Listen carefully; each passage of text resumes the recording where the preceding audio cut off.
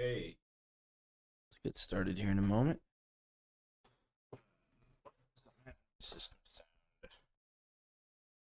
is no longer on. It's weird. Okay. I think we're gonna do switchbacks.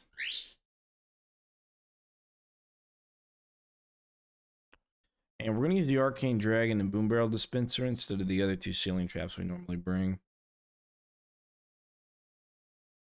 I hope the bird doesn't do anything too weird. Oh, that's why, because I have my sound changed. I'm a goof. Okay, there we go. That should fix that. Cool. Let's go into switchbacks. We're gonna play endless on switchbacks as far as we can make it, which is probably gonna be really far. So yeah, let's check to make sure we got single cades. Yeah, we need single cades for that, and we need signals. Let's do signals. All right. Now we realistically don't need the stone staff or anything. So we actually are probably gonna switch that with something here. So let's look at our loadout. Let's get rid of that and that. Okay, so we are going to use the Arcane Dragon, and it should have the bounce, I think. Going to use the Boom Barrel Dispensers.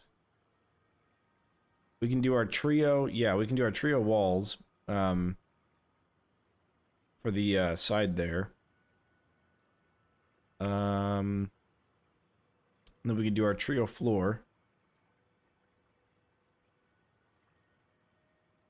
Because that'll be some arcane. Since that's arcane, we could do acid instead of brimstone. That'll help with a little bit of combos. We'll have arcane for the arcane bowling ball as well. So there'll be a lightning, arcane for these two sources. Physical, fire, slow, and that. And then what else do we get here?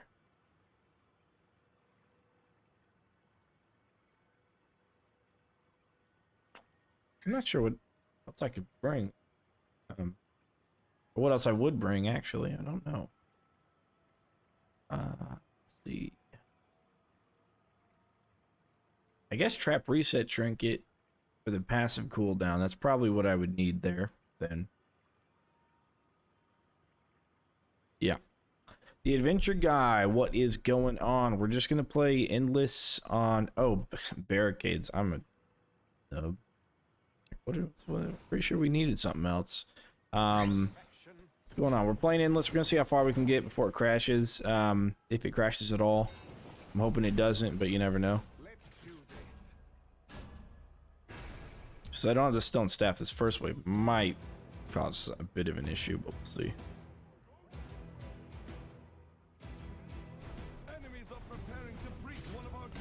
Bird decided to stand on top of my head and munch on the top of the thing here, my headphones. Also, I turned the subscriber volume down, so if anyone's not subscribed, if you can go ahead and test that for me, just go ahead and hit that subscribe button, and we'll be able to see if this gets fixed. Also, I think I should probably record as well. Whoops, I ended the stream. Hopefully that didn't bug anybody out. It's an unfortunate spot. I can do that there. Taurus Scorcher Acid Auto Ballista Archer. Yeah, I wouldn't do the Auto Ballista or Archer on this map. Well, I wouldn't do it on endless in general, but on this map's exclusively endless. Hopefully the stream just kind of popped in and out real quick for you guys, or didn't change anything at all. Because I didn't mean to click that button. And then we can put Arcane Dragon behind him. Nice to catch you live. Just got OMD3 and look like sweet. I appreciate it, man. Appreciate you liking my videos. We're almost done with the game in its entirety. So I'll have all of the videos uploaded. And I know people have talked about, or maybe complained about, it's better. Okay, he just flew off the desk. He's never flown that far. Talked about the subscriber sound being too loud, so I turned it down. And I'm going to go through, when I edit those videos, I'm going to go through and try and like suppress the sound for that little portion of it. if I can remember to do that. But I think that'll help people. So this is our trap loadout. We're kind of going for combos, but we're not chasing combos necessarily. What we're really chasing is how far we can get in the game, how many rounds we can pass. And I was going to do it on Coastal Hallways, but I've just played that map so many times, and I figured I'd play something else. And since they got rid of fire elementals on this map, I think this is going to be just as easy.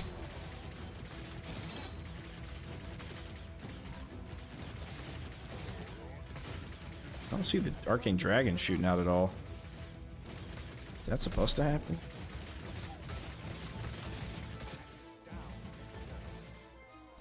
Only enough was actually looking for my OMD Unchained. Endless. Yeah, I've got a couple of them on there. I think this is supposed to be triggering, right? Oh, it was getting... It's hitting that cliff there. Oh, look at that. Why is it...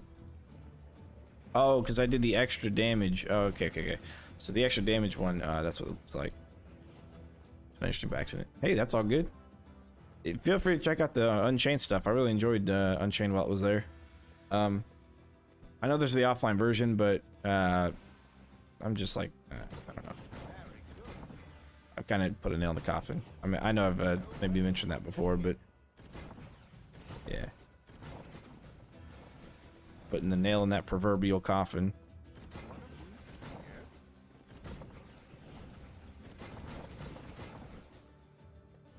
Let's do this. All right, that's gonna force everything here. Yo, do you have a video for best way to farm skulls? I do have a video for that. It's on my channel. Thanks for asking. Dude, this is now my new favorite stealing combination. Look at this. Look at this in this all its gloriousness. Now the boom barrel's not going to be usable yet. We're going to have to wait till we can wrap it around the second time in order for the boom barrel dispensers to be usable. So we're not going to have those right there yet. So I want this here, which means we go probably tar, acid, tar, flip trap. That works. Yeah, that works. Okay, let's get started. How do you get the offline version? Check Robots Reddit. There's information on that. There's a link to it on that. On how to speedrun Bookworm Adventures. I don't even know what Bookworm Adventures is. That's funny, but no, I actually do have. Speaking of like abstract, you know, probably children's games, I do have videos on Captain Cruncher's Crunchling Adventure. If you're looking for games that have to do with that. Oh, hang on, I got to check something here. I got to check an email. I think I have an email. It's a job thing, so one second. My interview, Dina, Senior Vice President. Wednesday. Okay, so what do I need to do then? Okay, that's where it is.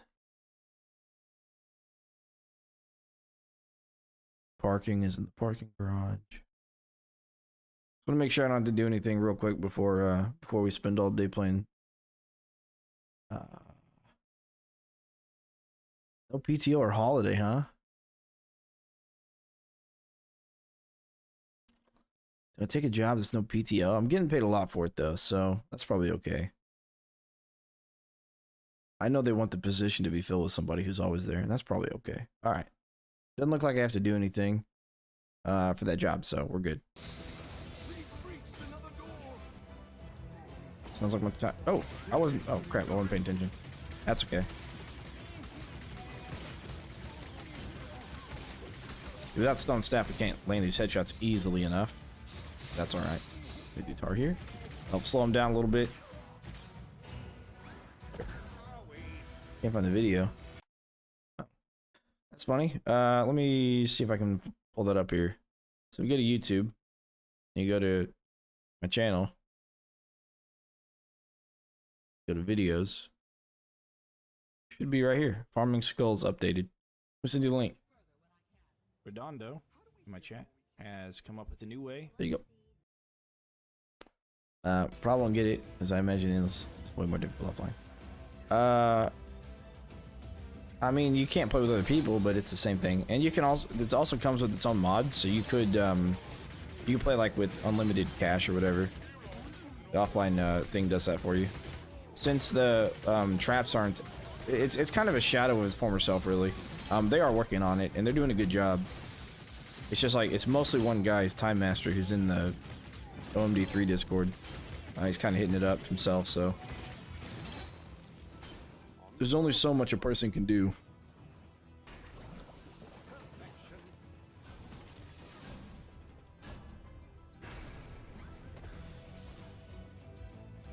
More enemies on the way.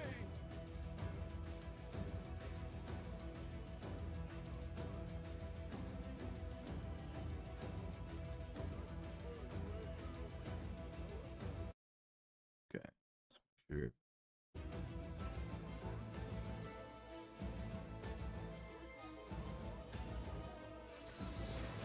All right, I can't wait to see this in its full glory. Can't wait to see this map. Doing everything it can. Now the acid's gonna help with our it's gonna help with our saw blade launchers, so that's good. Matter of fact, we do need another one shooting out there. Trying to revive and targeting by stuff, yeah. Basically, he's got like people who know how to program, who played this game. I think have reached out to him to like do any kind of assistance, which is nice.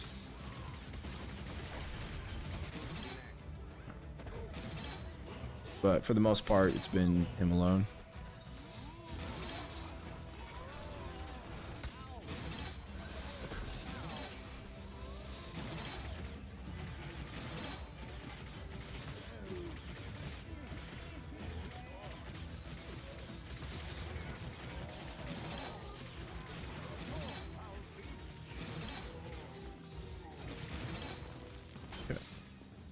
The thing about having this saw blade here is it's gonna launch as soon as like an enemy stands like right here. It's gonna start launching.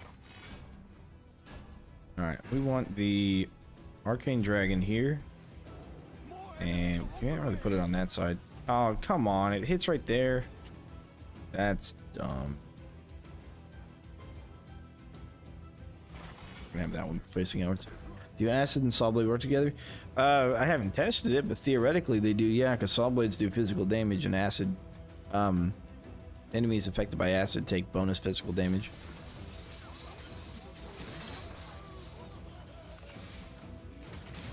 As well as boom barrel rollers, they'll actually take bonus damage from that, so having acid in this sort of setup is not a bad idea.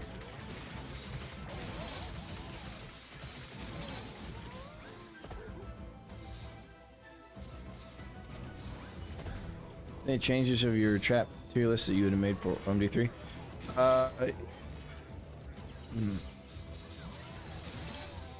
I mean, lasers and saw blades are still really good. Even though they increased the cost of lasers by like 200, it's still really good. I might include, I mean, I'd put the Arcane Dragon somewhere in the middle, I think. Like, it has its usefulness, but overall, I think it's kind of a mediocre trap.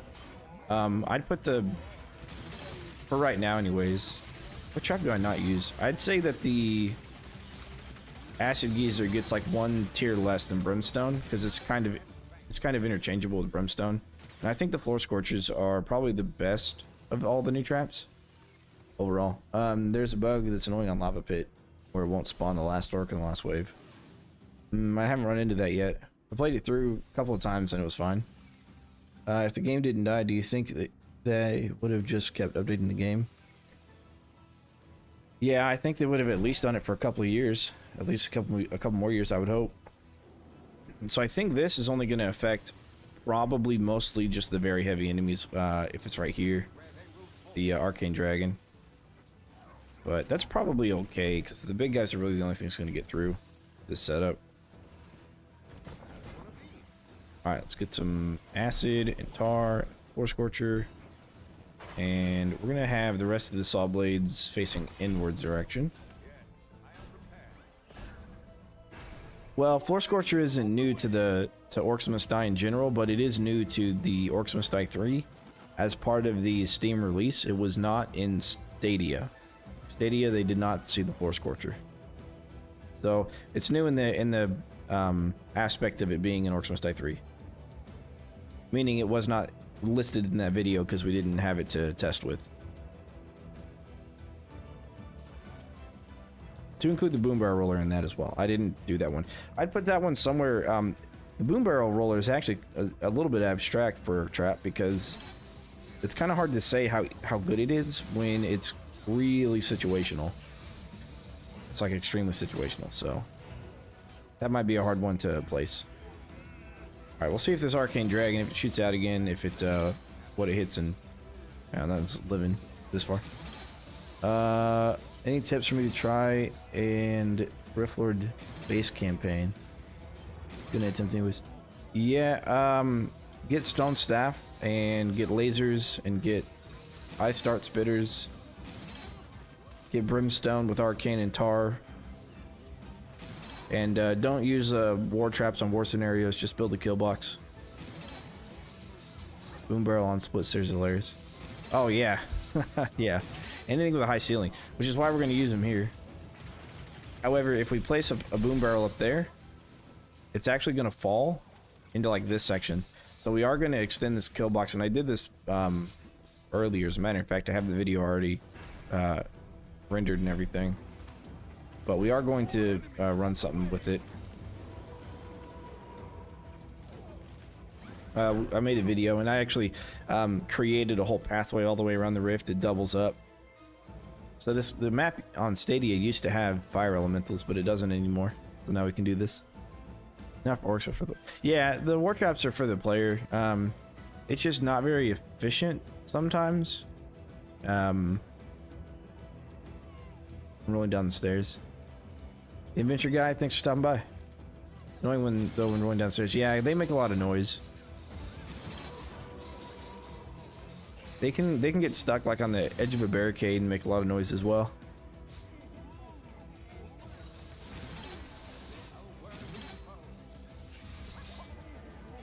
I might actually put a boom barrel roller where the chargers are.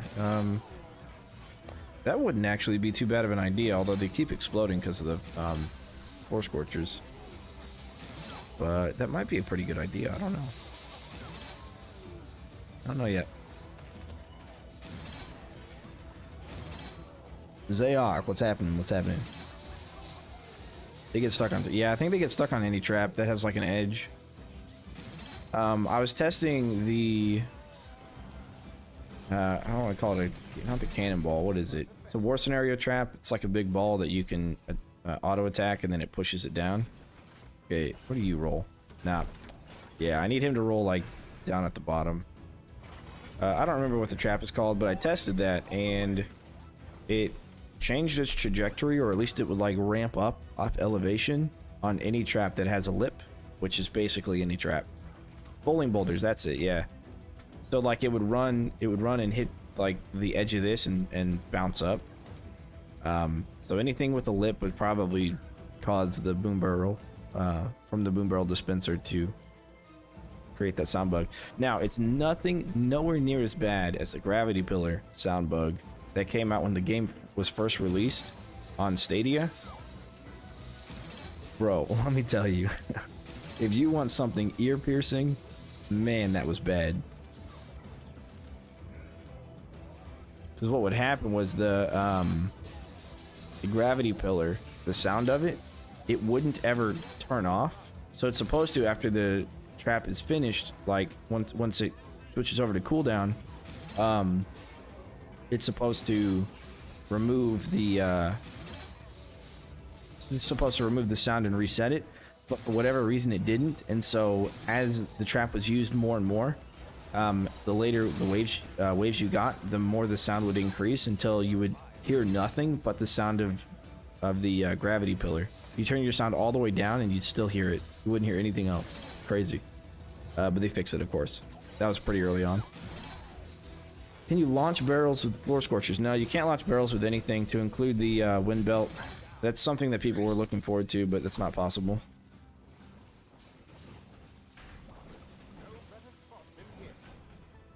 Blunderbuss sucks because you have to reload. The reload speed isn't too bad. If you do the ice on the right mouse button with the blunderbuss, then you can go freeze, shot, reload, and by the time you're done reloading, they will still be frozen.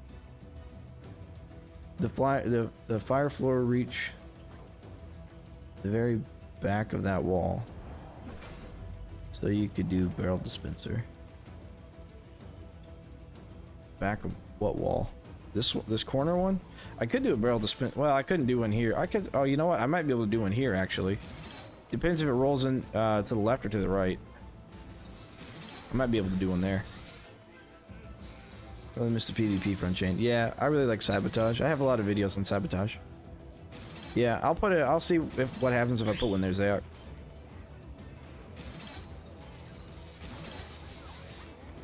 You said house and chaos. What are you doing, bud?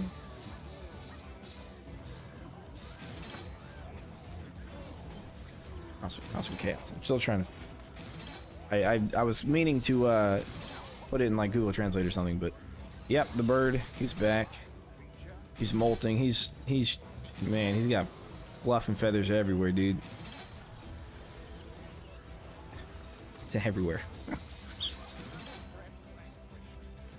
Yeah, hey, thanks for everybody for stopping by. If any of you are not subscribed, go ahead and subscribe so I can test my subscriber sound, just to see if it's too loud or anything. I don't want it to be too loud.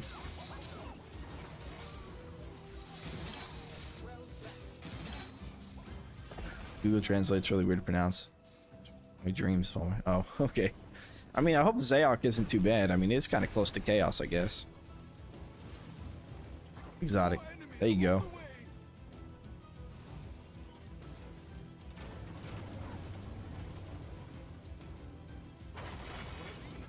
I mean, you know, I'm a native English speaker, so that means I can't really pronounce things very well.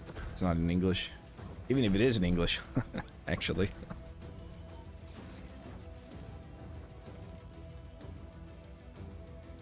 Yeah, we got bleed on the saw blades, so they do physical bleed. We got electric with stun, so that's a 4 times. Then we got arcane with confusion, that's 6 times. We got acid, which is 7. Melt might be considered its own, which could be 8. Tar would be 9. Flip on the floor scorcher and fire would be 10 and 11.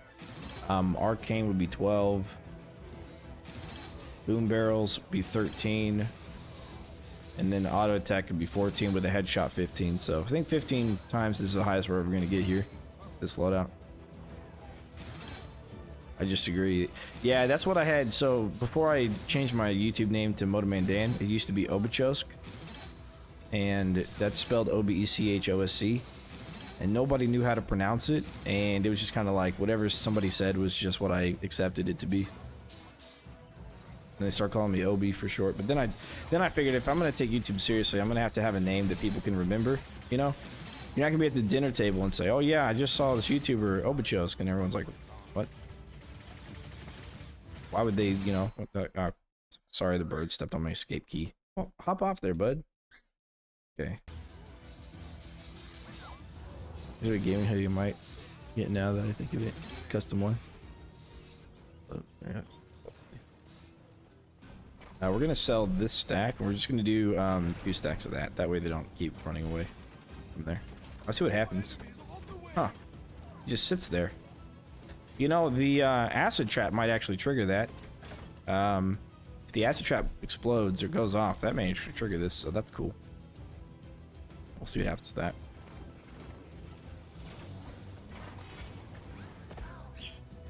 Bird came win. Yo, yeah, so the bird, he bit through my webcam cable.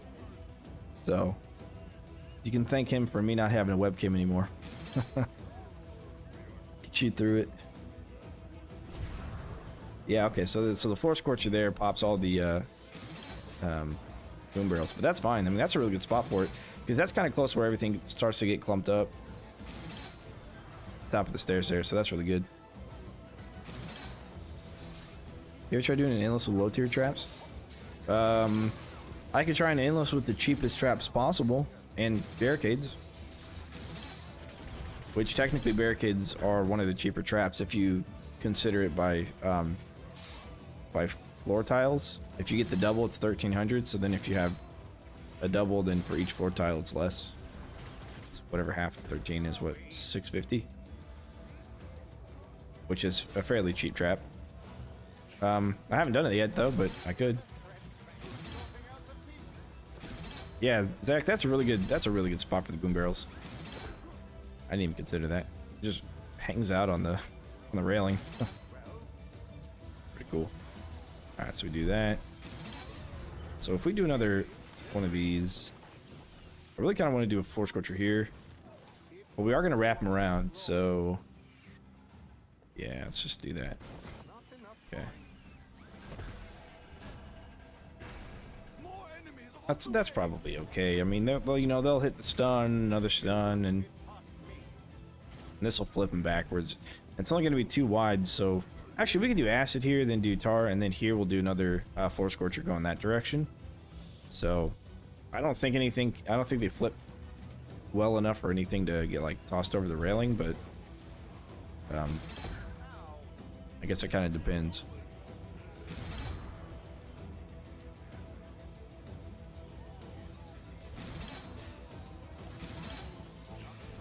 He's trying to drink my Mountain Dew from a glass. In general, do you prefer the single barricades over double? Yes, I do, and the reason I prefer them is so I can do stuff like this. Because you can do some of it with doubles, but singles really allow you to maximize the maximize like a kill box zone. Now, if you're doing something like coastal hallways and you're trying to rift lord, then I'll do double just to save a little bit of cash. But it doesn't save you too much depending on the map. It really depends on the map. For example, if you play on Secret Fortress and you do the 3 cades going diagonally for that one, which I'll have a video on that, but if you barricade like that, having a double actually hurts your pocketbook, whereas having singles will be better. Niels, I've been watching a good amount of your content. Appreciate it. Oh, no, don't click that. He's messing around next to the F9 button right now. That's my record button, or stream. Now the game's released on Steam. Yep. That's kind of what I figured. That's why I made those overview videos when I did. So I figured I'd probably get quite a few views since it's the popularity of the game has spiked. I think we'll do backwards on that and forwards on that one. That way, if anything gets far enough to trigger this one, it's going to go back and kill everything that's walking behind him. So that's good. Alright, so this wall is pretty much complete.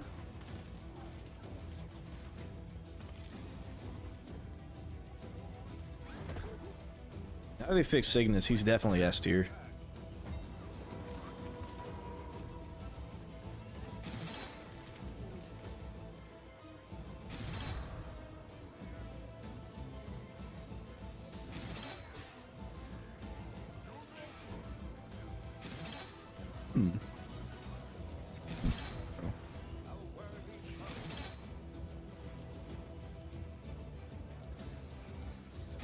Alright, so we'll do... Oh yeah, we need to sell that and put a tar there.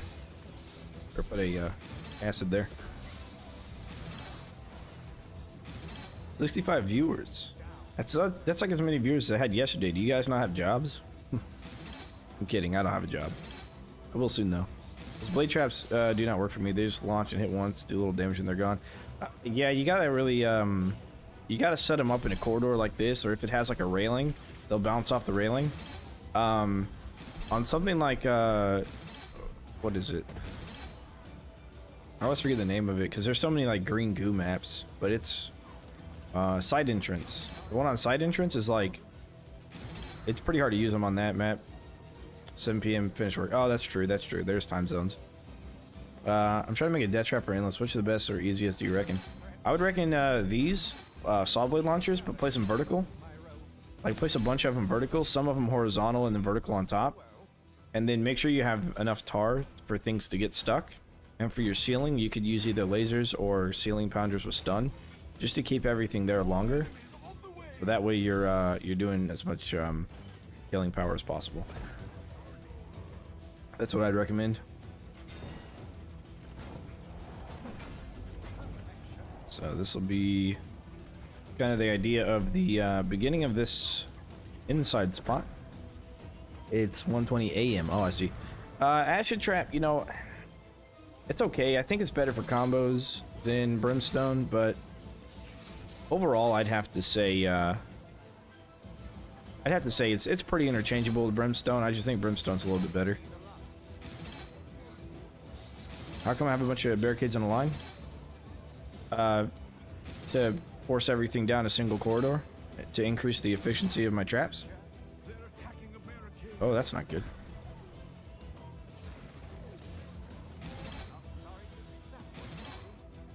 They attack that one. No, don't do that. Don't do that. They used to have this bug. And I played this the other day and got to pass wave 25. Okay, they shouldn't be attacking barricades at all. It's just these right here. Well, we're gonna have to pull them back, I think. Second monitor. Do I have a job? Or job, yeah. That's unfortunate. Man, that's rough. It's kind of hard to, like, fight around their padding issues. We're gonna try and push some barricades up the front then and see if that fixes it. That's pretty unfortunate. I did this the other day and I didn't have problems. Go ahead and sell these and that for now. Okay, let's get arcades. We'll sell the back end of our kill box and we'll just go ahead and get the cade set up for now. Let's do that. Same problem as James. Keep breaking the barricades. If you're doing it on this map, yeah, I did it once and it was fine, but it looks like now it might be a little bit broken. So this is what we're gonna do here. It really depends.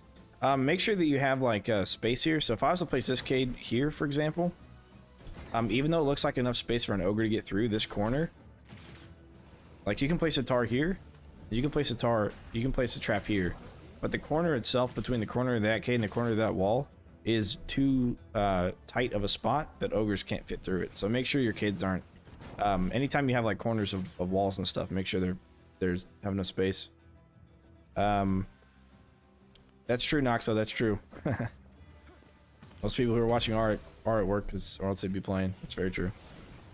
Okay, we're gonna get rid of this handful of stacks and 4 traps here. We'll replace them later. Let's get our kids going. Can you guys tell me how to get unique upgrades?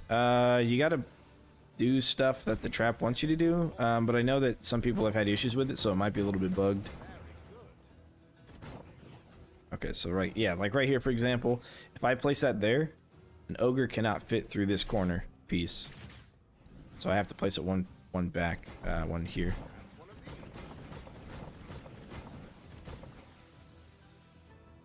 And I guess it really just kind of comes like back to this, right? Yeah. Okay, so this is like the idea of them. Oh, this needs to be closed.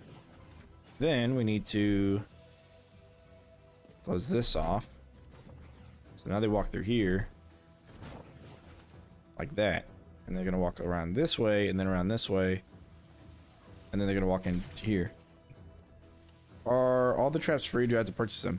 You don't have to purchase them with money, but you have to purchase them with skulls, and skulls are earned by playing the game.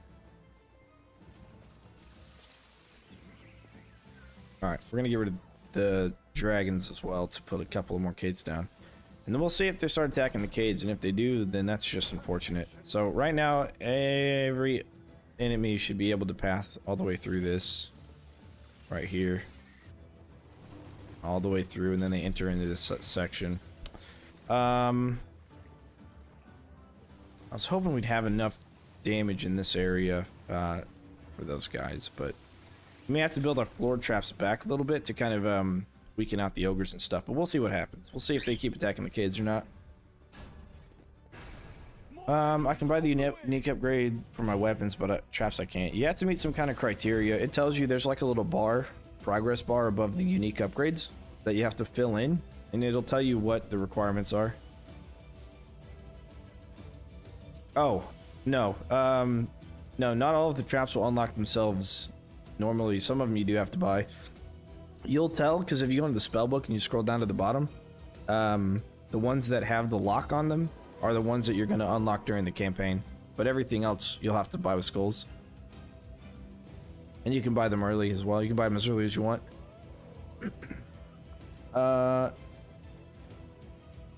James says, I'm trying Great Room at the moment, but they were breaking my barricade and I have level 2 barricade. Make sure they're not sappers. If you're playing on Rift Lord or Endless, I think there's sappers that come out that target Cades. Otherwise, yeah, Great Room's pretty tough to barricade around correctly. So just make sure that you don't have any of those corner spaces that, as long as you can fit basically in the path of the enemy, that you can fit floor traps like the tar, like back to back on itself, then they shouldn't be attacking the barricades. I'm not wasting skulls purchasing those purchasable. No, you're not wasting skulls. The progress bar is 0 all the time. I do the requirements. Yeah, I would post that in the Discord. There's a link below the video for the Discord for Orcs Must Die 3. I would just put it in the bug report. I know that they're aware of it. They just haven't said anything about it. They've got quite a few bugs that kind of look at, and that's one of them. All right, so we got this.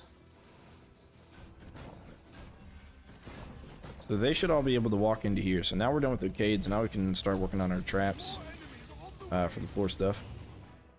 Yeah, of course. I have lasers for sapper, and somehow they still explode when mobs stack in one place. Make sure you, depending on the map and the wave, make sure you combo it with tar. Lasers are really good, but they are not undefeatable, and enemies can slip through the lasers. Also, if you play on endless, sappers get more hit points over time, so if you don't have tar to really force them to take lots of damage all at once, then yeah. How long does the upgraded slow last? Are you talking about the unique upgrade that does slow over time? Let me find out. So also,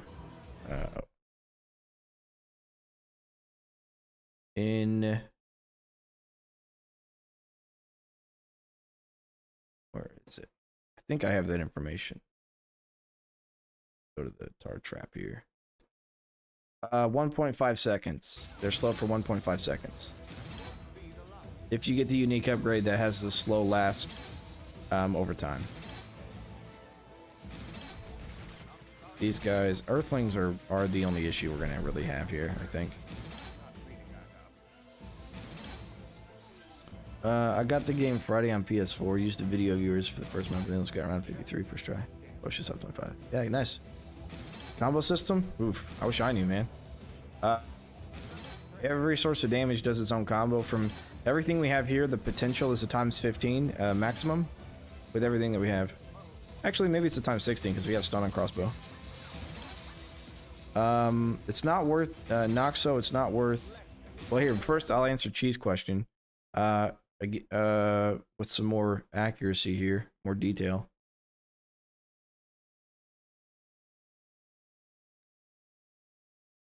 See that? Pull this up. So Chi, you might be looking for this. Depending upon the difficulty, you're gonna have different speeds of enemies, and then for each upgrade, this is no upgrade, the first, the second, and the third. This is how much it affects them, and then the duration of the upgrade for the unique upgrade is 1.5 seconds. So let me give that information to you. Now this was back on Stadia. I don't think they changed this information. That's the link to that wiki. The highest wave I've ever gotten endless is like 150 plus, and that was back on Stadia. It is not worth it skull wise to play endless. If you're looking for skulls, I have a video on how to do that. But yeah, it's really not worth it to do skulls on endless. And then, would you mind explaining how the combo system works? Right, so for the combos, yeah, of course. For the combos, we have every status effect adds like a point of combo, and every damage source adds a point of combo. But they don't really like stack on each other. So if I do physical damage with the crossbow, and then I do physical damage with the saw blade, that's only one point of combo because it's physical damage general. So you have acid, you have freeze, you have arcane, you have fire, and you have lightning. Those are your 5 elementals. So you want to make sure if you hit something with all 5 of those within a 2-second window, then you want to make sure that and it dies as well after being hit by all 5 of those within a 2-second window. Then you'll get a ×5 combo. And then you can add other things on top of it. You can add bleed, you can add stun, you can add slow, you can add confuse, you can add fear, you can add distract. I'm gonna go ahead and just do probably that. It's fine.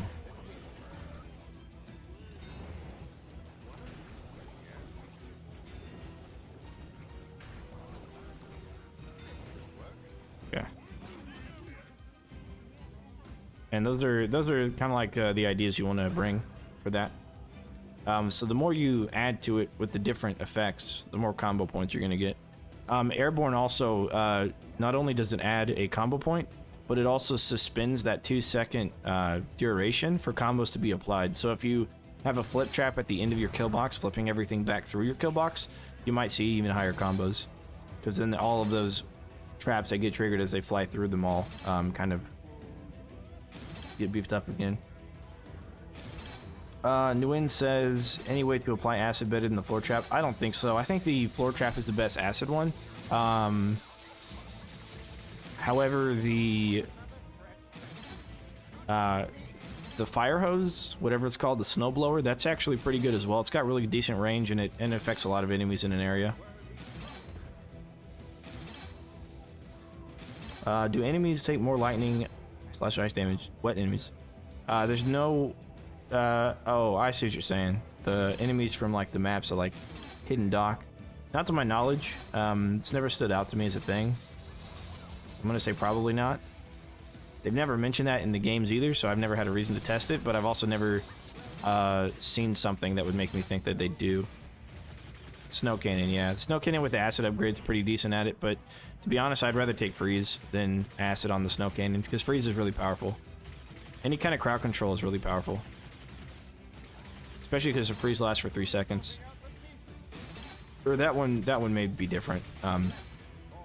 It depends on the freeze trap, but I think it's about 3 seconds.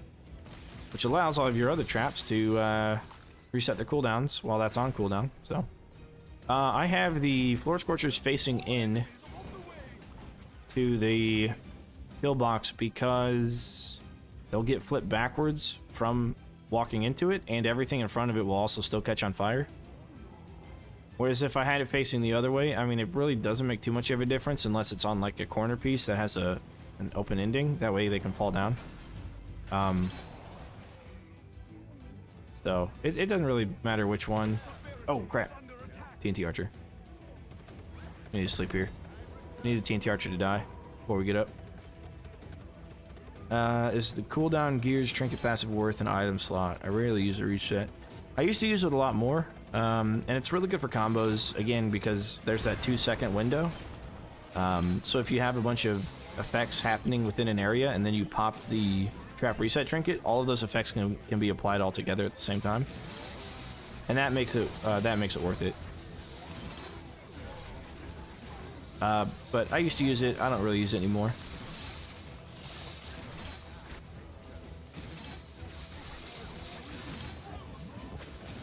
Alright, looks like we're good on that. We're gonna have to replace all these Cades. We're probably gonna want to anyways. Okay. Alright, there we go.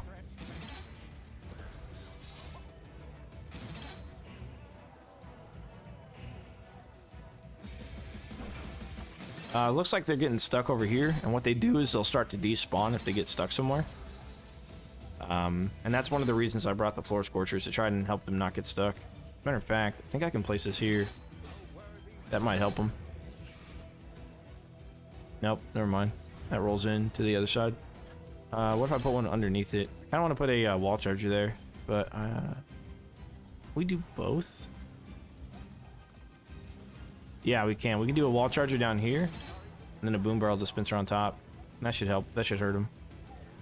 Make a video on all the enemies as in what they're weak to. There's only like, yeah, I can. I was gonna do the enemies anyways, since they didn't add any new ones. That's probably gonna be the next video. But I wanted to get into the game files so I could see more information about them. But as of right now, it doesn't look like I'm gonna be getting into the game files anytime soon. So I can kind of put what I think is accurate. There, we just do that. Not a roll in here, right? Yeah, okay, that's fine. That'll work.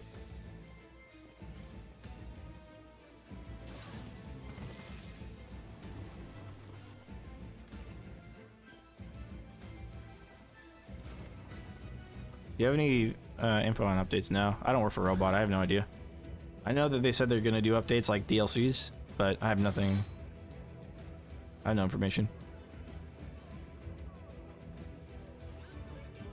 What I'm hoping they do soon is either bring back some of the minions that they had in Unchained, like the Order minions or the Ice minions, because they can create a theme around the DLC. For example, the Jurassic DLC had flyers, and that was their theme. And so all the maps have like this tropical theme to them. And I could see them doing something with Ice or something with Order minions. And they could bring those back from Unchained. I think that'd be really cool. On Tai Lang, thanks for the sub. You guys let me know, was that too loud? I had turned it down from 40% to like 18% sound. So if that sub was too loud, I'll turn it down some more. Endless War Mode. Yeah, I've talked about the playing Endless on a war scenario before.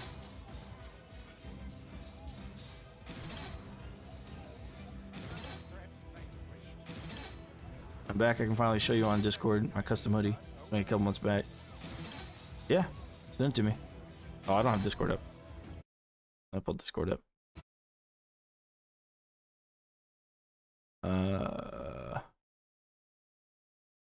Oh, Peyton. Yeah, okay. I didn't see you message me there.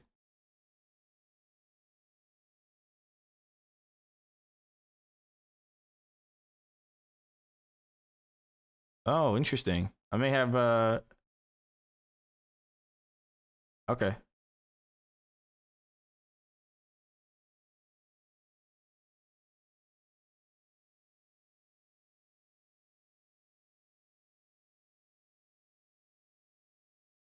Cool.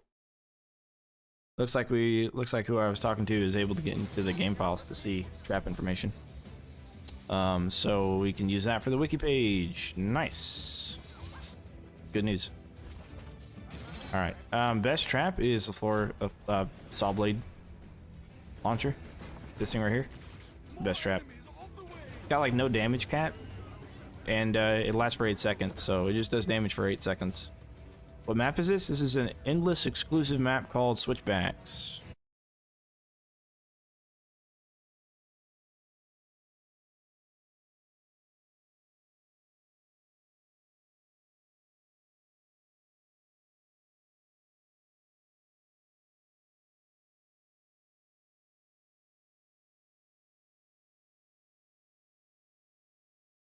Okay. Zayak sent. Hey, that's pretty cool, man. That's a really cool design, Zayak. Yep, I seen it. Thinking about the trap trinket. Any idea of co-op? Yeah. I'll talk about trap trinket on co-op from my experience here in a moment. Do any of the enemies detonate the barrels? No, they don't. Actually, Cobalt Sappers might.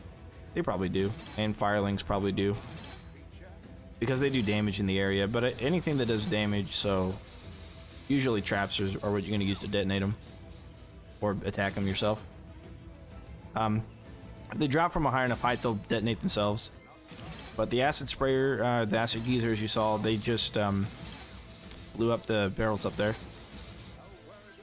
Trying to play footsie with my finger on the mouse. The bird is. And then the floor scorcher, the fire is tall enough to affect it as well. So, okay. So as far as the trap reset trinket and co-op, I remember testing that with somebody. I think it was Behemoth, but I don't remember. Somebody else that's pretty cool guy. Of course, Nines. And what we found out was if you play co-op with it, you're gonna find... Okay, I need to place that one half tile down. you're gonna find that the barricade reset, I think they said the barricade heal right now doesn't work for the second person if they bring it. If the first person brings it, the barricade heal, and the second person brings a cooldown reduction, you actually both get both. From the last time that I tested it.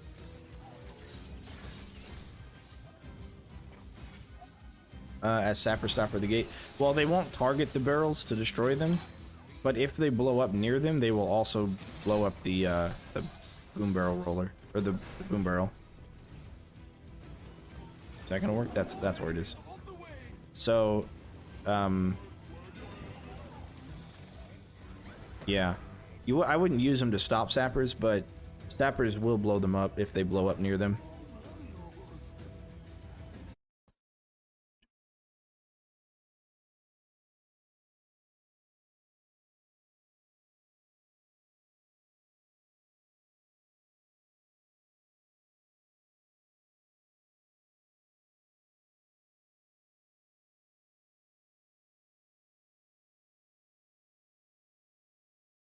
Oh, that's cool too.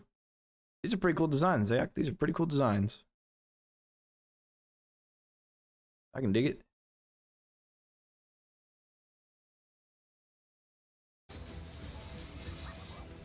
Worst trap. The worst trap is the decoy. That is the worst trap in the game. Let's see, is it still bugged? No, it's not still bugged. It used to be bugged where I'd actually have it in my inventory even though I wouldn't have it. But I goofed up and I changed something about the game, and now I don't have it anymore. Only heal Cades if we placed ourselves with our own trinkets. Oh, really? Yeah.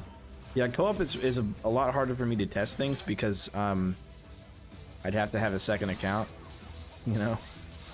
Which, when I get a new job, I might get a second account so I can test a bunch of stuff, but we'll see. Think about putting boom barrels down on the downstairs area, because ogres and stuff are kind of walking down there. I think they're kind of pushing themselves down there. Oh, look at those guys. Look at these goofballs. Here's what we're gonna do. You ready? Boom. There we go. Okay, never mind. Me exploding this barrel didn't trigger the other ones, but the floor scorcher triggered the barrels here, so that's good. I'll stack up for that. Also, the trap reset trinket does not reset things like swinging mace or arcane dragon or boom barrel dispensers, and the cooldown doesn't affect them either, from what I can tell. I think. Is there a use for confusion flower? Yes, if you want to go endless and you want to AFK endless, but you don't want to bring barricades, you need confusion flowers. And you need to combo them with tar and probably some freeze and stuff.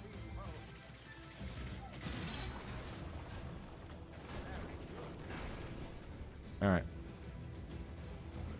More enemies on the way.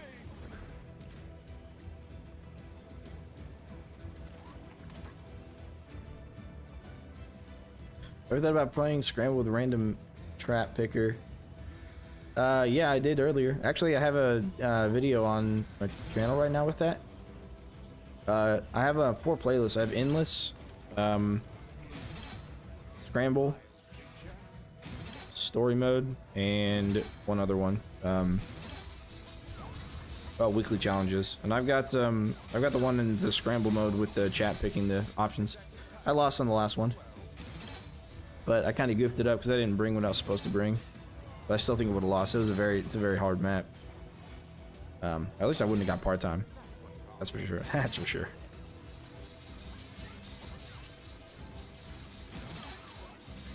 It was on Slackfield, and I had Mongrelfells, and I Mongrelfell every wave, and enemies were also immune to all crowd control. So fear, stone, stun, freeze, slow, flip, or they could be affected by physics like flip, but all the crowd control stuff didn't work on them. So that was gonna be, I'd have to just kill Mongrelfell before I got to the thing. I couldn't stone him or anything. It's pretty tough. I had another tough one where I had Zelzador, Craig, and Gorbash, and they come out every wave. And I lost on map 4 because I have to build my kill box on that one at the very front for the first 2 waves. It was a cliffside. That way I could take care of the mountain trolls that come out. But the problem was as soon as Craig walks out of the gate, he disables traps. So then I just lost wave 1. And the buffs I had on that run, I think that they were also chosen by chat, and they were stupid. Like, Mana Rage Trinket, its cooldown reduced by half and stuff. Like, crap I'm never going to use.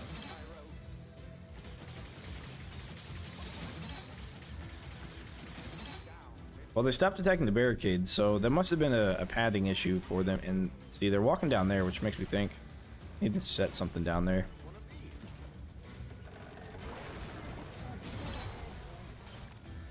You know, we can do, oh yeah, we can do boom barrels here instead. Boom barrel here and here, and then wall charges on top. And then, I don't know if these will ever explode on their own, so we're gonna probably have to do floor scorchers down here as well, maybe. Yeah, no crowd control was tough. Oh, didn't just fly down. Opinion on new geyser. I think it's a little bit, I think it's less useful than Brimstone, than Arcane Brimstone, but I think it's okay, especially if you're bringing a lot of physical damage traps. It's alright.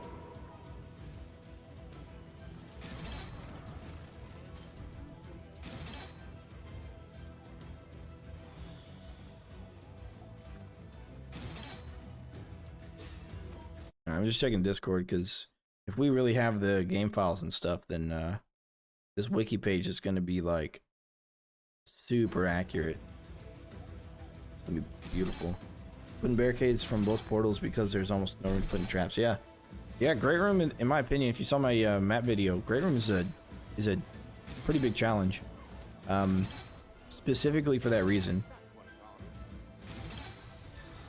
Just because you get money starved, and B, you don't have a lot of space, and the space is pretty awkward that you get. So for those two reasons, I mean, it's a pretty big challenge compared to other maps. Really enjoying your OMD3 stuff on YouTube. Found your videos this weekend and learned a lot about how the game and certain traps work. Thanks to Of course. Appreciate it, Justin.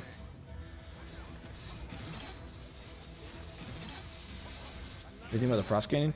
I think it looked cool. You know, it reminds me of a fire hose that like a fire department would have. But as far as its overall usefulness, I'm still a little bit still need to be sold on that. Yeah, these guys are getting a little bit far, but a lot of these saw blade launchers are shooting out into this area, and we don't have traps out there yet. And we will. We will. Just had to beef up this backyard stuff first. As a matter of fact, we're gonna go ahead and sell these boom barrels for now. Just anything that comes down here, they can just stay down here.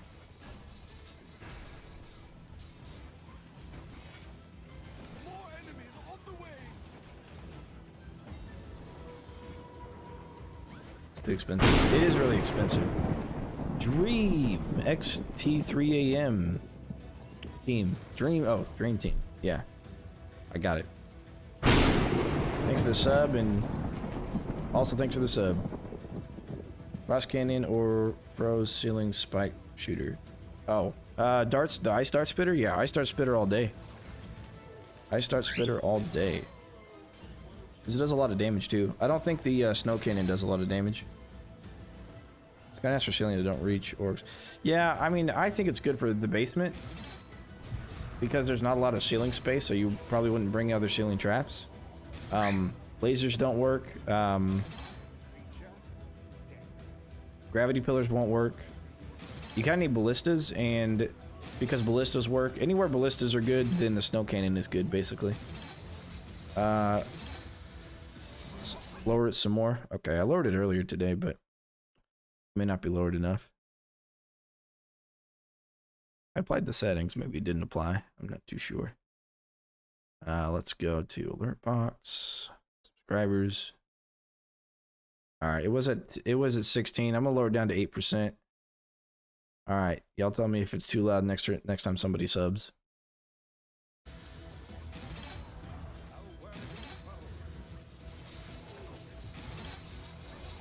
What do you think about the Dragonstone? Hey, thanks for the sub. How's the sound on that? Maybe it wasn't. Maybe it's not applying. Maybe that's what it is. You know what? It could be not applying. Maybe I haven't. Maybe I need to restart the stream for it to apply. Very sub. Appreciate it. The dragon stonewall trap thing. What? You mean this thing? The dragon shooter? Whatever it's called. I mean, it looks cool.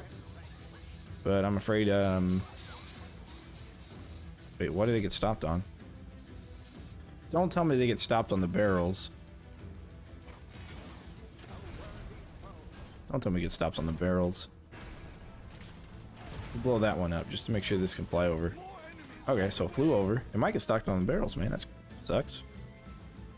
Yeah, I think they're pretty underwhelming. They're kind of a meh trap for me. They don't last forever. If you get the bounce, then it doesn't increase the duration of the projectile. So if you have a long corridor, like in Coastal Hallways, and you build through the hallway, and you put the dragons on one side, and you want them to go to the other side and bounce back, they won't reach all the way back. Because if they were like an unlimited time of projectile, then I think they're probably a little bit better. And if they didn't get stopped on boom barrels either, then they might be better as well. That sucks. Those barrels are gonna have to be gone for that to go over that area. That's kind of unfortunate. I don't know why, but the bird decided he wanted to just take his food. Oh, don't step there. Take his food and sit on my keyboard while he eats it. And he's got this entire desk that he can sit on. I think the floor scorchers are really good. Of course, they're not new, but they're new to the game. And the boom barrels are pretty unique. Kind of depends on how you use them. Overall thoughts, I love it. One of the problems with Stadia is that you weren't able to play the game in 4K, even though the graphics existed in 4K. Simply because, oh, this thing's kind of trying to go somewhere. Simply because you'd have to pay for Stadia Pro in order to get the 4K graphics.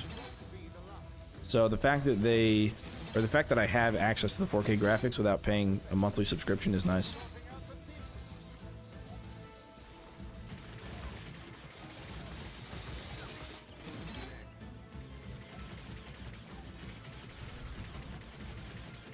Alright, so some of the guys are getting a little bit far, but that's okay overall. Oh, we can't place that there. It's just gonna fall down there and explode. Let me sell this. So, yeah, it doesn't work there, but it works on the other side. That's pretty interesting. So here's what we're gonna do. We're just gonna layer a bunch of boom barrels up there. And anything that comes down here is gonna get hit by it. Which means I kind of want the arcane dragons a little bit more than those boom barrels.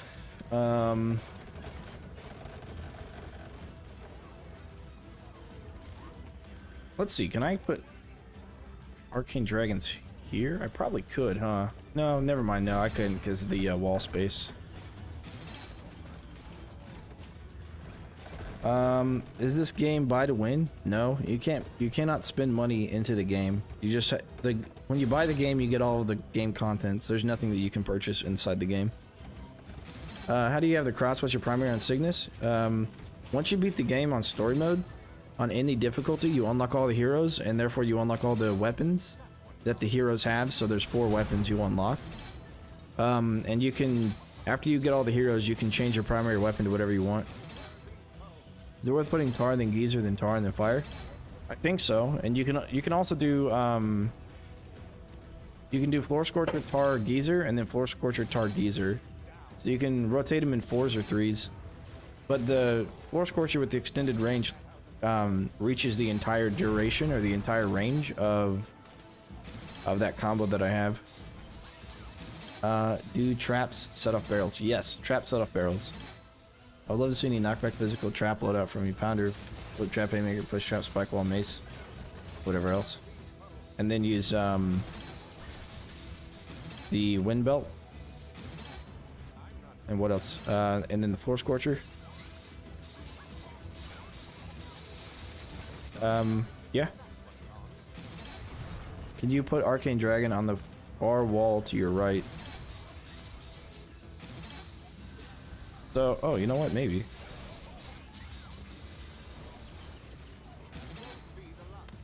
Yeah.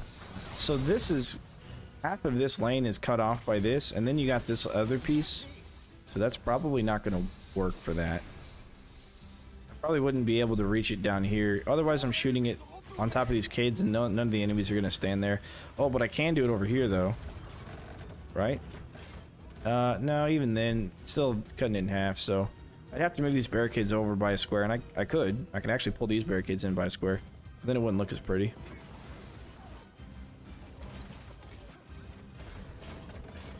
Which map is this? Can you do a quick run around? Sure. You got this gate, and they run all the way down and up here. And then I need to sleep for now because there's a TNT archer. So give me a moment and I'll keep running through it. This map is called Switchbacks. Don't do it on the keep. And Switchbacks is an Endless exclusive map. There are 2 maps that you can only play on Endless. Switchbacks and Quick Paths. I'll keep running around it once the TNT archers die. You didn't know you can use a saw blade launcher with barricades? Yeah, it's really effective. You want the if you want to place them like in a tier of 3. Here, let me do that here. So if you place it in a tier of 3, just make sure no one's targeting me. So I can show you. So this bottom one, you want to have horizontal, and then you do these 2 vertical, like this. If you have like a nice enclosed area.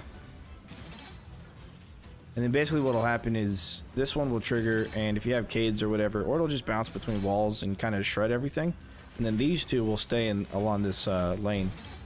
So you'd want to put tar in front of it, either 1 square in front of it or right in front of it. Or if you have the lingering over time effect, you can put it a full square behind.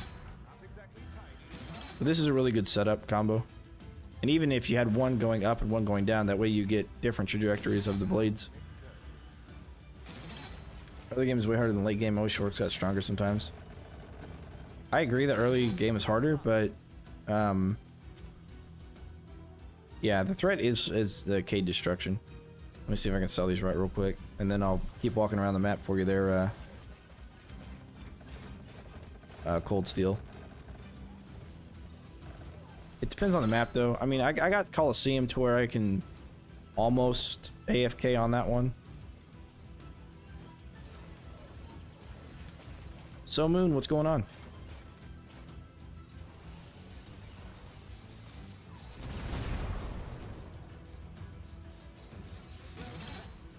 Alright, so this is this gate. Both gates are the same, they just walk up on the different sides. So then you can jump down this one and walk up this side. It's the same layout though, for both gates. And then I'll take you through the top. Now one of the reasons this is a hard thing to do if you want to do the kill boxes separated, if you want to build a kill box per gate, is because you don't have low ceilings and the wall spaces are far away. You actually used to get fire elementals out of here, which made barricading out here impossible. However, since they took out the fire elementals, you actually could barricade out here and then put like ceiling lasers at the top or something. Last Symphony, I prefer Brimstone Arcane over Acid, but it depends on the loadout. Unchained mode would be cool. Bad Sinex, thanks for the sub. Unchained mode would be cool for alt game mode, or at least versus mode against friends. I think Sabotage would be really cool in this. I would love to see it, but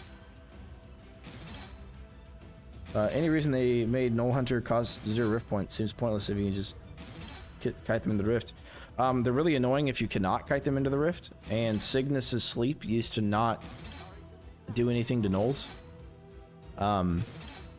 Cygnus' Sleep used to, even if he slept like where Nulls could target him, they would just stand there and start and keep attacking him, even though they wouldn't, even though he wouldn't take damage.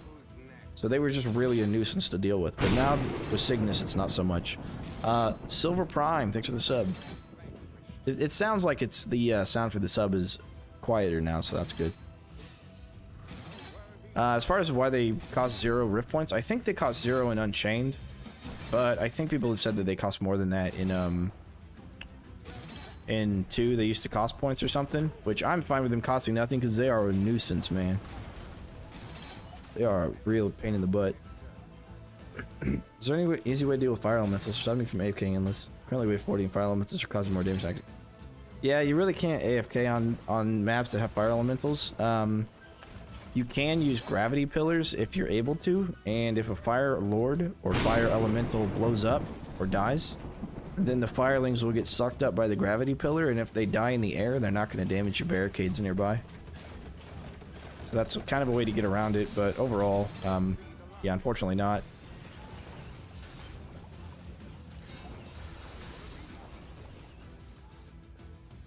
Yeah, I want that to be there, so I'm going to do acid here. That's fine. Okay. Hello, Kimoshuya. Oh, I pronounced that one right. What's the abilities where more unique or better for some characters, or even the second ability passive for each character? Why do you only get 1 mana for kill? Gold? Oh, that's coin. By Shunpu. That's coin. Coin is used to buy traps. On endless, over time, the farther the waves go, the less coin you get, up into a minimum of 1. So that's the number 1 that you're seeing. What round am I going for? Until the game crashes. And Sir Sorted Book. I found out earlier today that the heroes have different health and mana pools. So on the hero overview video, I went ahead and corrected that and pinned the comment, so check that out. But Cygnus has the lowest health pool and the highest mana pool. It's not by much though. It's like the difference is like 5 right mouse button from the crossbow to 4 right mouse button from the crossbow. So it's really not a lot. And the health is by like a couple of light orc auto attacks. But that is also something that makes the heroes differ. Kimoshuya. Really like your videos and you help me a lot of this game. Appreciate it. Yeah. Yeah, at first I was under the impression that they all had the same health, and I think they did in Stadia, but I reran the numbers this morning, and it looks like they don't have the same numbers.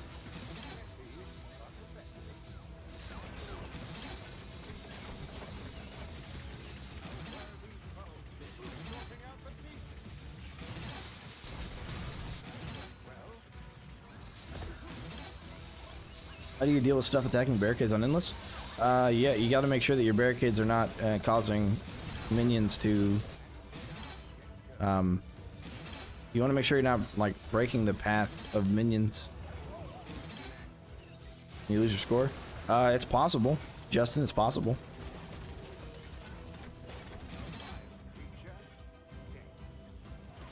My game crashed yesterday. I got to wave 36 on Coastal Hallways and it crashed. Now that's not to say that it always will after a certain point, but it did. And it crashed on Stadia as well, because I don't know, it's kind of weird. Stadia was kind of a strange, it affected the game in a strange way when you went endless. Like enemies would get so fast they would get slow, and it would cause them to kind of stutter step. As if it was like as if it was a multiplier that kept applying itself and then went negative after a certain point because the calculations of the server couldn't handle it or something like that. Makes sense that Max and the elf dude have high health. The elf dude has the highest health, and then I think it was what, Cygnus, then Egan, then Gabriella and Kelsey, and then Max and Vorwick for health, and Warwick had the highest health pool. And I think Max and Kelsey may have had the same, and Gabriella and Egan had the same. Yes, Thomback, there is, it's called Aqueducts, and I played it yesterday. And it's pretty okay. It's a bit of a challenge, but it's not too bad.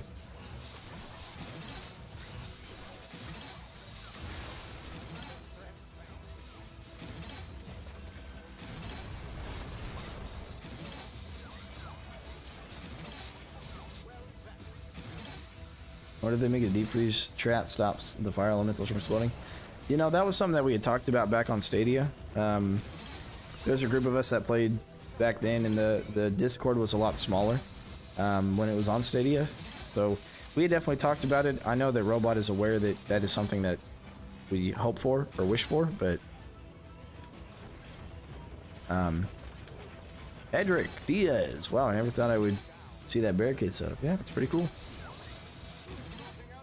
It's one of the funner barricade setups. This is like a fun barricade map. But like I've told you guys before, this was not possible on Stadia because you had fire elementals. You really couldn't AFK, but they got rid of them, so now you can.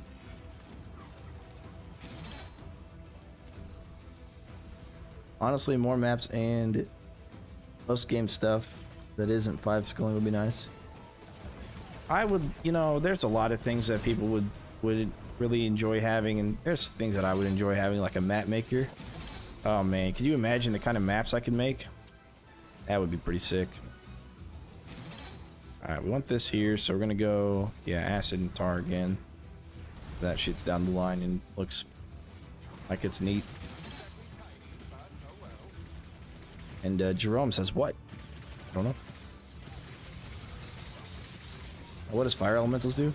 Fire elementals are the smaller version of the fire lord.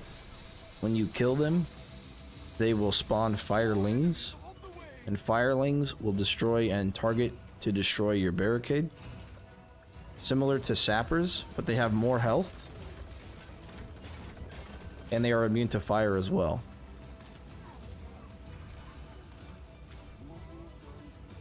What is it that Robot knows that you guys want?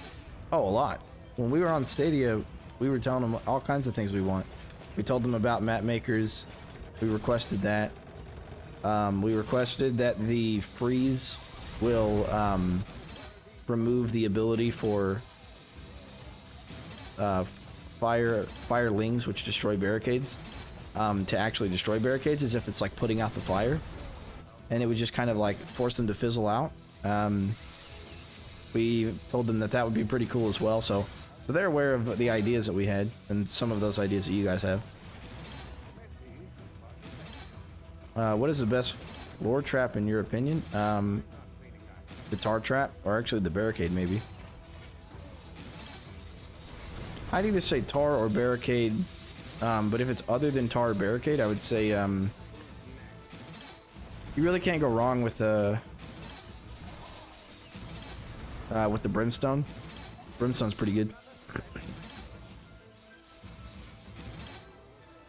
So sorted book for the first. As much as I love this game right now, it feels unpolished. Yeah, it's better than Stadia. I'll say that.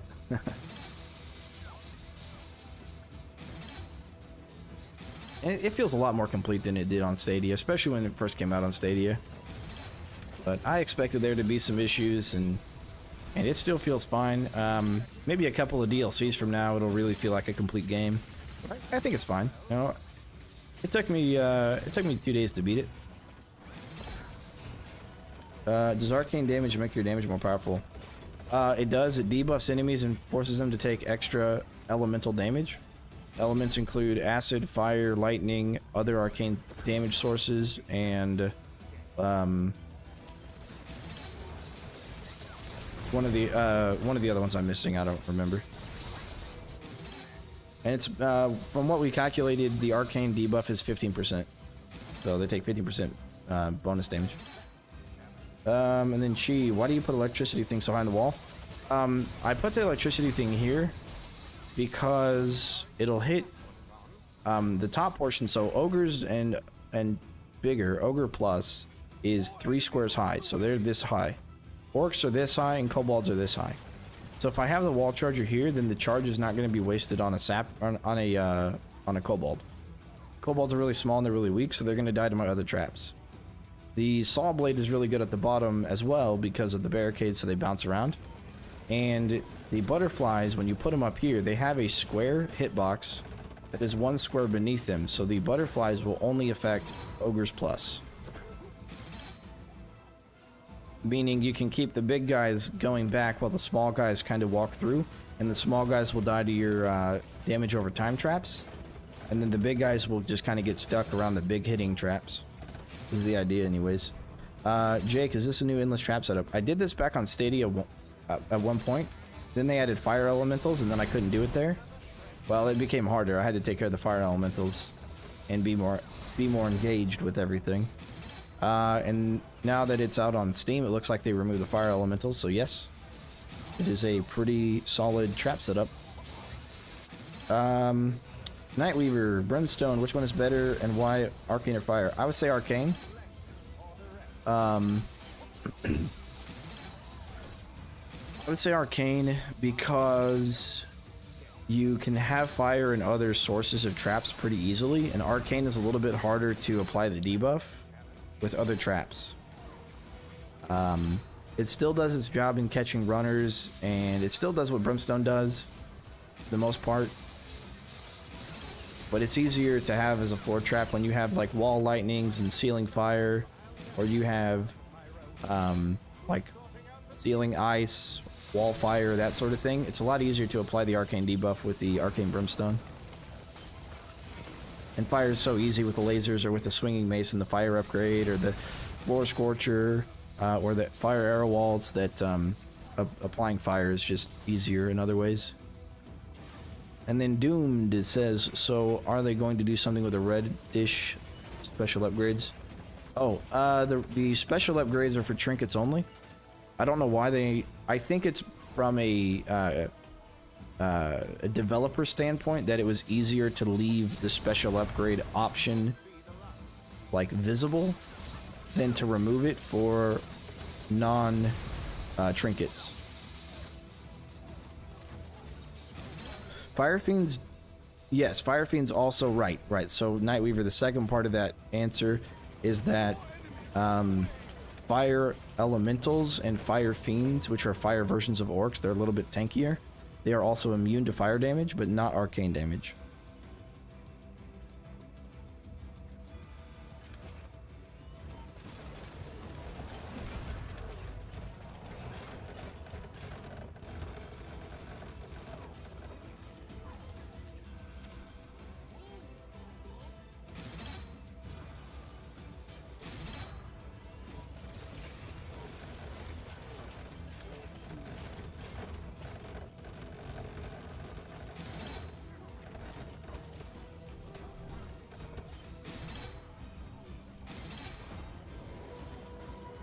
Gum says actually it's because we ran out of time to add the special to everything.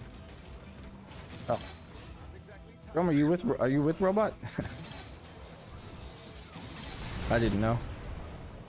I just kind of assumed that since it was left there with the X on it, that it was easier just to put the X on it than to remove it from everything.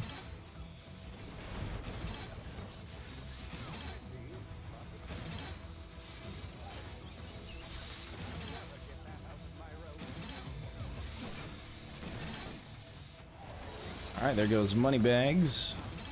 This Armor Dogger might make it a little bit somewhere, unless these Saw Blades make it up to him. Yes, no, where's your checking in a few threats? Oh, yeah, sure. That's good to have you. It's good to have you.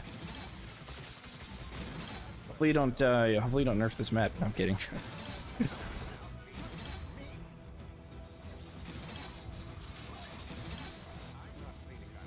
Well, we get a lot of questions here on this stream and stuff, so. But a lot of them are pretty basic, I think.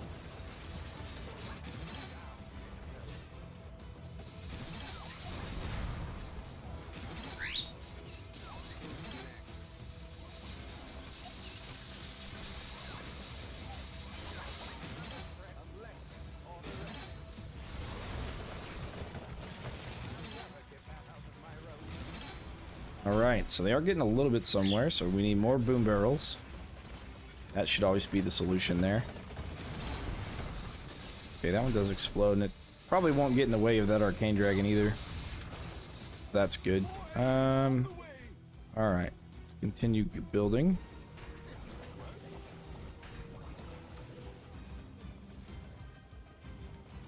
I guess we'll do that floor scorcher facing inwards for any enemies that are running through this corridor.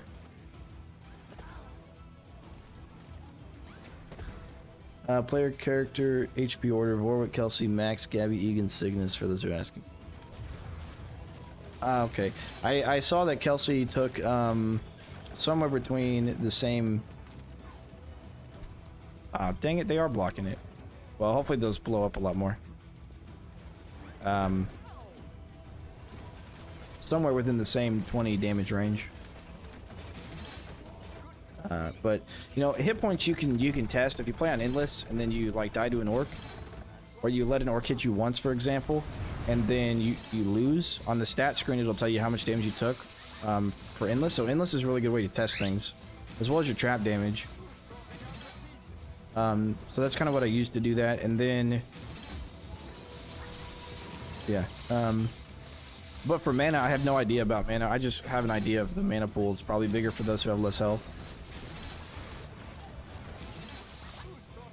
Yeah, that's what I figured, or something like that. Isn't there a mana max regen difference between characters as well? Yes. ZJ rules, I think Jerome just answered that for you. I don't know about the regen rate, but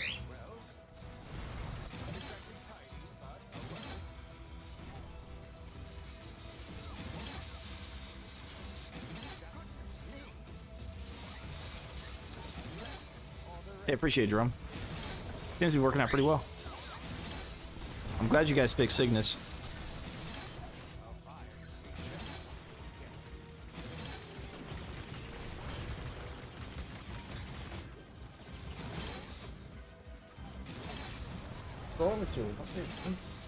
There we go. Bird just wanted a little bit more attention, I think. Alright, so that's going to be our floor stuff. And now, we'll kind of finish up our wall traps here with the boom barrels, and then we're going to extend the trap down the hallways and down that major hallway. And it's really going to be something else. It's going to be a spectacle. Indeed.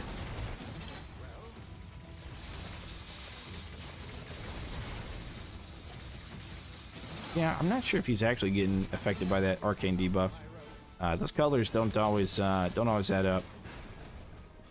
Well, I guess one of the first things I'll do is I'll put the arcane dragon all the way down there at the bottom, so it'll shoot all the way through to this gate here, and probably just line the whole section down there with arcane dragons.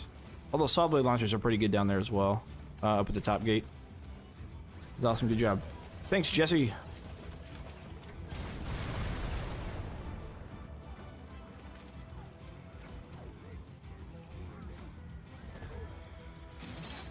Best part about it is we can watch it happen. Does the total mana and health pool equal the same number for all characters? Patched up, it is not the same for all characters.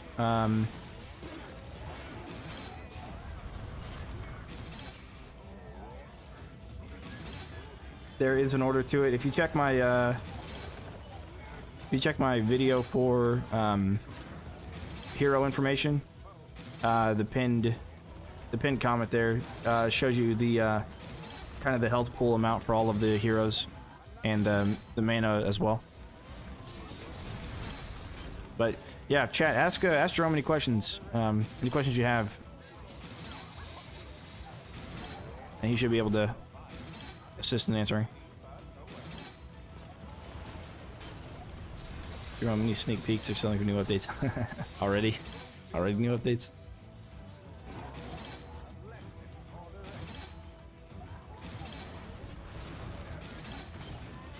Yeah, I know a thing or two about the game, so I could probably help out a lot of the questions.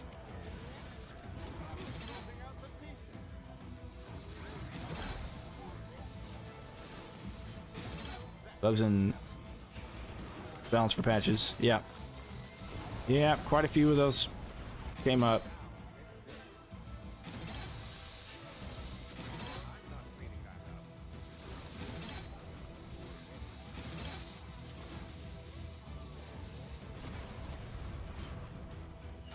Jerome, I think one of the biggest questions, are there going to be any new characters added into the game? Oh, and I can't push that one down there. Okay, push it down there though.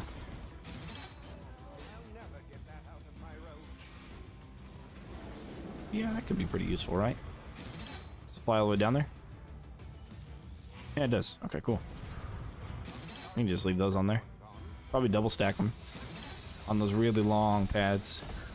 Not playing right now, but you never know. There you go. When's Dogecoin loot box is coming? When is Rift Coin gonna become a The cryptocurrency.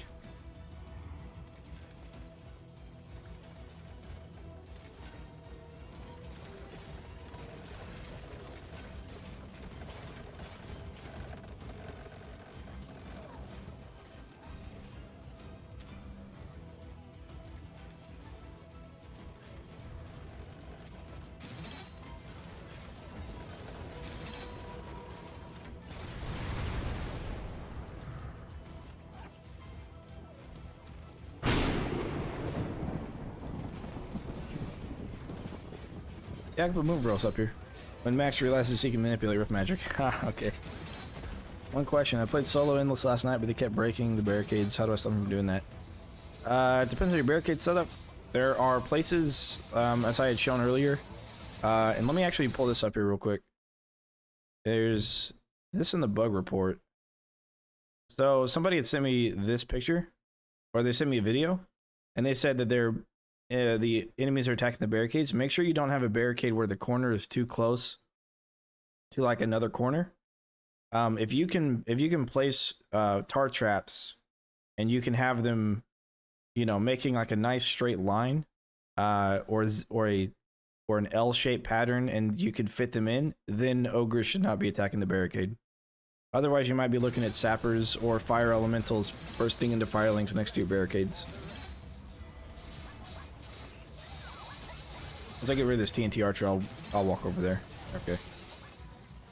So let me find a corner for. Okay, so for here, for example. Well, no, that's not a good example. Let me find you a good example. So I say without seeing one. Yeah, it is hard to say without seeing whatever your kill box is. I kind of reached everything that I could show on that, but I'll show you the corner that you kind of have to watch out for and why I barricaded like I did. Or noise, yeah. So like right here, for example, this looks a little awkward, right? Because there's like, it's, you know, it's off center. But if I place that barricade here, then this corner to this corner would be too tight for an ogre to walk through. So then they would start attacking the barricade. So you got to make sure that that you can at least place this tar to the left, so you have a full 2x2 path no matter where they go.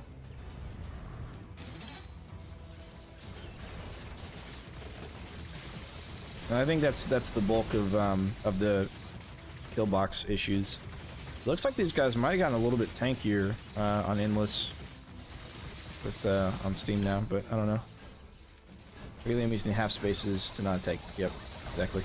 Oh, Jerome, are you guys gonna bring back the grid squares in the option menu? I'd like to see that again.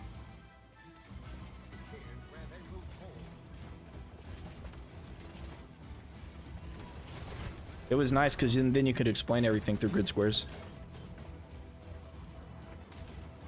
We do a full endless rework. Should be much harder to go deeper. Okay, yeah, I just noticed that these guys seem to have a lot more health. But we'll see. We'll see about that, Jerome. Why can't you see the exact numbers for traps in game? The upgrades say it does more damage. Good question, Doc. Bring back what? The grid squares and the options on Stadia. You can still do it. But it shows like when you go to place a trap, it'll show like a bunch of grid squares around the trap. And that's no longer in the options. I don't know if that was intended or not, but it's no longer there.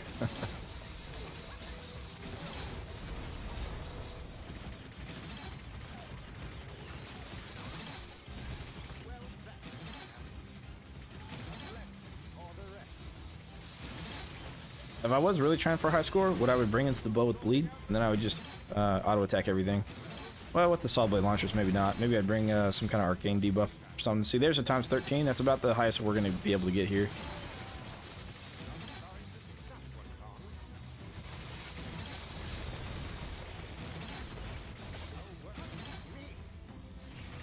Way better the other day. I'll get back on the list. Sweet. Yeah, the track grid viewer.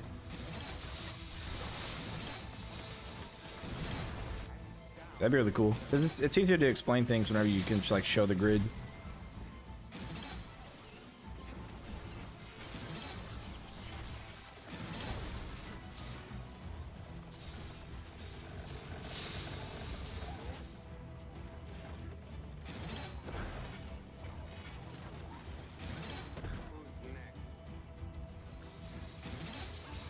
Yeah, if the big enemies have a lot more health, then it's going to be harder to keep up kill streaks. So you might have a hard time keeping up money late game endless, except for coastal hallways, but that has its own challenges with fire elementals.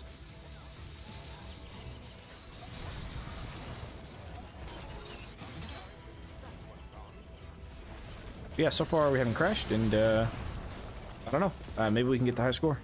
We're not really going for score, but you know, the farther you get, the more score you're going to get because you have more enemies.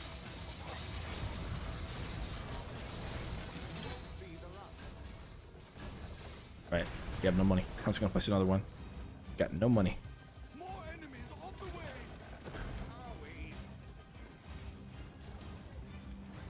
way. Oh, didn't mean to. Okay, so they're all getting pretty debuffed there. Medium armors are still taking quite a bit of damage from that. It's good.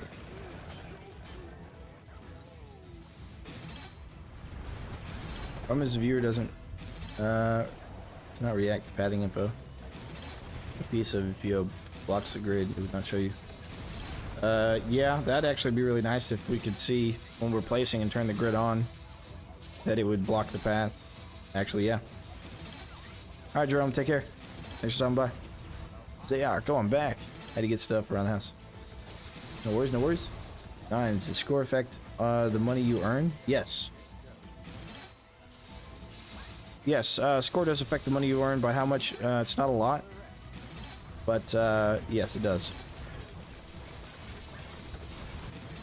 And from my testing on Stadia, it also appears that each combo point might be an extra 9 damage, but I'm not certain on that.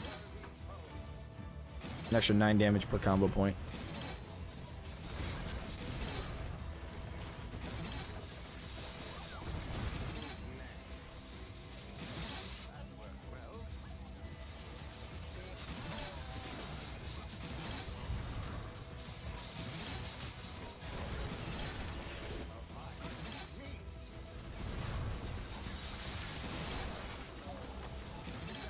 So if I didn't bring the Arcane Dragon, because they're so expensive, I wonder what I would bring. Probably the Fire Hose and put it up there. Or some kind of ceiling trap, maybe the lasers. And run the lasers across that outside section. Zayak, I got my friend invested in this game. He said he watched your videos yesterday and was feeling it. Awesome. Acid Cannon.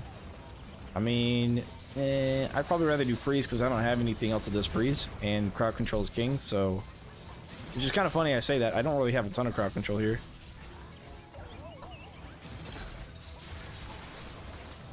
We have some stun and a confuse and a little bit of slow, but not too much. Fire cannon. Oh, if that was a fire cannon, yeah, that would be sick. That would be sick. They already have so many fire traps in the game. But yeah, that would be really cool to have it look like fire. What's my favorite kill box setup? It is... all of these traps, except in, generally I bring the stone staff as well. So get rid of the butterfly, and then instead of the arcane dragon and the boom barrel, I bring the ice dart, the ice dart spitter and the lightning ceiling lasers. And instead of the acid geyser, I bring arcane brimstone. And then that's my current favorite. I came up with that at like on one of the endless games I played yesterday. And then that's what I used the 5-star or 5-skull sludge shelves, because I had a hard time making par initially on that. More enemies on the way.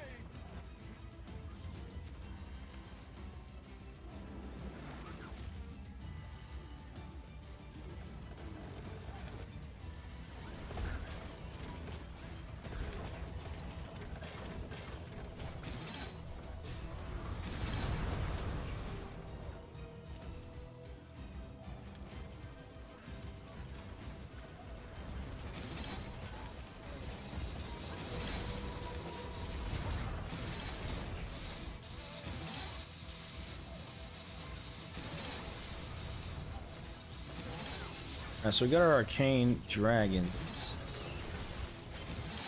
down at those lower levels, which will hurt a lot of things coming in. So they're pretty effective if you really have a long corridor like that. Not sure they're doing too much for these guys here. It doesn't seem like it, but I'm not too certain on that.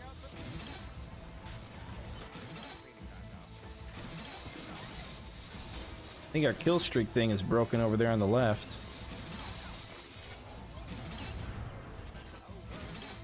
Stuck at 143. I didn't notice that until just now. Oh, we're still getting kill streak. So we may not be getting kill streak going anymore. We should have gotten some kill streak, right? We'll see how much money we get.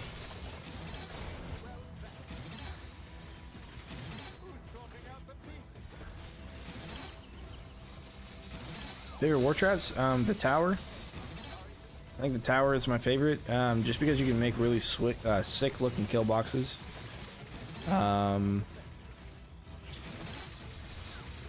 Really the only one I use. The archers are good. The problem with war traps is that they don't really combo well because they have so much upfront damage. Will that reach? Nope. Okay. Yeah, that's kind of the problem with these. If there was an arcane bowling ball, it would like shoot straight across. But because the dragon bounces up and down, it might affect like taller and smaller minions depending on where you put it, but it gets blocked by a lot of these corners and stuff. That's pretty annoying. Nick Jansen just subbed. Hey, appreciate the sub, Nick. So we'll sell it in place with maybe one higher. Yeah, just imagine we can put boom barrels all over this place, you know? This might affect the big guys. I really don't know. We place it there. But we do want a bunch of these because these bounce off of these ledges and will shred everything in here. War traps are useless. Yeah, so did I. I didn't use any war traps for my Rift Lord run through. Not only because you kind of have to spec into them if you want to use them, but you have to use them in order to upgrade them. And when I was running through Rift Lord, I was just going map to map to map, so I didn't really have a chance to like use them very much to upgrade them. So I just built kill boxes on the inside of all of the buildings. But they're fun though. I mean, the giant flip trap is fun. Ballista is really good. If you the floor ballista, the mountable. If you get the stun, you can really take care of any of the heroes like Gorbash. You can easily take care of him.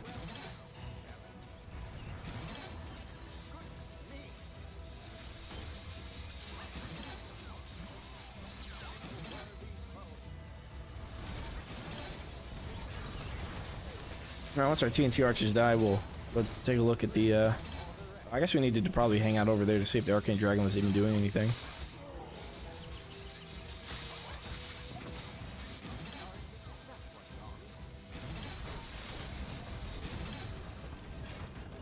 We haven't crashed yet, so that's a good sign. Okay. Let's run over here real quick.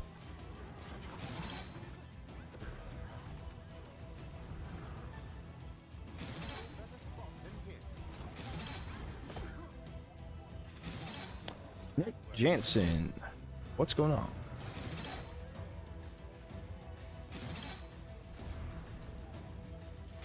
For some reason they're running down the stairs. I think there's a checkpoint they have to reach there.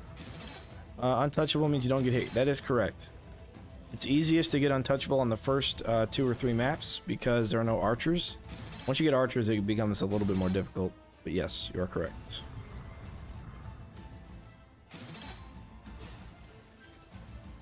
My highest wave on Endless Hobo Joe is somewhere above 150. I kind of lost count. That was back on Stadia. On Coastal Hallways.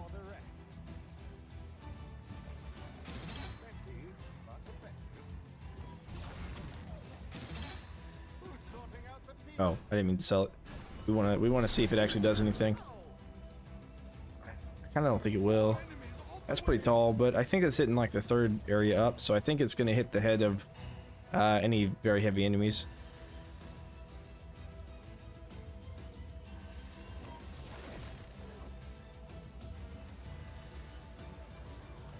It's not gonna be very effective though, because they're gonna have to come over here, basically.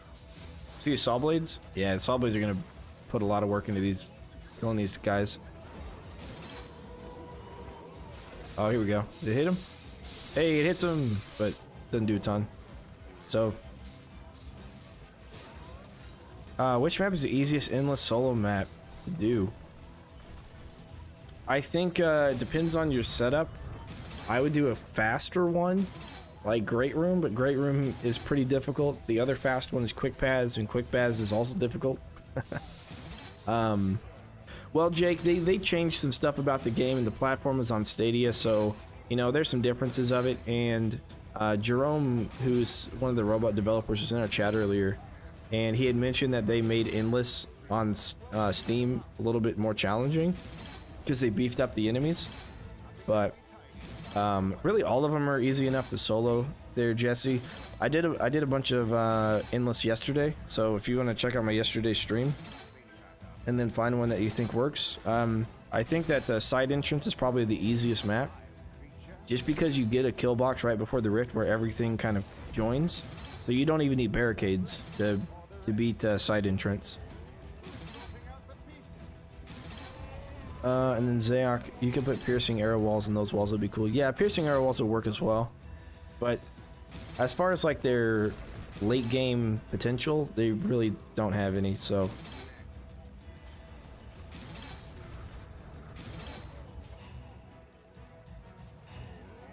you know, but this map would be pretty good for. This is my first time having 100 concurrent viewers. Yes, it is, Zayok. It is. This map would be good for the plants, the confusion plants, confusion flower, because you can put it on the other side of some of those cades in those open spots, and they'll like shoot their orbs over it. Yeah, of course, Jesse.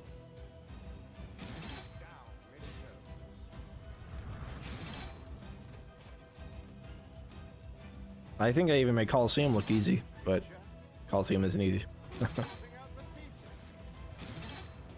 One of the cool things about Cygnus that I never covered in my video is he can sell traps while he's sleeping. It's pretty fun.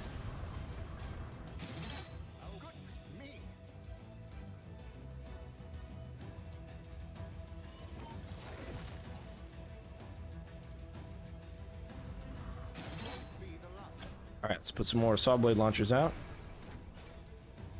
Kind of wish I could place them on these columns, but that is a no. Alright. See those null hunters? They used to not care that you were sleeping. They used to just attack you. Yeah, saw blade launchers, man. They are beautiful. So we're gonna place a bunch of saw blade launchers down here. And then we're gonna go to the two stairs, probably the one stair that doesn't combine with the middle. We're gonna place a bunch of saw blade launchers down there first as well, to hopefully kind of get rid of a bunch of the big beefy boys, or at least shred their health quite a bit before they enter in our main kill box. Like that ogre just got taken down to half, kind of thing. They're booking it though. Look at him, moving with a purpose. King Odin, in your opinion, which character is the best? Cygnus. I know each of them have different double jump abilities, but I'm not sure if they have different health pools or not. They do. If you look at my hero video, the pinned comment I put on there for the health, and it also works with mana. So Cygnus has the lowest health pool, but the highest mana pool, for example. On top of that, his double jump ability is the best double jump ability in the game, in my opinion. Because you can avoid all damage and you can avoid all enemies. So for example, let's say that I've played this before and I failed at it because sappers entered the center gate right here, but they didn't enter it right away, they entered it later, and I have a kill box down there with barricades that I want to protect. So what I could do is I could set up my barricade or my kill box behind me. I could come up here and I could just wait. So you're kind of like an assassin. You wait for the kobold sappers to show up, you pop up with the stone staff and you stone them, headshot them a couple times, and bam, they're dead. And now you don't have to worry about them. So that's one of the reasons I like Cygnus a lot. I think that'll shoot, think that'll trigger? I might have to put it this direction. It'll launch out of that side. It probably would. It'll probably bounce off of either side, but it might get stuck in the pool section if I shoot it out to the left. Yeah. Because then it'll get stuck on these ledges.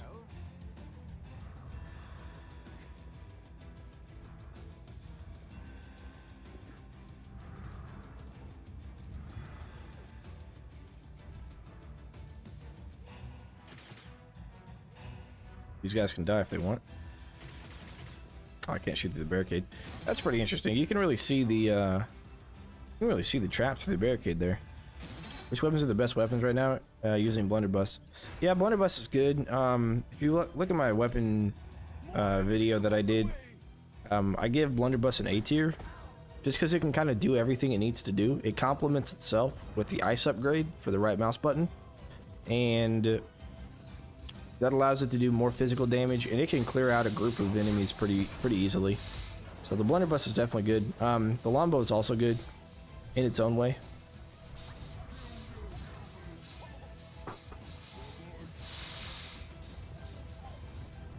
But I would say the best combo, in my opinion, is a stone staff and any other ranged weapon. The stone staff primary damage isn't a lot. Some people say the stone staff is the best. As a primary weapon, I don't think so. The right mouse button on the stone staff is really good, especially when you get the increased radius. But unfortunately, the damage is not that great. So I would go with something like crossbow. Since you're getting headshots, crossbow has an upgrade that headshots do AoE explosion damage. So I usually run crossbow and stone staff.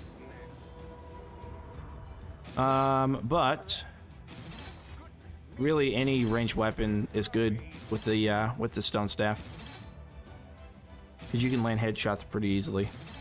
Oh, one of the cool things about the crossbow that I totally forgot to mention in my weapon video, but I put it in the comments, is you can actually zoom with the crossbow. So if you're having trouble with flyers, using the crossbow and zooming with it may help you quite a bit. And that's the middle mouse button on PC. I'd completely forgotten about it. One of my viewers had mentioned it. And yeah, so that's something you can do with the crossbow. So it looks like right now we're kind of killing a lot of things just by the traffic jam alone. They kind of get stuck here in this area, which I'm okay with. That means we don't actually have to do the damage. They die on their own. A couple of earth elementals there, but they should be dead here pretty soon. Yeah, they get shredded through the saw blade launchers. Just scroll through all my traps. If you use the scroll function, yes, but if you press it, then it should zoom. Only with the crossbow. None of the other weapons, to my knowledge, have that functionality.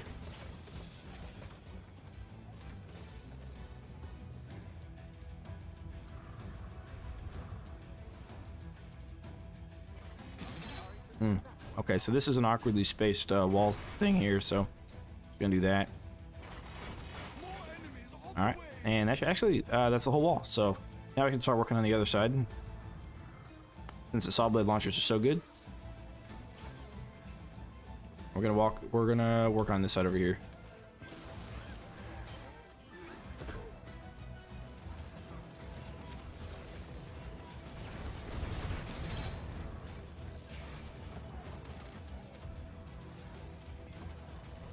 We're gonna have them probably all facing outwards. Since the wave takes a long time to kind of push through, we're gonna have them all facing the exit. And then Jesse, okay, awesome. Thanks for more input. Of course, I play on PS4. Seems like a bit difficult with you helping. It might go 20 waves tonight. Okay. Yeah, I don't know how easy it is with a controller. I thought about hooking up a controller and playing on Stadia that way, but I have no idea how easy it would be or how difficult. So I wish you well and hope that you can get past 25. 25 is to 5 skull. So if all you're trying to do is 5 skull, you just need to beat wave 25.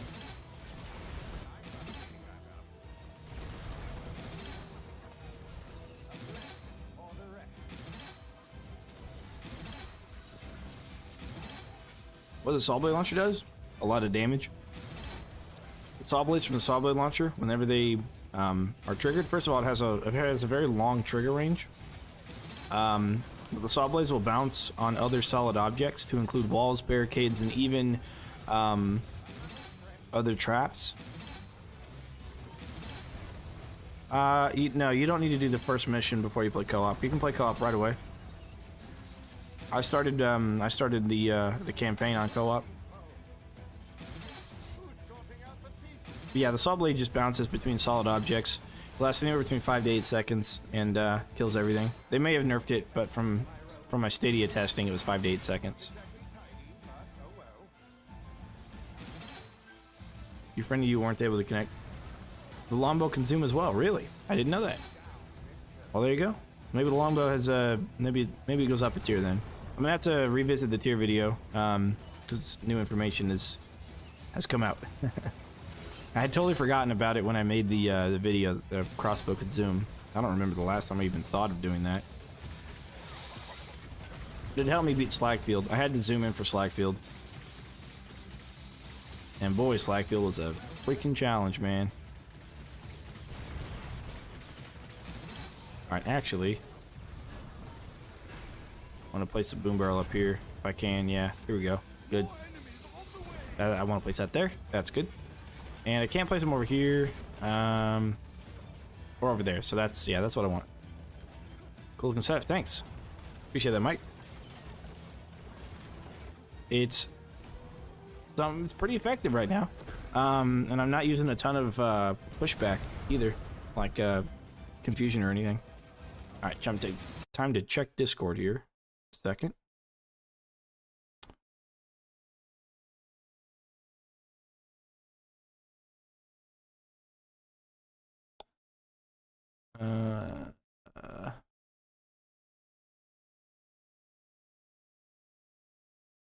They want templates. Yeah, they can take over.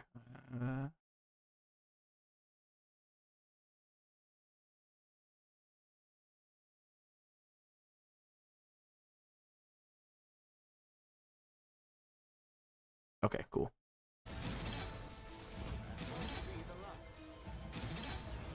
All right.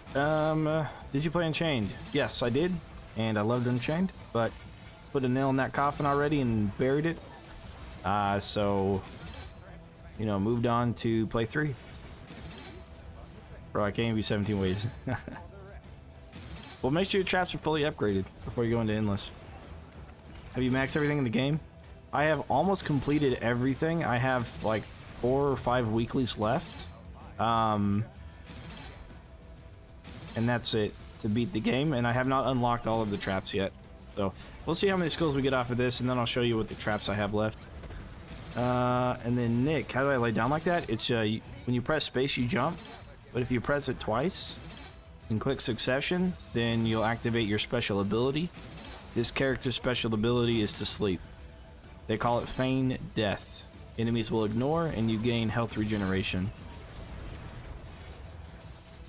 when you're sleeping. Okay, good. We can do another saw blade launcher. So the idea is that we have all these saw blade launchers. We're gonna put some vertical, maybe we could, with some tar. We're gonna have them all stretching all the way out here, and they're gonna bounce around.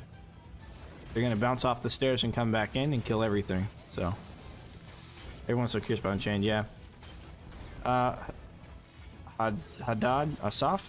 Haddad. If you are curious about it, there is, and you can find the information on Reddit.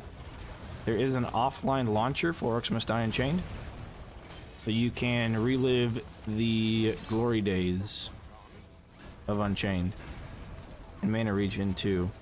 You already get Mana Regen, so I'm not sure if it makes it any more potent, but it could. But Mana Regen is built into all the characters anyways. If I spam that, then I get Mana Regen. Then if I rest, I keep the Mana Regen, so. It doesn't, okay, yeah, it looks like it actually does go a little bit faster. Yeah, okay. So you do get a little bit of mana regen on top. Is there any way to see which trap did the most damage? No, there's not. Can I play it co-op? It is true offline. It is true offline.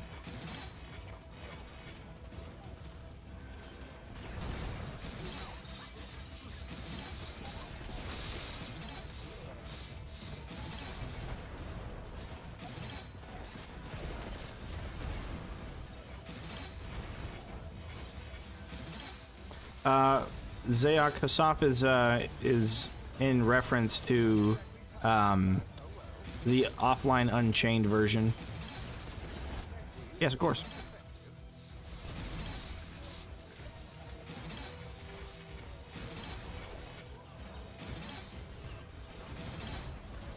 Well, maybe it's Hayok. That could be how you pronounce it. I don't know. I'm just trying OMD1 Nightmare. I find it to be a real challenge. I played Orcs Must Die 1 and I really couldn't get into it. I played Orcs Must Die 2 quite a bit more than 1, but only between Unchained and 3. And it was still kind of missing a couple of things that I really had a hard time getting into 2 as well, but I did play quite a bit more of that. What do you think if they would do PvP in this almost as Unchained? Mike, the Arcane Dragon is not dealing fire damage. I got the upgrade for it to for the Arcane debuff to have longer lasting effect with the Arcane Dragon. So it's orange in order to show you what upgrade it has and to make sure that you know it's upgraded. Some of the traps will do that. For example, the Dart Spitter will change its coloration to light blue like an ice if you have the ice upgrade. Otherwise, it does not change it if you get the increased duration, which I kind of wish all the traps had like the base, and then for each upgrade have like a different look for it, but they don't currently. Some of them do though, and now Arcane Dragon is one of those. And then Fairy, what do you think if they would do PvP? Yeah, I would like to see Sabotage, because I think Sabotage... Oh, somebody got in. I think Sabotage is really good, and I think it's a good game mode for a tower defense game. Bloons has it, for example. However, I think the player base has to be large enough for something like Sabotage to make sense. If you look at the Bloons franchise, Bloons TD6 is like one of the most purchased games on the Apple store, right? And they've got mobile, and they've got PC, and they got a lot of money. They got a huge player base. A very small portion of that player base actually plays Bloons Tower Defense Battles, which is their sort of... It's kind of like Sabotage in Unchained. So if you have a big enough player base, I think it makes sense. But with the player base size for Orcs Must Die, I don't think that Sabotage would make sense to bring back, or any PvP for that matter. And then for Mike, yes, the Arcane is a debuff, so for them to take extra damage from all elemental sources, to include Arcane itself. And that's why I play the games in order, then I wouldn't be disappointed for missing features. Yeah, I think I came across Orcs Must Die before Unchained at some point, but I never really cared to look into it too much. And then at yeah, MOBA mode is even farther from that. I think you're gonna have an even lower population wanting a MOBA mode.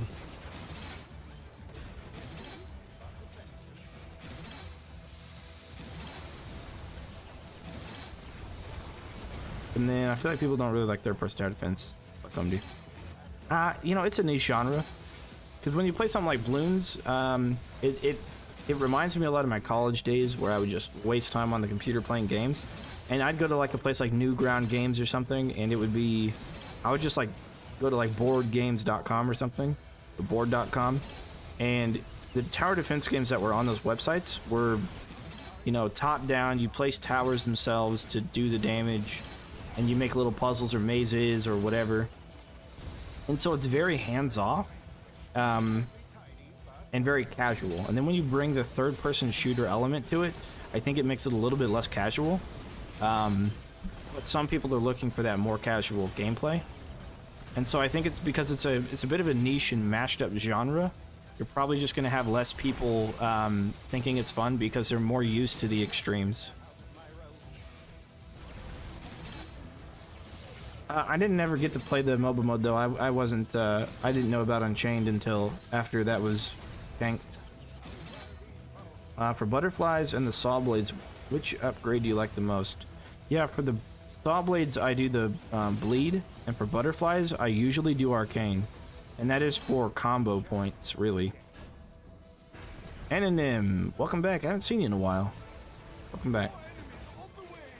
Because bleed and physical are two different damage sources, and confusion and arcane are two different well, one's a damage and one's an effect, so they'll both do extra combos.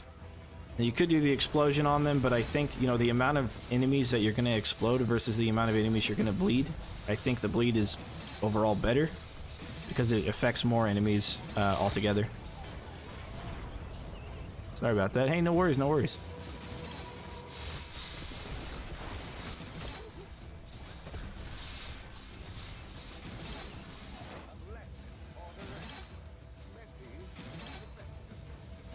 Alright, we got up to wave 50, and we only had one thing leak through. It's probably going to be Mr. Nurse just subscribed. Thanks for the sub.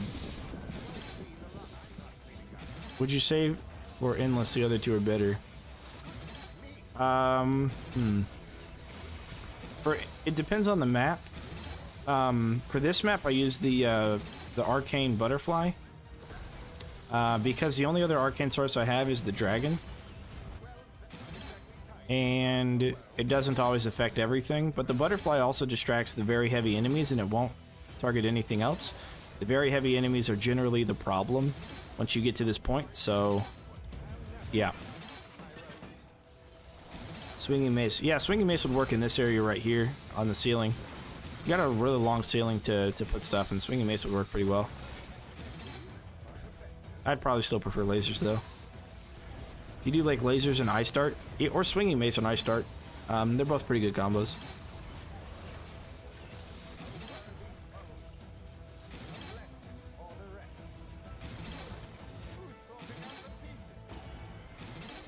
Another guy got in. Look at that. Well, that's a shame. Wonder what it is. It's probably in my. It's probably a fireling. He doesn't seem to be getting stopped by the tar very much. As a matter of fact, these guys don't seem to be or at least their speed is increased so much that it isn't bothering them too much. Could have brought the. I could have switched out the arcane dragon with the empty rift scroll, and it would go on cooldown frequently enough for me to not lose any lives. Probably.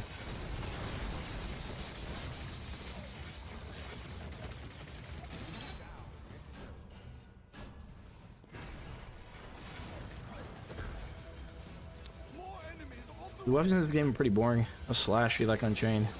Yeah, I think the weapons in Unchained were more, there was more to them just because of the hero abilities that you could combo with them. You didn't get to choose your weapons, though, right? You only got to choose your hero, so. The saw's upright and with tar and butterflies in that tunnel you just talked about. I wouldn't do butterflies because the walls are only three tall. So you can only stack them 3 tall, which means you'd have to do a horizontal, 2 vertical, and then you don't have any other ceiling space for butterflies. But if you had a 4 high ceiling, then yes. Swinging Mace, Tar, and Brimstone were OP. Yeah, Swinging Mace is still pretty good. They actually buffed it by decreasing the cost by 300 coin. Grinders kind of take a back seat to other traps now. They're still not bad. What does the tower on Hotkey 2 do? The Arcane Dragon? It shoots out a projectile that lasts for a pretty long time. And whenever it hits an enemy, it does damage. And it applies an arcane debuff because it does arcane damage. Rael, do you know if they will make all of the maps endless at some point? I know that they have programmed all of the maps to be endless, but I don't think that they're going to bring them all out. I would like to. One of the things that I have said for a long time about Orcs Must Die, even in Unchained, I said it, is I wish they had. I wish they had it to where you could play it in story mode and then continue after you beat it to switch it over to endless. But that's not a thing that they have done.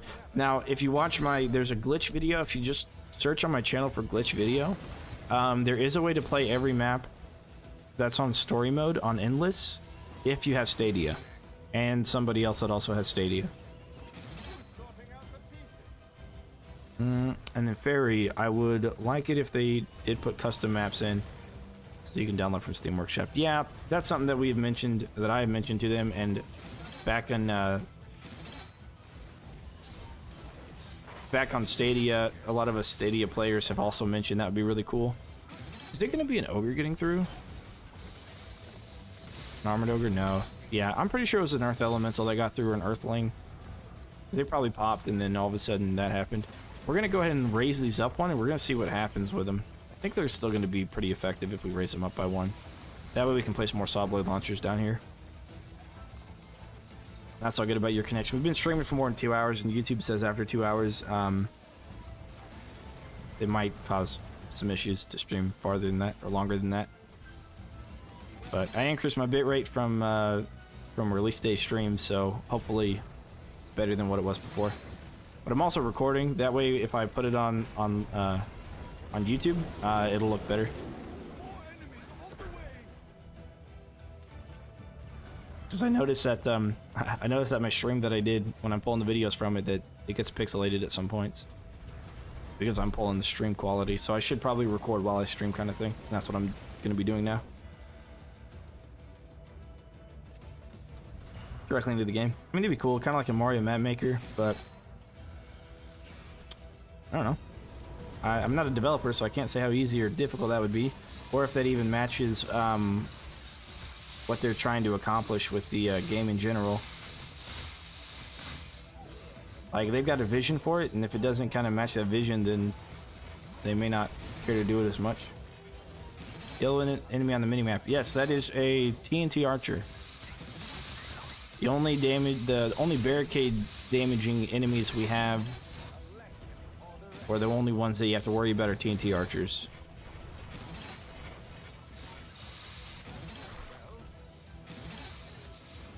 I might just get rid of the arcane dragons. Are hitting the big guys, but they're no longer hitting the little guys. We're probably going to get rid of the arcane dragons here at the end and just switch it out with saw blade launchers. I had to write that 2 times. I don't know. It popped up right away, so I'm sure it's accidental. Maybe a little bit of lag or something. What do they say about custom maps? They haven't said anything about it, but I doubt they're going to implement it. At least not anytime soon. You know, it's a small team. Robot's kind of a small team, right? They got like 50 people, less than 50 people on their team, so whenever they come out with the when they come out with the Steam release or even the Stadia release, like, they've got their own vision of what they want it to be in the future. So they didn't just release it and then just kind of sit back. You know, it's more like a release it and then, and this is what most people would do, most developers would do, and then they would say, where do I want it to go from here, before they even release it, kind of thing. So little guys are beefy. Yeah, they really are. That's why I think the fire or earth elementals are going to be our biggest threat, because they can get really far. They're so tanky, and then the earthlings run fast. So could be a little bug or a little bit of latency, something like that. Yeah, I think I would maybe not bring the arcane dragon. They're still just not that great for me. They take up that real estate that other traps, you know, they're just better. So I've got to say arcane kind of gets middle to low tier for me. Tried though. Tried. Oh, he's getting a little far, aren't you, Mountain Troll buddy? You can die for me if you want. I guess he's going to target me, so he's going to run all the way back, right? No? Yes? Make up your mind. What are you doing, pal? What are you doing? Come over here. Or over there. Or not. Okay, let's do this. 2 words. Lightning ring. Yes, lightning ring is really good in this. What do the towers on hotkey 3 and 9 do? 3 is a boom barrel dispenser. So these guys up here, they dispense boom barrels, which cause explosion whenever they're triggered by either traps or you shooting them, like this. Or if they fall from a certain height, they will also explode. And then number 9 is an acid geyser. These green things right here. When an enemy steps on the acid geyser, it does an area of effect, and it does damage, and it lowers the enemy's armor, causing them to take more damage from physical sources. Earthlings, I would say gravity pillars are probably the best way to take care of an earthling.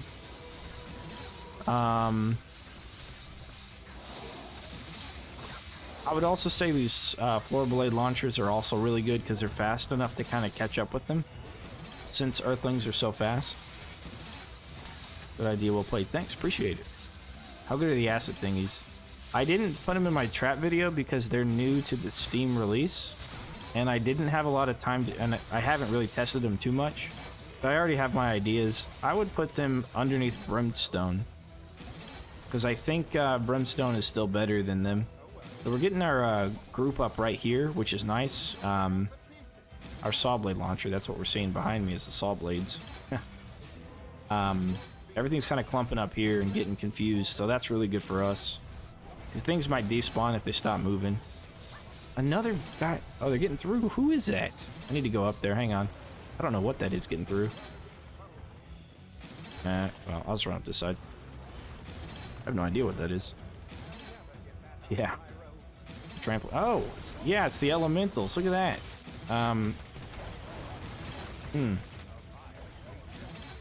They're gonna get through. I can't do any damage to them. That's pretty unfortunate. Oh, you know what? I can pull them out here though. That's what I can do. Say, hey guys, come on out.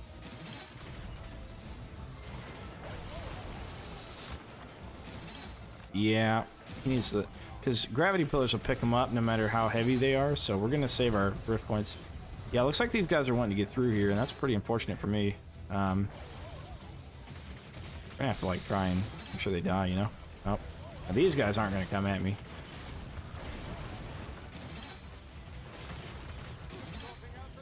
No. Okay, I killed him and stunned. Nope, didn't get a stun on him.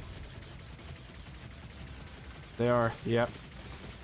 That's probably what we're looking at here. So we may just need to bring something to deal with them. As a matter of fact, if I was to redo this, I'd get rid of the arcane, and I'd probably honestly get gravity pillars for this area right here. Just stretch them all the way across, or lasers maybe.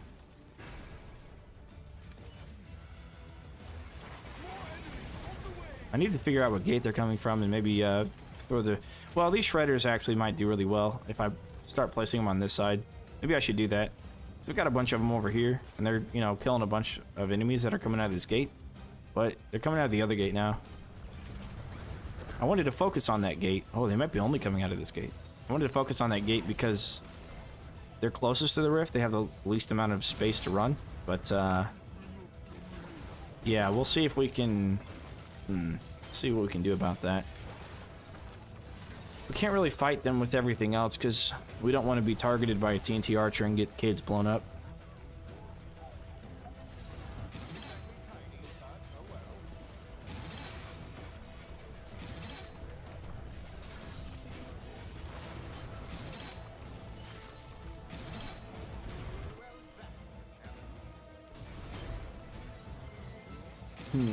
What else can we bring against those guys?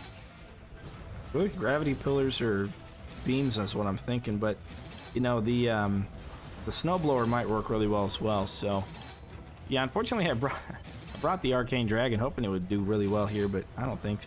How long stream today? I don't know. How does 14 hours sound? No, I'm kidding. Not 14 hours. Well, I could, because I'm not doing anything tomorrow. Well, I'm doing stuff tomorrow, but... Alright, we got more guys coming in. We're probably going to lose here pretty soon. And then we can play a different map, and I've got different ideas on what to do with it. That might be better. For longer. But I'm glad we didn't crash, so that's good. That's a good thing. That's a good sign. Massively disappointed in the Paladin trap. It's basically pointless. Yeah, I don't really like the Paladin trap either. Gravity puller, there's a chance a mob drop on top of your barricade and move. I haven't ever had a problem with that, but only if they're really like grouped up. I would imagine if they're grouped up, maybe. Yeah, see, it's these guys, man. They're getting through.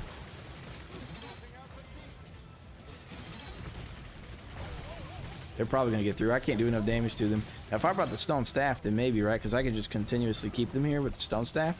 But I didn't bring it because, again, I wanted to use something else. That's what I get for trying new things out.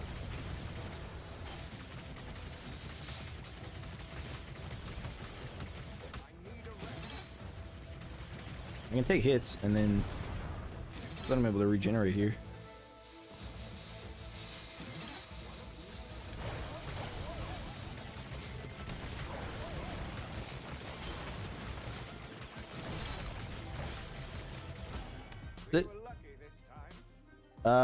Yes, and then we can go back through the map real quick. I'll show you guys what it looks like. Switchback, 14.799 million score. All right. How many skulls we get? Not enough to make it worth it. Loved using traps in unit number 2. Very underwhelming in 3. Yeah.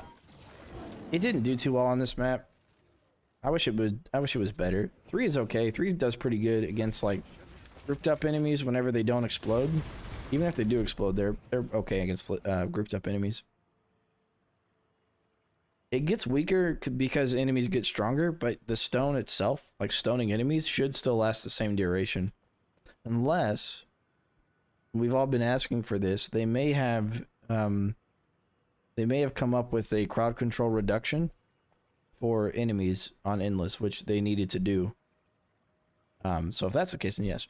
Firestorm, I did not change my Arcane Dragon to fire. That's not one of the upgrades.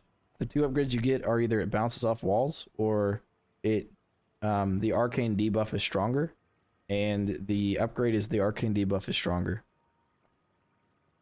I do need more ceiling traps, but not really for this map. If you build around the rift, there's no low ceiling spots, so yeah. Here's the map though. You start with the middle, first 3 waves.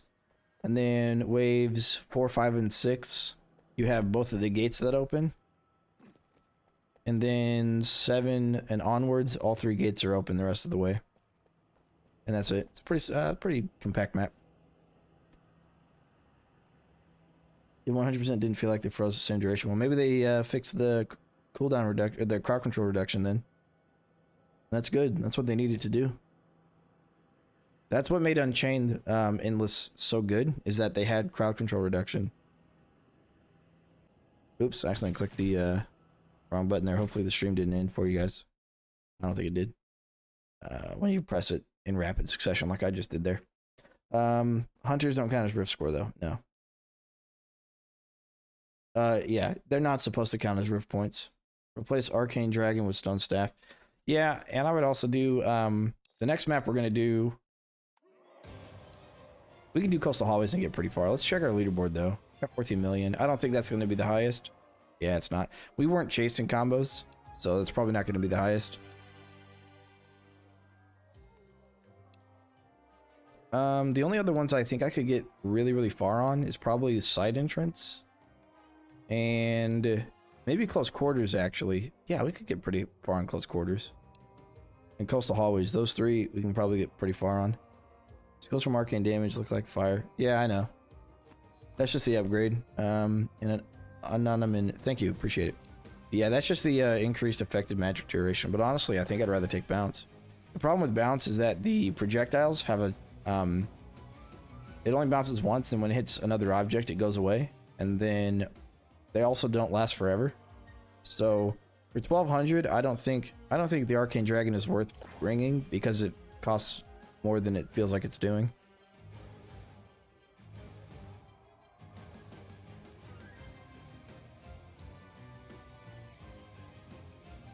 I meant game 2 and 3. Oh, gotcha. Yeah. The Arcane Bowling Ball was really good in Unchained. Which is what this is based off of. But the fact that it goes up and down can kind of ruin stuff with it, so. Lightning Ring might be better, actually, if you build it on the portal. Yeah, but not really that endless. I don't know, maybe. Because they did stick around the rift for a while. And it is really good to get combos in like a grouped up enemy area, as long as you don't have any like explosive guys. So the thing about Coastal Hallways that is now different than Close Quarters is Coastal Hallways has fire elementals. Whereas Close Quarters doesn't. It only has sappers. They used to have fire elementals, but now they only have sappers.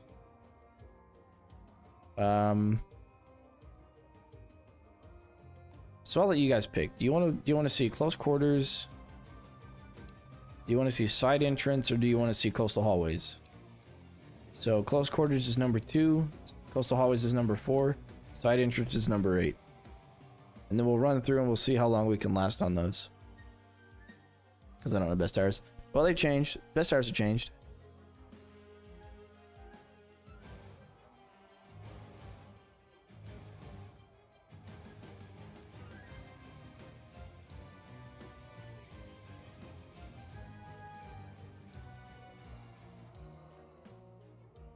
All right, we got 2 for side entrance, 1 for close quarters.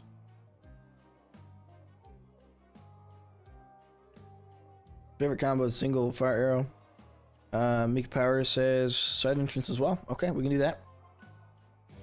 Top 3 hardest enemies. Earth Lords. And then I would say armored ogres and force trolls. Oh, hang on. We got a bunch of close quarters all of a sudden. So how many we got here? We got side entrance, side entrance, side entrance. We got 3 of those. 1, 2, 3, 4 close quarters. Okay, we can go close quarters. What your take on maybe reworking war traps since it seemed useless? I have no idea. I don't know that I'd rework them. They're fun, but they're not practical. Someone else votes close quarters quick. Now close quarters has the most votes now, so we're good there. I'm on 40 now. Enemies running like a flash. Well, it's good that you got that far. Probably Firelords actually because of the Firelings story walls. Yeah, I'd say Firelords, and Armored Ogres and the other one I just said. Coastal just to be awkward. So yeah, close quarters is probably gonna be the easiest one to go super endless on. The problem with side entrance is you do get fire elemental or firelings. No, not firelings. Fire fiends. They come out on side entrance, so you do have to bring stuff for them. But I will go close quarters. All right, so we're not gonna bring Arcane Dragon. We want single cage still because we're not actually. We want to bring Cades? Yeah, we'll bring Cades. We'll kid around the rift if we need to. We don't really need barricades though. Not for a while. So Arcane Brim, we need Ice Dart, which we have. What kind of lasers? There's no fire guys, so probably fire lasers. Ice Amulet's decent against the fire guys, but I would prefer Stone Staff. If you do the Stone Staff and then crossbow headshot combo, because you can Stone Staff them, shoot them with the crossbow a bunch. When they die, before they burst with their firelings, you just Stone Staff the firelings and headshot those. Last question, any help suggested for drastic steps? The first 4 maps should be easy. The last one is probably the hardest map in the game, like by far. So no.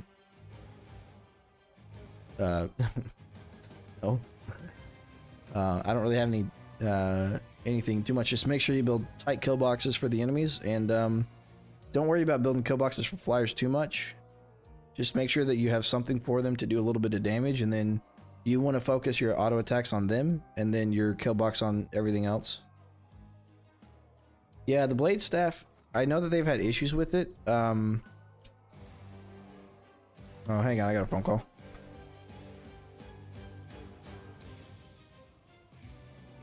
Yes.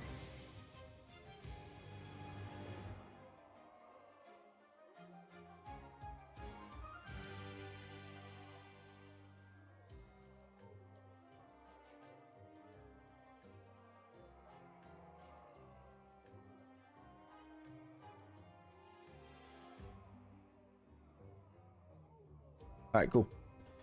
Yeah, sorry. The Jurassic stuff was pretty tough. But I did beat it. I want to say yesterday. Yeah, I beat it yesterday. So if you look at my yesterday stream, you can find all the Jurassic Steps maps beaten on Rift Lord.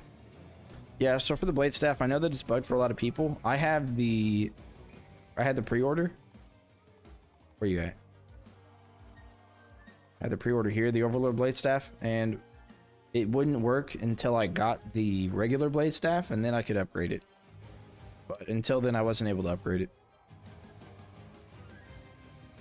Alright, so we do want ceiling lasers. I'm kind of torn on these now because I used to only run fire. But now it's like the lightning lasers are still pretty good, you know? But I guess it depends on what kind of damage type do we need. So we don't have acid on anything. And we're going to have freeze. So we could do... what? We do fire with this and then do acid, tar, brim on arcane. Could do that. Here's buggy well, yeah. But I did it. I was able to get it upgraded. But I know that a lot of people have traps. Even some people say they have traps that they aren't able to get upgraded. Now, if you lose a story mode game, I think the progress you make doesn't count if you lose. But if you lose endless, it does. So, trying to like get that upgrade going, then play endless and lose. I think we'll do fire damage on the lasers. I really don't know which one's better. We get armored ogres, but trolls. So the trolls are weak to fire. Armored ogres are weak against lasers, and earth is not weak against any of them. I don't think.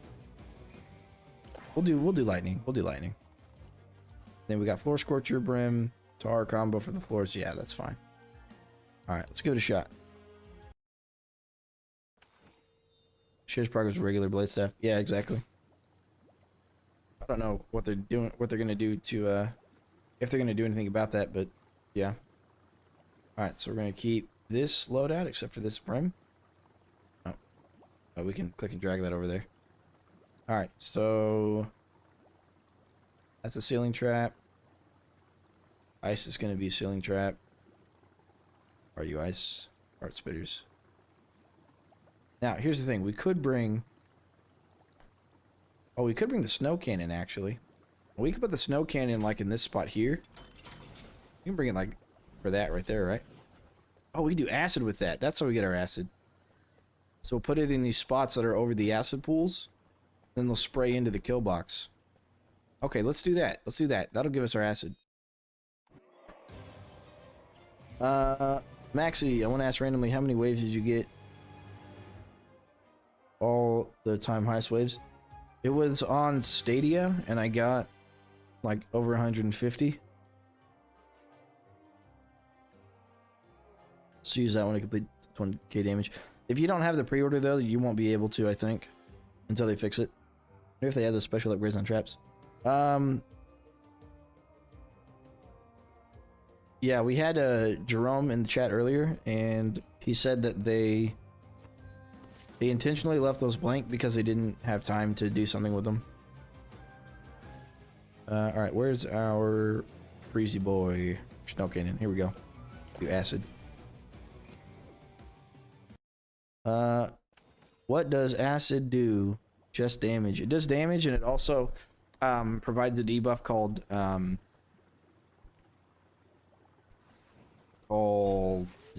melt. And what melt does is it causes enemies to take bonus physical damage from all sources.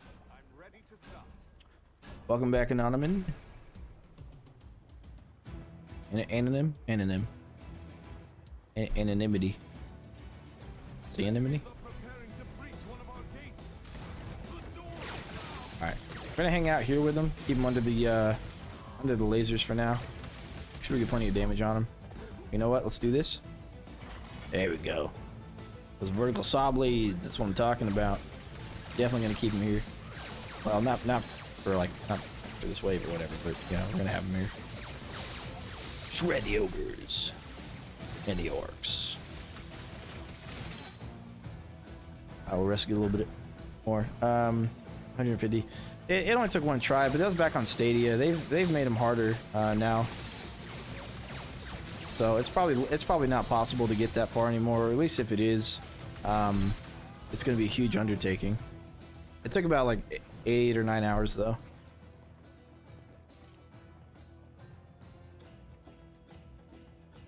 Yeah, acid breaks armor basically, yeah. Bleed damage, yeah. I think bleed's a better one to go for, but that's just me personally.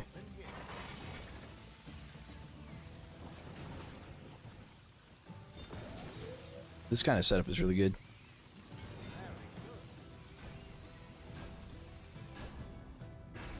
More enemies on the way. Favorite trap that's also satisfying. Yeah, it is. Enemies are attacking on another front. Set of frost cannon. We're gonna set frost cannons over there on like the areas that are above those empty spots. That are like above these. We're gonna set the cannons up there, but not yet. We don't really need them yet. Those will probably show up last because they don't really provide any crowd control or raw damage, and we'd rather have raw damage and crowd control combo first before we add the acid in there. I love your trap placement. Thanks, appreciate it. What round you get to? Cortical bird, yeah. Yeah, this melts enemies, man. On the last endless, we got to what, round 55? 56 maybe? That was about the way we got to.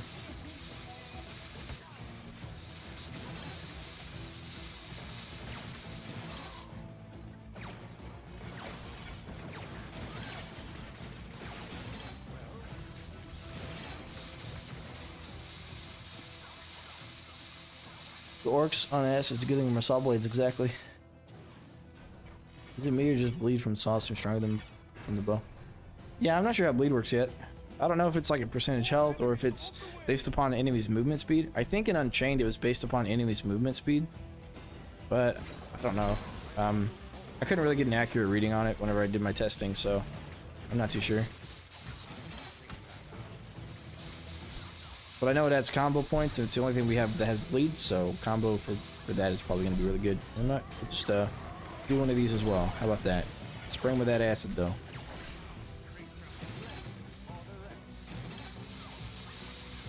I think the new traps need to be a little bit less expensive. How to download OMD3? You can download it on Steam, on Xbox, on PlayStation, or you can pay for a Stadia subscription and play it on Stadia, or you can buy it on Stadia for 30 bucks. What do we get? Yes, I agree. I wish they had chat in game for co-op. On Stadia, they allowed you to, like, you could add the person as a friend, like, right there with them. But you would have their Stadia, like, friend code or whatever that's called. So you would have all their Stadia information to add them, but, yeah.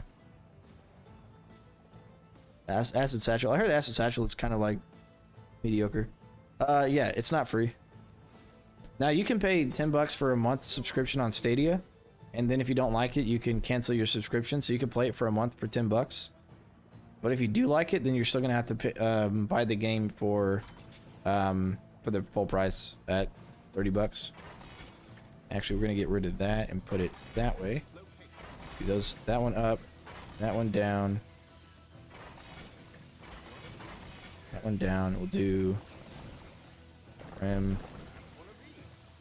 We'll do tar. Do floor scorchers like this. There we go. Got our acid spitter out there. It actually blends in really well with this environment. I like the look of it. In internet, there are a lot of OMD3 free downloads to save. I have absolutely no idea, man.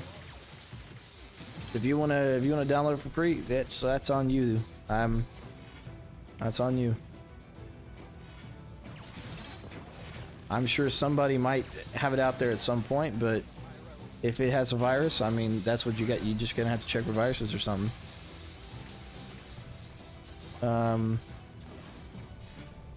What difficulty is this? This difficulty is endless, and endless is War Mage difficulty. All the minions are War Mage difficulty. However, their health and their speed, and apparently even now their crowd control reduction is increased or is vamped up. Okay, now we're gonna go do arcade stuff. Let's make sure we sold everything. Yeah.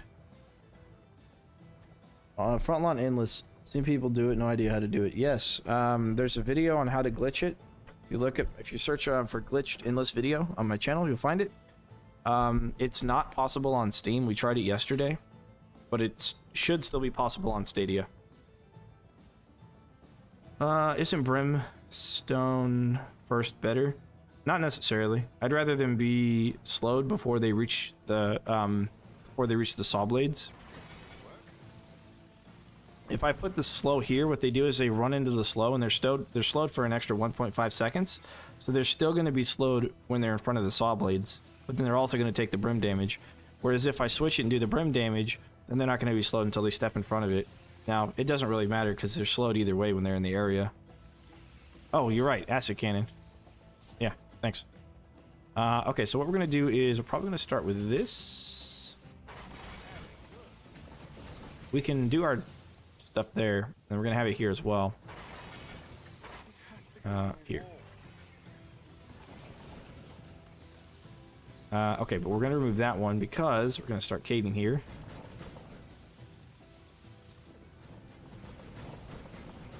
Like that.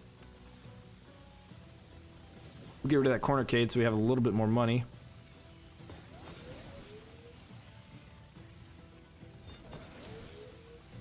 Get rid of those. Some dart spitters like that. Going to work. Hey, love you. Alright, and then we'll do our acid spitter here. No, not yet.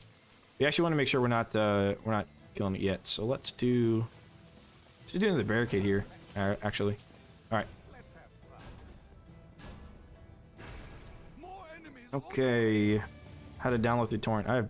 That's up to you, man. You're gonna have to Google that. I don't know. Is this a kind of Will It Rift room? No. No, we're gonna build out here. When I did the Will It Rift room, I built up here at the top of the stairs. So no. It would actually be easier to do a Will It Rift room. Well, actually, maybe not, because maybe not.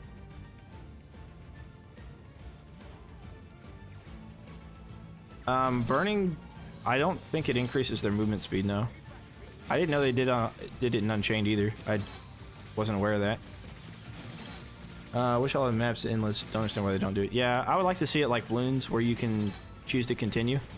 That'd be nice, but I don't know. I don't know how easy or hard that would be to implement.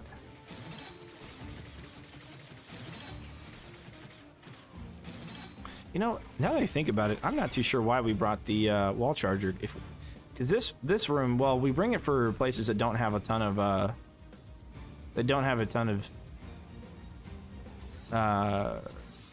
bounceable area or ceiling, I guess. So like right out here, I guess we would use it. Although maybe not. Where would we use it? We'd use it out here in this section, because then the saw blade would just bounce out into oblivion. So yeah, on this map it may not be like super great to use it. The lasers at the gate into insta-kill zappers. We will. Once we get farther in, we just want to make sure the kill box is going to last like the blunt of orcs before we put the lasers over there. But we will. Because we need a little bit of help here. For now. Is a lightning fire... hang on. Snappers? Oh, I would do either one. It doesn't matter which one you choose, whether you do lightning or fire. Just make sure you combine it with tar. So that way they clump up and all die together on it. But I would recommend fire. But they take bonus damage from all elemental sources. So it doesn't matter which one you choose. It should do the same amount of damage. Okay, and then we're gonna do Kate here. Right? Yeah, here. And then...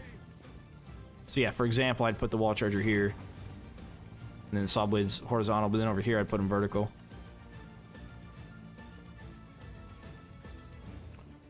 Let's see here.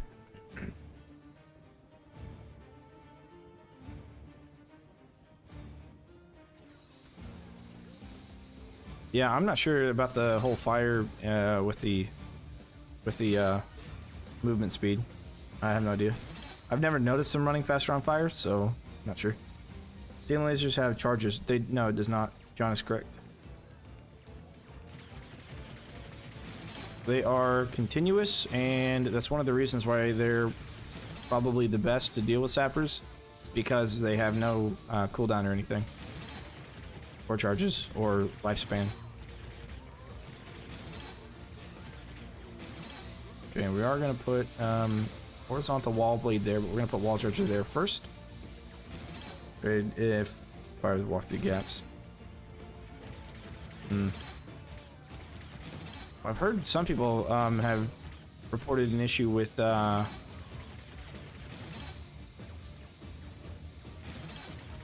some places on the map, or some of the places for some maps on the barricades that you place, that they walk through the barricades, and that's a little bit unfortunate. I think I got everybody's chat. You get a lot of people chatting, it's a little hard to keep track of. Okay. So let's go ahead and put some lasers over here, because they come out of this side first.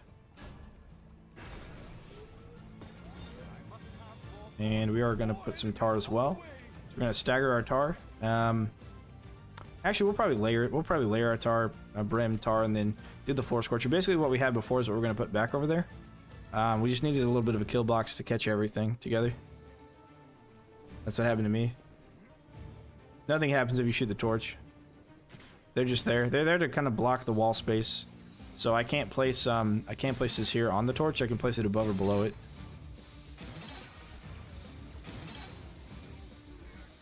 The furnace looks like they can push orcs in the sky. Yes. The furnace, the floor scorcher, when it lifts up, it does flip orcs backwards. But only the small guys.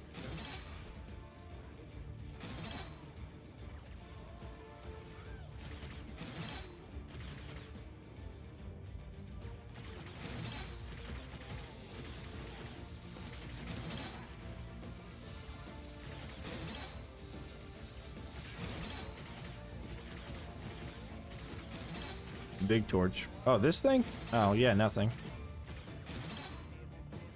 It's there. Now you can stand on top of it if you play max. There used to be a way to jump on top of it with everybody, but there's like a space that you could like jump up to. Yeah, Max can jump up onto it because he has a double jump, but nothing happens up there. I know there's a way to get up on those pipes with Max, but it's really tricky, and I tried it a bunch and couldn't do it, so I didn't.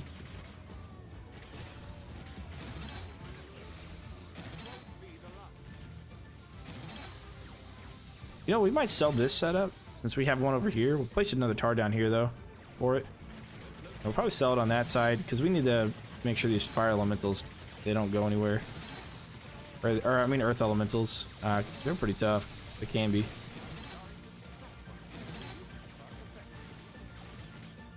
Right now it's they're weak enough for us to take down, but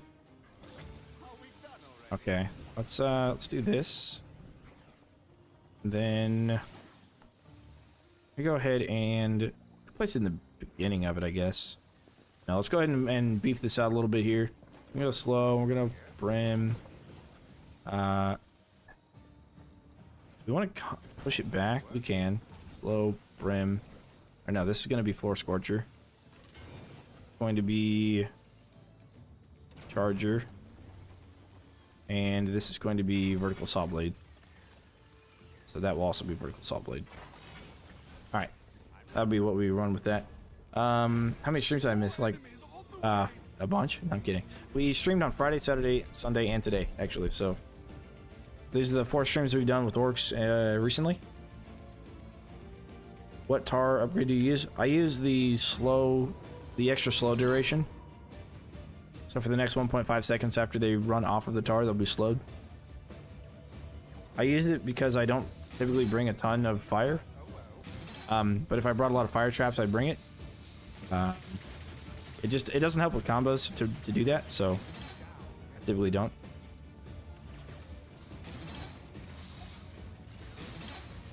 What's the best unique upgrade for the crossbow? I've used and tested the extra damage when stunned, and it's a multiplier of 1.5. Airborne is a multiplier of 2.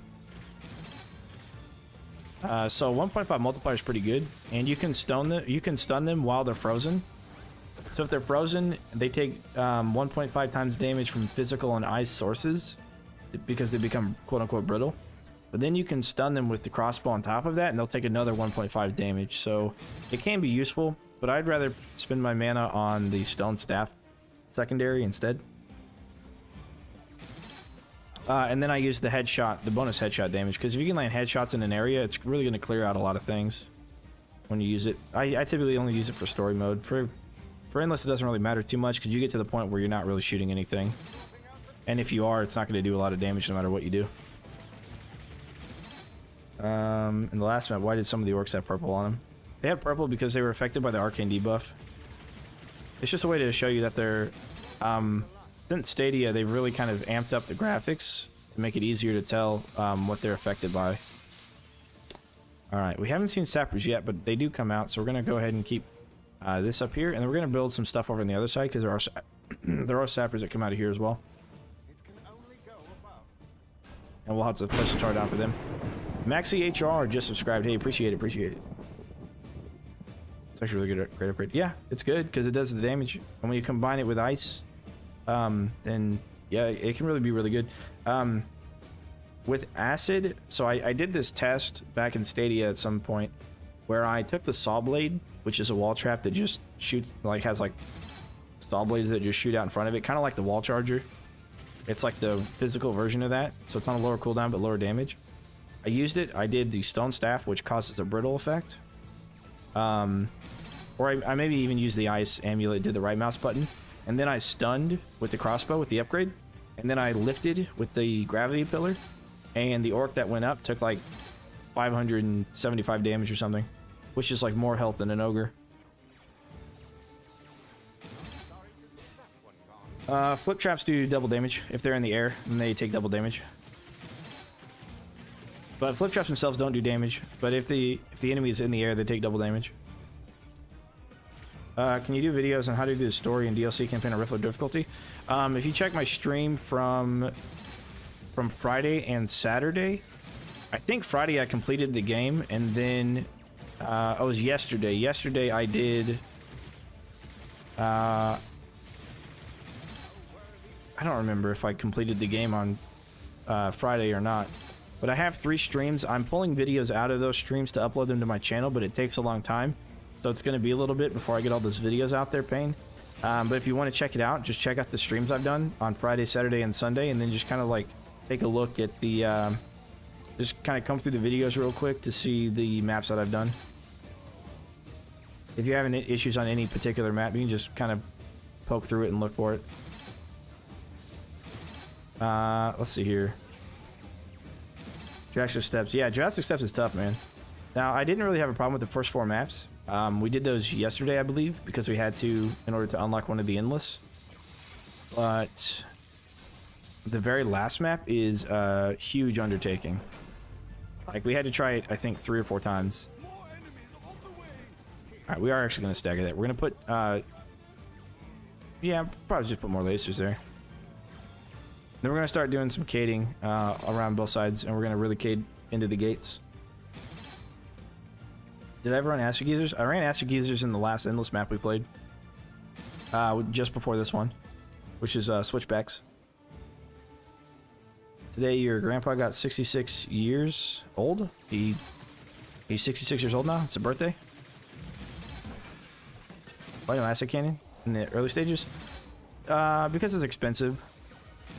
And I'd rather kind of like get everything set up. It's more of like a treat to bring.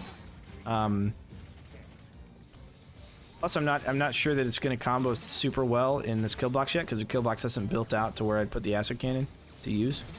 As a matter of fact, actually, maybe it has. There's one place that's kind of awkward to place ceiling traps, and it's actually right next to these lasers. So I may put them up there actually. I'll take a look at it, at throwing them up. Yeah, it's got a pretty long cooldown, and it's expensive. My biggest complaint with all the new traps is that they're expensive and they have long cooldowns. Right, that too. Yeah. Well, you want to stagger. You want to stagger these. You want to stagger archers, and you want to stagger ceiling ballistas.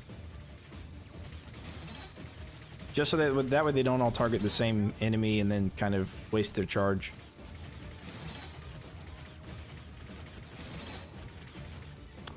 Probably gonna do that there. That should work pretty well. That's gonna trigger and kind of kill everything, because this is gonna bounce around a lot inside those barricades. One of the best things in OMD3 is they finally had their part-time counter. Cooldown like 3, 2, 1. Oh, yeah. Alright, so one of the things I would like to do is barricade here to stop Saw Blades from bouncing out, but that's not possible. The only place you can barricade is here. Yeah, there's a couple of ceiling spaces that's kind of weird here. So if we did like the lasers, for example, like that, this section goes unused. It still might be pretty good though.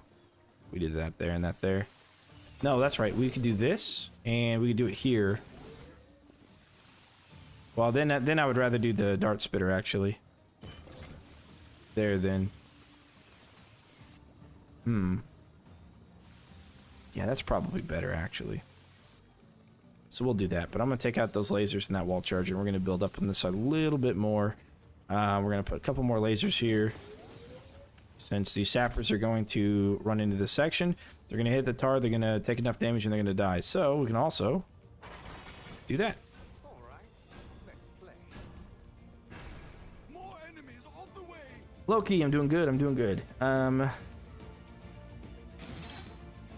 Today he got 66 years old. Well, wish him a happy birthday. Mike, isn't traps that stun flip and such not better for high waves of endless? It can be depending on how your barricade setup is, because they are insta kill whenever enemies get thrown into a hazard. But you really have to make sure that the right enemy is in the right spot of those traps in order for that to work. In Flackwint, there is on the weapon, or on the trap thing, after you unlock it, there's going to be a progress bar. That progress bar is supposed to increase as you use it and complete that progress. Now, if it's not working for you, make sure that you're not losing the story mode maps that you're using the weapon or the trap on for the progress. Because if you are, I don't think it counts the progress that you made. One of the best ways to do it is to do it on endless, because even if you lose like on the first wave on endless, it counts as being successfully completed, and therefore the progress that you make will be counted. However, there is a known issue with progress not working for some people. And if you are one of those people, I would encourage you to check out their Reddit, Twitter, or their Discord. Their Discord is in the link in the description below. I would encourage you to check that out and see if there's anybody there may have an answer for you. Okay, so now we can do acid back here.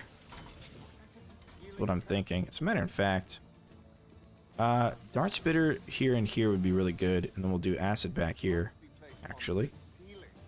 Well, as a matter of fact, maybe not, because we're going to push everything against this corner here, probably with Cades, right? We're going to do Cade and a Cade. And so dart spitters will trigger in this area. Shoot, now I don't know where I'd put it. I brought him thinking I was going to put him here, but with the proper cading, they get pushed along the edges, and I think dart spitters might be a little bit better, but we can put a couple of pods of them, just kind of sprinkle them across. Or no, I'll tell you what, we'll put them on the outsides. And then we'll do the dart spitters on the insides. That way the darts, yeah, we'll do that. We'll do that. Okay. Straight run through cage, which ends up being the same. Yeah, I've heard that there's some kind of glitch with enemies walking through caves. I haven't experienced that yet, but I have seen people with video proof, so I believe them that it exists. All right.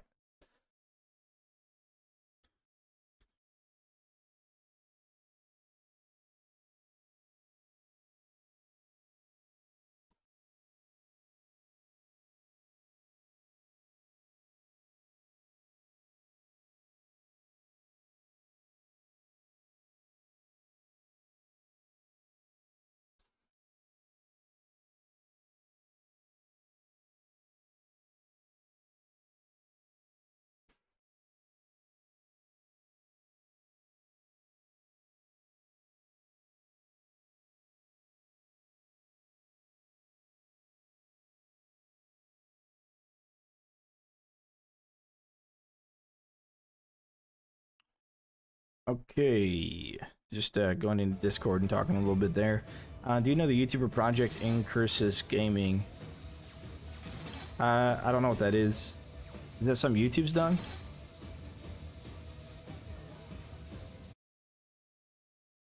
It stopped working because I'm alt tabbing. Mike.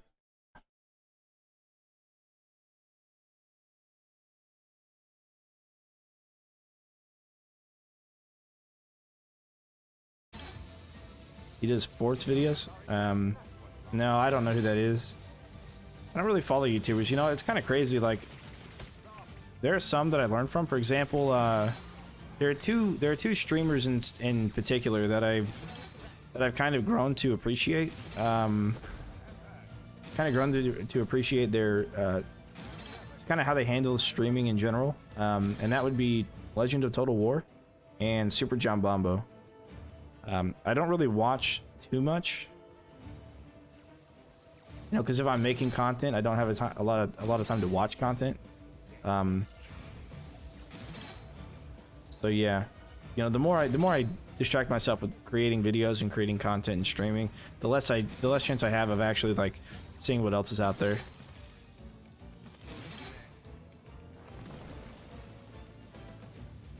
Okay, I'm gonna do horizontals going outwards there. Yeah, I don't know who that is.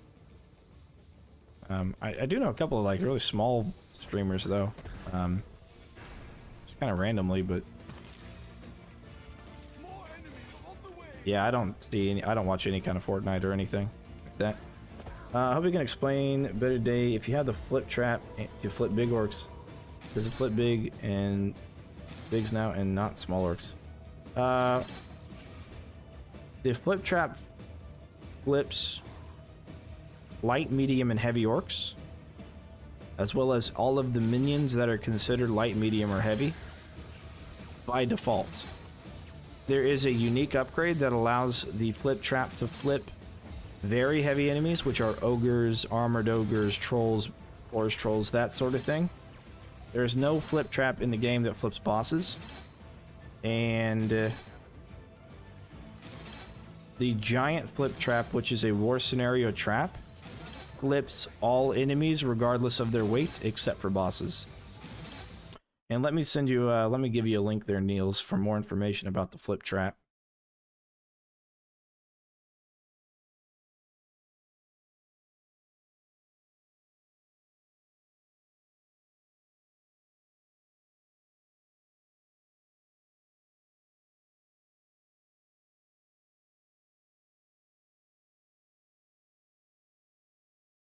That link will take you to the flip traps on the wiki page. I did a lot of testing on that.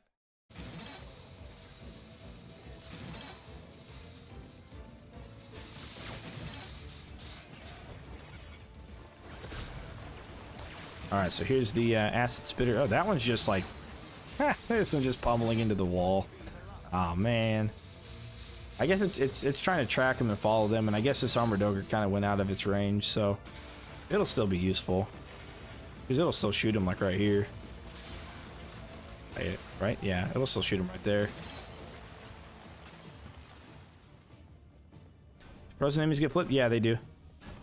They'll get flipped, or stoned enemies will also get flipped. You know, I might want to do... I want to do different setup there. Okay. Missed the thing at the end.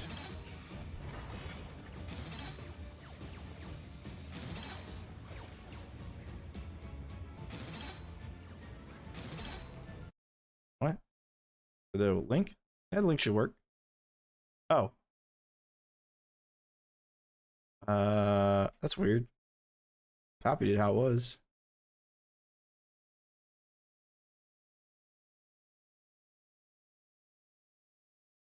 Oh, it looks like the link, maybe the link on my end, for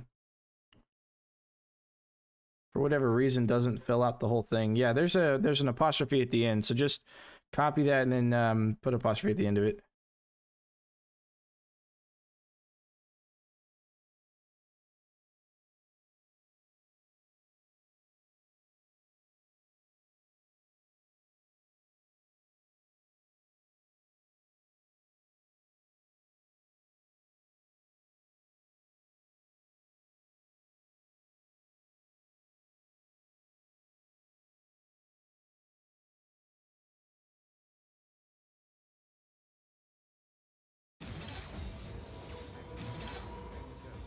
Okay, so these yellow things are TNT archers. There's no sappers on, or there are sappers, but they're probably not going to be too much of a problem.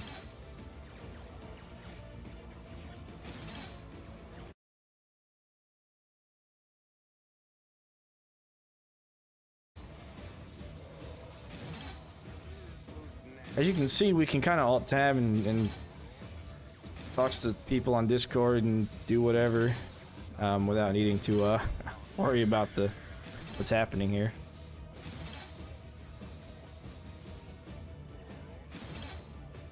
Not too much anyways.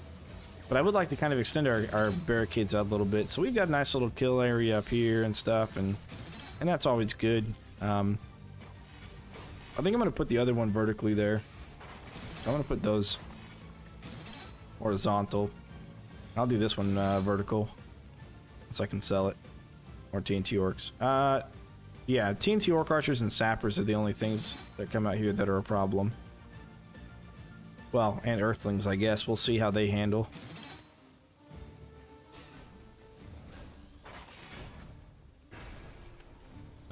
Okay.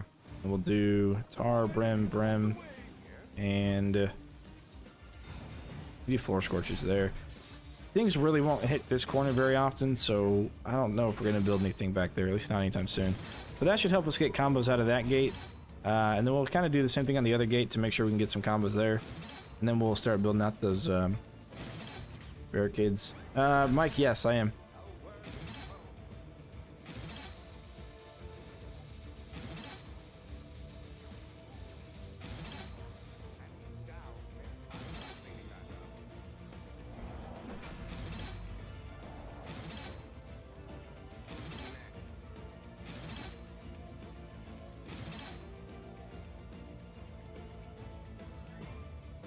In the army, you don't need to answer if you don't want to.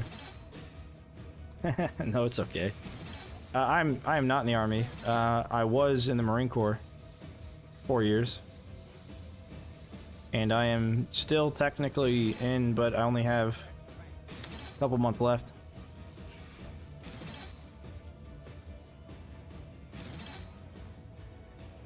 Do you know what is the effectiveness of the trap reset faster upgrade on trap reset trinket?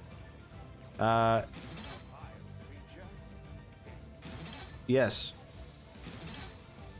The trap reset trinket has a passive that reduces cooldowns by 0.5 seconds. And then if you get the other upgrade for it, for the passive reset faster, it's another 0.5 seconds for a total of 1 second cooldown reduction. What Moneybags does, which we need to kill him, is he is like a ghost minion in a lot of tower defense games. They have like a test minion or a ghost minion that walks through your setup. And Moneybags is one of those, so he does not take any rift points if he makes it through. And when you kill him, he drops 500 coin. Which coin is, of course, used to upgrade or build traps, I mean. Alright, so that's that section kind of built out for its kill box. Do another one of these. Like that, and that should help with some combos over there for a little bit extra cash. Is this the best strat for handling Knoll Hunters and Grenadiers? Yes, it is. Because they don't target you. They used to target you whether you slept or not. They just wouldn't do any damage if you were asleep. But now they fixed that, and so when you're sleeping, they don't do any damage, and they don't even target you. They'll just run straight to the rift.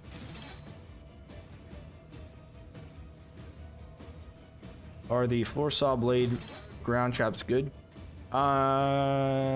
Depends on who you are. They are pretty strong. However, they're not super practical because they take up so much space, and unless you have a really solid form of crowd control like freeze or confusion, you're gonna find yourself struggling using them. Tar is one of the best crowd control there is because it's not there's nothing that triggers it. It just is, it's consistent. And Tar really combos with other traps, but it doesn't really combo with floor traps such as the saw blade. So the size is a little bit awkward, and the fact that you can't really use it effectively with Tar makes it a little challenging to use. But yes, it does a lot of damage.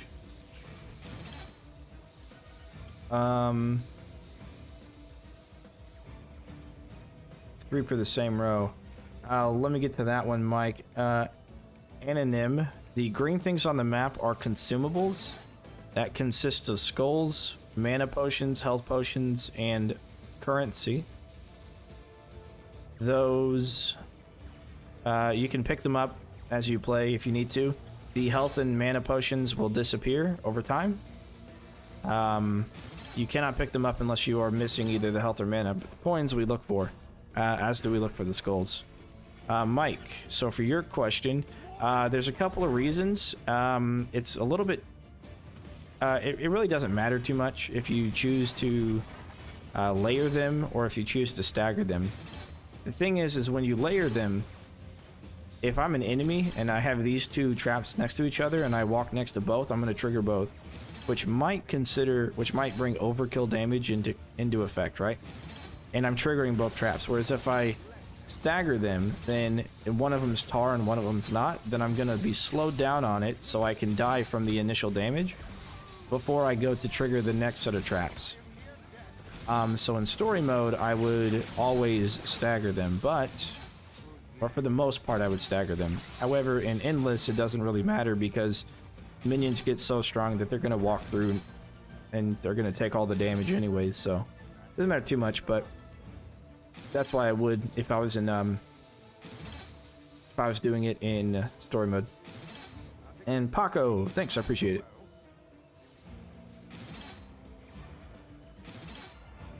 Yeah, that troll got real confused. It's like, where do I go? Okay, but we do want, since Moneybags was able to make it up to us, we want a little bit more over there. We're going to finish that kill box in front of the gate on the bottom gate, and then we'll come back up here and finish this little choke, and we'll kind of keep extending the barricades out a little bit as well. Yeah, of course.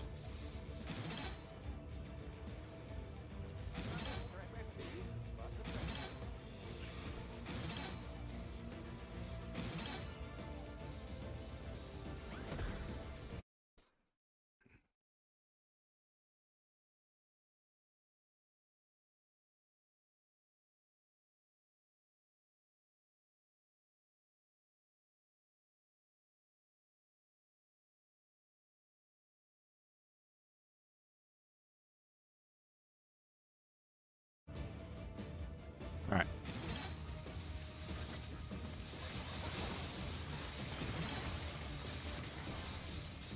Okay, yeah, let's go back over there. How old are you? I'm almost 30 years old, which is pretty crazy to say because 10 years ago I wasn't almost 30 years old, now I am. And I'm not going to say it makes me sad or anything, but it doesn't make me happy. Okay, we'll do that there. I had an issue with this strat where eventually if I extend the barricades too far down the hallway, they would just start attacking the barricades. This is an issue.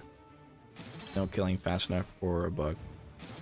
It shouldn't be killing them fast enough, but one of the things that happened to me in Switchbacks, which we just got done playing at the very beginning, the way I put my barricades up, I think it interrupted the enemies from reaching a checkpoint, and if they can't reach the checkpoint, then they'll attack barricades.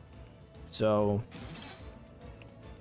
just place one barricade at a time, and when they start attacking barricades, then you'll know where the checkpoint is. No, it's okay. I'm reminded of my age every time I wake up and live. No, I'm kidding. It's not that bad. Yeah, so there are checkpoints that enemies seem to have to go to. Played OMD 2 years ago. Trap recommendations or tips. Yeah, I would say doing what I'm doing here with the tar and the saw blades is really smart. It's really effective if you have this kind of a setup where you have tar to catch everything, you have saw blades to go vertical, and you have lasers on top, which are constant damage. It really shreds everything, and you can kind of ensure that this kill box will take care of itself. I'd also recommend Ice Dart Spitters because Ice is one of the better crowd controls of the game.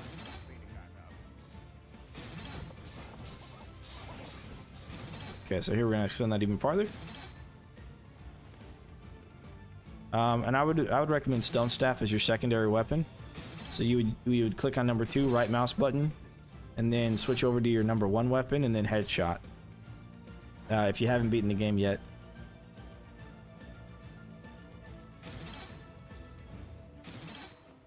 I guess even if you have. I think I'm good for today. Maybe not sure right now. Okay.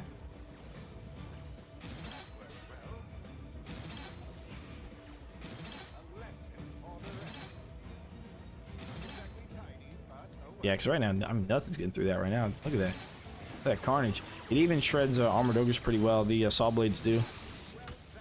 I guess the only other thing to make that more effective is ice to freeze them so they get stuck in there, but that's okay.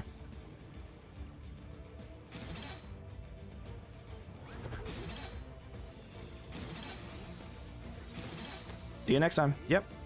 I might stream tomorrow. Don't know yet. I got some stuff I got to do. I got to go get shirts for interviews and go to the store and stuff. So I don't know how much I'll be streaming tomorrow, but I'm sure I will be.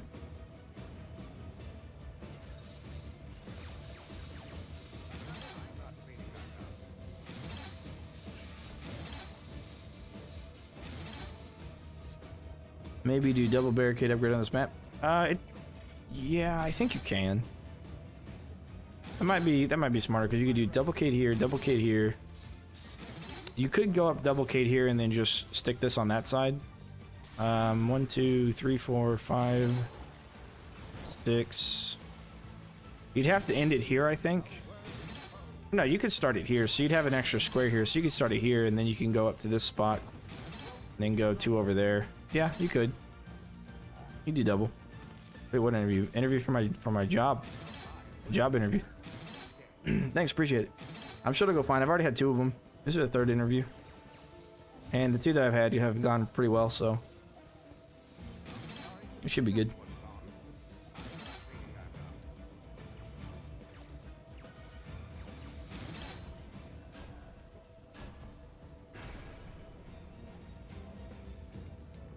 More enemies on the way.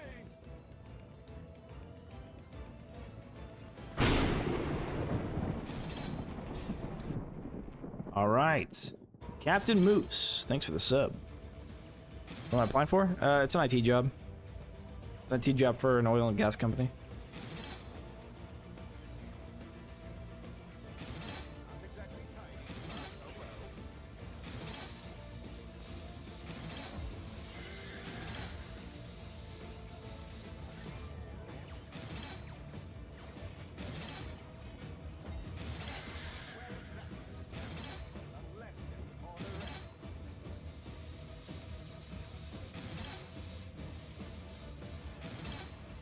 Alright, anonym. I'll catch you later. The state boss just subscribed. Hey, appreciate it. Got a thunder. So just played 1 round of Scrabble and picked up 17 skulls. Yeah, Scramble might be the best way to get skulls now. And Paco just subscribed. Jeez, come on, guys. Just because there's a buff that you can get that gives you extra drop chance for consumables and stuff, and it actually works on skulls, so you can really rack up a bunch of skulls on scramble mode if you get that buff. What was I applying for? Yeah, IT job. And then by Shunpu, congratulations on completing the campaign. Now you've unlocked the heroes and the other weapons and stuff, so you can take your game to the next level. 9's just subscribed. Jesus, you guys are subscribing like crazy right now. Like Benders, feels so weird. You no longer have barricades that heal. So yeah, you had that back in Unchained, huh? You can still get the trap reset trinket and use it to heal your barricades, though. It's just on the cooldown. You got the headshot kills, always cause pickup drops. Oh, yeah, that's awesome. That's how you do it. Oh, that would be insane, actually. If you combine that with the other one, that increases pickup chance, or drop chance or whatever. So what we're hoping is that none of the sappers make it to this barricade, and essentially this is what this whole thing looks like. You know, this section we could do this here, and that there. So we're essentially just snaking the entire thing around, and you can actually snake it on the other side as well. But this makes the we could probably like straighten this side out a little bit and push it against that wall. We'll look at doing that. Just notice I wasn't subbed. I don't know. Yeah. Well, there you go.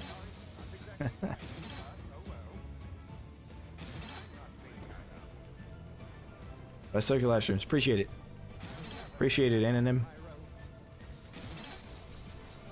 Yeah, I agree with John Slash.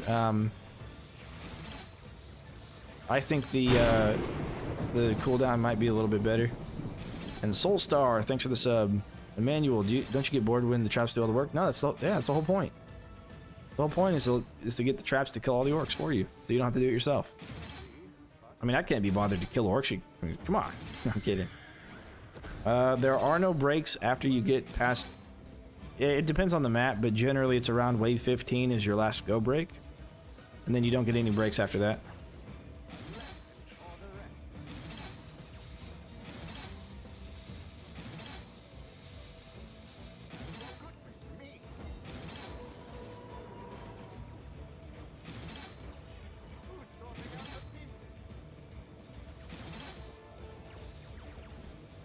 Alright, and we can take this dedicated time to answer some questions on YouTube.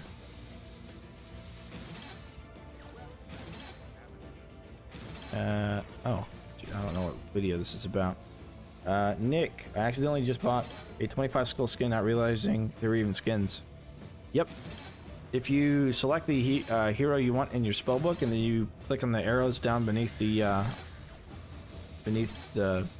icon for the hero, then those are skins, and they cost 25 skulls. They used to cost 50 back on Stadia.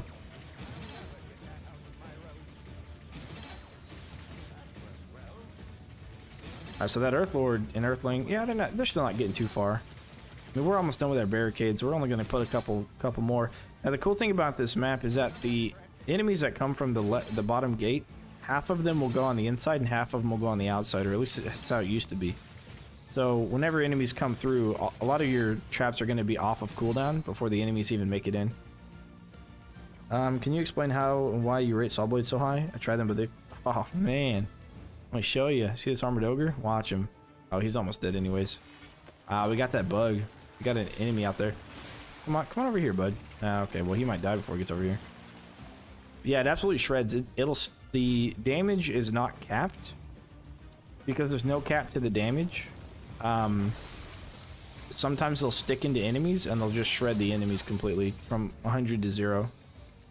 So it's the best way to take care of some of the guys. Oh, come on, dude. Okay, let's see here. There's a spot. There we go.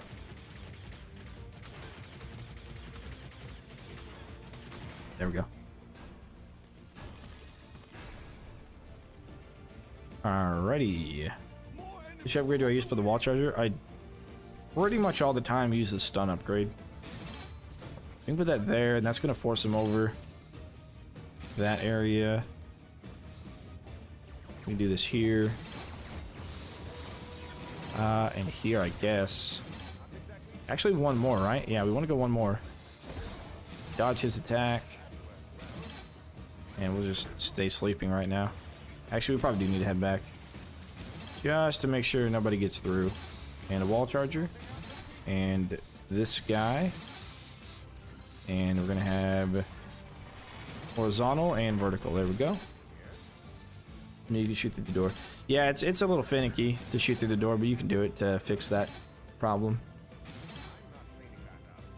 The worst part is when it's like a troll and it's really late and they're out healing your damage. I don't really care for the acid geyser too much. I think that the brimstone is better, but as far as all of the acid traps go, I think the acid geyser is the best of all of the acid traps.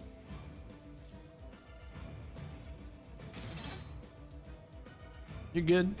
I'm not a grammar person, so you can misspell all you want. And then we're essentially going to line this outer wall with all the traps first, and then we're going to kind of work on the inner wall. And then we'll start building arcades out to the other gate, and that should kill everything. And then we can even open this last barricade to allow everything through the outside and inside and stuff. And we'll see what they do. But you can barricade back here as well across the front here, and then let them go up the stairs, and then barricade around the rift. As a matter of fact, that might be what we do. We just build outside on the outside wall, and then start building backwards towards the rift. The unique on the wall blades I have is bleed. I think it's better overall. But it really depends on what you want, on what kind of upgrades you really want. So yeah, both of these will bounce back and forth.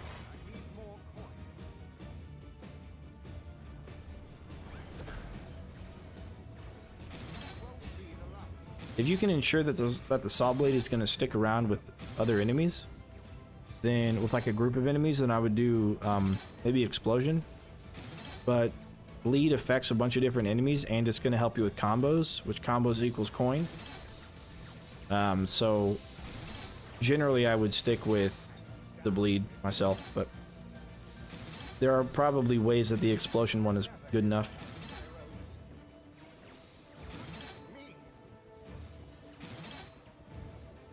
John / I still don't know.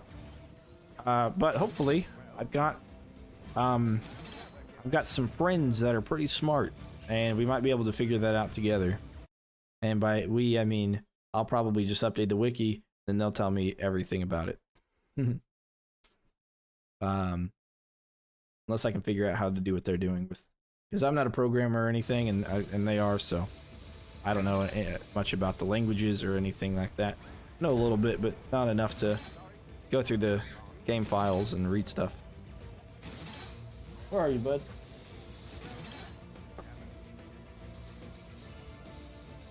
Thanks for pooping on the floor, bud. You're now joined with our bird, and so I hope he doesn't press a button that you don't want him to press. I see his commandeered my keyboard. And there's a reason I no longer have a webcam. Oh, good, I'm a programmer. I still don't do that. Yeah, I mean, I would like to see figure out that stuff with the wiki, but yeah. Okay, we're going to put these horizontal and wall traps up there if we can.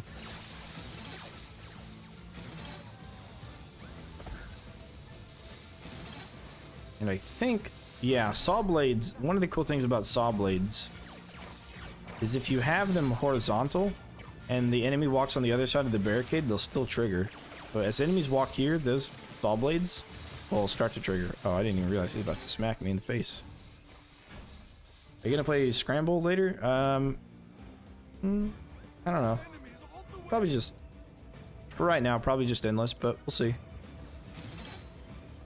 Why don't they release all the stats? I have no idea. I mean, they have a pretty small team, so they maybe just didn't dedicate anybody to that position to release all the stats.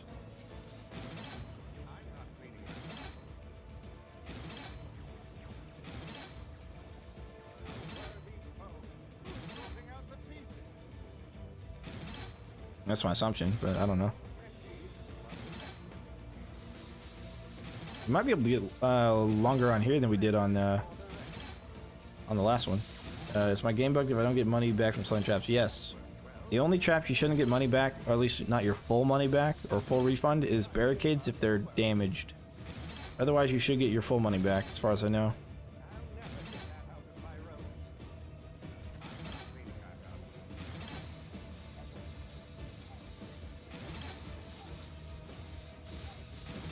Alright, I think we're going to sell some of the traps out here. We're going to sell that saw blade, those lasers up at the top, just everything that's kind of like here where these guys are meeting in. And we're going to just build on the other side. Yeah, I would, in the link below the video is a Discord channel. I would maybe check them out, and that's Robot's Discord for Orcs Must Die 3, and put it in the bug chat, but they're aware of it. Other people have mentioned it.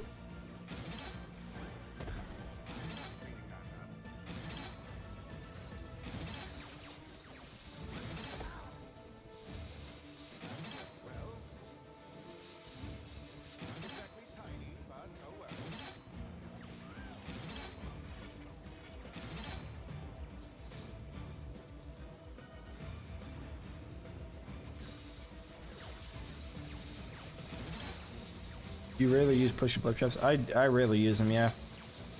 I think they're okay. But I just have so much more... Oh, I didn't even sell. I just have so much more success with kind of everything else that I don't really use them.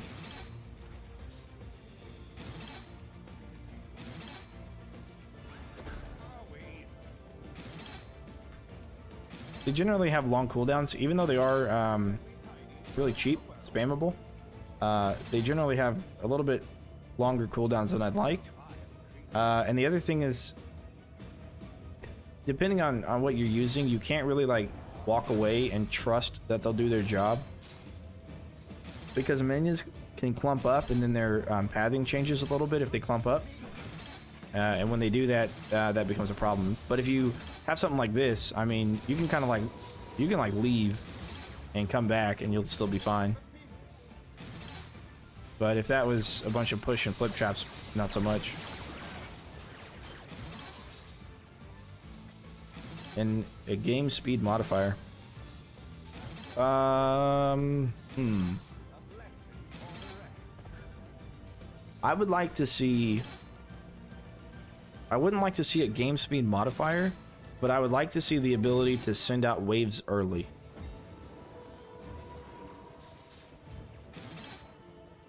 What about a quick path? You can funnel the mobs into the edge of the walls and shove them into the lava pit. Yeah, that's really not the best way to go about it, in my opinion, because you have so many big guys. Sweet. And... yeah, I just think you have too many big guys for that. Because push traps don't push big guys, only flip traps do. And flip traps don't knock them very far, so they have to be on the edge for that to even work. I'm not sure, but I'm definitely sure Skylark's OMD, yeah. What's the difference in damage type? Acid, arcane, or fire? And I know lightning is good versus armored.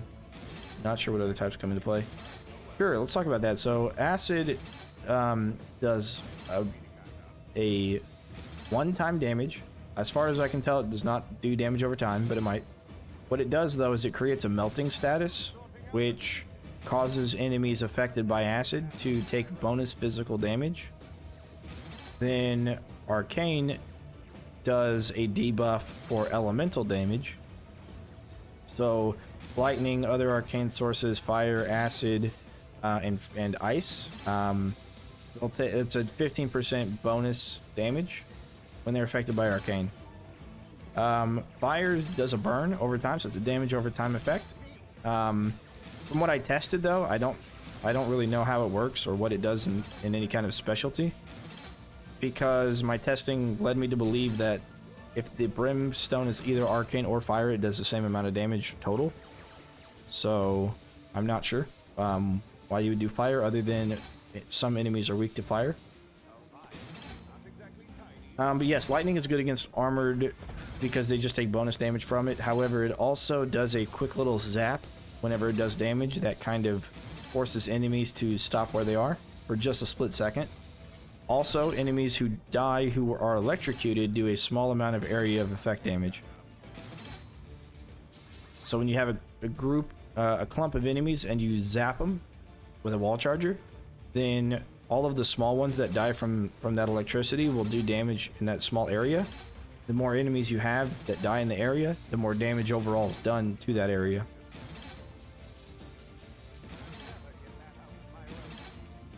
And then there's other things like bleed. I'm not sure what it does. And you got confusion, you've got fear, you've got distraction. Those three things send enemies backwards. Freeze creates a brittle effect, which causes enemies to take bonus damage from ice and physical sources. And the stone staff creates a similar brittle effect, but it only causes enemies to take bonus physical damage and not ice.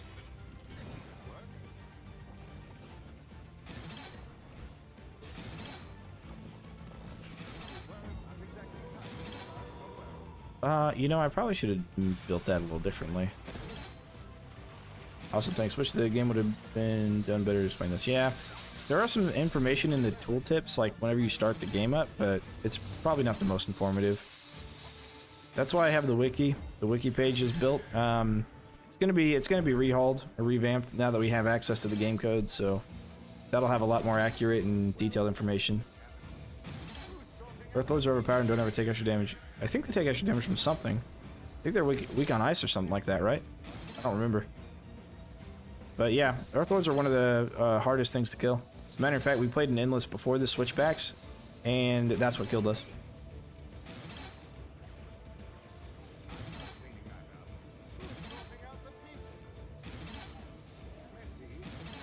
Have you tested maxing one element versus using one of each, and which is better for damage output?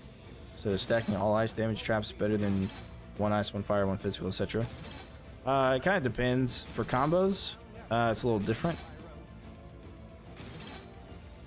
But I tested each trap individually, and then I tested the tooltips. Like when the tools said that freeze causes brittle or something, I tested that as well. So I would freeze someone, then hit them with another freeze, figure out how much damage it does, figure out how much bonus damage is taken, that sort of thing. The more things you add to a test, the harder it is to get an accurate reading. And it's also difficult because you have to have the right kind of enemy. For example, when I test fire traps, I have to use Orclord. So I come to this map on wave 2, there's an Orclord that comes out of the top gate, and I use him to test. The problem is if he breaks apart from the fire damage, then I now have to contend with any kind of damage that was done to the Earthlings and the Earth elementals that pop out of them as well when I'm looking at the damage overall amount. However,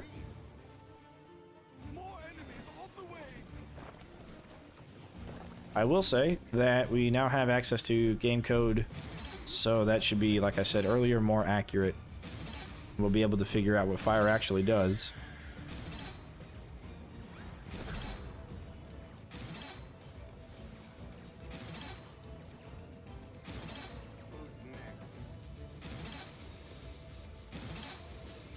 And I have a bird sitting on my desk watching my monitor screen, and I'm being very excitable about things that are happening, so that's pretty weird. He's pecking at the monitor.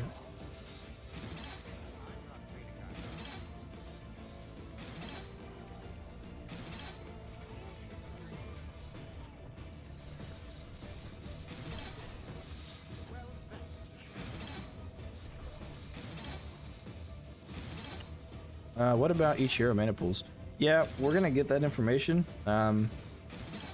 Currently though, if you look at my hero video, I updated that today with a pinned comment, kind of explaining the health pools, and the mana pools are the lower health, the higher mana. About combos, I don't know. There's probably a formula for combos in there, and once we find that, we'll update the wiki page on the combo section. Did the Steam release come with any changes between Stadia and Steam? Oh yeah. Oh yeah. Oh yeah. Quite a few. For example, I'm pretty sure in Stadia all the heroes had the same hit point pool, but now they don't. Now I found out they don't. On top of that, some of the traps were changed. Like the laser used to cost $650 max upgrade, but now it costs $850. I think the saw blade launcher was $650, now it's $7. They added the new traps, of course. They made Endless harder. I don't know. I think they did like crowd control reduction, like we asked them to from day one. I think they implemented that in there, which is good. What else? They changed Endless modes. This used to have fire elementals, and Great Room used to have fire elementals as well, but they got rid of those. Probably in place of it, because they just basically, they're like, we need to make it more difficult or explosion. But then they changed their method of thinking, and they got rid of that and decided they would do instead, they would do crowd control reduction.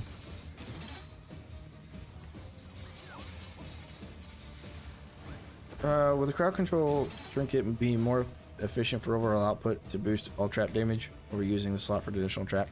Yeah, you know, in this setup, I'd probably use it instead of bringing the ice spitter thing, this thing, the fire hose.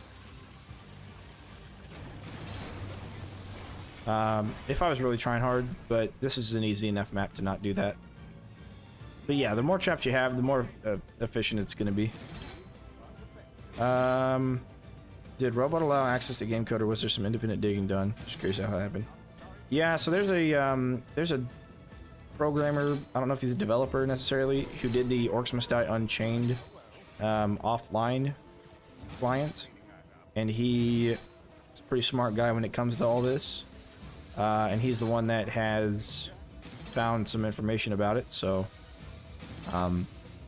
it's not like a bad actor or anything. He's definitely part of the team to help Robot out. But he saw the stuff that I did with the wiki and with all my testing that I did without code,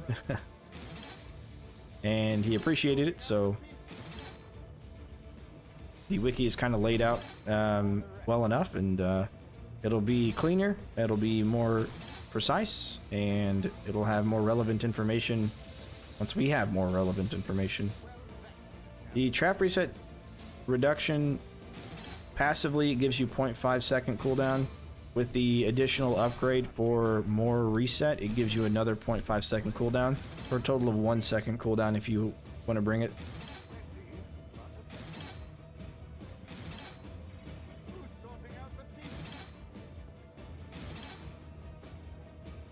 I swear, this bird on the desk, he's biting everything. He's already tasted it, and he just wants to keep on tasting it. I don't understand. Yeah, of course.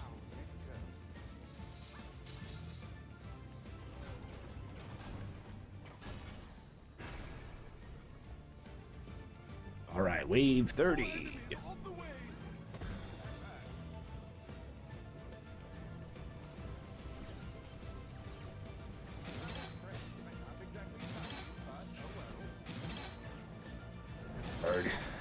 Birdie.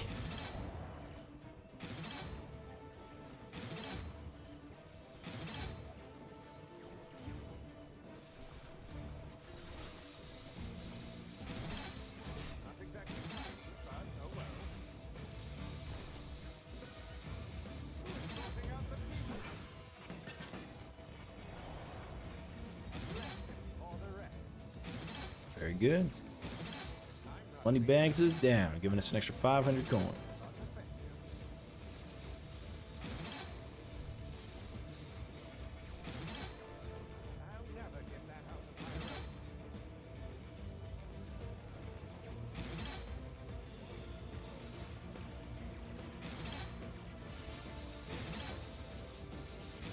And if you're wondering why we AFK after a certain point, that is because we do not want to accidentally take damage from something that will hurt the barricade.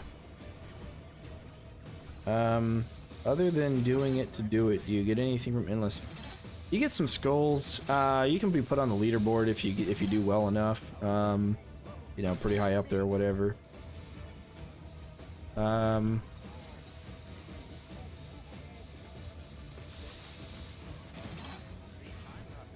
Other than that, no, not really. You just get to watch a bunch of orcs die, kill a bunch of orcs. You know, I wish they had other achievements like they had in Unchained, where they had like kill like 1 billion orcs, or collect like 500 million coin in one game or something like that. That'd be pretty cool. If they had like some really hard to achieve achievements. But that's just wishful thinking in the future. Hi Curie DS. Thank you for the sub.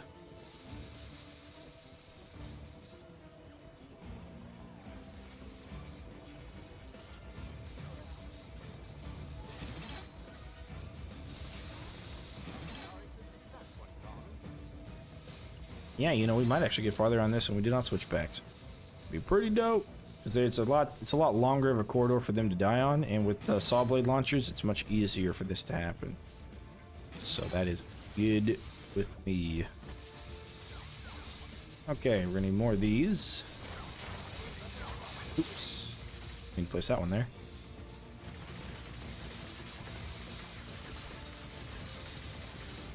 Sure, there'd be more achievements. I hope so. I'm looking forward to it.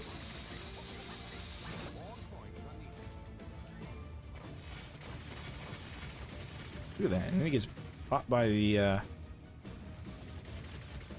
need to not let him take the other side. Nice. Okay, cool. But can't even get the ones that, yeah, that's true.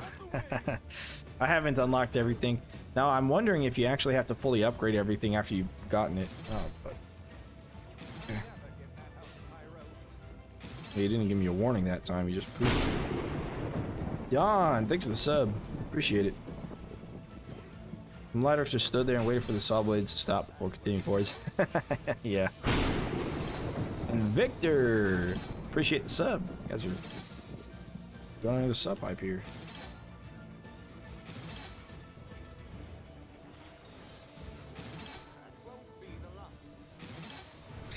Oh, careful, careful.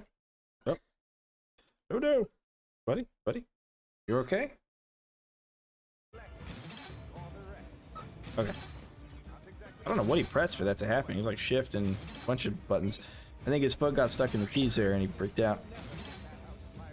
Just finished tier 3 of Scramble and picked up 18 skulls. Nice. I like this map. You could double saw blades and they won't fly off the map. Yeah, exactly.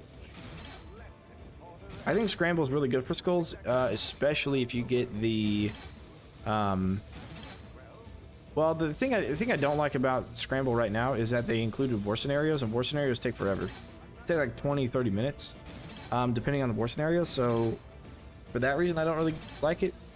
If they got rid of the war scenario, then yeah, it might be the fastest way to get skulls in general. But if you can get the extra drop chance for droppables or consumables, then it's probably the best way to get skulls. Especially if you get it early on. Then you'll get a ton of skulls.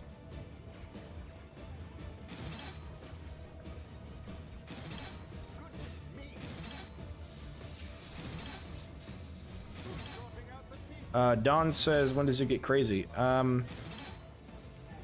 yet. I don't know. We're wave 31. Now we got switchbacks on wave 40 something or 50 something. So we should be able to survive longer than we did on switchbacks. Because A, it seems like we're getting more money. B, they got a lot longer to walk through the kill box maze.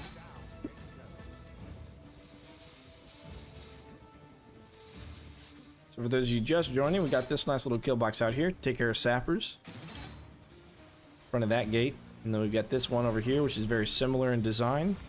Take care of sappers from this gate. You even could extend the barricades out probably to here, maybe. But sappers will gain speed, and I don't want them to get to this point to blow up and hurt the Cades, so we're not going to build any farther than that on that side.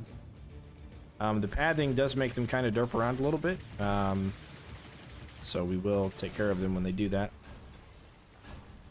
Okay. Oh, that's interesting.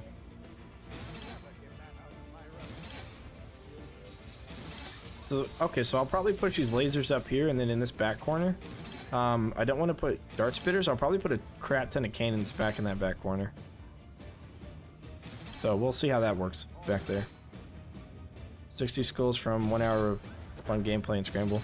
Yeah, about a skull per hour or a skull per minute. That's what you get when you run through Rift Lord. You get about a skull per minute. And I think it's a little bit faster if you do the skull farming. It's about 2 skulls per minute, depending on how many times you've done it. It'll get less, but you can do it like a handful of times on the same map and go really far with it. So don't get stuck again, bud.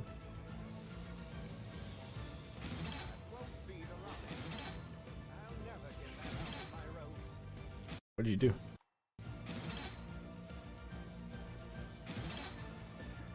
Okay. That's weird. I couldn't switch my weapons or anything. And the gnolls just walked past me. Huh. Well, that worked well.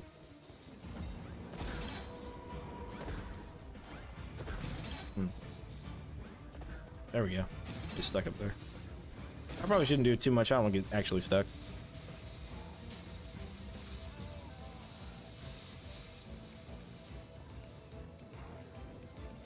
Okay. Need to go and sell those lasers. Yeah. First map was much faster. Yeah. It was. I think, you know, it was a shorter distance to the rift in the kill box. Oh, I haven't even started recording. I'm a goof. Well, I guess this will go up as stream quality then, which is not too bad, but you know, could be better. We'll do a bunch of acid shooters back there. But this one's we're probably gonna get farther on this one than we did the other one, so it'll take time, but we'll get there. And we'll just stream until, I don't know, what, another 6 hours? Yeah. Maybe even into the night. Who knows?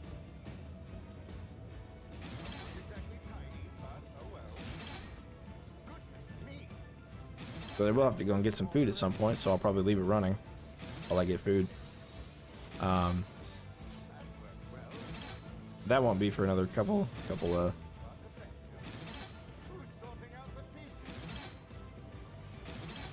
yeah, that's pretty smart, Jake. I'll do that. Thought about maybe doing that on the thumbnail. For the endless ones that I'm posting right now, the thumbnail is just there because I'm just playing it to beat it, wave 25. But for these, getting as far as I can kind of thing, yeah, I might do that in the thumbnail as well.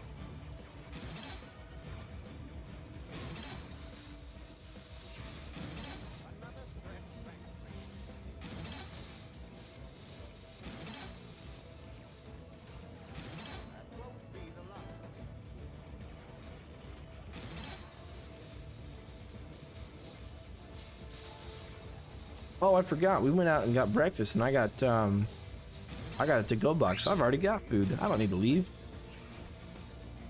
Yeah. I just remembered that. I'm starting to do that now when I go eat places. If they have like because a lot of places they just give you too much food. You don't really need it all. This game is too short done. All the content's in the day. Yeah, I mean, it'd be cool if they had like a... I think you can do it within 24 hours, but like a whole day, it's a bit of a challenge, especially if you're new to the game. Even if you're not like me, weeklies are pretty tough for me, so that's always something to consider, doing all the weeklies and stuff as well. What's a good way to deal with Fire Lords every wave and scramble? Is there one? Stone Staff. Headshot with the crossbow, and then stone staff when they break. Well, Windall, thanks for the sub. That's kind of how I do it by default, but ice dart spitters are really good, and when they break open, it's also really good to have gravity pillars to pick up the firelings, so that way they don't destroy a barricade. Because even if they're next to a barricade, as soon as they get picked up, they no longer will damage cades, even if they die while in the air. But, I mean, when you first start, it's going to be really tough. Especially because you get Rift Lord difficulty on the last 2 maps on Scramble. And you kind of need Stone Staff for other things. It's kind of a blessing in disguise, though, because when you kill Sappers or you kill Firelings, they do area of effect damage to other enemies. So it can kind of help you, like, take down other enemies a little bit. And yeah, you're probably right, Jake. I mean, I tag all my stuff, and I kind of look at using the algorithm to my advantage a little bit in the videos, so... And Oscar says, I wish they put endless war scenarios in the game. So many traps we can't use. War scenarios feel epic to me. Yeah, so I've done war scenarios on endless. There's a video on that. There's a video on how to glitch it, but you have to be on Stadia to do it. Bewindle, good night. Take care. However, Oscar, I will say that it takes forever to get to wave 25. It took me about 2.5 hours for each. Oh, don't step over there. Yeah, for each war scenario, it took me about 2.5 hours to get to wave 25. So I wouldn't recommend it. It is a cockatiel. Yes, we have one. One cockatiel. It's a baby cockatiel, so likes to step all over my keyboard and climb all over me and gnaw at all my cables and yeah. Currently in the molting phase right now. It's feathers and fluff everywhere. Tell you.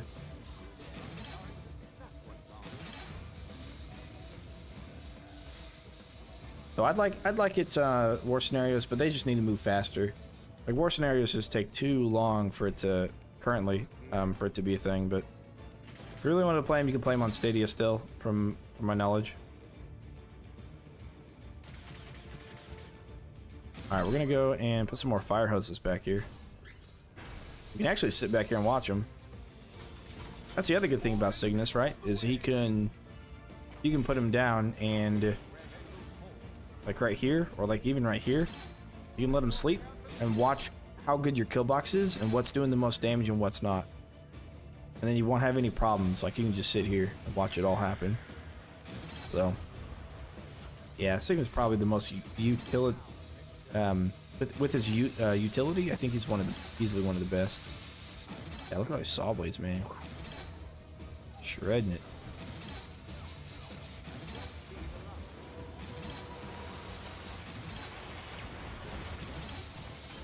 I kind of wish the acid would leave a residue on the ground that they would pick up as they move around here, maybe.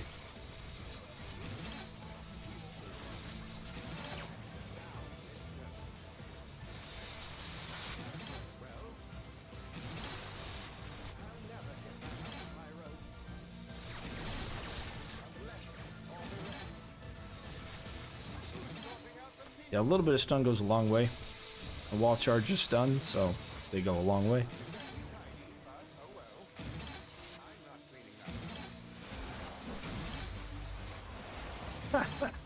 Oh, they were late on that one. That Earthling just like ran past it, and then those cannons were like, "Oh wait, there was something there," and then sprayed and tried to chase it. They missed. They missed hard. Way off bat. Let's put a couple more.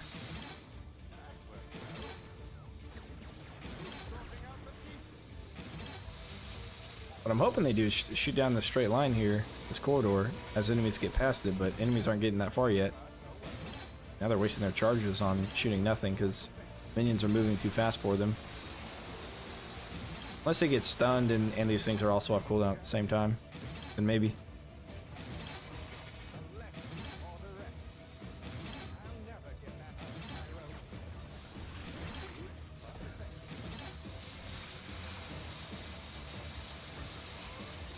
I guess if I got a clump of enemies, it's probably going to be okay for them to be there and doing that. Oh, there we go. Now they're spraying this guy. Kind of look a little bit weird with the green on. Maybe a little bit.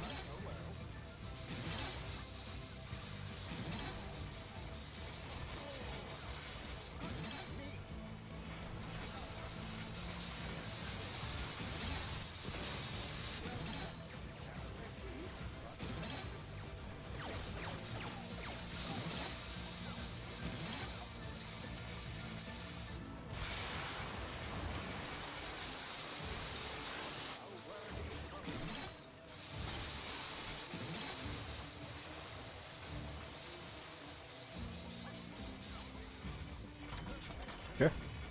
Then what we'll do is we'll do a dart spitter here in this corner. Oh wow, yeah, good combos there. But we'll do that after we are finished with the wall traps. We actually may not do that yet, because we do want them to walk through, and if they're on the inside, we don't want them to freeze necessarily, so they can finish walking through. As a matter of fact, we may get rid of these two freeze traps. That way it doesn't stop them from walking through the rest of the kill box and take up any more time.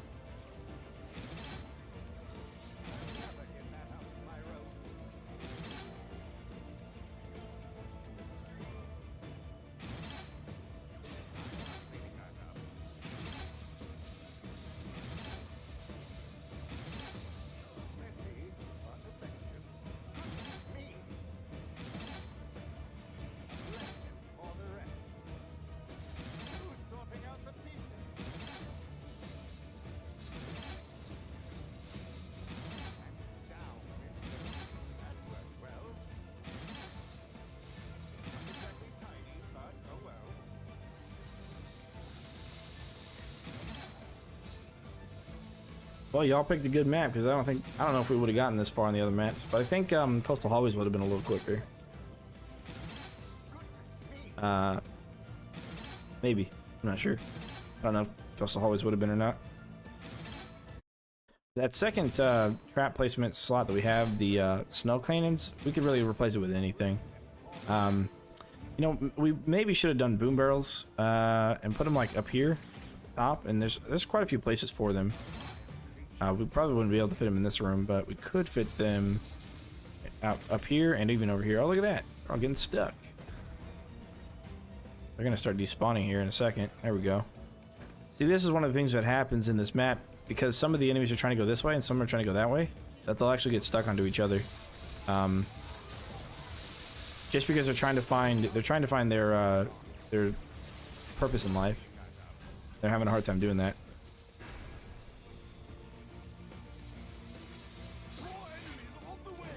And I understand it. I understand. Oh yeah, we need to fix this floor spot, so we'll wait here. Are there any traps not just that are just not worth using? Yes. The decoys are not worth using at all. And I would say that archers are kind of also not worth using. But there is maybe a use for archers. But usually I would say decoys are pretty useless.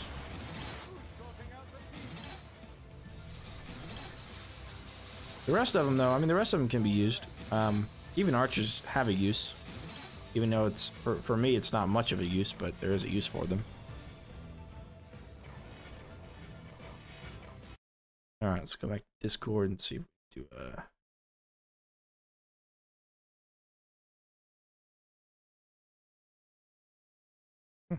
sure.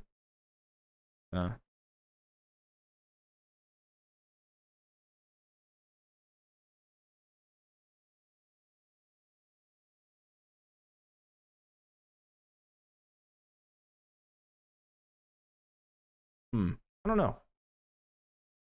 Would a wiki channel on the OMD server be helpful? Do I still think the elven short swords are rubbish? Yes.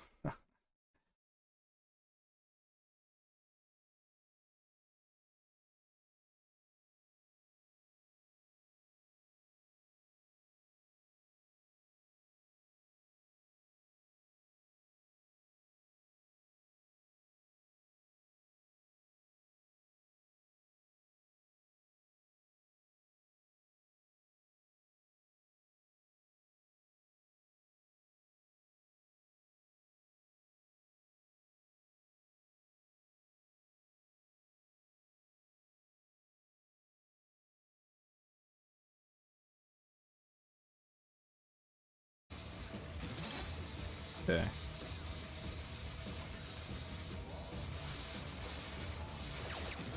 I'm gonna have to retest the elven short swords. What they were supposed to do is increase the speed in which the elven short swords attacked with the upgrade, but when I tested it, it wasn't by hardly any. So for me, it was kind of a little bit worthless. I like the speed they have. Also, my spear staff is bugged. I can't level it. If you have the pre-ordered blade staff, then you need to unlock the regular blade staff before you can level it up. If you're still not able to, in the Discord link beneath this video, that takes you to Robot's official Discord. In which case, there I would put it in the bug report.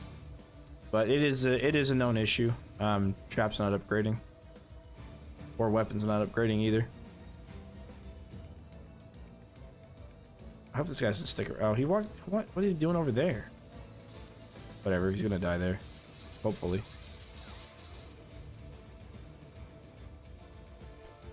It depends on what platform, Jake. Co-op, it's 118 million. That's pretty reasonable. Oh crap! I didn't mean to sell that one. When I was solo on Stadia, I got up to 103 million. So possible. Okay. do this with wall charges on this spot. And we want this to face that way, I think. And we'll probably build off of that way through the floor here. We do want to sell the last ice start spitter. On Steam, I don't know, but it's probably still doable to get up that high.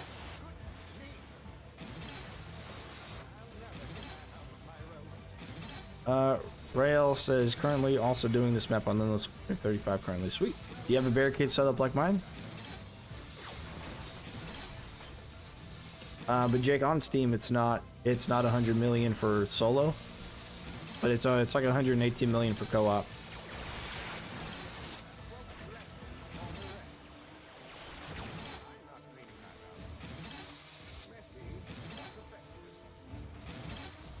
There you go. Yeah, it's really all about the traps you bring, I think, and if you're really chasing combos, you got to bring the right loadout. So maybe he'll share his loadout or combos with you. I don't know. There was somebody in Unchained that really got high scores a lot, and then he stopped giving out how he did it because people kept like basically they stole his work and took credit for it. Hello, just grinded this map and got to level 25. You're the looking man. Appreciate it. Always should take a look at Gabrielle's special. It sucks. Yeah, I agree. It still does. Yes, I do have the same barricade said. Awesome. So you're gonna be here for a while. You're gonna be here for a while. I like to think that this trap setup gives some pretty decent combos when they die, but I don't know.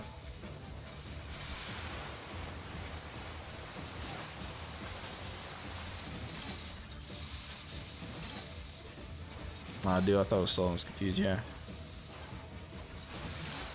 That'll probably put you somewhere towards the top with 30 million solo. I can't remember what it was, but yeah. Warwick, I love the teleport. Teleport's really good, especially if you're on co-op. If you're on co-op and you're the second player and you're playing Warwick, your teleport is bugged, so it actually teleports you double the distance. Alright, Ripper, you take care, man.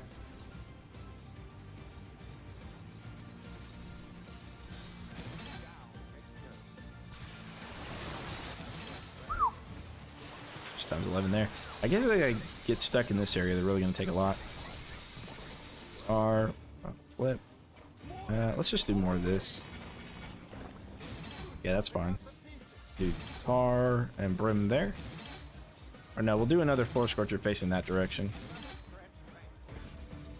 We weren't even trying to do combos. Not very good at it. Like Silver Stream has 4 times as many scores in some maps. Okay. Oh, I thought I was moving twice as fast when I typed. Nope. Or when you TP'd. If you're the second player and you play Warwick, your double jump is bugged to be twice the distance. Oh yeah, they're amazing. They're completely busted here. Matter of fact, I could put a bunch of them like going upwards in this whole area. Like those going this way and those going that way. Maybe I should actually. We got the ceiling space, and then the corners are not going to make much sense because they're just going to bounce out. But in the corners is where I can keep all my stunning. But I think it's probably better for combos if I have the chargers here, and stun is good for chargers, so it'll stick these guys where they are. Oh.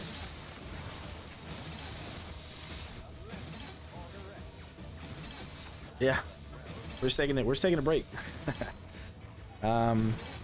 Nines, yes, if you are the second player and you're playing Warwick and you teleport, your teleport is bugged and will jump you twice the distance. You'll essentially, you're going to teleport twice with one cast.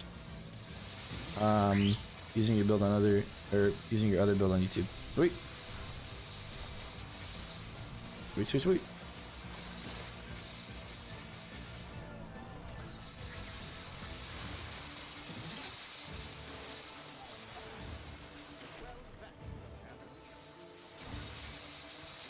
Pretty standard.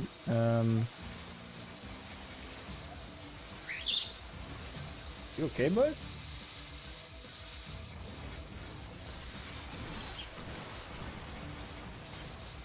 Alright, I think he wants to go back to his cage. I'm gonna go take him over there. Oh, do we need to sell anything? We don't, do we? No, I don't think we do. Alright, we'll go back to the cage in a sec, bud.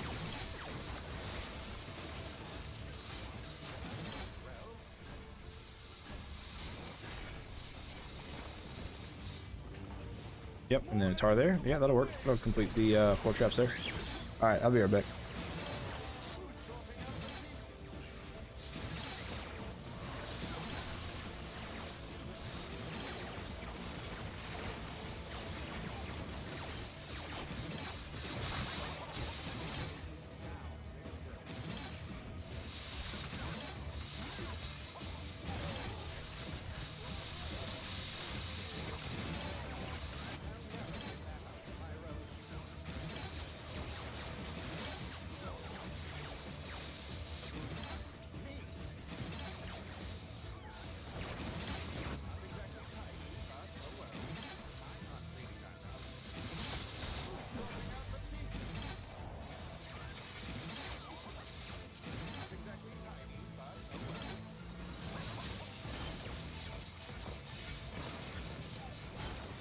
Held the upper floor on coastal and just did a maze pattern. Yep. But you get fire elementals, and that can cause a bit of an issue on coastal hallways. But it's probably one of the best maps because you can put everything through the center, like the center hallway, and then you can let them go up the stairs, and then like go through that like space that doesn't have a ceiling, and then you can start barricading in the rift room to force everything around the rest of the map. So you can literally use the entire map, and and you can route them really, really far.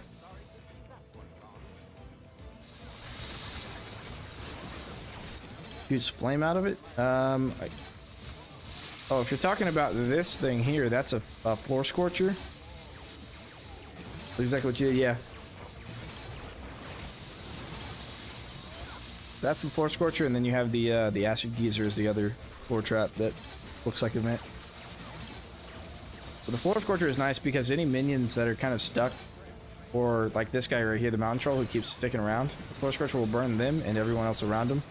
So you get a nice area of effect on it, and you get a flip, so that's an extra combo point if they get flipped.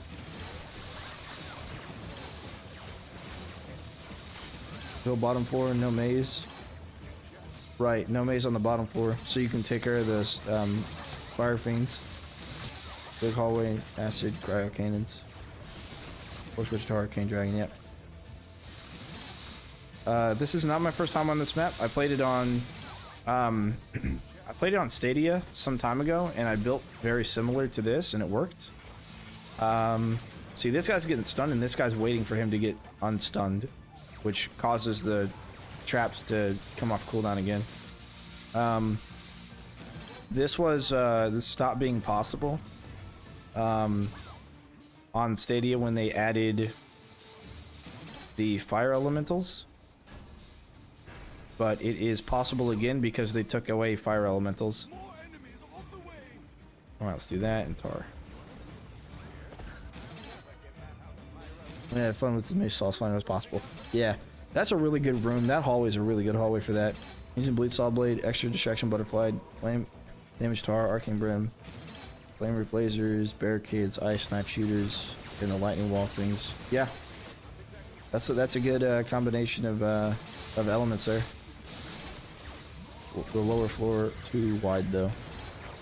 If you're not doing the yeah, if you're not doing the hallway, then yes, it's pretty wide. But the hallway itself is 3 wide, which is really nice. Because then you can build like a pattern like this that I have in front of this door. Or something similar. Oh crap! Sapper got through. Oh no! No! No! We need money! We need this kill streak to be over. Okay, we need that kill streak to be over so we can get that money. Oh no! That's unfortunate. Here I was thinking we were good to go. Golden, you know?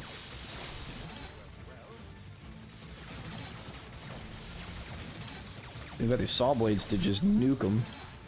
Nuke them here. Oh crap.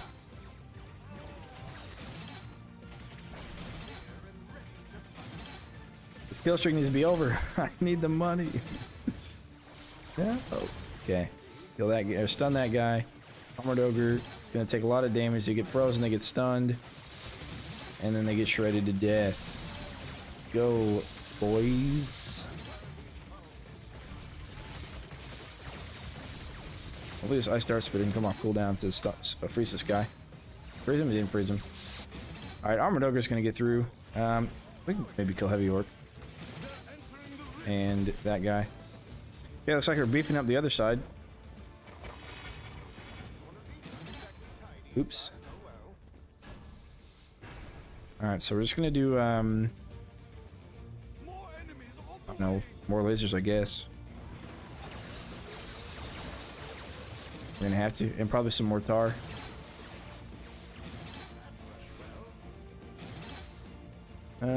Sorry, I had to focus on that for a second. These are more sappers coming out. They generally would die there, so I'm surprised that he got through. So we 53 minutes and got 100 plus goals. Yeah, that's good. Might want to play with 2 trap wide kill blocks in the same place with flowers. Yeah, flowers are really good at distraction. They're gonna make you quite a bit of they're gonna make you be able to go really far. There's 2 buffs that are got here for farming. One drops items to get headshots, and another that gives, yeah. If you can get both of those, then yeah, if you can get both of those, then you're gonna be farming skulls like it's nobody's business. Especially if you can get them before the war scenario. And then on the war scenario, you're gonna have a lot of mobs, so with the drop chance increase, you're gonna be really set for life. Yeah, we're gonna kind of like place a bunch of lasers over in this area, I think, to take care of the sappers. Sappers that come out of the bottom gate don't really matter if they destroy a cade, because they're gonna destroy the first cade they see, generally speaking, which is literally right there. So if they destroy the cades like in the very end of the kill box, then that's fine with us. But these other ones, man, they kind of ran up here and hurt the cades, so we should probably build out in that section. Yeah, you know, not every run's going to give it to you, and the runs do take a while. So one of the things I don't really enjoy about it, some of the runs take a while.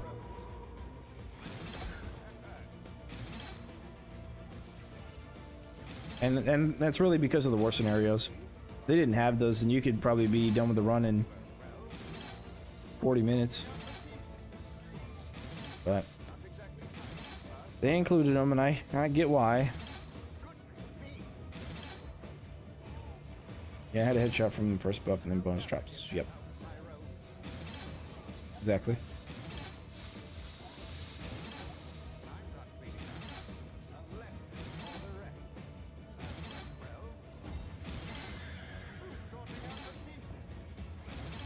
Okay, I'm pretty sure they all died. There's a chance of it being amazing though. You can get the debuff that spawns the boss, or my spawns. Yeah, you can get Zelzador, and he will. Yeah, it's true. It's true. You just want to make sure if you get him, you don't want to use too much crowd control around him, or else he'll just kind of be stuck freezing. And if he doesn't have a recent dead enemy, then he won't revive anyone.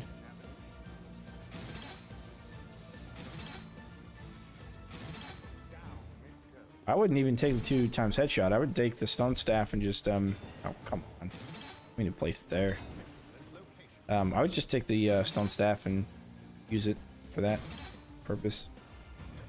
I guess here, there, and there. Yeah, I'm gonna sell that and move it over. So stun's going through on the other side, and we had sappers leak through on this side. We're gonna beef this side up a bit.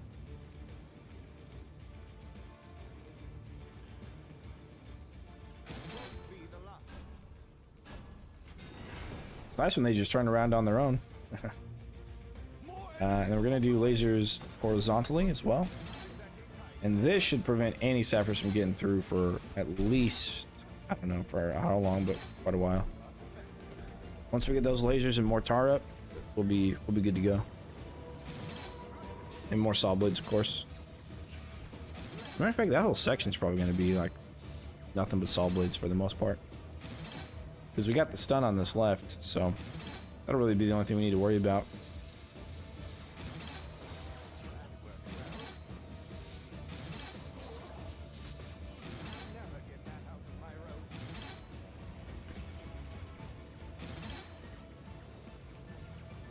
And I think we finished that side, right?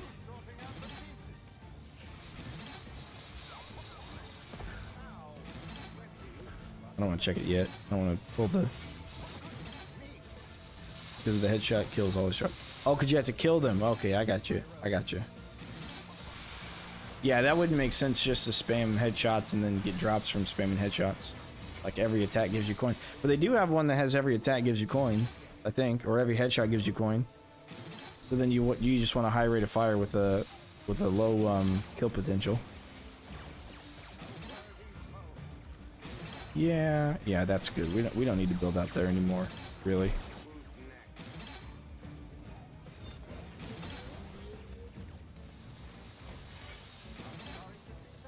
Yeah, I got you.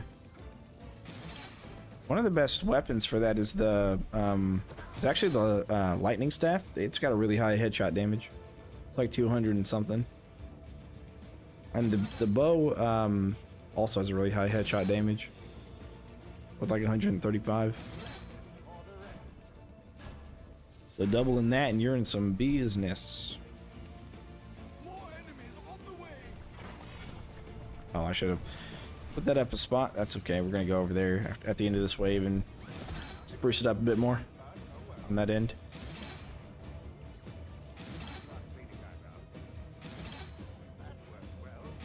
I still forgot to sold this ice on this side over here. It did help me out though. That barricade destroyed thing.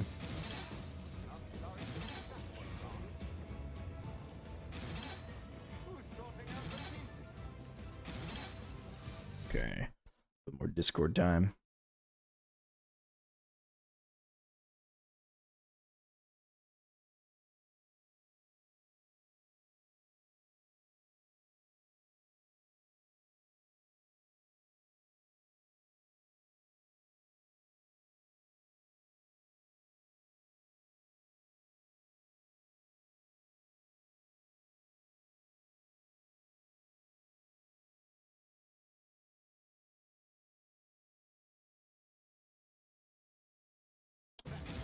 All right.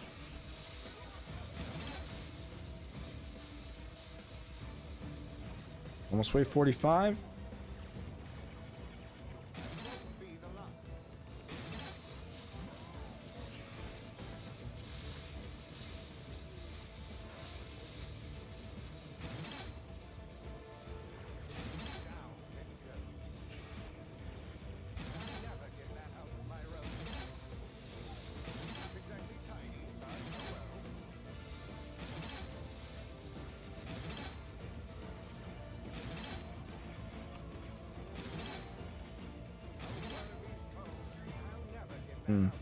Sometimes I get YouTube comments and I click on them and they don't show up. And maybe they're deleted or something. I don't know. I don't delete them. 2 weeks ago. Oh, okay. Oh, on... What was this one? Oh.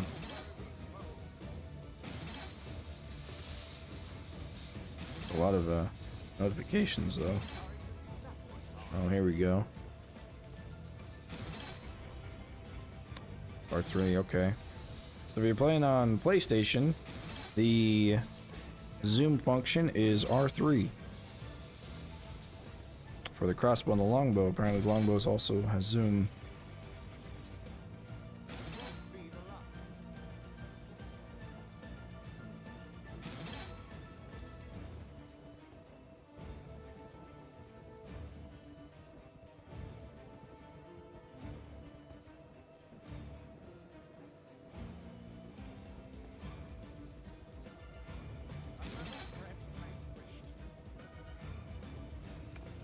Hey, that was another Endless Skulls question about not getting very many skulls. More enemies on the way.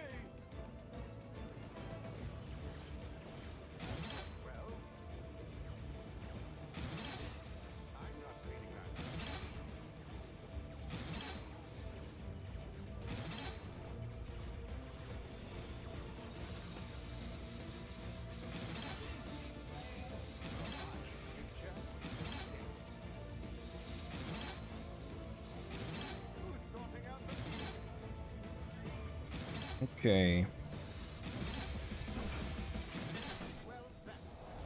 So far, so good. Wave 45, that's good.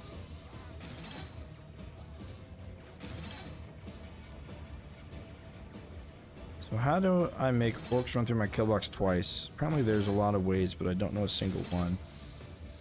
Sure, we've got... Oh yeah, I wonder how much longer I can go until my Xbox ends up crashing with 42. Yeah, we'll see. You know, you might turn down the graphics at a certain point if you get that far. Fear is one of those, yeah, Fear. From... Ghost Jar. And we've got Distraction from Window. We've got Confuse from Flower. Got Flip. Push. Use monster fast now. Yeah, they're booking it. Is all PS4 functions same to PC? I think so. Of course, you're gonna have different buttons, but from what I understand, yes, they are the same functionality. You can't get Fear from the Floor Scorcher, but you can get a Flip from the Floor Scorcher. I'll actually say Flip from Flip Trap or Scorcher. I don't know why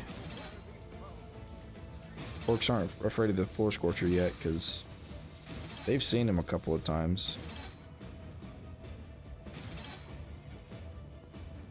From Push Trap and when it shoots flames. Well, they shouldn't have. Oh, is there a skull? I thought that was Moneybags.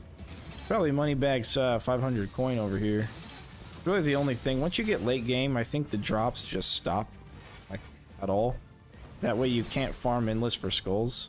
Otherwise they would have, you know, let you. Yeah, that's a 500 coin drop from Moneybags. We're going to do this, and this, and this.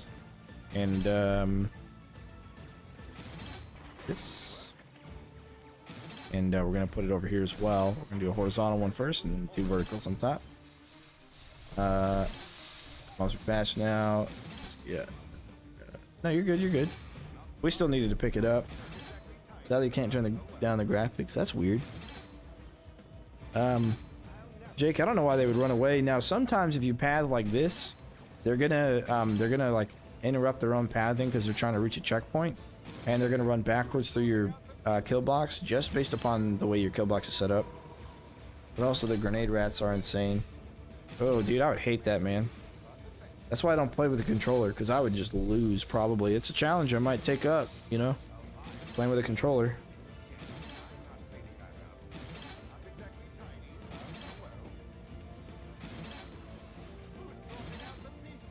Spike wall and some barricade setups.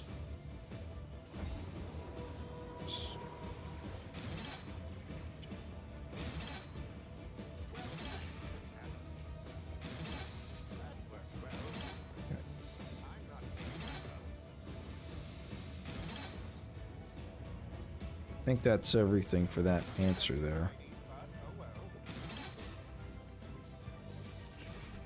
Okay. What else do we got? I think we took care of all of the questions on YouTube right now. Play the controller, I recommend the freeze blunderbuss. I could see that being a lot easier than switching to another weapon just to use the secondary, just to switch right back to the primary weapon to get headshots. I can see it maybe being easier to do the blunderbuss. It's a little bit unfortunate, but I guess that's a personal choice to use that. How get endless wave? Deed.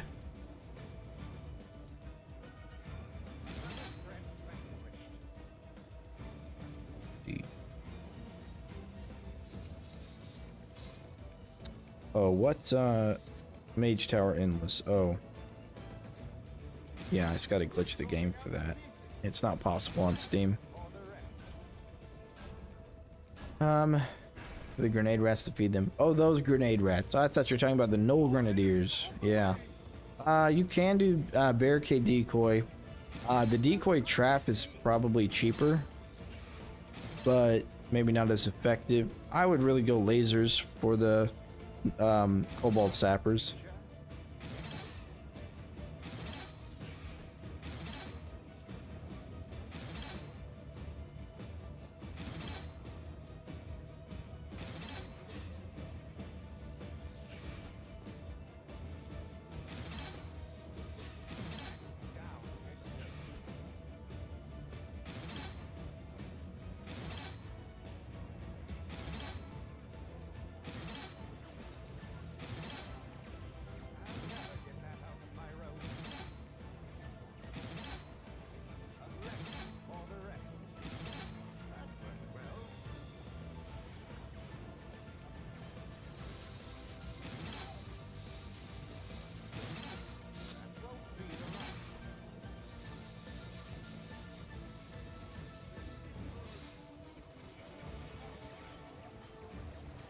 Okay, so far so good.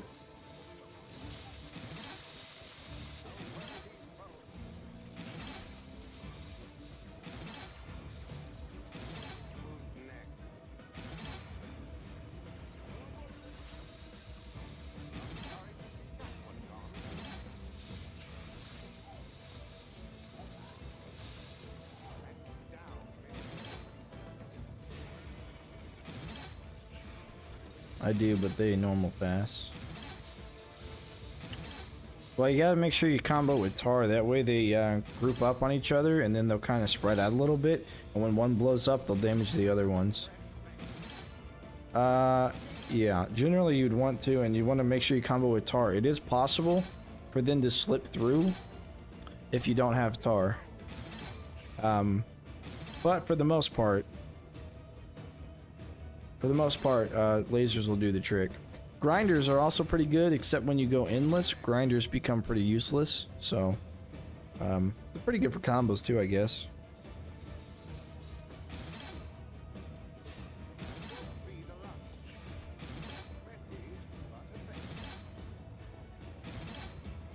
Okay, so let's see. My interview is on Wednesday. Wait, what time? 3 p.m. Good. 1 hour. Good.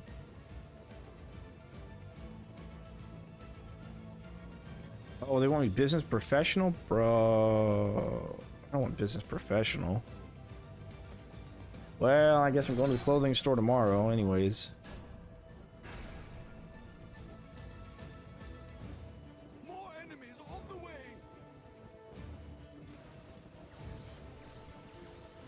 Gotta go to the library and print off a bunch of copies of my resume too, so... Yeah, I'd rather have it business casual. Come on, guys. I'm not trying to wear a tie.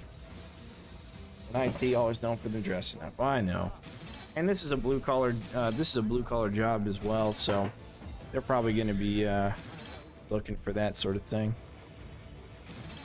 Why don't you just place a ceiling laser? Yeah, there are some curved spots where you'd place it, but from what I can remember, all the maps you really can get away with lasers for the most part.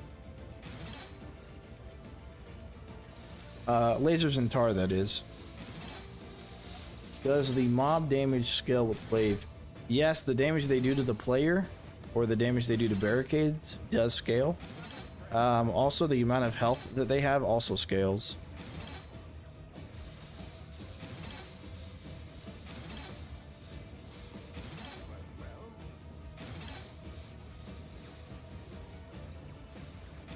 And from what it looks like, they also might have a crowd control reduction scaling as well. Which is good. They needed that. They needed that.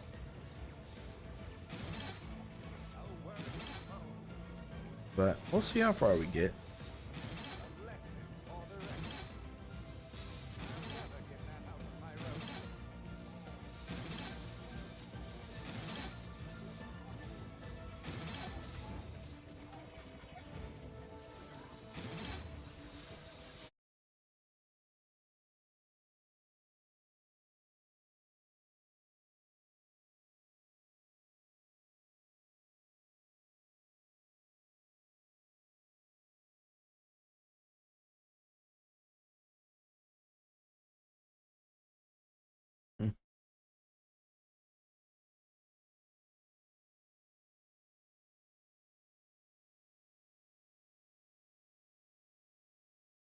Well, that's good. Yeah, the Wicked's getting worked on currently. That's good.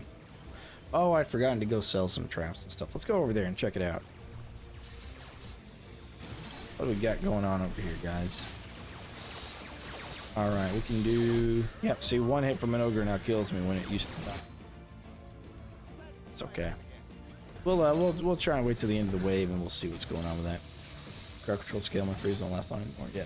That's what they needed to do to make it harder, and that's why I assumed that they got rid of the fire elementals. They put them in to make it quote unquote more challenging, but then they realized that that wasn't the answer, and so I wonder at what wave you get one shot by orcs. Yeah, I don't know.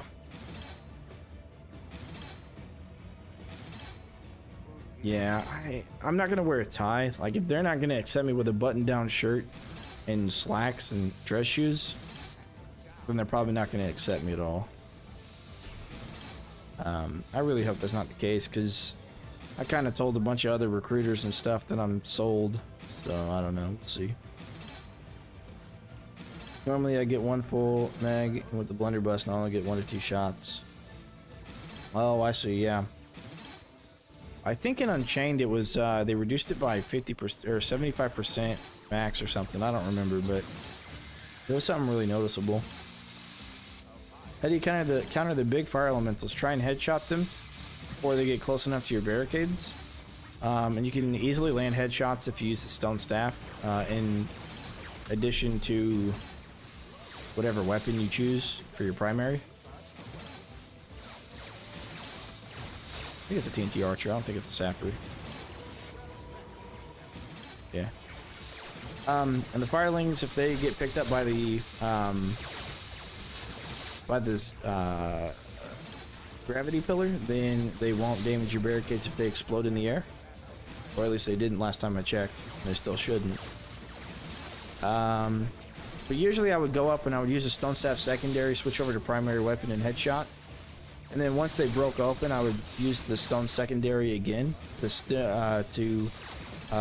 the firelings, and then I would headshot the firelings, and that worked pretty well.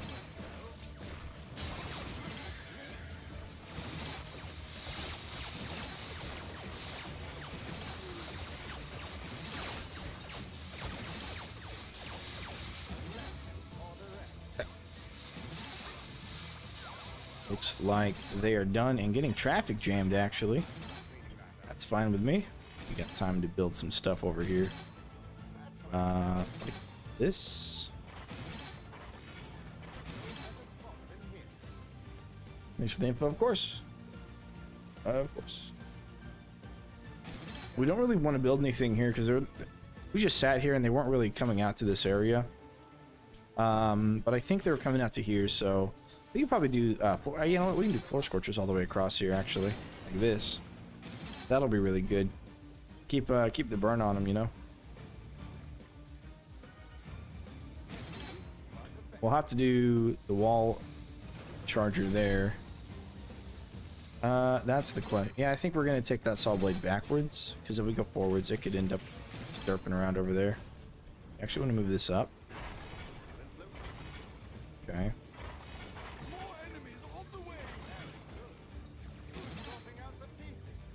I don't think it'll go through the grate.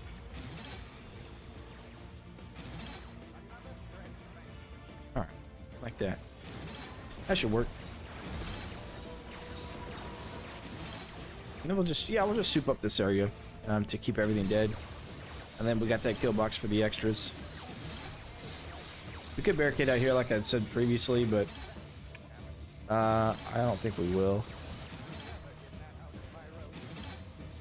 We really could push everything up against the side, but I think we've got so much damage and killing power over here, I don't think we need to. You, however, need some of these saw blades to trigger so I can see where they go in the ceiling. Okay, they bounce off the grate. That's good. Let me come back. That is good. And then what we're going to need, more of these going that way. Because it looks like the enemies don't come to this corner very often. Or to this side. It looks like they kind of stay within these two square tiles.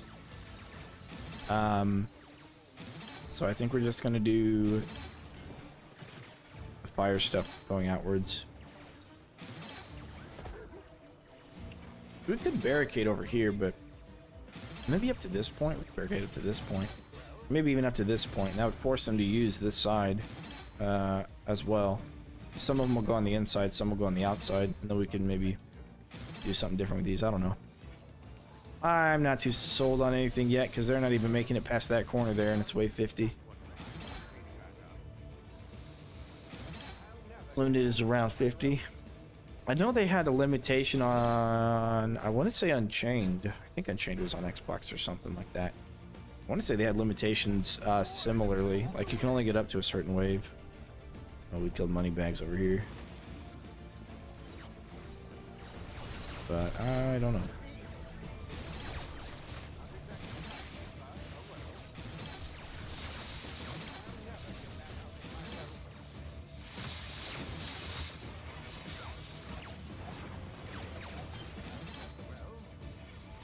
They still look like they're getting slowed quite a bit. That ogre, although it looks like his movement speed has been, no, he's still booking it. Maybe not.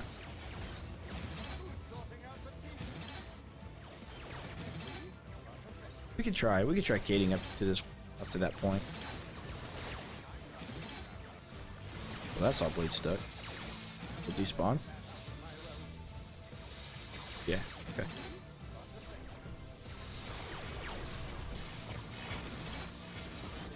Ooh. If I'm gonna AFK this, I probably want this to be, I don't want kids up here. I want to beef this up as much as I can. Does it drop FPS if you're not directly looking at the mobs? Not from what I can tell. I don't have an FPS counter, so I don't have anything to put on the screen for that, but or do I? Do I have an FPS counter?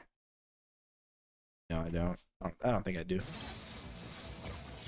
Unless Steam has something like that.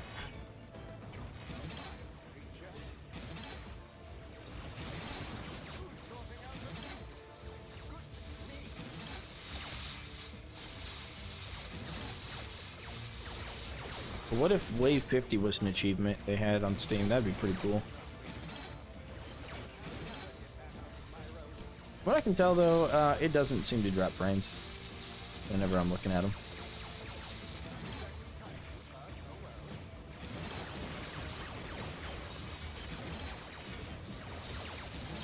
Steam does.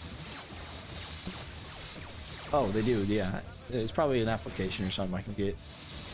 Oh, it's in Steam setting. Oh, let me go to Steam settings then. That's probably not it. Let's see here. Go to the Steam page.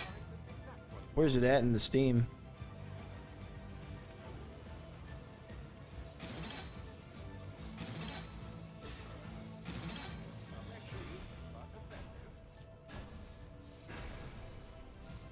On every map may not be, or may not just one map, because I think that would be too easy on better maps. Are you saying you don't think it's going to be possible on the better maps?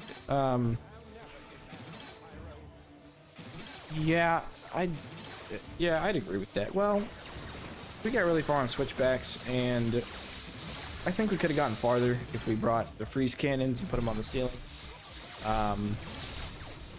Maybe. Bottom middle of the screen is just text settings. Steam app top left settings and game put on FPS counter. Oh, okay. Let me check that out then. I think I gotta have this open then. Library, game, top left, game.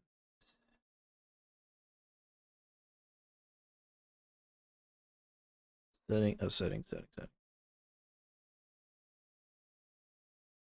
Oh, I see. Okay, broadcasting. Which one is it? Top settings in game. FPS counter. In game. Chat filtering. High contrast. FPS counter. Top left.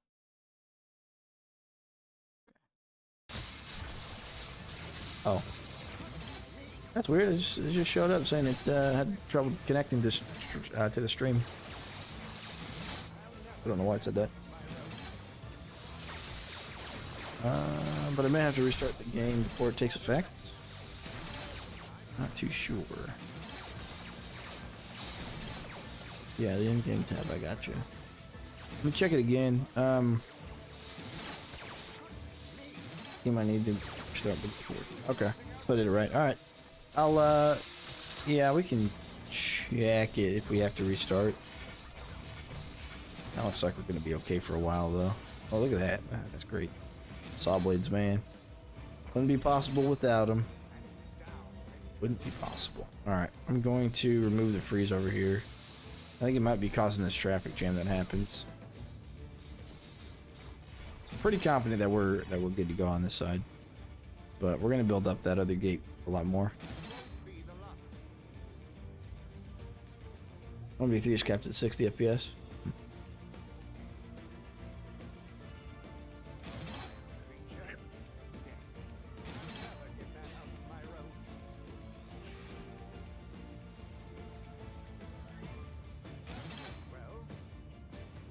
Okay, almost there. New ice wall traps, I think they're a little bit underwhelming. But if I had to upgrade them, I would definitely get the range upgrade.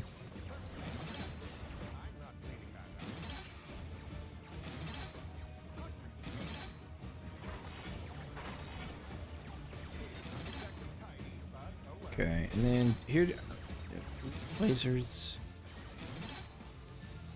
I think so. Back here we can do a bunch of those acid spitters, and then we can still do saw blades on these walls, but we'll put them up there. What are the best weapons at the moment? If you're gonna use an auto clicker for DPS, I would say the Scepter of Domination. If you were to say in general utility, I would say the Stone Staff. And for combination, I like to use a stone staff and crossbow with the extra headshot damage and the stone staff extra range. If you want to go for combos, I would do stone staff and longbow with bleed. Generally is what I would go with, but you know, the weapons they're all fairly decent. You know, you just kind of try to play with whatever and see how it feels for you. You know, having a favorite of something is kind of controversial. I think as far as melee weapons go, the blade staff is probably the best. But the broadsword comes in close second. Alright, so those guys are doing their thing. A couple of these. I guess we can put them all on this side too, huh? We can put a bunch of these acid spitters here. I almost want to do the blades first, though. So let's do blades first. We can leave one in the corner. Take the other one out.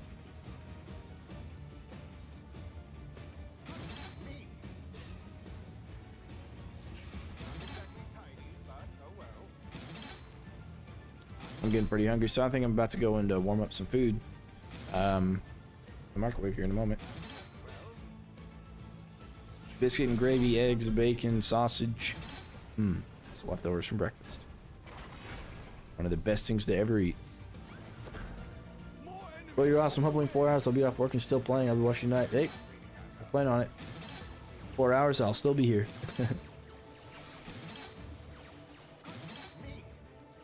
Appreciate it, Jesse.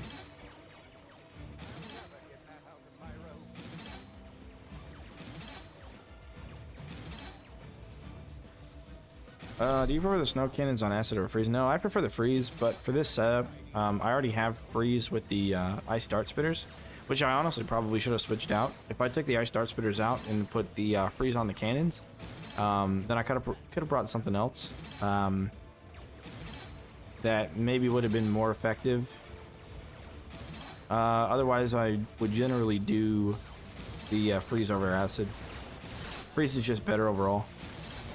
Why is you guys sleeping? What does it do? It makes it to where enemies don't target him, so it's feign death. So enemies won't target him while he's laying down, and he has health and mana regeneration bonus.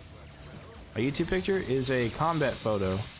Before deployment, we had to take photos, and I decided to take a funny looking photo. We had to submit it to higher echelon Marine Corps, and they had to look at them, so I figured I'd send them something funny to look at. The best turret out of the cannons, I would say the ice versus acid, but I think that the arcane ballista might be better. Unless it's a really high ceiling, then you want to take the increased range for the ballista. Alright, I'm gonna go warm up some food, so I'll be right back, but go ahead and throw some more questions in chat. As soon as I get back, it'll be like 30 seconds or something, maybe. I'll answer them.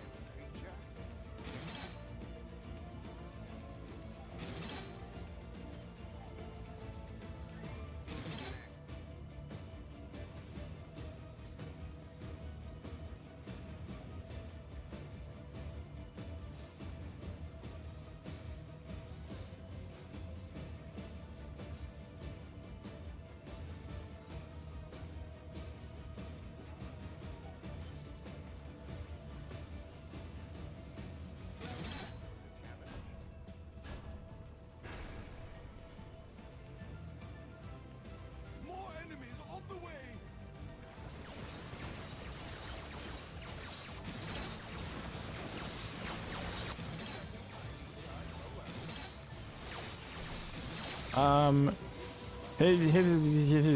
Miss Svina. Yes, he also gains additional mana regeneration on the ground. And combos will still make you more coins, except for an endless when you get to this point. Because everything is a maximum coin of 1 at this point. But yes, combos do make you more coin in general.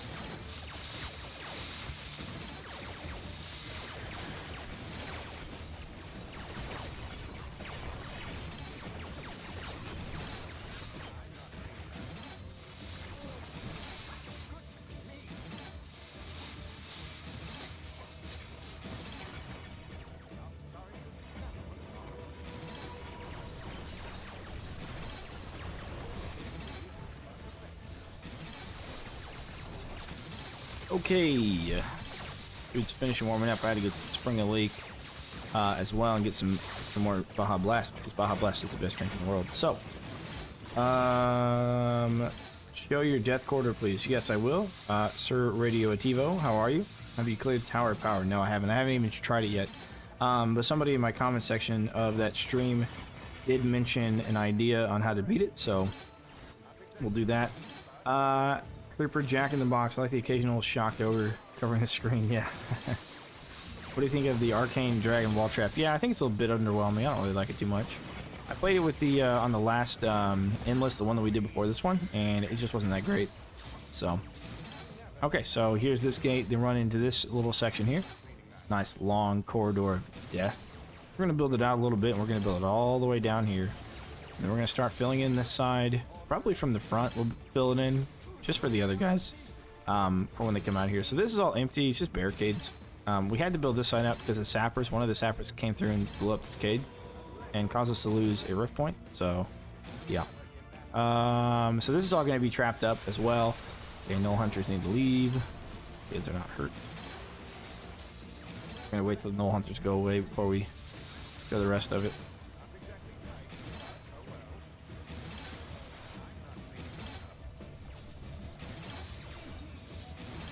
And Sir Radioativo, I am not trying... Well, yes, I am trying to crash the game. Yeah, I am. We'll see. See if it happens. Okay, what we want to do is not be in the way. Sometimes Cygnus can... His sleeping can cause enemies to back up from where he's sitting, so we don't want that to happen. Yeah. This is about the first time I think I've seen them get past that corner over there. So they're getting a little far now.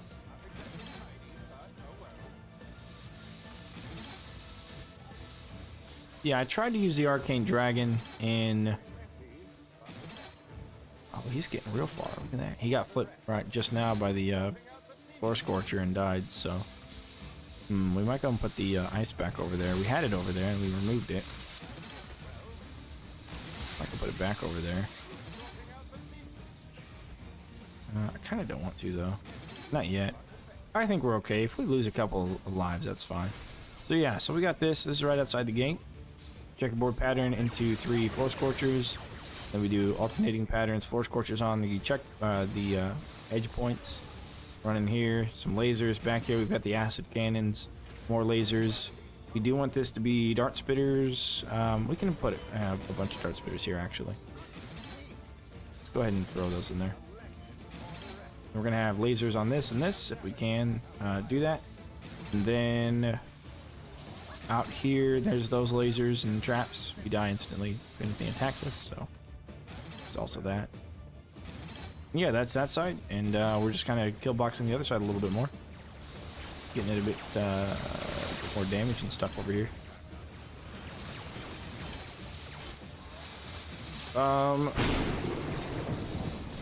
Man, I'm struggling on this map on Rift Lord. I almost Rift pointed.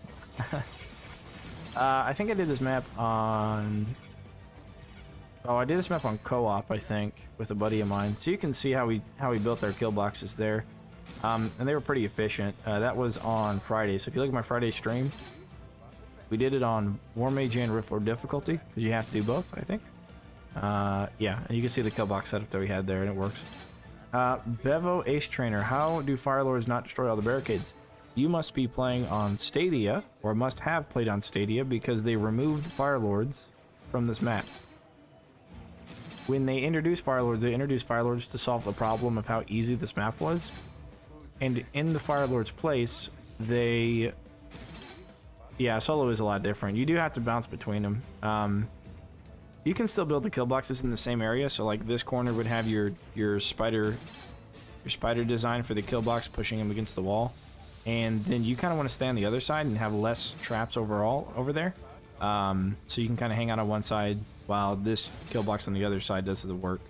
I think you want to hang out on the top gate, and you want your kill box to be efficient on the bottom gate, just because you get Earth Lords. But yes, Bevo, they have removed the Fire Lords from this map on Endless. And in place, they've given the enemies a crowd control reduction that increases throughout the waves.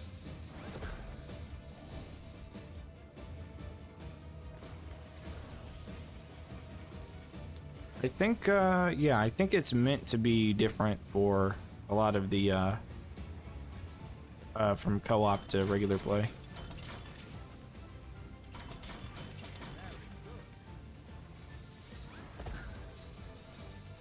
Okay.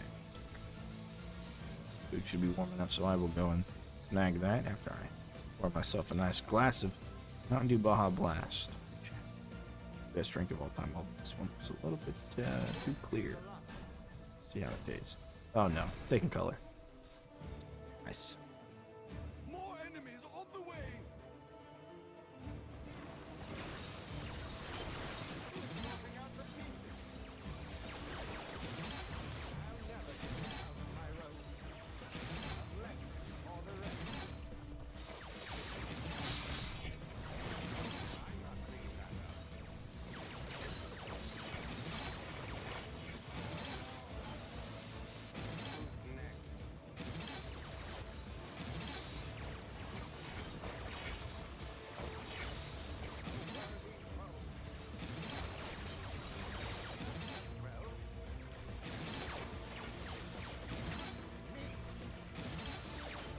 There are, depending on the map, you can have the Fire Lords and Fire Elementals. On Stadia, on this map, there are. Because Stadia has not received this update yet. I have a feeling like a lot of people moved from Stadia to Steam. Oh, you're talking about the Fire Ogres. Yeah, no, the Fire Ogres are not in this game currently. But it is the #1 enemy I wish that they added currently right now is Fire Ogres. And then this would be impossible if they added Fire Ogres. And it would be another good reason to bring more ice as well. But no, Fire Ogres are not in the game currently.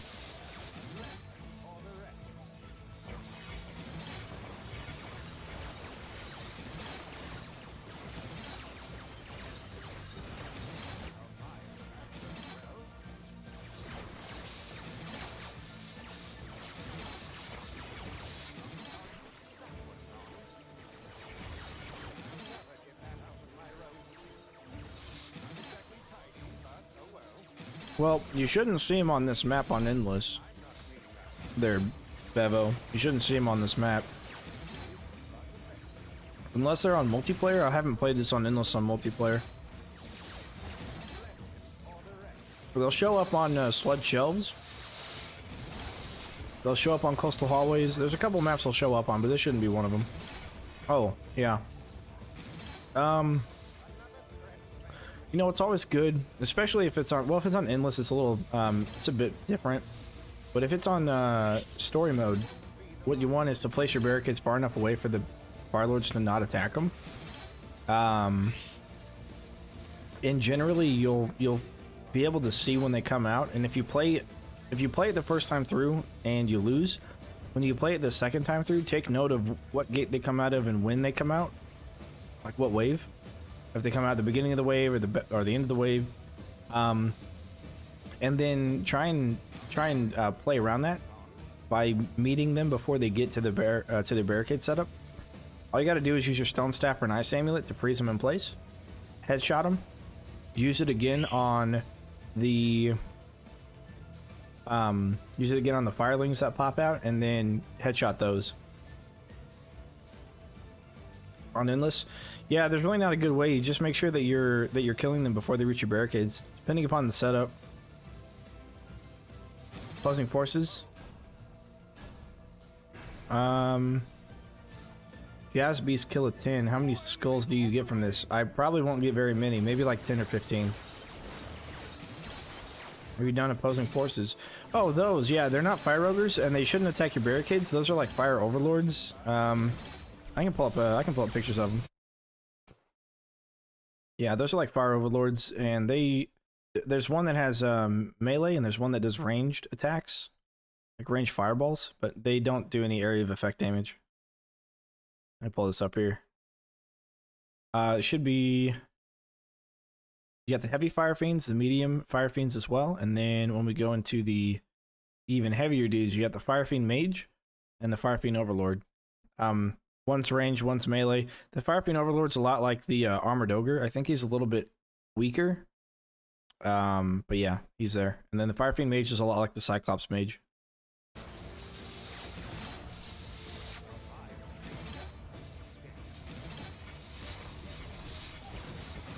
Oh, that's until wave 56 close quarters. Call it quits due to lack of frames. Yeah, hopefully we don't reach that issue. I mean,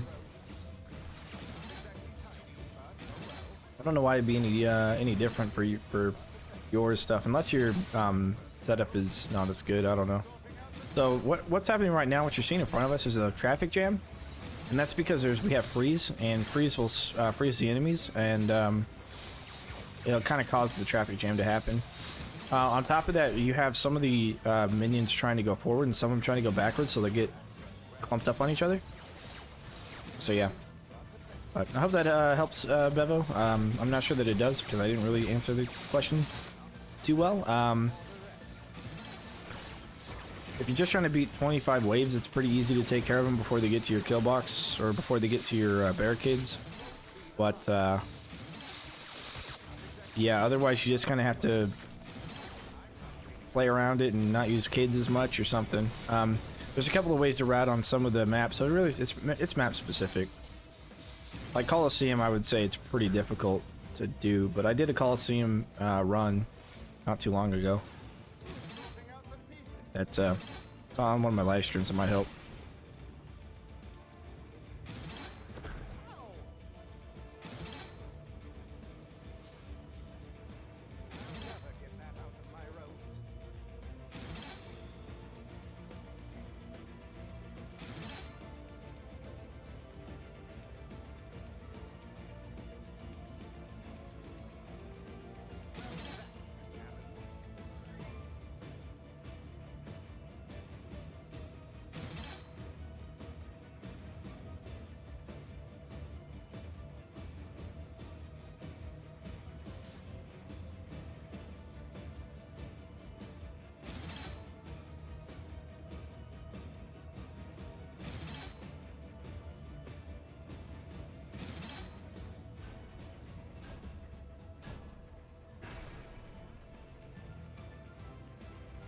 More enemies on the way.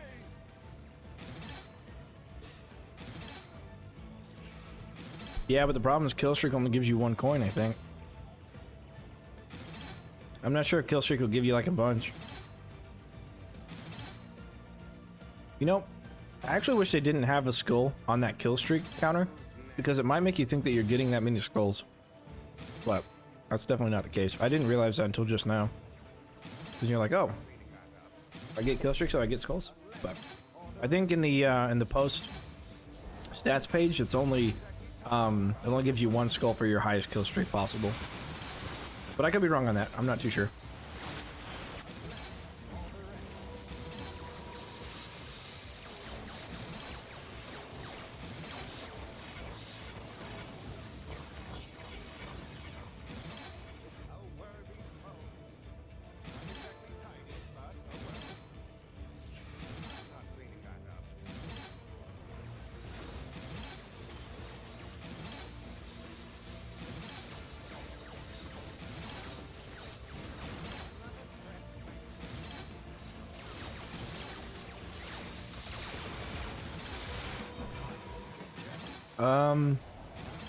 Elemental Pink, I ran through all of the endless maps yesterday and the day before. Yesterday I did 3 of them that I hadn't completed. Or maybe 2 of them, Coliseum and Aqueducts. I think I did another one.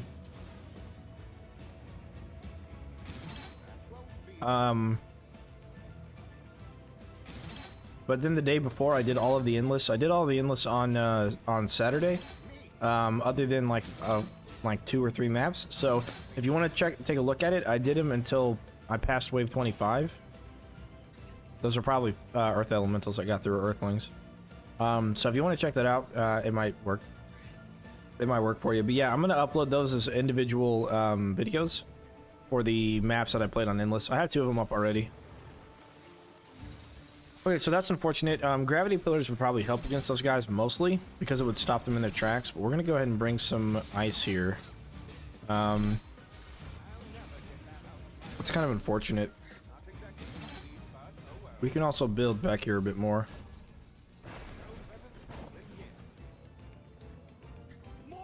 Yeah, the kill streaks doesn't actually get you any more skulls. Yeah.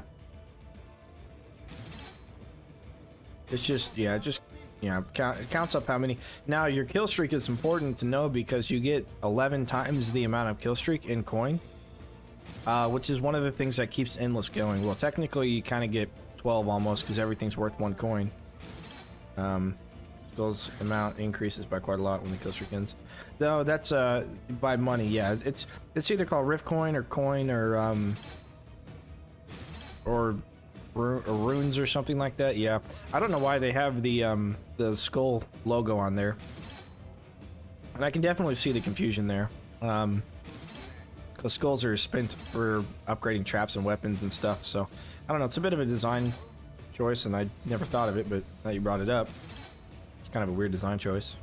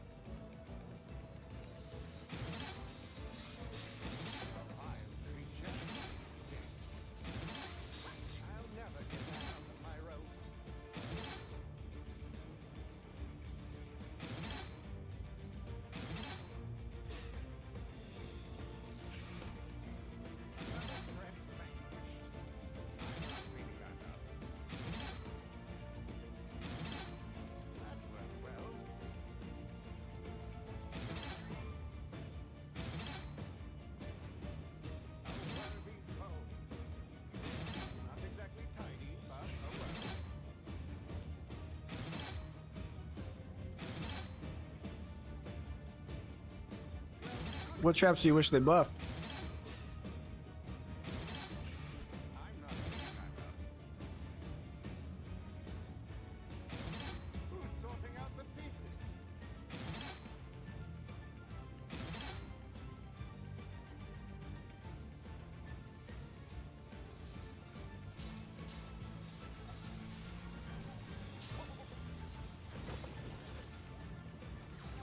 You don't think the floor scorch is good?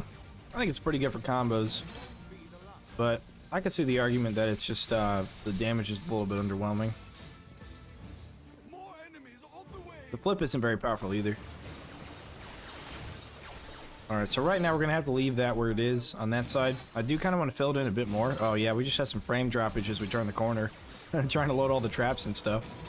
We're going to have to focus on this area. We're going to build a column here in the center, all the way up to this thing, and then we're going to build around the rift. Some traps and stuff.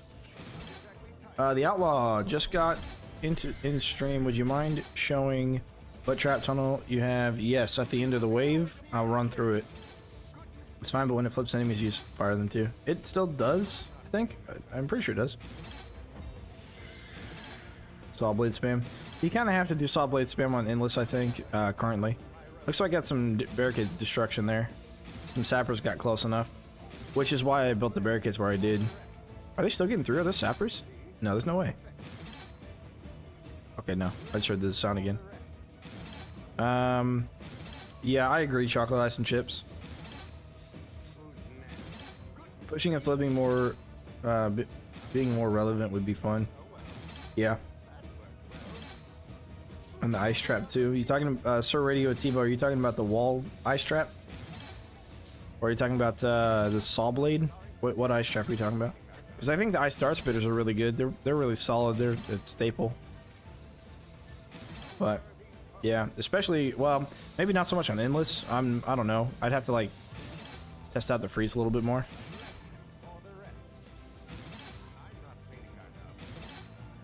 Yeah, that's your bowl, bud. Can't eat my food. Do you have ads with the crossbow on Steam? What do you mean ads with the crossbow? I mean they are meant to CC, but I wish they had more damage. If you spam them, they can shred an armored ogre down to nothing. Because they increase ice damage sources, and since they do ice damage, they increase the damage that they do themselves and other dart spitters in the area. How do you get the War Stories maps on Endless? You have to be playing on Stadia. You have to play on Stadia to glitch it. Oh no, you can't eat my food. get out of there. Jeez, my bird's trying to eat my breakfast food. Hang on, bro, I gotta go. No, stop eating it. It's not for you. Sorry, you can't have it. I know. Listen, you're gonna have to ask Mom when she gets back, and she'll tell you no. No, I don't think so. Oh my goodness. All right, bird. That's going up there, and you're not. Okay. All right, let's do this. Okay, we need to fix these barricades, and we got no money. We got a little money. All right, so here's the kill corridor. They come onto this door, and this is where everything meets up. It's right here. And they'll run down this direction, and then they'll run through here. There's some lasers, some acid shooters, dart spitters with ice, more lasers. Run across all these wall chargers that are all stunned. Then they hit these blades here, and this is where they come out. And then you got this side that has nothing really on it up until this point, which we've already taken a look at, sort of. All these floor scorchers, they're shooting in towards it because, for the most part, the enemies aren't going to path on the outside of this. They're going to stay mostly in the middle. So the middle has those floor spots in there. That's it.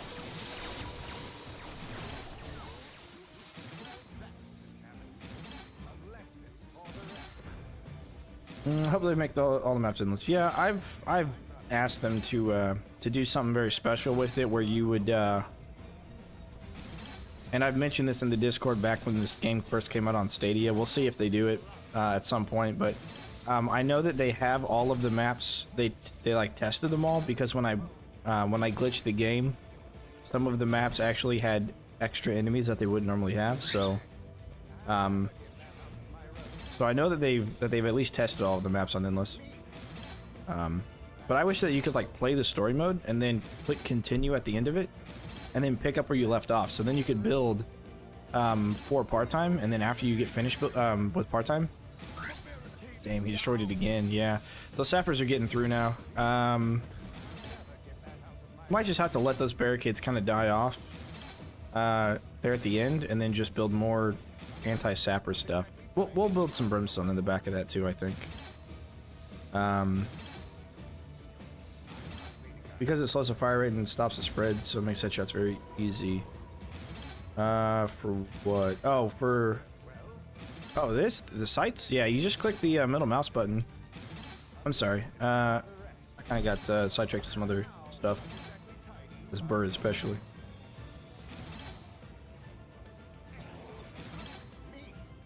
Is there any known planned content?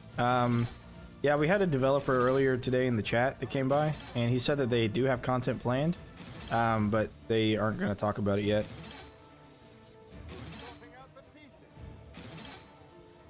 So, yeah, those sappers, they're not dying to the lasers anymore, and that's a bit unfortunate. What's getting through? Earth, yeah, those freaking earth elementals, dude.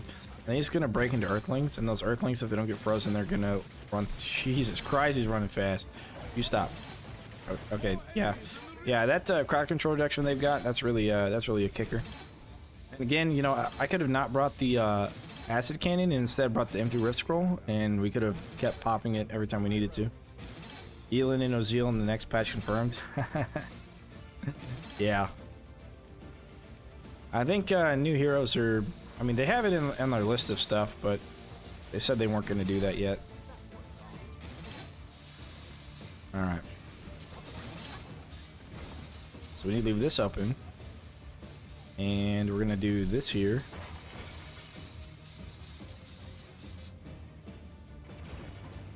Charger in that. We'll do a floor scorcher here at the end, and one here as well. And hopefully that will help stop the guys. Assuming they can't outrun the gravity pillar probably would be best to deal with those runners. What GPU and CPU are you using? Yeah, 1 second. Oh, that was a search. I'll show you what I have. System info. There you go. Does that tell you? Yeah, here's your processor.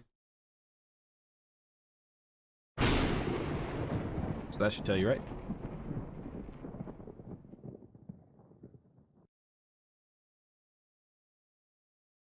I thought there was another place for that. Oh, my PC, that's what it is. This PC. Hang on. Wasn't that, was it properties of this PC? Oh yeah, here you go. Here's your processor and 64 gigs of RAM.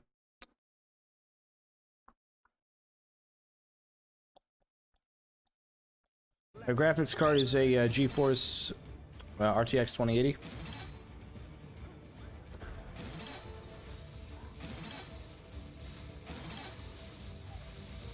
I think they have more traps or maps. I think they might add probably more maps first. They might add more traps, and I think we can move this barricade over half and put this barricade over half. I do feel as if most of the character specials are a bit underwhelming compared to the Feigned Death. Oh, Dewey J. Yeah, I think the Feigned Death is really kind of... That's why I rate Cygnus top tier. Especially because now that I know he has the biggest mana pool, that means that he can spam the Stone Staff more than the rest of the guys.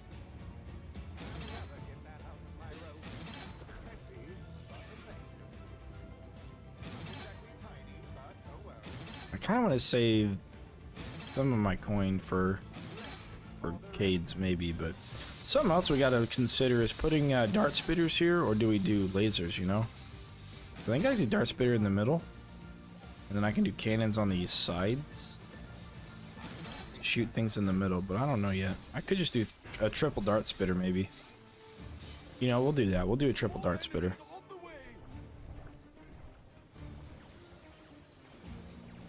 Because there's just so much utility with the sleep function that Cygnus has. And even if you can, like, I think for like aqueducts, it's really good to have, or for Slagfield maybe, it's good to have Max with a double jump so you don't fall into the lava on accident. But I don't know. It's not like a bad thing or anything to have any of the other heroes. I just think he's really good. Alright, we are going to go ahead and place this. Money bags this down.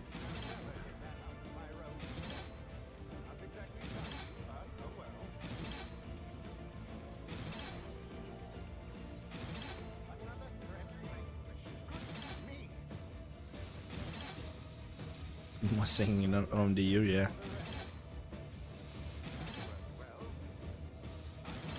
Yeah, if I brought the empty rift scroll, it might be a little bit better. It might be a little bit easier to complete this and go farther. But I don't know. Much easier to sell. Teleport is really good for solo. Yeah, teleport's good, especially on like something like Colosseum. Unless you build around the rift, then Colosseum can be really good to, you know, if you need to go from one side to the other, it definitely can. And I think for newer players, it might be easier for them. But if you're a little bit more experienced, then you already know what to expect. You know what's coming out of what gate and what round and stuff like that. So you can go ahead and position yourself before it becomes a problem. But I guess if you're not that kind of like... If you're not like tryharding, I guess, then yeah, he's really good.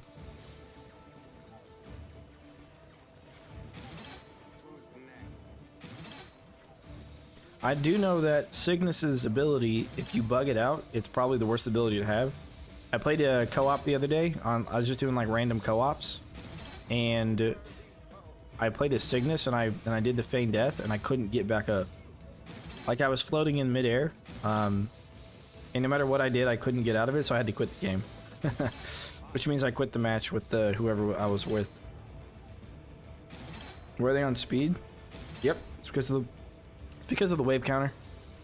So they've got crowd control reduction, movement speed, and extra health, and extra damage. All of that stuff is beefed up whenever whenever you get late game on endless.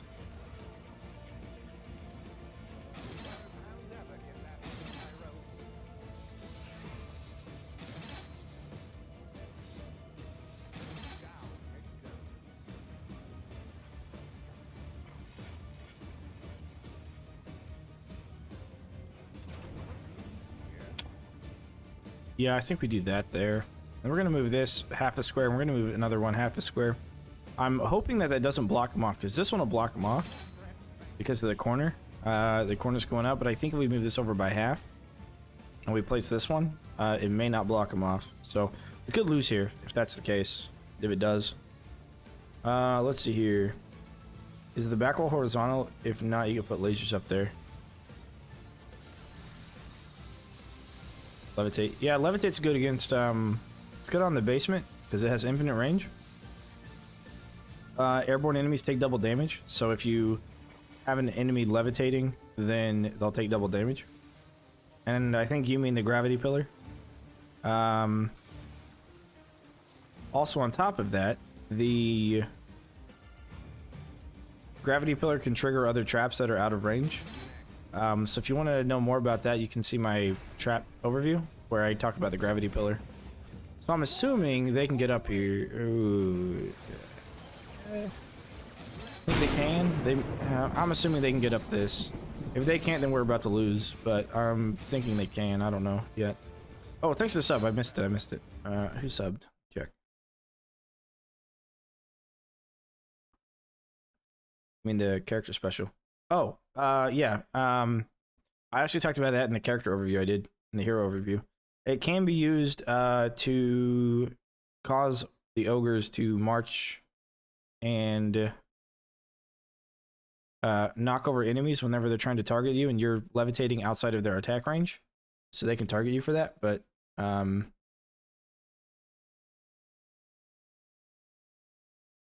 pull it up here. Just subbed. See all?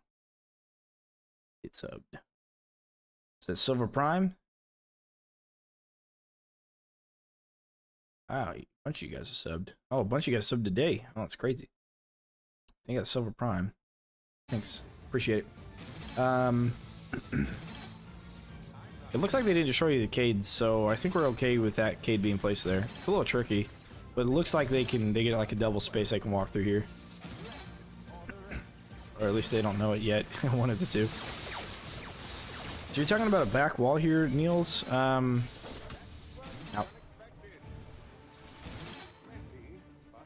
For the lasers. I mean, we can put lasers up there on that ceiling. We haven't put any lasers on the inside because we want to take care of the actual kill box first. But up here, oh, you know what? Oh, I don't want them to auto attack me or they'll destroy a Cade with one hit probably. We can go over here though and go over here and sleep. Are we clear? But there are some open spaces, and there are also spaces that have like holes in the ceiling.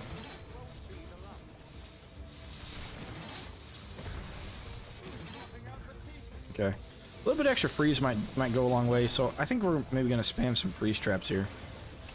You know, I do kind of want to do more acid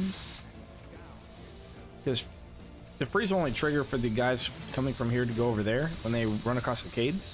But if I do acid back here, then I'm spraying acid into this. That acid traps, it just sprayed everything on the wall.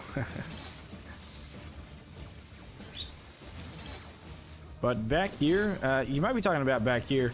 It's not long enough, or it's too awkward of a shape. Now I might be able to put him here. I think, yeah, I can put him here. But then I can't put them both because this takes up the whole space and that takes up the whole space. So I get to pick one or the other on that one.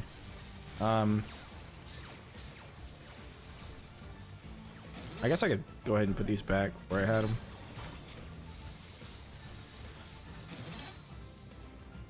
The wall you look at when you sleep near the pipe. The big wall.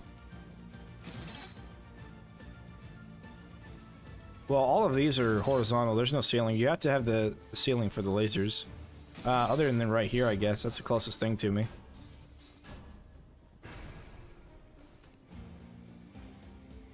More enemies on the way. Yeah, you can't put them horizontal on any map except for the basement. You used to be able to. I don't know if you still can, but it's in such an awkward place that you can do that it really won't make a difference on the basement. Or not the basement, I'm sorry. Split stairs. Dropping out the pieces. I'll never get that out of my road. Messy, but effective. Yeah, all of this here this is all horizontal walls in the back near the rift. Yep. Now boom barrels would be good here. You can put them up at the front, and then there's some other places that are pretty good for boom barrels, I think. So maybe instead of the snowblower, bring those. Because you can put them all along these walls here, and you can route everything around the rift. I know you found. For the rest. I'll leave you down there. Sorting out the pieces. Oh, we haven't had sappers in a couple of waves. I think they come out every... I thought they come out every 3 waves maybe, but... Any unique upgrades to place lasers on walls? Yeah. Like I said, there's one place that they were bugged in. I don't know if they're still bugged on that one or not. Looks like we might be getting a high score here. What do you guys think? I don't know. Within a freeze traps, we're gonna be okay. I just don't know if I want to spam more acid spitters here. Hey, look at this guy. He's wasting his shots, man. So we may sell all of these guys here, and then place acid here in this portion. And then just do 3 ice, and then we might even do ice in that corner area over here to make sure that everything stays frozen. Because they won't get triggered until someone walks over here, so then you'll have like these ice on cooldown when those ice are being used. We might try and do that. And we'll get rid of some of this acid. Because it's really not as effective. Sweet. Got all that sold in time. More enemies on the way.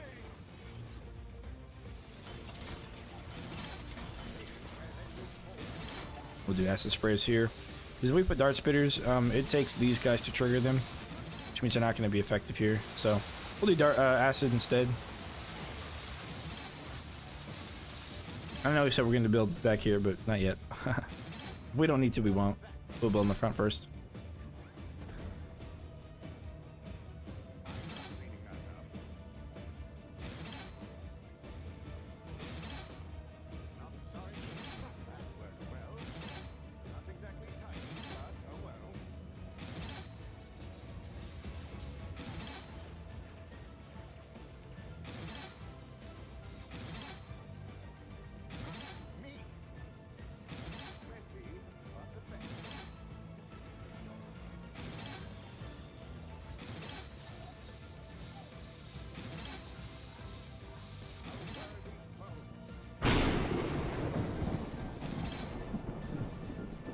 Lemon Dave, thanks for the sub. What is best trap? Saw blade launcher. If I had to say one trap, it would be saw blade launcher.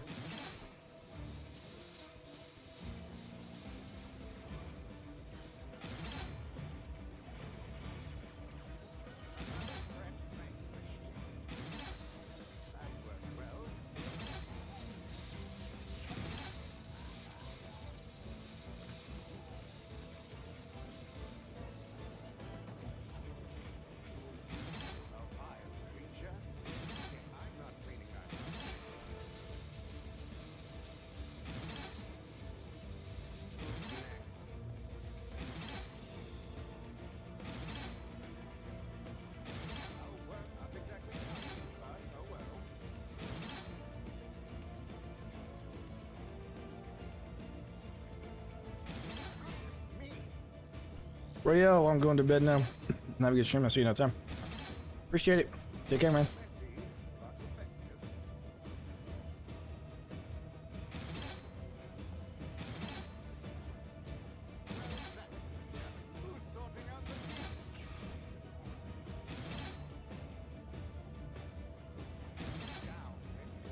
Okay. Go ahead and check Discord right real quick for any more updates. Not too much, but let me check this thing.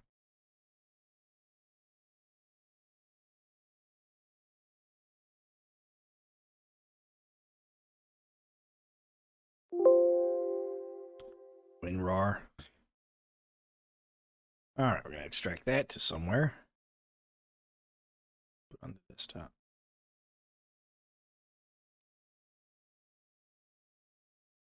We'll put it in OMD3. Put it shared.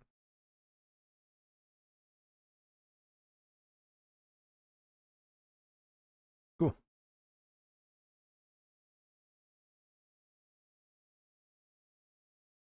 Let's take a look at what we got from that. JSON files. Okay.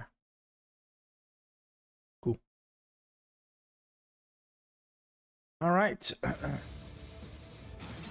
don't know, sir. I guess we'll go ahead and check our email as well. While we're waiting.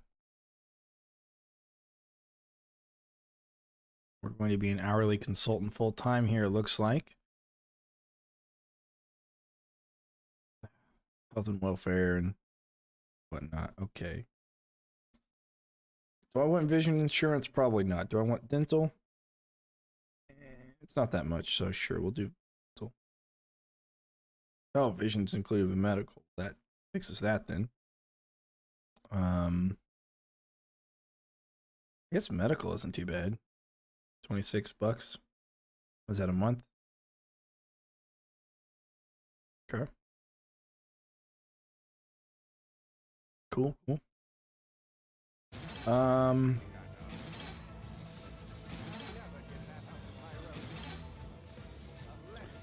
many skulls do you think you'll get out of this?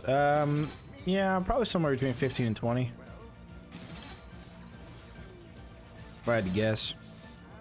I mean, I'm gonna get highest kill streak, highest score, and probably a few other things. Perfect victory.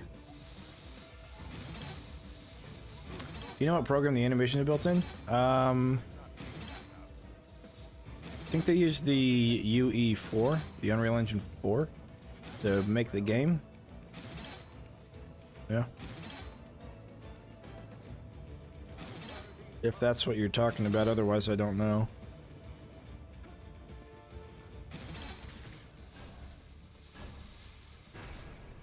Okay. Yeah, let's put some more of these acid sprayers back here. They really kind of fit the theme here. You know, that'd be pretty cool if you could just if you wanted to bring nothing but acid on this, on like acid maps, you know, that'd be pretty cool challenge to do. Do thematic traps to the maps.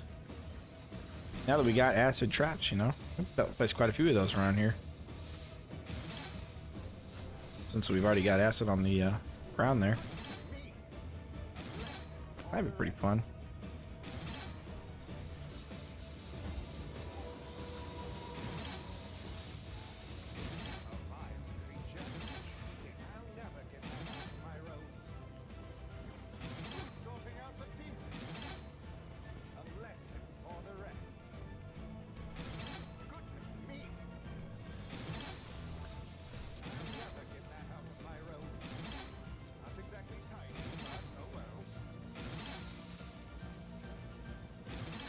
Nothing slipped by in a while, so that's a good sign. I wonder if they've been getting stuck too much. The 3D modeling program. Oh, I have no idea. I don't know. I don't work for them or anything, so I don't have any knowledge to anything they do. But I know they use Unreal Engine 4 to make the game. What in the crap? Hey, you're not supposed to be here. Well, that guy just flew in out of nowhere. He jumped over the entire map. He blew up out there and then he jumped over the entire map. 3D Studio Max or iView? I don't know.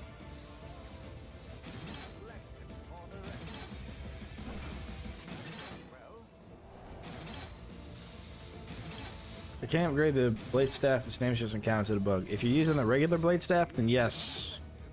If you're using the Overlord blade staff, then try purchasing the regular blade staff.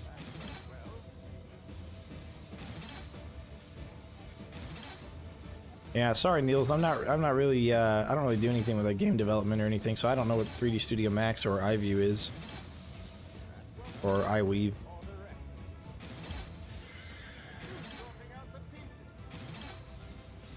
I'm not the guy to ask, but you might be able to find that by asking in the Discord.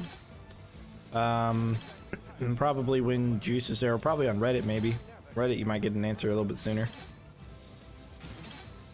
I know that Juice sometimes streams. Juice is the community manager for Orcs Must Die, and he sometimes streams on Twitch, so if you find him streaming on Twitch, you might be able to ask him there.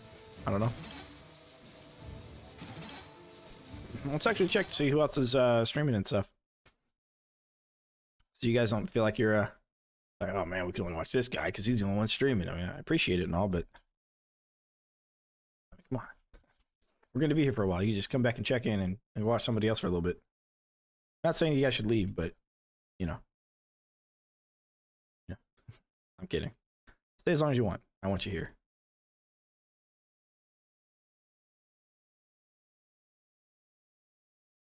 Don't forget to keep testing that subscriber button, because I think the subscribe button, you know, it might have like a bug on it or something. So if you click it, if you click the subscribe button, you know, you might be able to test something out with that. So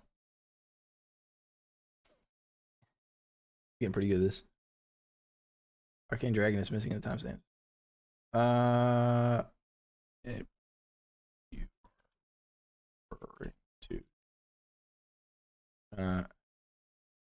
Yes, it is.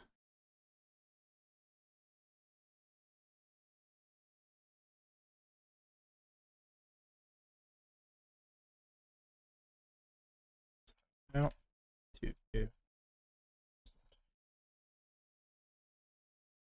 Just answering some YouTube comments here. And I stung big boys. Not with the hammer. I don't think the hammer stuns at all, actually, on the right mouse button.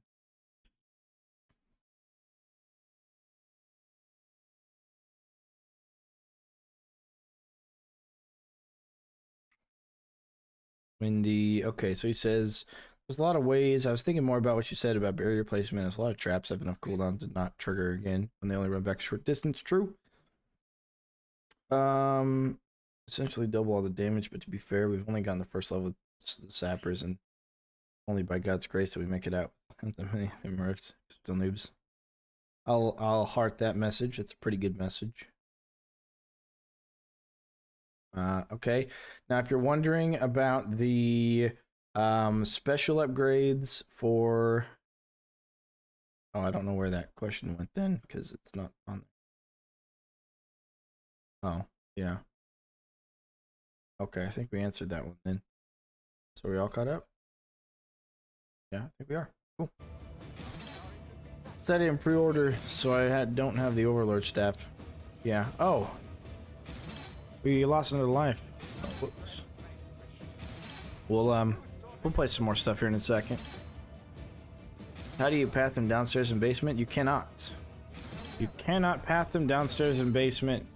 No matter what you do. The only thing you can do is to do what you already know, and that's to flip them or push them. Yeah, we'll play some more traps here. Really just the earth elementals, and right, what we want to do is actually sell some stuff back here. Is he gonna die soon? Yeah, he'll probably die over here. We want to switch these out with ice, so we're gonna try and get rid of as many as we can. Yeah, they're okay, but we got the other ones over there that'll do it.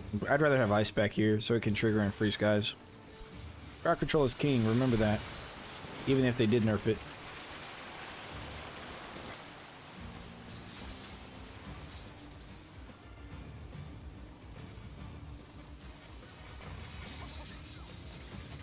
Even if he does take forever to die.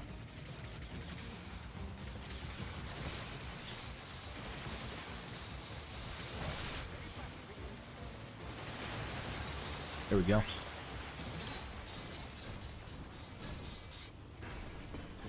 Yeah. Why do they have the bottom part of the basement? It's not usable. You know, it's a good question. If you look at my my map overview video I did, I rate the basement low because of that particular reason. I will say that they have splash art using that part of the basement, so I don't know why it's not, but it's not. Yeah. You know what? I wonder if that'll launch out from that side. Pretty curious about that one. Okay, now we're going to kate around the rift here. So we're going to start on this side, and we're going to wall it off.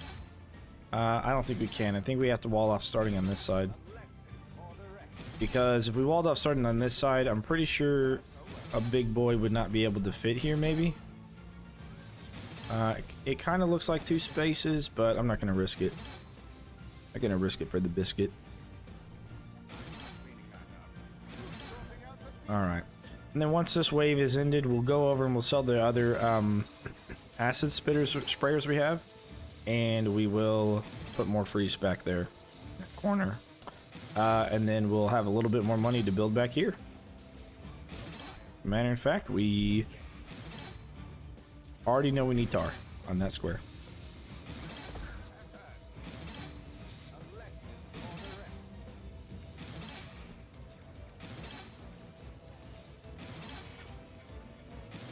But yeah, they got splash charts showing the basement in use. So I think at one point they had doors down there, but then they got rid of them. And it's not the bottom tier. It is like, it was a D tier map in my map list. But I think that War Mage is still a worse map, you know, overall in design. What did I say? What did I say? War Mage? I meant Mage Tower. If I didn't say Mage Tower, I meant Mage Tower.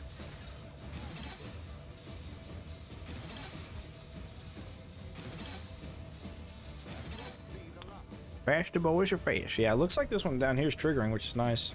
Because it looks like we have the escape hatch opened, so it can trigger out through this little section here. Alright, we need to go run down there pretty soon.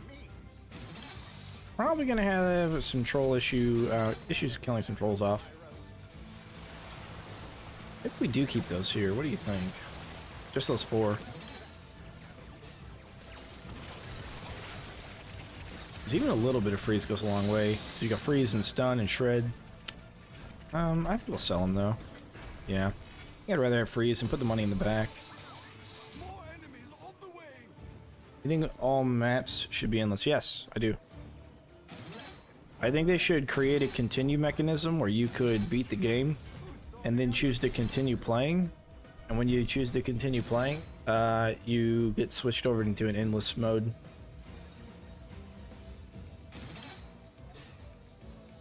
And then you can go endless on difficulty. Similar to Bloons Tower Defense 6, basically. And then they can make the Rift Lord difficulty endless, more difficult than the War Mage difficulty. When you play endless, you always play on a War Mage difficulty level. But of course, the enemies get faster and stronger and stuff as you play through, so they become stronger than Rift Lord. But whenever you first start, they're War Mage difficulty there.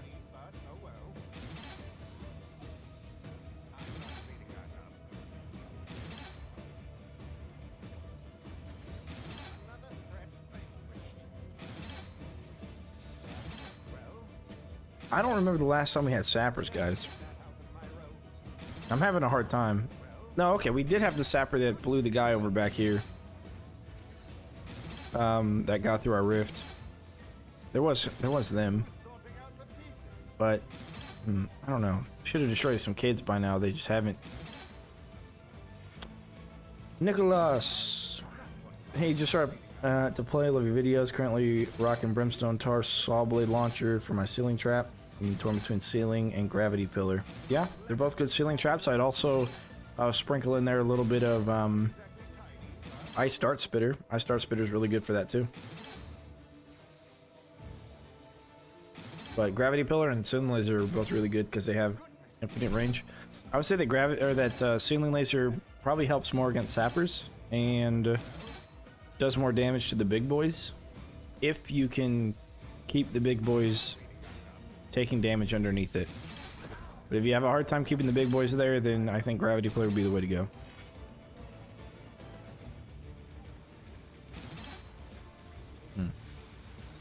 Yeah, do we want to... Yeah, we can't Cade there probably. We'll probably Cade here though, but then that won't launch out, so...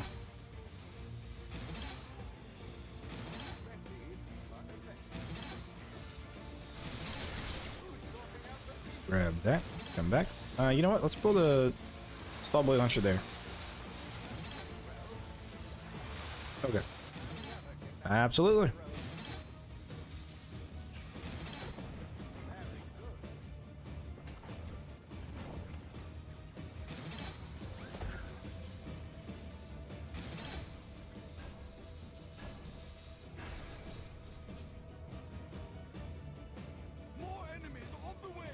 All right, we're getting pretty far. Let's do a couple of other Google stuffs right now. Real quick. Check my Google emails.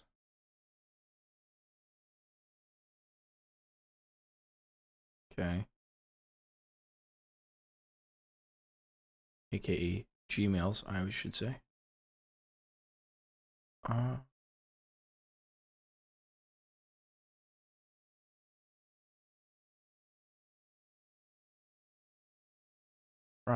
Right, that one, yeah. Maybe. See how this week goes. Okay, well, nothing really special in my emails box, so let's back over to YouTube and check for more questions.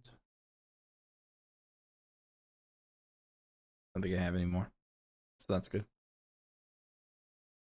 Comments. Yes, we're good on comments. Cool.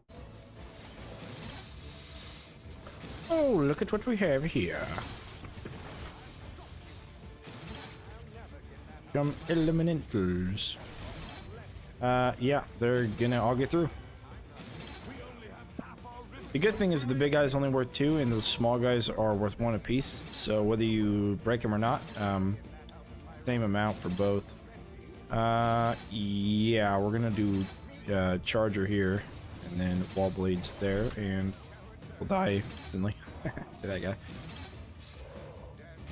Yeah, that's why I wish I would have brought the empty rift scroll, because then if they get through, which is going to be an if, a big if, then they won't take any rift points and we'll be able to continue a little bit farther. It's almost AFKable, but we're just not there, and it's probably just not going to be possible. This should actually shoot out and go zzz, and then come back out here and go phew, or to go right to nowhere. One of the two.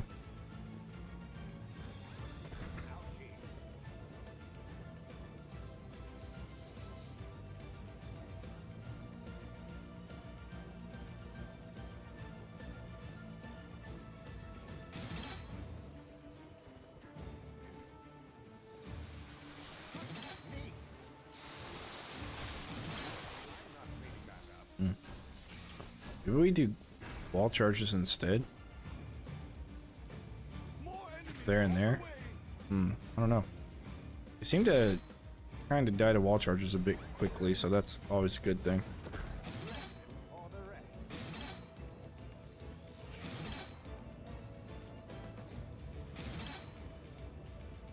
Yeah, but the stone staff doesn't have a lot of damage to it, though. So, with the crossbow, the headshot damage is really good, and the rate of fire is really good. So if you stone staff and then you get a couple of headshots, it does have pierce, which is nice. Your overall damage output's going to be too low, and you're going to have to use the secondary more frequently per wave. Whereas if you switch over to the crossbow, you're going to get more area of effect damage with the headshot unique upgrade, and you're going to get more damage overall with the attack speed. Off-topic question, do you know any Russian words? I know the word bliat, but I don't remember what it means.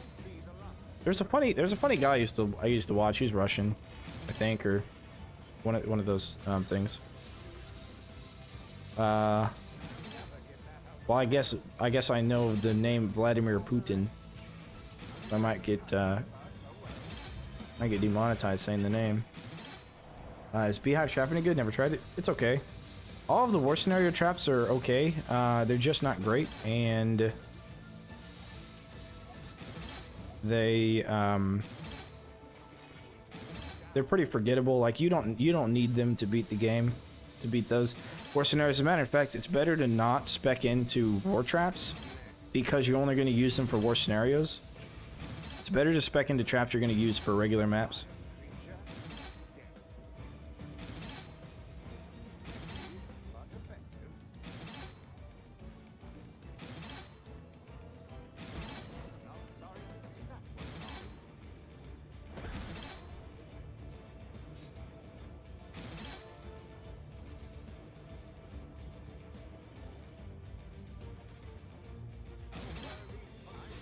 Okay. Yeah, our crossbow's really not going to do really too much for us here. So I guess if you could survive without using weapons at all, then no weapons at all would be good. And then maybe gravity pillar for the end here, just to snag those pesky elementals.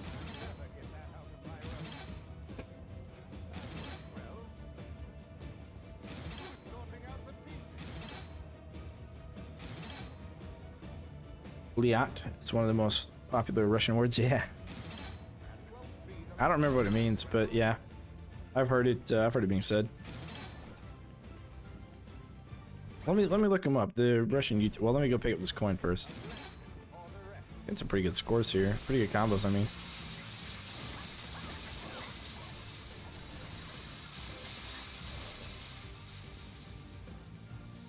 I think it's just impossible. No weapons. I mean, you'll lose lives in the beginning. You might leak a couple of lives, but I think you could make a good enough kill box in the beginning to maybe justify no weapons. You will lose a couple of lives, especially with Earth Elementals in the early game. So yeah, it might be tough, but it might be doable if you really try hard at it. Okay, he's standing next to my stream button, so you need to not do that. Thank you. Okay, appreciate it, bud.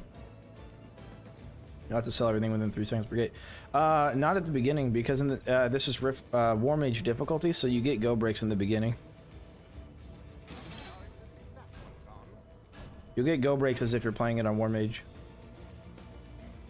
That's only up until like round 15 or wave 15, and then you stop getting them.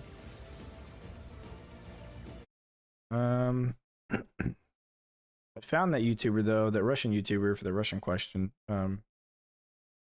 Russian guy, U.S. states. Yeah, what was his name? Life of Boris. That's who it was. Yeah, it was his the way he pronounced states. He struggled with Mississippi. It was really funny. It kind of looks like the sappers died. Damn it. Nope, not quite. I think there's one more, so they're gonna destroy those cades. That sucks. Unless it's not a sapper. Or maybe it is, I don't know. Okay, there's more sappers coming out. It's probably like overall okay. Like, I'm not too worried about it, but it's a bit unfortunate. I don't want them to go any farther. I want to go backwards. Come on, guys. Don't go that far. Unless those are just archers. I can't tell. I think those are archers.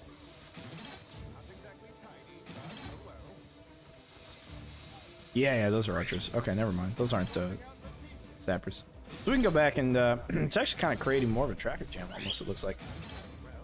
Like Zaxxon is so funny. I used to put him on just knowing my girlfriend. Yeah, he's pretty funny. He's a goof. I like his videos. I'll sub to him for a while there. Looks to me like kill streaks give more than 1 coin. Yeah, so the enemies will drop 1 coin when they die, but kill streaks give you 11 times whatever the kill streak is. So if your kill streak is 4, you're gonna get 44 coin once the kill streak is over. But then the enemies by default, they give you a minimum of one coin, which is why it makes some of the endless maps like Great Room really difficult, because they don't give you a lot of minions. So the minions will increase in difficulty themselves, but you won't get more of them. Not very many. So your kill streaks will be limited to how many minions actually come out, meaning your overall coin will be limited.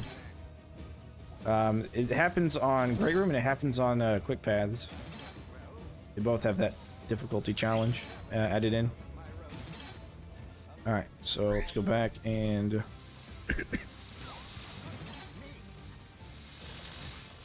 replace those kids. Alright.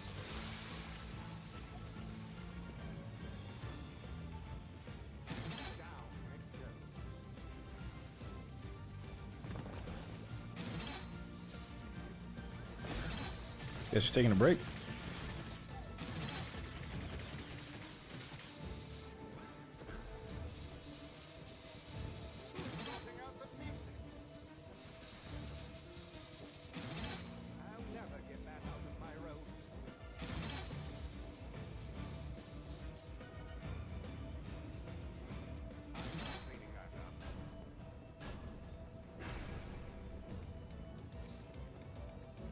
More enemies on the way.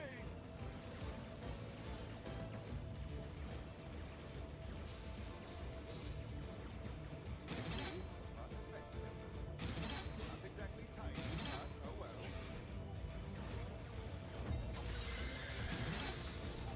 Sound of sappers. Blown up, yeah. So if you play this map or you play sludge shells and you get sappers that come out and blow up, just be aware that when they blow up, they do area of effect damage to enemies, and enemies will fly farther if they move faster, so they might like start ricocheting everywhere. Something to do. Best 9 traps go. Totally random number, not the usual amount of traps people use. Yeah, actually, I would probably switch out this acid sprayer that I have on number 2 with the. Usually, I would switch it out with the stone staff.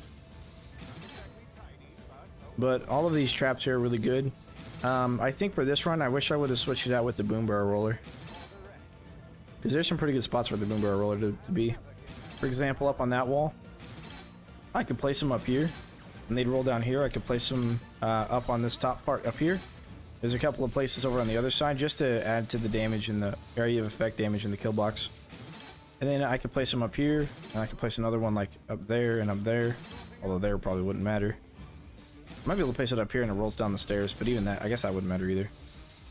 Then I can place it here as well, and it would roll out. So I think the usefulness of the, or I would have had the acid sprayer be ice, and then switch the ice dart spitter out for something. But I think the ice dart spitter is a little bit more accurate in freezing things, especially when it's comboed with tar. Yeah, that fireling kind of came over here. Shut up on that left side there. Still going. Only lost a couple of lives to some. Well, one guy was he was an enemy that flew up over there from over there because he got blown up by a sapper. And then we may have that happen here in a moment. Gadoosh. See that guy? Look at him flying. Boom. Oh, come on. Why'd it have to be an earth elemental, dude? Yeah, anyways, that's what we're losing lives to. Oh, hey, bud, thanks for pooping on the desk again.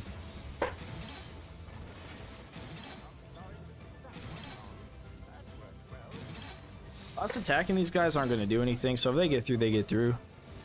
We don't do nearly enough damage to do anything to these guys. I was just hoping we'd be able to take them down with this extra trap here in the back, but that appears to not be the case.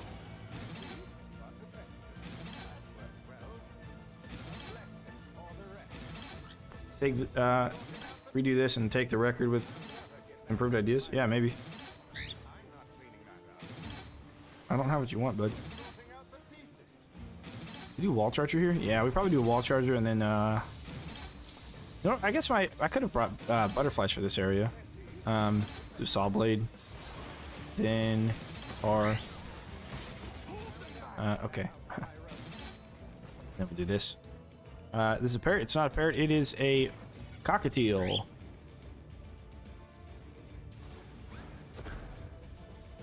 It is a cockatiel. And he's a baby. And he's been getting more and more vocal every day. More enemies on the way. Yeah. Do we put this backwards or forwards? Or do we just... I think we just do another wall charger. It seems like these wall chargers are pretty effective. Chata Supri, thanks for the sub. Appreciate it. I think wall chargers are a little bit more effective against the elementals than these saw blades, so maybe I'll just do that. Came here for the bird now. I'll just let him take over. Yeah, that's kind of unfortunate that he blew up an earth elemental over here. You know, if it's like a TNT archer or something, he only takes 1 rift, but the guy he gave us was 2. So that's a bit sad. What's his name? His name is Buddy McFly.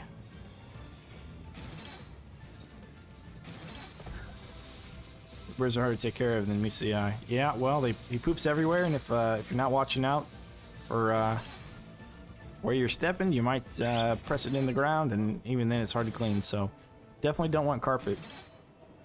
I came for the gameplay, same for the bird. Well, I had him on my shoulder in my Orcs Must Die 3 giveaway video, but I've already taken that down because I've already done the giveaway, so yeah, that's the only thing I have of him, other than maybe pictures in my Google Drive, maybe. On my phone, at least. He likes bike rides. He likes walks through the park. He's not super adventurous, so he does kind of... He's really chill. Brandon Bartley, thanks for the sub. Appreciate it. And Birdie appreciates it, too. Yeah, I'm thinking that these aren't going to catch up to them. They're really fast, and this isn't going to be a very crowd controlling kill block. So I think we just need raw damage on these wall traps here. So we're going to get this one to be a wall charger. It kind of looked like they were hugging the corner. They might actually pass in front of both. So we'll replace those and that one with wall charger. Yeah, we'll get rid of them. We'll replace them all with chargers. Can the boom barrel roller be set off by traps? The boom barrels that are dispensed from the boom barrel roller, yes. Yes, they can. And if you want to see that in action, just check out the video I had, or the endless map that we played before this one, and we used them there on switchbacks. And you'll see them being triggered by the acid geyser and, well, really by all of the traps. They're actually somewhat kind of hard to use with lasers, because as soon as the boom barrel comes out, the lasers will blow them up. So depending on the map, if you want to use lasers, you may not want to use boom barrel rollers.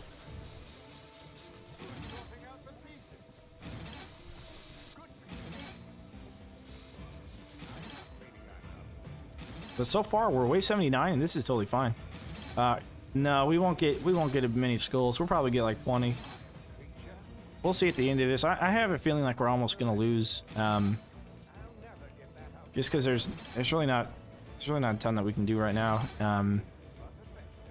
to keep ourselves from losing. So I have a feeling we're gonna lose soon. Let's go another tar. Tar does still slow them, although it's not going to slow them very much. But it might help the wall charger get a charge off.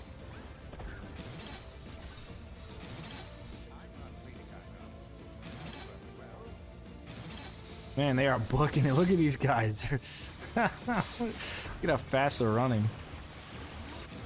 You're just like, gotta go.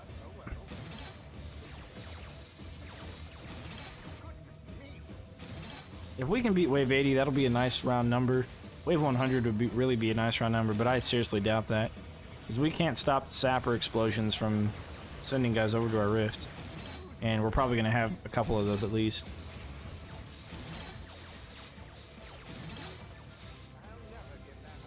I wish they gave us skulls for how long we lasted on Endless. That'd be nice.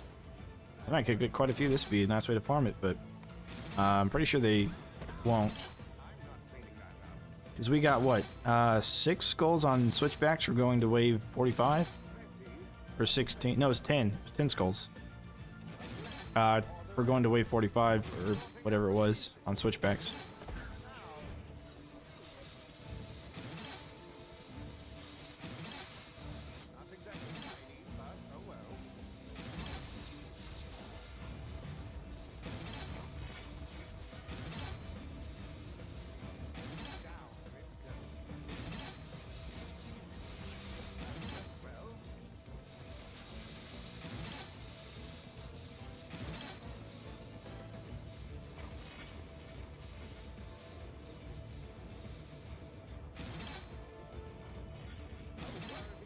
But we haven't lost yet. Yeah, skull every other wave after wave 30 would be really nice. Instead of plainless, yeah. Yeah, just any kind of bonus like that. I think it used to be better than what it is now. If I remember correctly, back in Stadia. Yeah, the 10 skulls after 45 waves was a little disappointing. But it is what it is.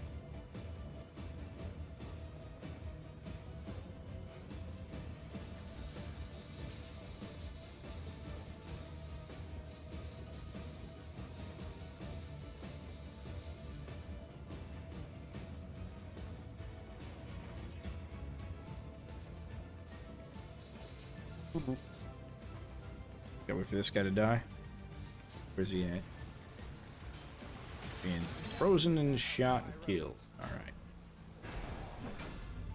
Wave 80, Mr. Moneybags. Yeah, I wonder how confusion would work against these guys. Since they're so fast, they probably just would get confused and keep running, and then the confusion would end, and then they just be like, oh, guess I'm already here.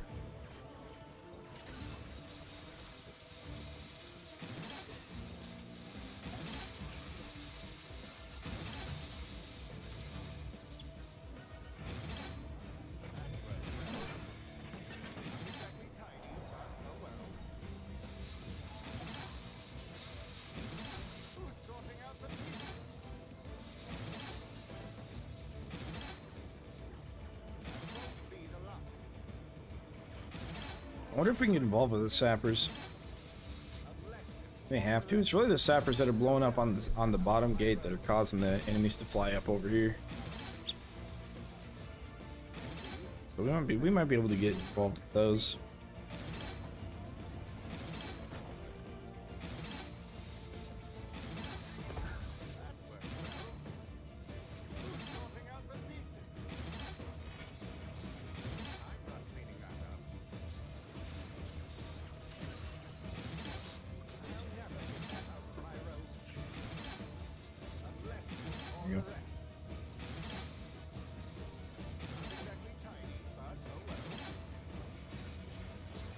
Who knew orcs were such natural sprinters? Who knew?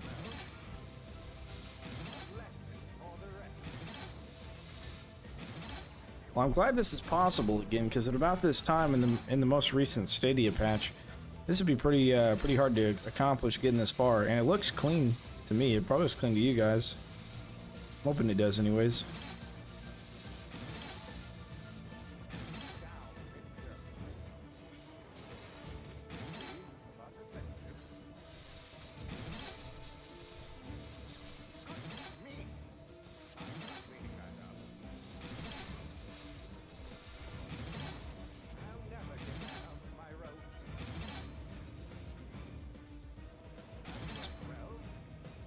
Okay.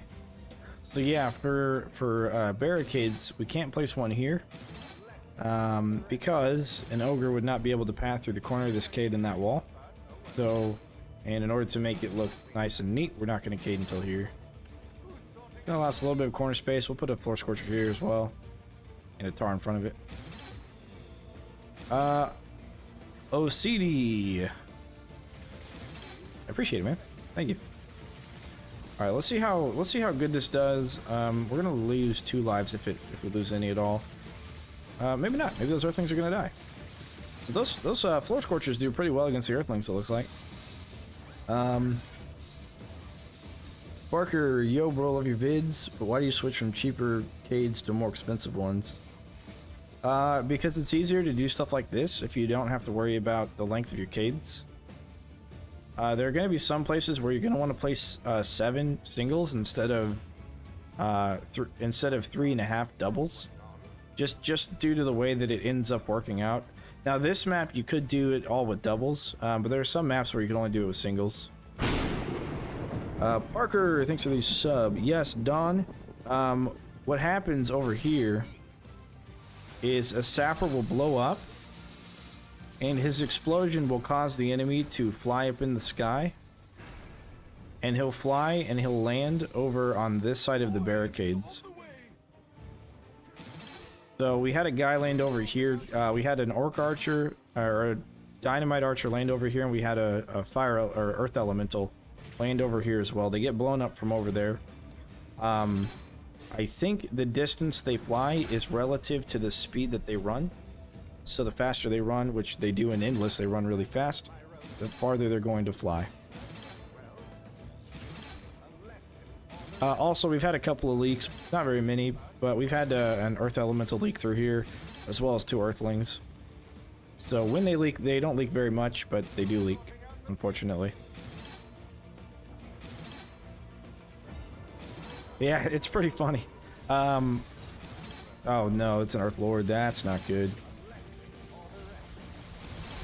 Just gonna spam our stun there.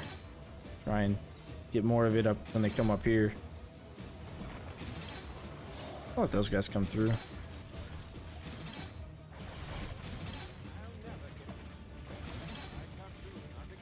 Gotta spam our stun here because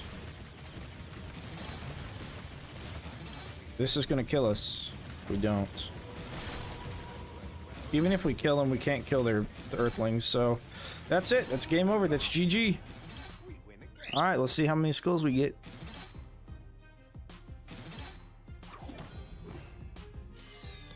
Survived 80 waves. 18 skulls. There you go. Alright. I don't know how long that took, but it was quite a while. GG. Okay. Alright, now we get to pick. You guys get to pick one more endless for tonight, probably. Wave 80 is insanely good. I'll stay try to get there. It does. I agree. Endless does need to give more skulls. At least. At least 1 skull per wave, right? Since they made it harder. Okay, now you guys get to choose side entrance or coastal hallways. How do you feel if you could equip the same strat twice but with different passives? I would think that would be... Would I use that?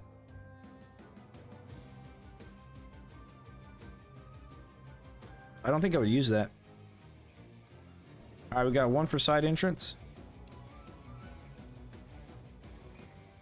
Yeah, side entrance or coastal hallways. So map number 4 or map number 8. And we'll go as long as we can. 2 for side, another side. Alright, looks like you guys want side entrance. We can absolutely do that. I don't know the mess well enough, that's fine. This one's a pretty short map, but there's a way to barricade around the rift. And this is another one we need single cades for, because there's going to be single cade spots that double cades won't work in. Or at least it won't be as effective in. Alright, we'll do side entrance. And I think we're going to bring the same traps. If we do, though, I think we're going to do the acid sprayer with freeze. I don't really want to do them with the acid, I don't think.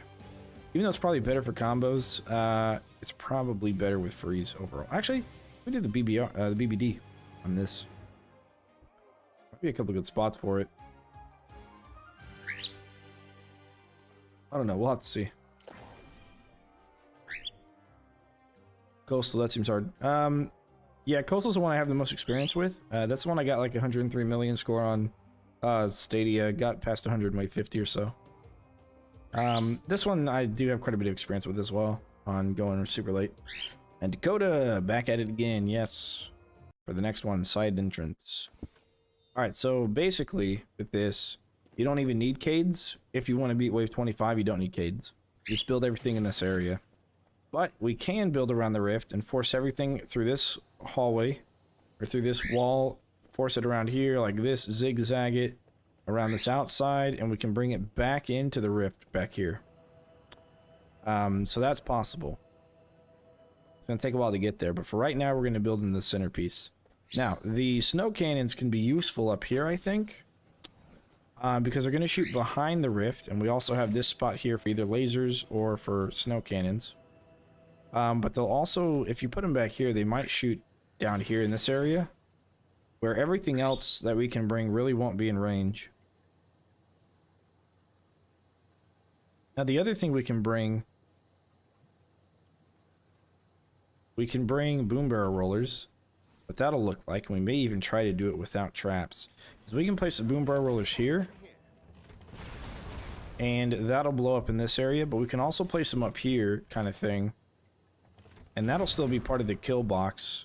And we can place them on the outside of this door as well, and that will also affect a lot of the guys in this area. We wanted to bring boom barrels, but I think, and we can also place them like, if you have anything that's more than 4 high, you might want to bring them, but yeah, I guess we could do it here, huh? Yeah, we definitely could use it. Do we forego a weapon to do this? Whatever happened to Minecraft and the levels killing enemies? We might try it without a weapon. So that isn't a mechanic in any level.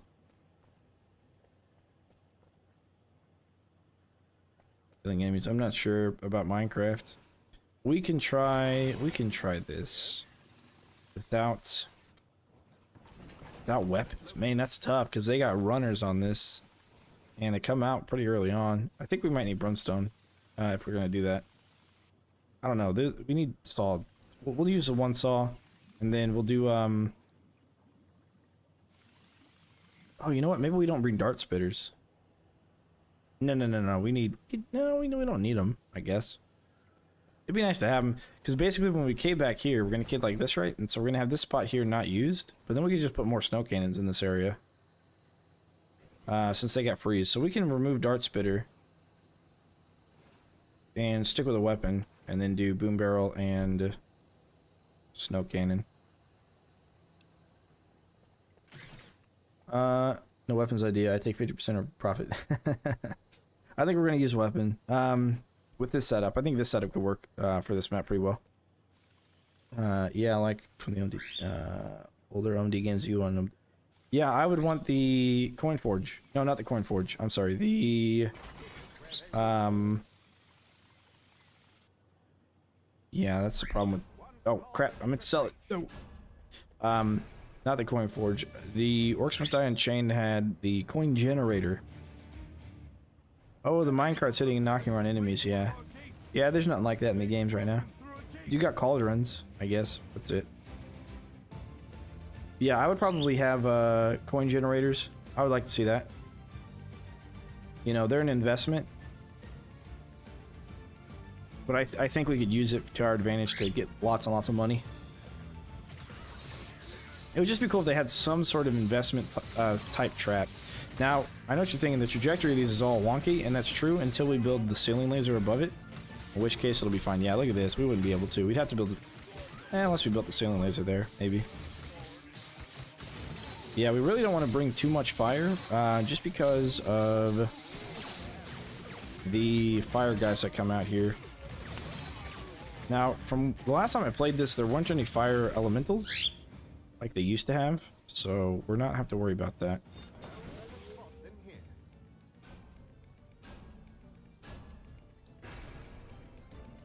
Did you say minecart and I read Minecraft for some reason? Oh, you said minecart. I don't know why I read Minecraft. I'm sorry. Yeah, there's nothing like the minecart in this one. There we go. The ceiling lasers changed the trajectory enough for this to be a pretty viable spot for the saw blade launcher.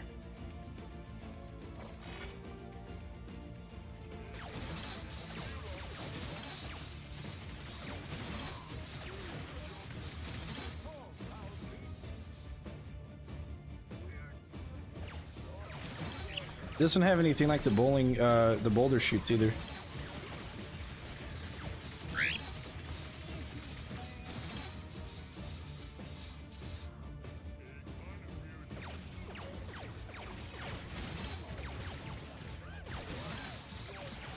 Okay.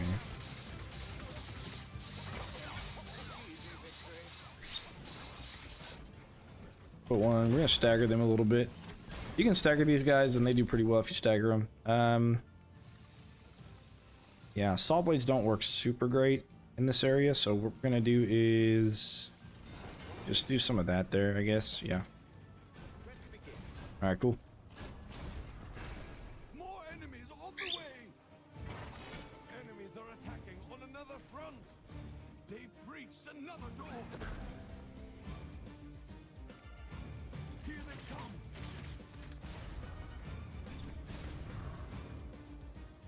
You definitely want to stagger the explosion, because if you place them too close together, then they'll kind of explode themselves, and you'll lose out on a little bit. Did they not catch fire? They didn't catch fire. Huh. I guess they don't catch fire. I could have sworn they did if they got knocked back. Well, that's unfortunate. That takes out one of the potential combos there. Huh.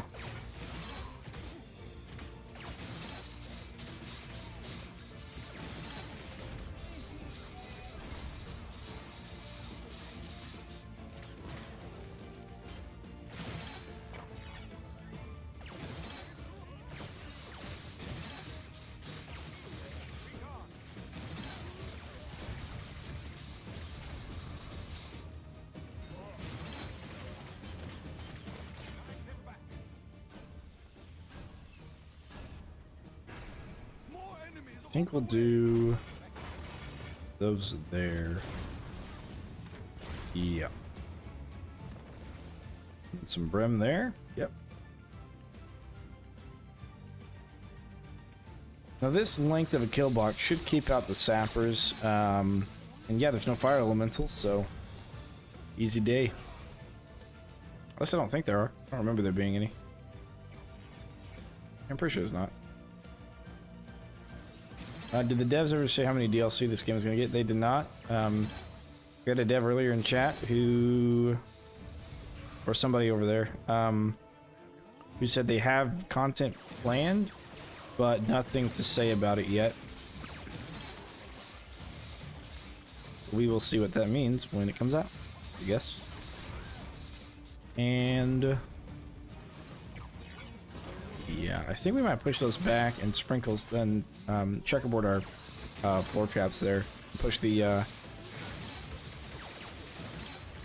floor scorches back to square.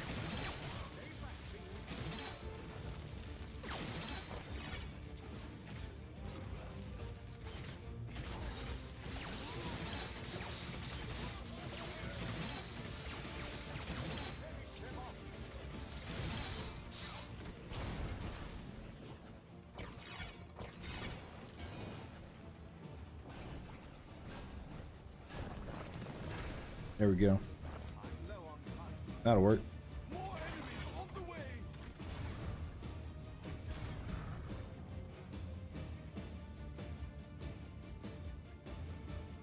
Because this frees us up from having to place the dart spitters in the center. Usually I'd place the dart spitters like going down the middle, and then I'd kind of cover the outsides and insides with lasers, but with enough lasers and tar, and the ice back here in the back, I think we'll be okay.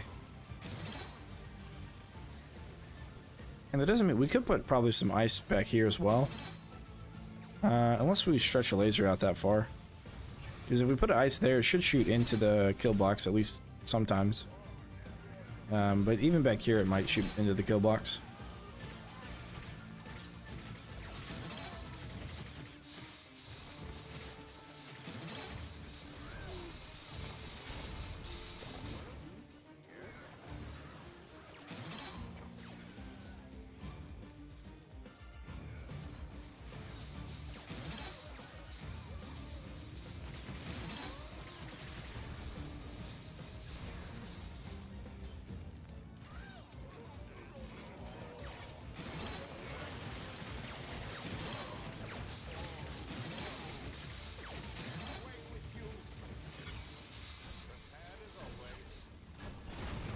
We're gonna do stacked wall charges on the outside, at least in this spot, considering this spot and this spot as well. Oh, we can do boom barrels up here as well. It's like 1, 2, 2 of them. Okay. We can do quite a few here. Look at that. Oh man, we could we could really stack that side. That would be pretty fun.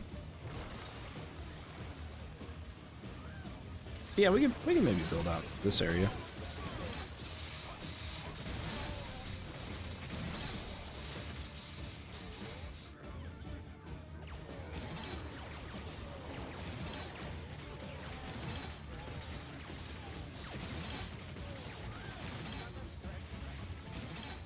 But we may want to build back a little bit first.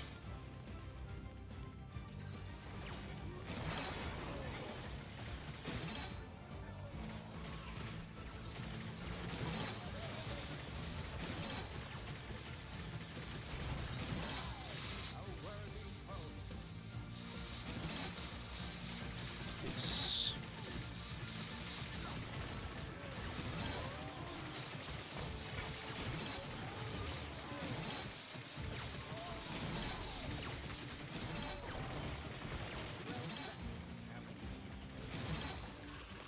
Alrighty. Let's get some more flourish archers. If we do that, then we're gonna need. I want to push all this back one. I want to push this whole floor back one. So let's go ahead and get our scorchers out here.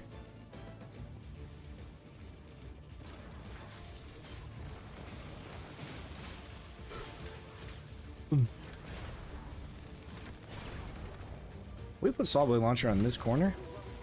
It should shoot this, right? And then bounce. And bounce, maybe?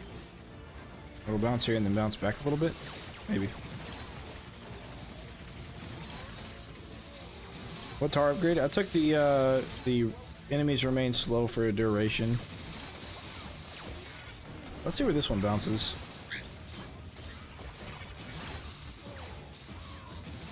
Oh, it went out there. Oh, TNT archer. Just because we're not using a lot of fire, this level has fire fiends that come out that are immune to fire, so kind of defeats the purpose of taking. Yeah, that bounces okay. Kind of defeats the purpose of taking taking the fire tower.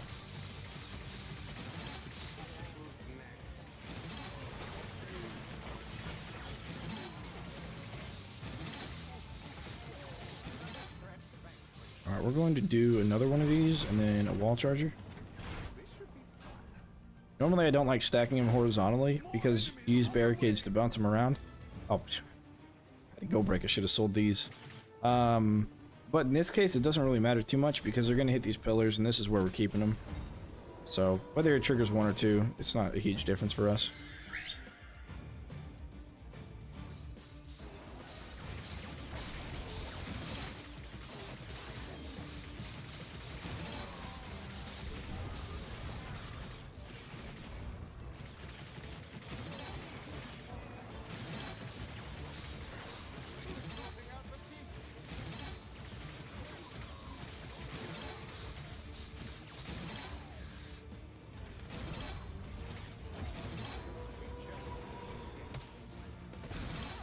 Did dodge it in time. On a co-op coin glitch, not on purpose. What kind of coin glitch on co-op? I practically beat the game, so at this point I just play for fun. Just have like 3 or 4 more weekly challenges to complete, and then I'm done with it.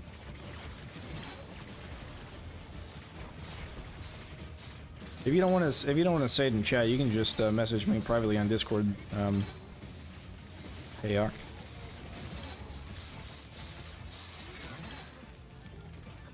Spend your teammates' money before they load in, and then they can spam buy and sell.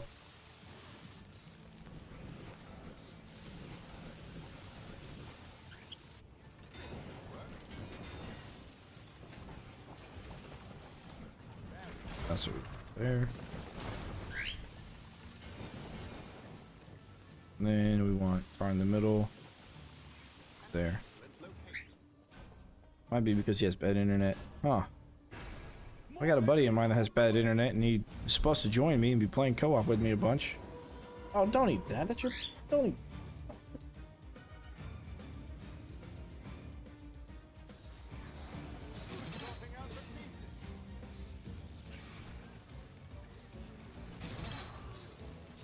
Okay, yeah, send me a photo.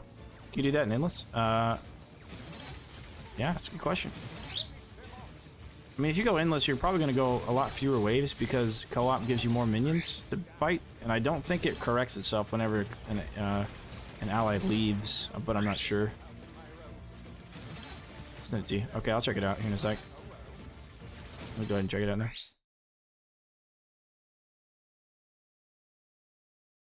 What the crap?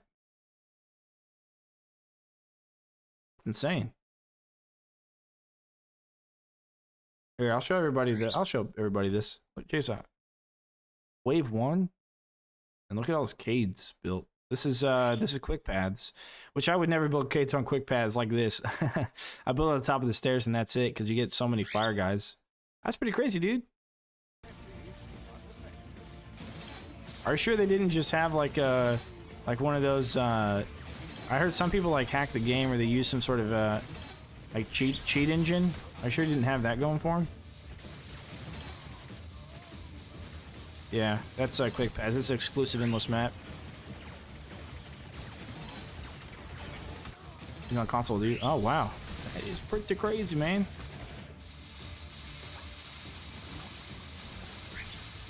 No ways to cheat engine, yeah. Gotta make sure sometimes. But yeah, that's pretty crazy, dude. That's good for that map, I guess, because you get money starved on that.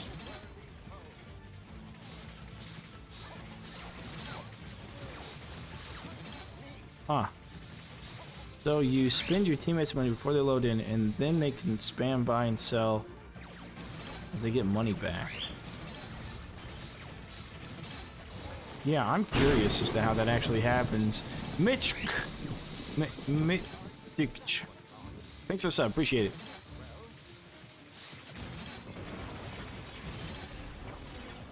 Alright, let's get our stacked chargers. No, we probably want to spend money back here.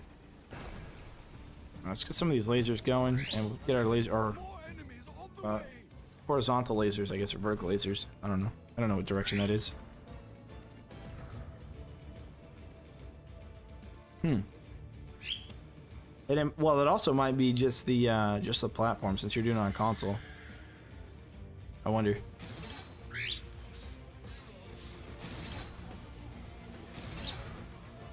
That's pretty insane, man.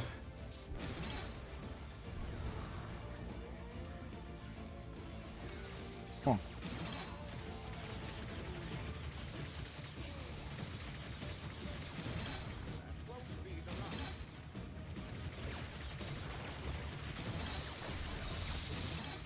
Ready. I guess that could be exploited for score. Usually I wouldn't care if it's not really for score, kind of like auto clicker and the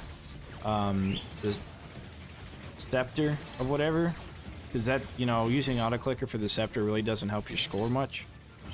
But almost like the hell he told me, just spammed sell in place.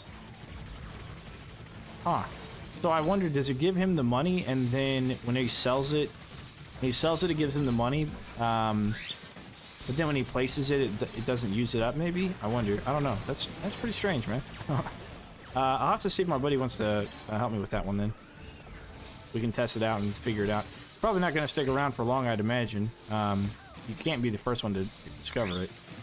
And maybe you are, I don't know. But, you know, apparently, Robot watched my streams, so probably going to be on there. But that's pretty interesting.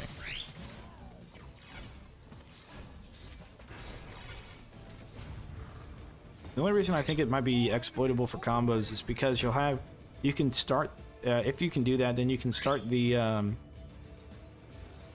map with all of the combo stuff. Has to be because I spent his money before he loaded, because I tried it and didn't work. Yeah, but so you spend his money on traps, and then what does he load in with? Like, he has to sell traps. So then if he sells, you get your money back. But maybe it gives...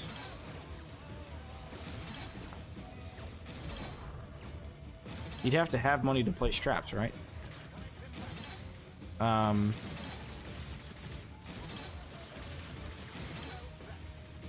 Unless it like gave him double. I wonder if it gave him double money. If he sold a barricade for 800 and got 16 back, then he could put... only because I spend 2 barricades. Yeah, I wonder if it... I wonder if every time he sold, he got more money than he was supposed to back. It gave him the amount for you placing it, and it gave him the amount for him placing it. Would be my first guess. If I had to guess. Maybe that's what happened. I don't know. That's definitely a strange bug, though. And that's pretty crazy. That is pretty crazy.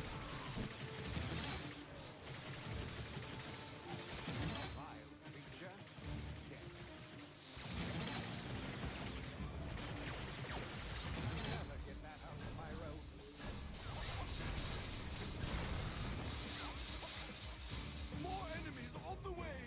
Go to bed. Never. I'll never go to bed. No, the girlfriend gets off work at 10 and it's 7:30 right now, so she's probably not going to be here till 10:30 or 11. He didn't sell my traps though. He started with enough. He said started with arrow wall. That's when he learned. Push freeze cannon at the edge instead of lasers. At this back edge, this back one? Yeah, yeah, that's probably smart. That's probably what we'll do. Yeah, we can do that real quick. We'll do that first.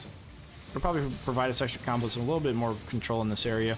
So I'm gonna put the cannons up here. I just don't know if they can target in there too much, but these should be able to target like all the way at the end. Well, I'll have to see if I can get my buddy to join so we can test it, because that's pretty crazy, man. And he loaded the game up on his external hard drive. That's where he installed the game, so it might take us a while to connect.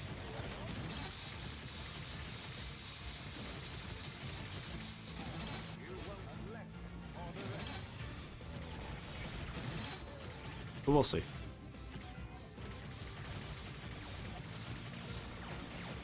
I'm also curious as what happens after you, like if somebody leaves, what happens to the difficulty of the mobs? Like, do they get harder or easier or something? I don't know.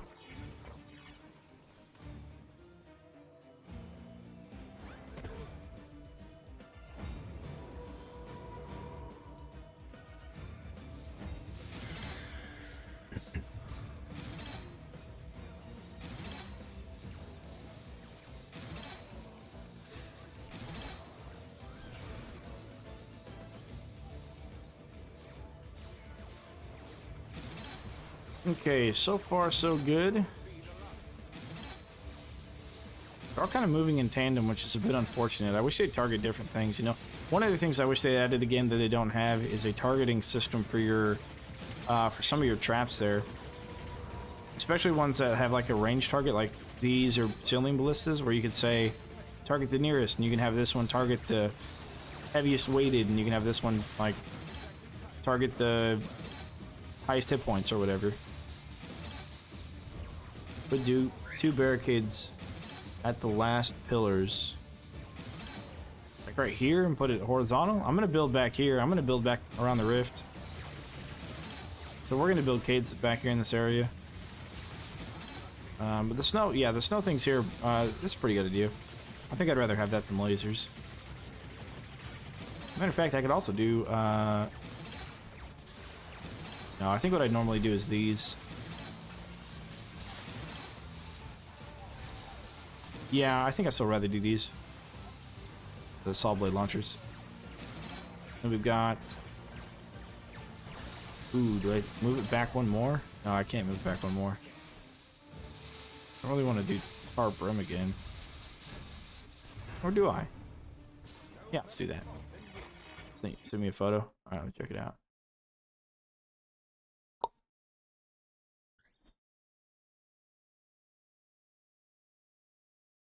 $28,000. Is that wave 1 then? Video. Let me check it.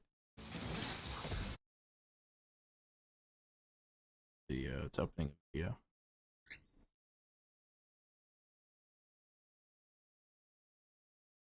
Thought it was opening a video. Do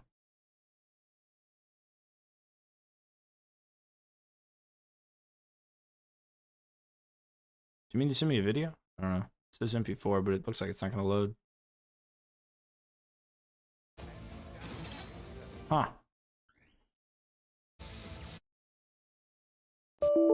Oh, yep. Execution failed.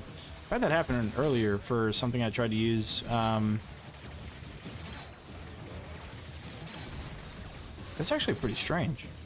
Because that execution failed happened to me not too long ago. Earlier today when I was looking at a video. That might just be me then. He put up his money, yeah. Something like that was an Unchained, a trigger modification, as in targets heavy enemies. Yeah. Yeah, Conductive, you're right. It was a trap part that you could put in your traps.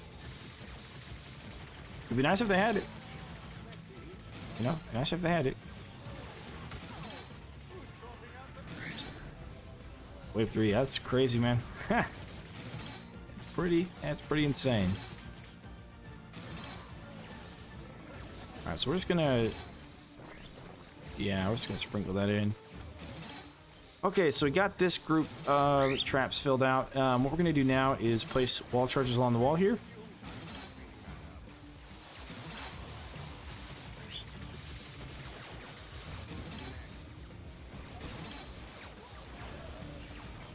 Yep. But it's bugged. Huh.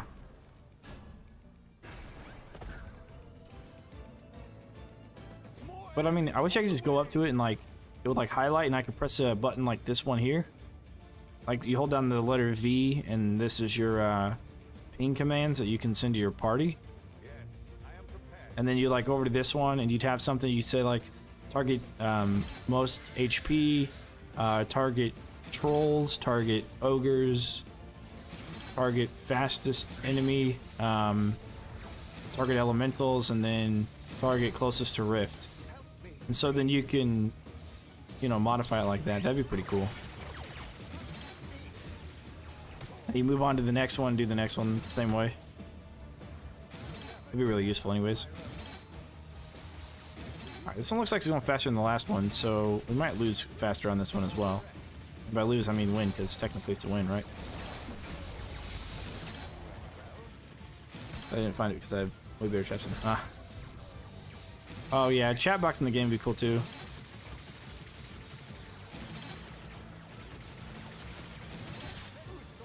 No, currently I'm not playing on Stadia. I'm playing on Steam. There is on right departure on PS4. I mean, you know, if push comes to shove, you can just say, hey guys, let's go to the, oh, that saw blade's bouncing way crazy. If anything, you can say that, let's go to the Orcs Must Die 3 Discord and chat there. Because they have a chat section, voice channel. For people to use. But I do have a Stadia account. And I do own the game on Stadia, but no, I'm not playing on Stadia.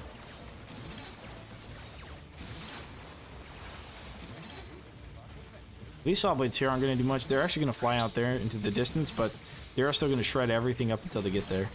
So that's always good. Oh, look at that. Skull. Nice. Simple character extra commands like locate here. Oh, they do, yeah. See, and this is really underwhelming, though. So they had this in Unchained. But did you just hear my character say anything? No, not really. No, I did turn him down, but, like, just look at the icon on the minimap.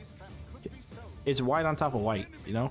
If your ally does it, I think it's white on top of blue. But even still, it's so small. But when you did it on Unchained, it was like, it made a ping noise, and there was, like, it was like a huge notification kind of thing.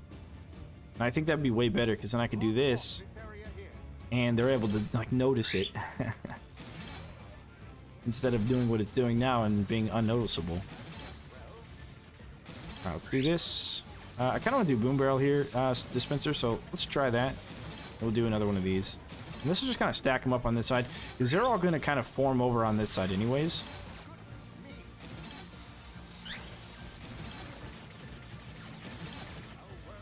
whenever we build our barricades. Kind of where they're going to end up.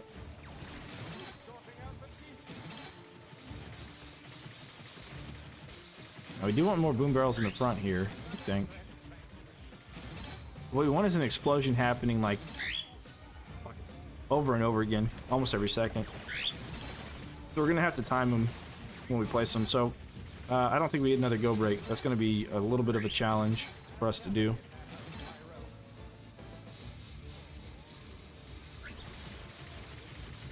Yeah, it's way better to have freeze than acid, from what it looks like.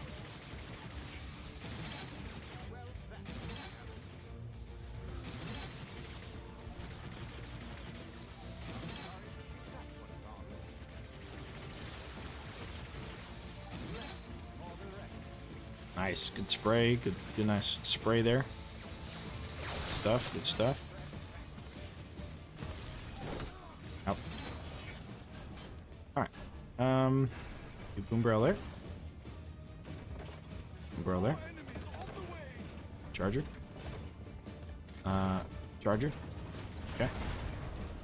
That one will blow up the others. Cool.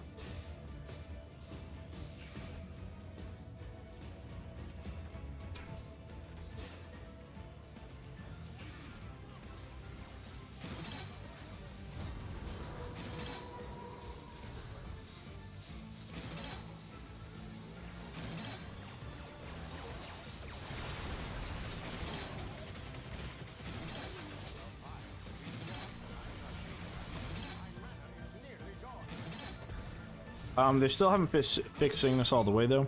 They did fix his null targeting, but what they did not fix is his. Oh crap! Come here. The Ice Star Spitters would have taken care of him a little bit faster, I think. I don't know. But what they didn't fix is his ability. Whenever he sleeps in the rift, he stops the rift from working from healing, and instead, his healing takes over. And then if you have to like leave the rift area and come back. Yeah, if I had console, dude, I would definitely try it with you, but I don't have console. So. But it piques the curiosity of me, definitely.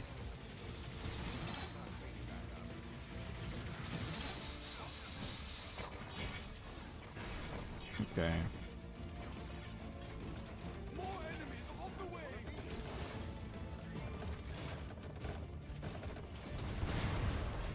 Oops, that's not good.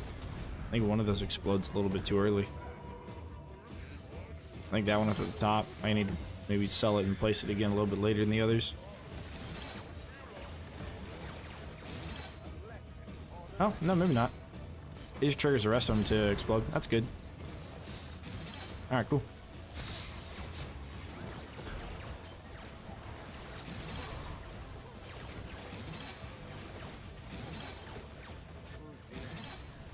Yeah, okay, so sometimes that one up there does, it looks like sometimes that one explodes with the rest of them. So we may want to replace that. Yeah, those freaking Wraith Healers, man.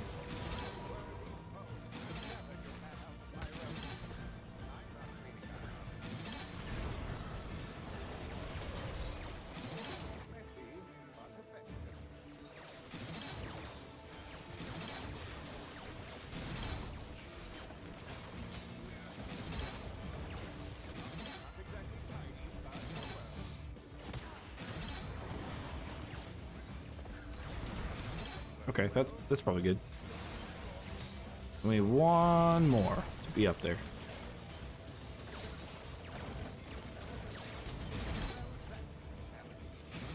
Be interesting if it was because it was like, yeah, that'd be kind of hard to like make happen. I think you can purposely lag out your game though. Like I think I've heard it in like other games, people purposely lagging. Yeah, speedrunners do it, I think, to accomplish certain tasks. Okay, I'll put one up there. Can we put one here? Let's check. I know we can do it on the slanted wall, but I wonder if it's worth putting up here. Oh, we can't put it up here. We might do two of them there, because they're probably going to launch out to like this area. Yeah, but I wonder where the slanted ones are going to end up. Sebidify. Have I played Dungeon Defenders? No. Do I know what it is? Yes. Am I going to play it? No, probably not. I have other TD games that are in my interest field, and Dungeon Defenders is not one of them. But thank you for asking. Also, if that is the case, snow cannons can cause a lot of lag spikes. Yeah. Oh, you're saying maybe it's not even because you loaded in at first, but you could maybe accomplish the same thing later on? Yeah, maybe.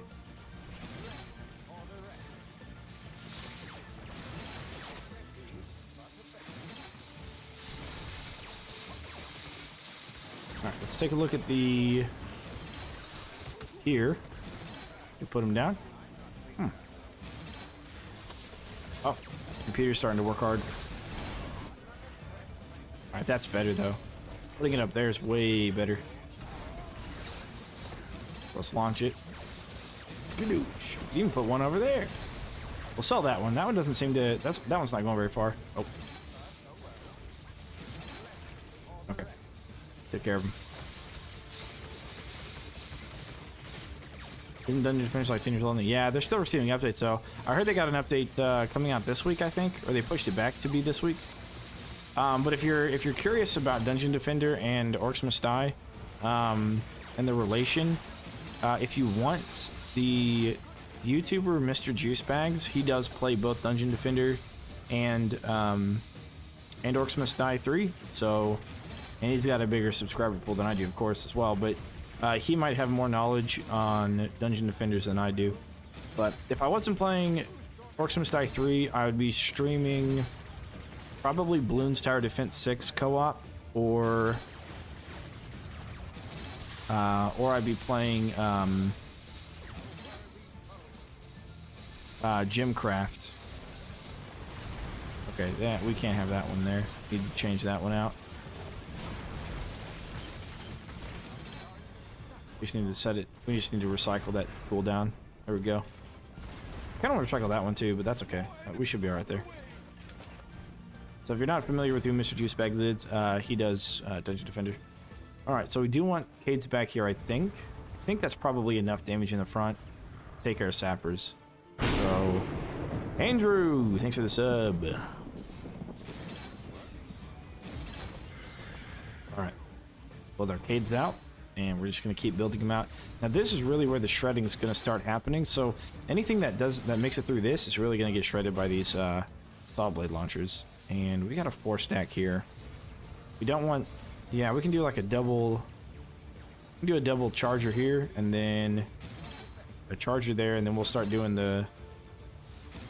Oh, you know what? We want a boom barrel here, actually. Last time I played this, we didn't have boom barrels, so... I do want one here, I think, because it's going to roll off of the... It's going to blow up right there. That's good. I just need one more because it looks funny, very like good frames. Okay, I'll check it out. I think we can... I think we're in a safe spot. Let me check it out now. Oh, maybe not. Oh, yeah. Oh, yikes. Oh, I can only imagine. You filled the whole thing out with traps. Dude, yeah, that's going to cause lag, man. But you guys use barricades on that map, and those are gonna go away pretty fast. Oh no! What barricade? Oh, they must have shot at me. And grind low. She said you just made it to wave 52 on this level. Took a while. Yeah, I'm sure it did. They already did. Yeah. What do you think if they implemented a coin generator? I would love coin generator. Some way to like make money at an investment makes a lot of sense for a game like this. So, yeah, I would love it if they added that in. But I'm not holding my breath. So here's what we're gonna do. We're gonna do boom barrel here because we're gonna do barricade here. Ooh, oh, crap! We need him to die before he gets over here. There we go. Okay, that's almost bad. Yeah.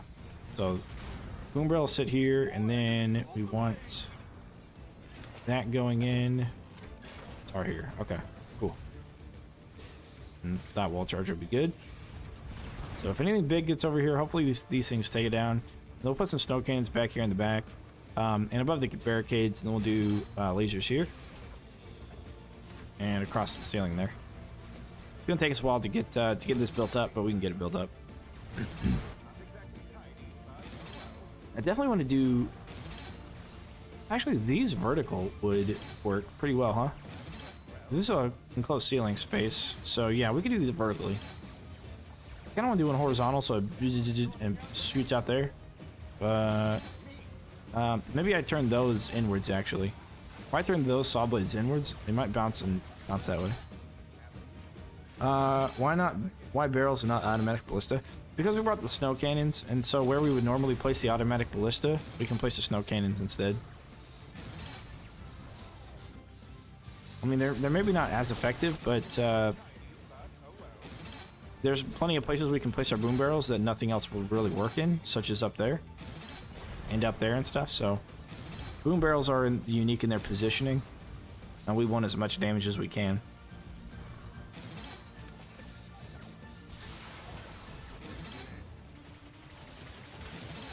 Yeah. The damage aspect, that's why we have it.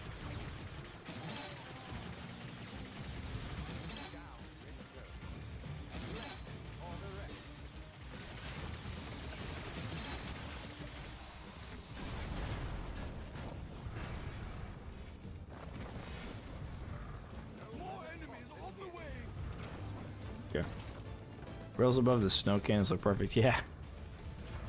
The problem is if they roll forward, so they're actually going to roll onto this cade. And they'll blow up, I think, at the elevation. So when we wrap them back around the rift, when we get them to walking over here, we'll place them up there.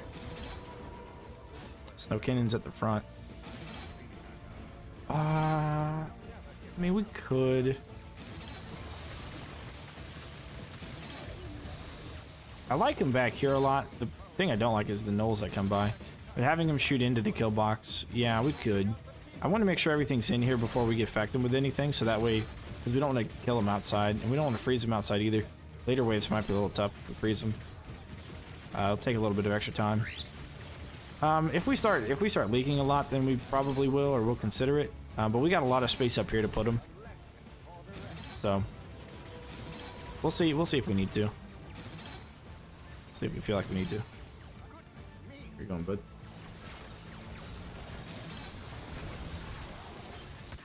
Nope. I hit 2 and right mouse button and no stone staff. Alright, so here, yeah, here we're gonna do our saw blades. We're gonna stick them on the wall there. Alright, we need to switch those two around.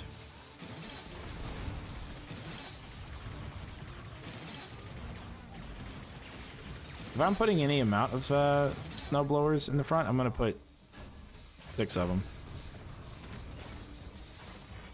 Yeah, we'll have this facing inward, so they'll bounce off these barricades here.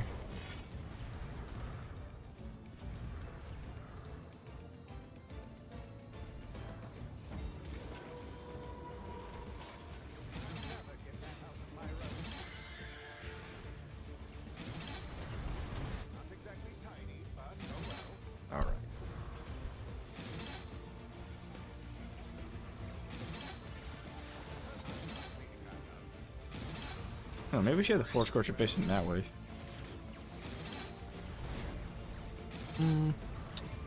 No, maybe not. We'll have the floor scorcher. Maybe we'll put one there facing.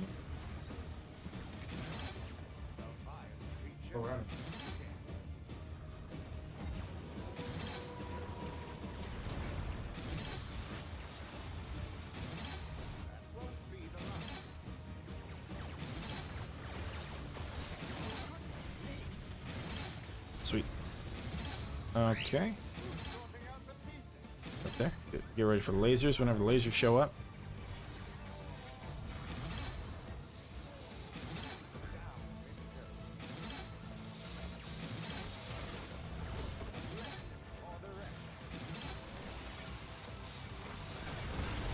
We're only at wave 23, huh?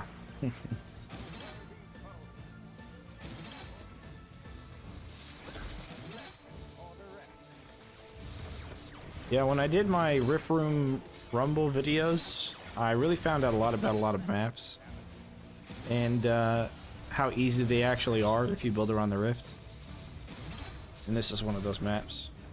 First, I've always known this map would be easy just because you get your own kill box, but still.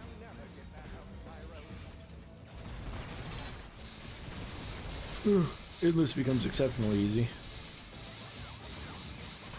More enemies on the way. I don't remember if we get sappers from both sides. If we don't, we could have built barricades on the top or on the right gate. But maybe we do.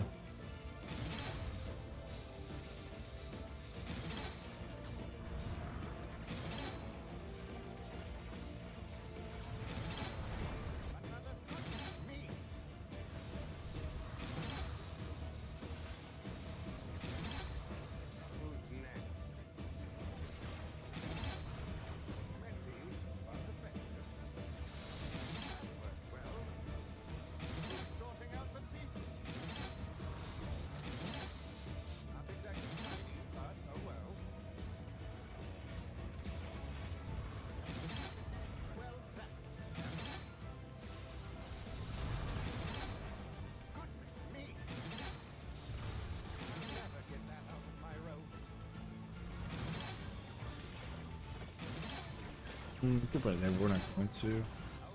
Get another couple of cades in place. Sweet. I have 10 snowball, snow cannon bugging each other. It's funny. Are they shooting into each other or something?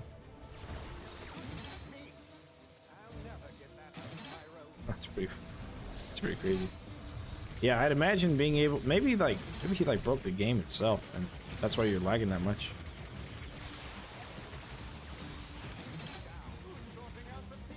Because the game doesn't know what to do. They're like, we don't know how to be the game anymore. I don't know.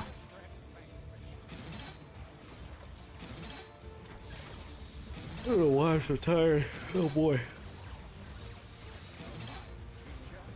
Alright, it's just 3 frames. We'll stick that one that way and that one that way, I think.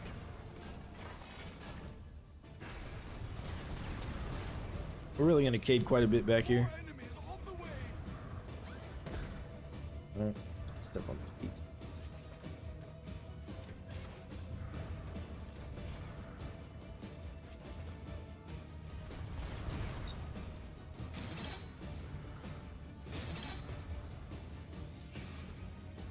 Nope.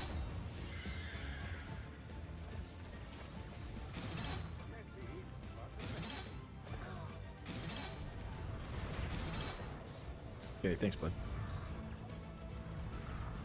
Bird, I tell you what.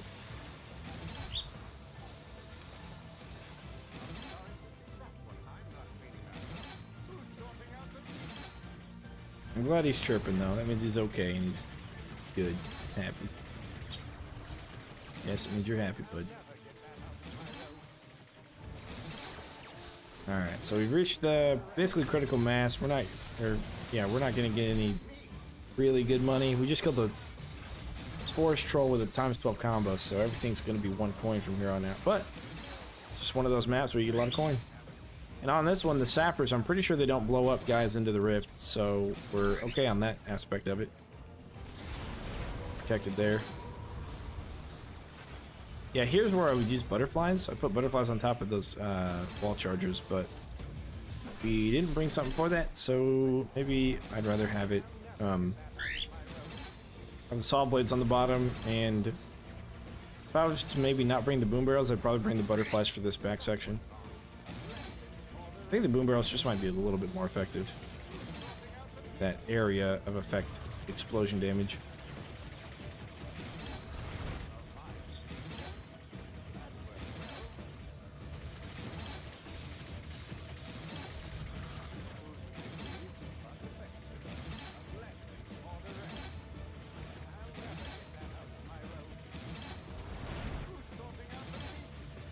It rolls pretty well.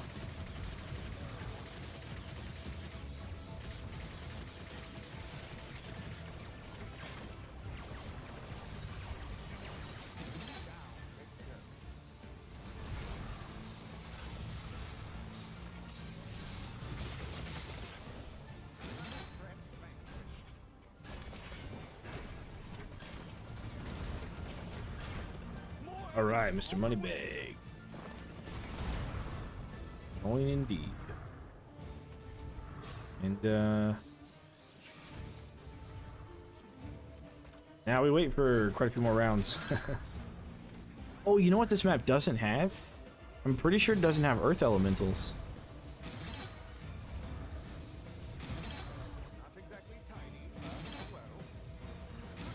Started playing this one the other day and it got over 60 ways and started glitching. Yikes. Because earth elementals cause us to lose switchbacks. This one doesn't have those. Yeah. We might actually really be able to go really far on this. Because A, it doesn't have those, and B, the sappers, when they blow up, they don't throw things into the cades. That's what made us lose on the other map as well. Were the elementals, the earth elementals. Huh. Yeah. Interesting. This may actually be able, we may be able to go farther on this. That's pretty unfortunate, Rouster. What kind of glitching did you experience? I had lost before I experienced any kind of latency or frame drops. Well, there's a couple of spots that when I walked into it, it kind of like dropped frames because there's so many traps. But 59 out of 59 items unlocked. Let's do achievements. Certain characters start moving very slowly. Oh, interesting. It's interesting you have that because that's what they had back in Stadia. Eric, that would be... Oh, 58 out of 59? Yeah, I know that achievement is bugged for people who have the pre-order and for people who don't. It's the last achievement and you can't get it from what I know. Yeah, that's pretty interesting, Roster. So back in Stadia, when you play after a certain amount of time, they'd bug out as if their speed became a negative multiplier instead of a positive multiplier. And when that happened, they would just stutter step and move really slow. Which is kind of a good thing. It really helped against sappers. Yeah. Yeah, Eric, unfortunately that's the thing. I mean, they've got a handful of bugs to deal with. None of them are super game breaking, except for the one that Hayok brought up. That's probably a game breaking one right there. But the rest of them aren't, as far as I know.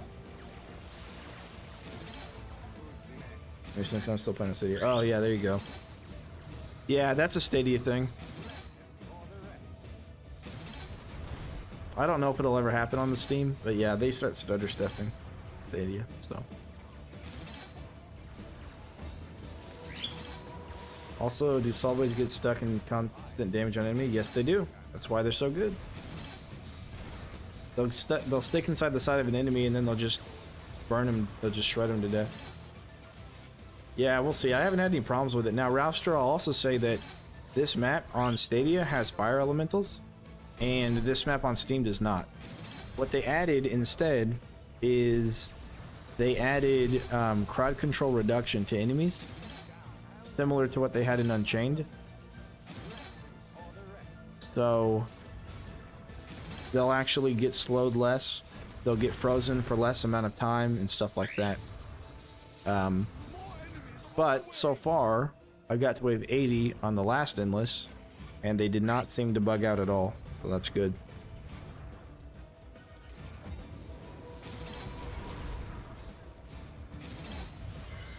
Yeah, that's pretty game breaking there, Hayok. Yeah, that's pretty crazy. Yeah. Anybody doesn't have many game intense traps, that's good. I can imagine that would be pretty hard to handle.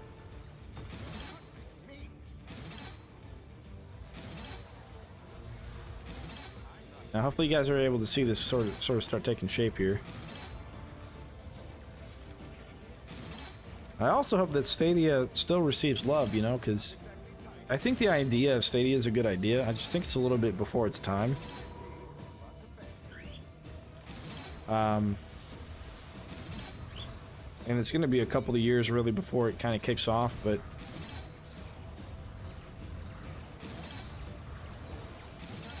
do not get past it for a kill. But yeah, that's true. They don't have fire elementals for this one or the first two endless ones, like Great Room or anything. They got rid of them. Outcry, Minecraft TNT would be sad. Yeah, I guess you don't have a boom barrel dispenser either. Well, unless you're talking about your buddy Hayok, but yeah, Rouser, you don't have the new traps. But your boom barrels are pretty good. These snow cannons are pretty good too. They'd be really broken on Stadia, actually. These snow cannons would. Since they don't have the crowd control reduction on Stadia, yeah, these things would just keep them locked down forever. But I'm hoping that Stadia gets some love still, and they update that game as much as they update the rest of them.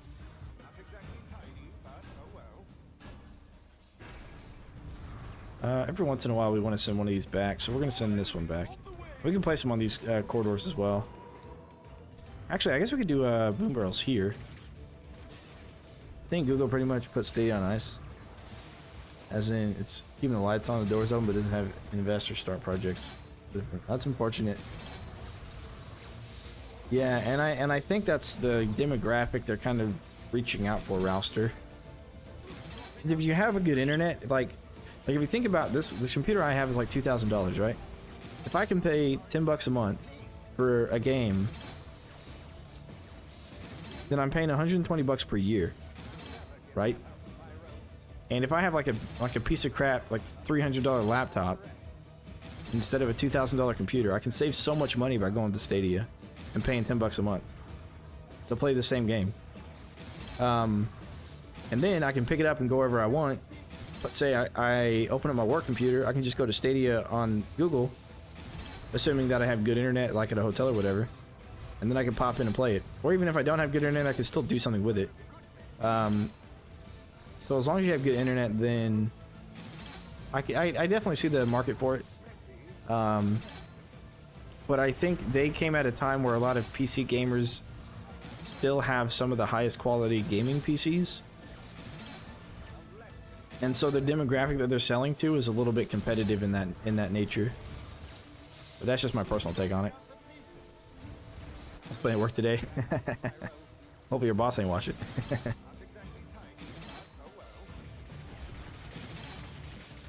Yeah, so this is shooting out here. We're gonna get this one here, spread it out a little bit, and probably one up here as well, and maybe one back here. Let's do that. We'll get some snow in this area. As soon as I threw it, granted my work here. Oh, I'm sure it did. So your IT guy comes by and says, "Hey, I see I was tracing some stuff coming into your computer, and it looks like you and Google are having a lot of talking, chatting a lot." You and Google's gaming server. Dim as before I leave. Oh, there you go. Well, yeah, that's understandable, right?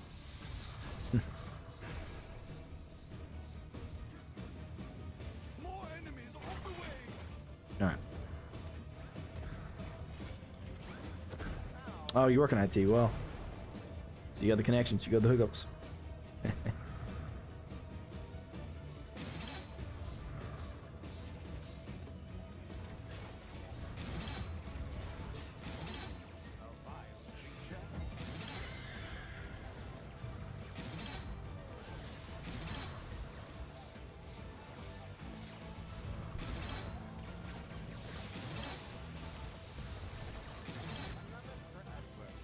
We're getting a lot of pretty high number combos here. I'm seeing.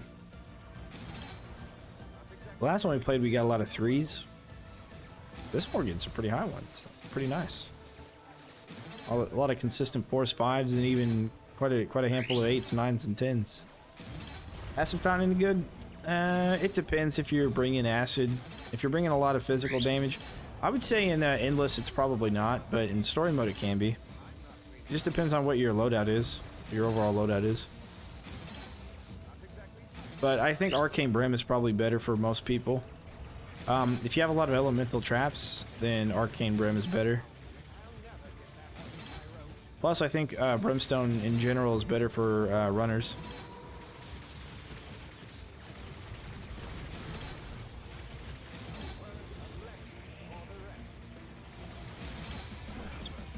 Yeah, these frost cannons are going to be chasing these guys, and that's a little unfortunate. Hopefully these chargers can stun enough.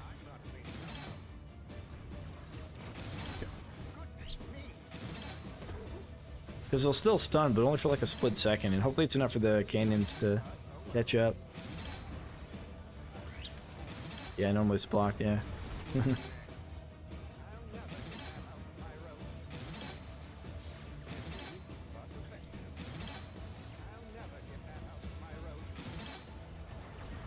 Yeah, those cannons are solid. I wish they could just comb the entire area. They just went back to the right for some reason. So yeah, he is gonna have a hard time keeping up. He was just chasing that guy, and it's not even that far in yet. I think I know what you want, and I put you in your cage earlier today, and as soon as I did, you came right back out, bud. I'm gonna go see if he wants to go back to his cage, so I'll be right back.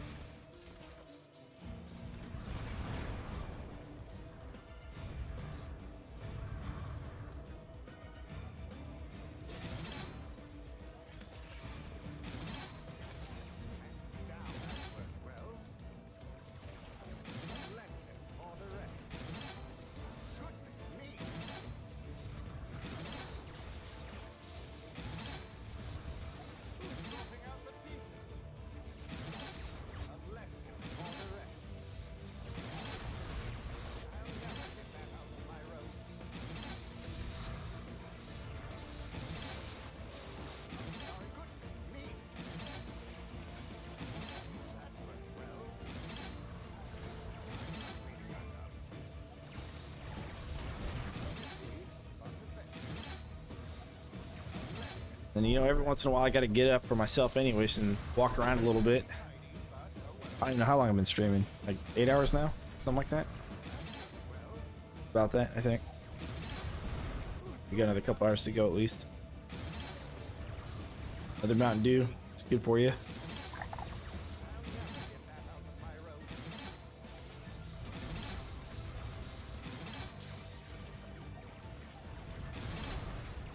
Thought about drinking water, but water's for plebs.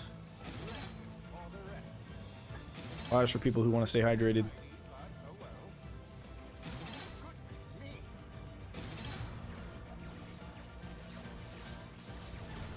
If I had to give Acid Fountain a rating, I'd rate it under Brimstone. It's really not that bad. I think the worst trap that's new is the Arcane Dragon.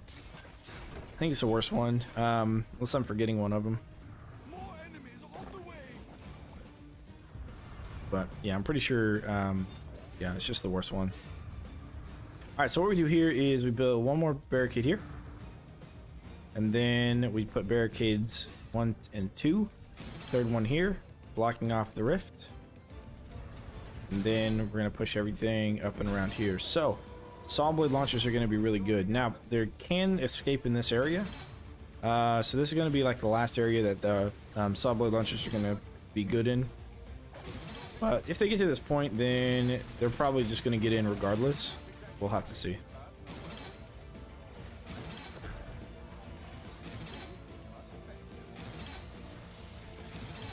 Oh, and Rouster, something else that that you don't have the experience, the joy of experiencing, is that Cygnus' sleep no longer attracts gnolls. They'll actually go to the rift if Cygnus sleeps.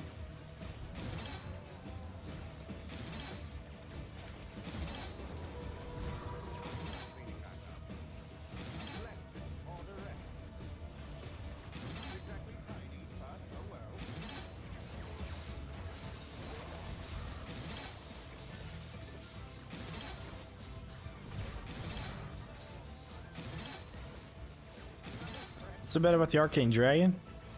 A lot. Yeah, that's probably like my favorite quality of life change they did. Kelsey's levitate. You can actually move while levitating, and when you move it uses up mana. But then whenever you stop, it won't use mana anymore. You just stand behind the rift. Yeah. The Arcane Dragon, there's a lot wrong with it in my opinion. It costs too much for what it does and the amount of damage that it does. B, The projectile has a duration time limit until it expires. So when you get the bounce and you shoot it off to one side and it comes back, the duration that it exists is limited. So if they made it an unlimited duration, then you can use it for really long hallways, like in Coastal Hallway. And then it'll bounce back, and by the time it bounces back, it may trigger again. So you can kind of have this constant arcane beam going across, which would be really nice. But that's not the case. And it's also $1,200, which is just, it's just way too expensive for the amount of damage that it does. And you can get better arcane debuffing with arcane brim stacked like it is. Like you'll just get just a better overall arcane stacking debuff. I guess the one redeeming quality is that you can get the upgrade to increase the debuff itself. And what we tested on Stadia is the debuff is 15%. Which if I had to guess, it'd make it go up to 30% bonus, but it's still not a good, necessarily a good trap to have in your loadout, just because it's so expensive. It's hard to start with, and it's really hard to just rationalize buying. I had to walk in the back because that was way too much frame drop. Yikes. Yeah, I could imagine, man. Could you just imagine, like, if I started this at wave 1 with nothing, with all the traps set up? Yeah. Yeah, that'd be a lot of frames.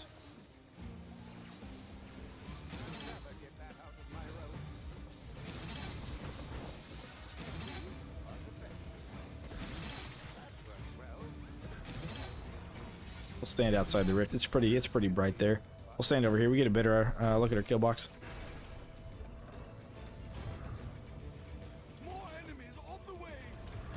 And I also played Kelsey when I played through. If you watch my stream roster on Friday, I played with a buddy of mine, and we both he played Egan and I played Kelsey. So on the first map or the second map, I think it was the second map, I explored her double jump ability. But I'll make a new video on that. I'll probably do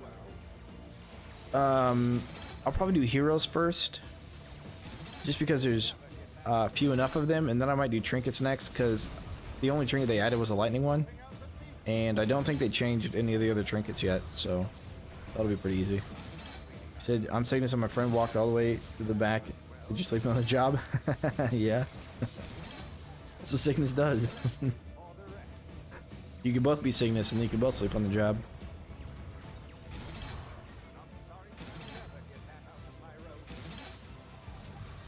Watch some of the stream. Yeah, it was really long. I think it was like a 12-hour video, at least.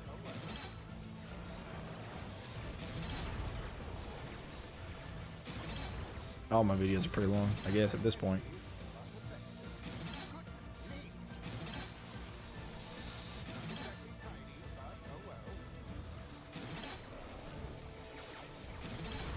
Alright, I'm curious. Let's see where this one lands. I'm thinking it lands over on the other side. Yeah, it does. Yeah, it's unfortunate. We'll use it once we build out back here, but that's what I figured would happen.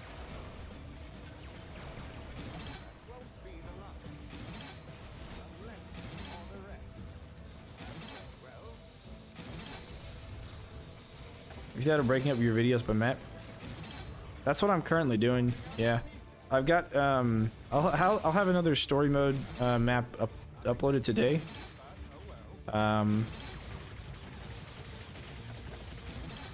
But yeah, I downloaded all of my streams, and I'm cutting through them and then uploading them as individual videos.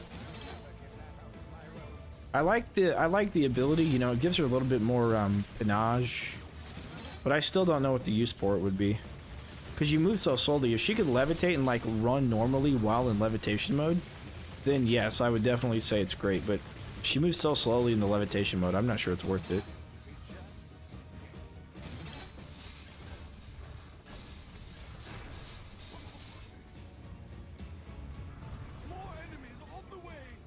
Okay.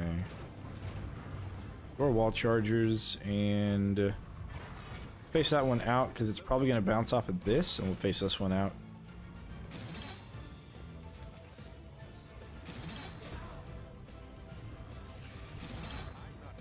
I have not had this many consecutive viewers in a, like, this weekend has been really good for the channel. You guys have been really interested in the game and subbed, and that's really cool. Speaking of, Mr. Piran just subscribed. And if you guys want to check out, I think the sub button's got something special with it. So if you click the subscribe button, I think something special happens. I don't really know.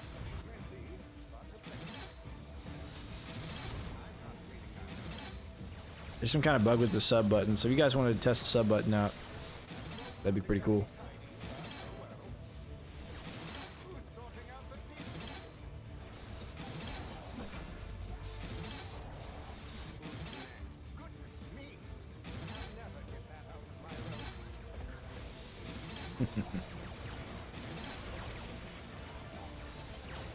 Are the butterfly boxes less effective on the Steam version? On Stadia, they work wonderfully. I think they're the same effectiveness. Oh, one of the other things they changed is the ceiling lasers are now 850 instead of 650, like they were before. I think they're the same effectiveness. I would still use them. Yeah. I should have placed those vertically. Oh, no. Okay, the K didn't take damage. That's good. I totally forgot money bags was even a thing. I mean, I could have brought them and put them above these wall charges here in the back, but I figured boom barrels might be a little bit better to bring. I'm not sure that they are. Because I can put them up here too. Since you got the pillar that's too high. Okay, so let's see here. We need... Saw blades are just so good.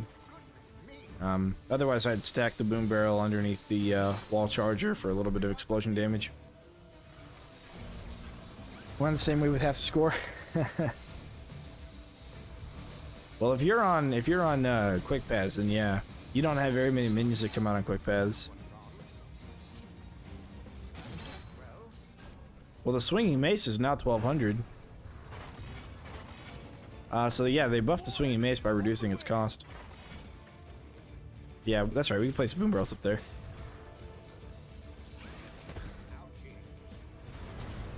Started after you because we have a kill box at the very beginning. Whenever you trap, the ceiling is very powerful. It is.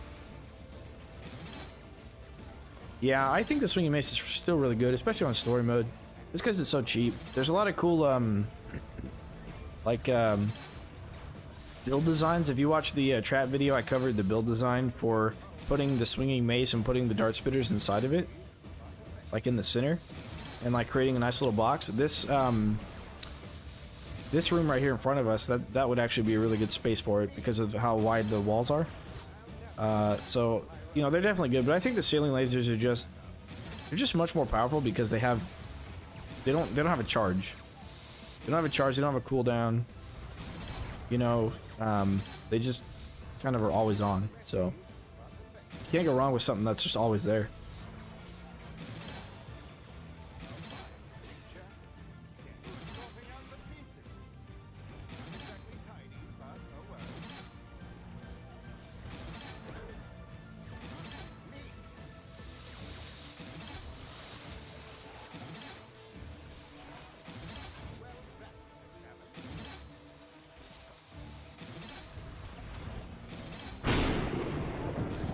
Jonathan, thanks for the sub.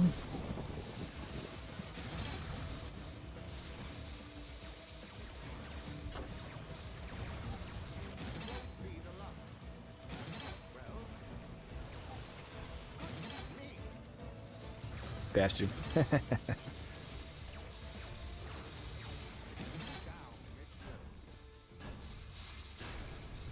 gonna put another snow one back here, like right here maybe. And that so it'll shoot out there. Now the lasers are kind of awkward here. We might bring these two back. That way they can get stunned in front of them. And then in the center, maybe we'll place more of these. By the way, I've read on the official site, Blaze Patch Stadia version. Only bought the DLC recently, so I'm still playing through that. Yeah, I know they said they were going to give it to Stadia, but I don't know what they're waiting on.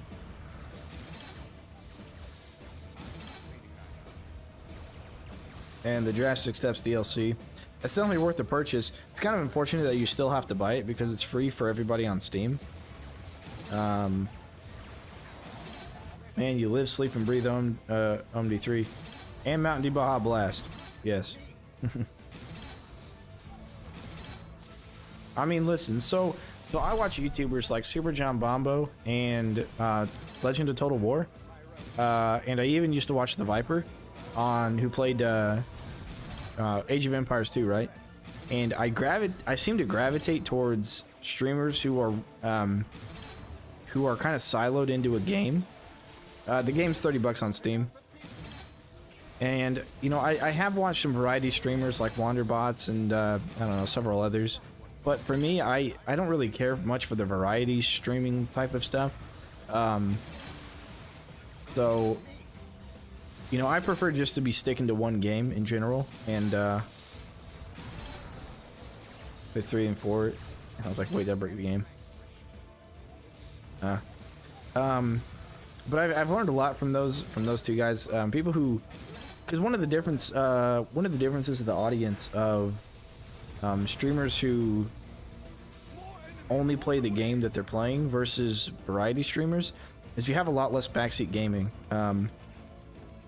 which is probably good for chat, I think. And I know that those variety streamers take measures against backseat gaming, but for me it's not so bad. You know, like the other day somebody brought up that I could zoom in with the crossbow.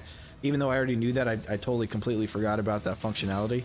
And then somebody today said they could do it with the longbow. So, you know, I learn things from chat about this game all the time. But at the same time, it's like, I think people don't feel the need to give any backseat gaming. And that's pretty comfortable, knowing that. But on top of that, you know, I gravitate towards them because they seem to just have a lot of knowledge for the game that I'm interested in. And so if I can give that to other people, then that would help them, you know, play better, or, you know, maybe enjoy the game more if they just had more knowledge, if they think that's what they're lacking. So for those reasons, that's kind of why I'm just OMD3 in general. What's the most effective way to deal with guys who bomb barricades? If you're talking about the Knoll Grenadiers, you can play a Cygnus and sleep and they'll ignore you. If you're talking about the Cobalt Sappers, lasers, or brimstone, or grinders, those 3 traps will work really well. And then if you're talking about the TNT archers, just try to avoid being shot by them. They're light orcs. They have about 80 hit points on War Mage. Probably about 80 hit points on Rip Lord, I'd imagine, as well, because they don't carry shield. So, you know, lasers will do well for them as well. You can do flip traps, push traps, ceiling pounders, gravity pillars, stuff like that. Wasn't judging. Yeah, I know. But it's just a little background. It's just a little background information of it and all. The ones with the barrels on their back, yeah, those are Cobalt Sappers. I would do grinders, or he can't move, but he's not even stuck in the barricade. I mean, you did it to yourself, man. I don't know. I would say grinders, lasers with tar, or brimstone. I would say those 3. If you're playing on endless, you definitely want to do lasers on them. That I'd not buy the basic game on Stadia because I use my Stadia as my main platform. The game and DLC also shares with my Google family. Ah, okay, interesting. Do you get the DLC with the game if you have it on Stadia, or do you have to purchase the DLC separate and then it like applies itself to your game?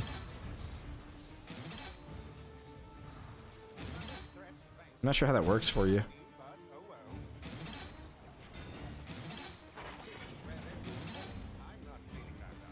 And I'm curious on that.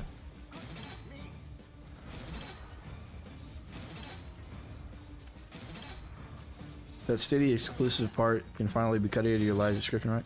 Oh yeah, you're right. Yeah, you're right. Purchase it separately. That's interesting. Absolutely, Ethernet. Yeah, if you're on endless, I would do lasers, but otherwise, grinders, lasers, or brimstone work. If you have the coin, you can also put a sacrificial barricade. True, yeah. You can also throw a barricade. If you know what side they're going to come out of or what gate they're going to come out of, you can either bring a decoy and place a decoy, which I wouldn't recommend it, or you can bring a barricade and place it down as well. But I wouldn't recommend that either. It's kind of a waste of coin. Base game is free with my pro subscription, but DLC is $10. Right, because you're paying monthly for the pro subscription, so it comes with it. That's pretty unfortunate. You got to pay $10 for the DLC still, though. I guess the $10 goes directly to the developer. So I could kind of see that, but I mean, if you play it for a year, you're spending $120 on a $30 game, you know. Which I know I just talked about it and argued for Stadia, saying that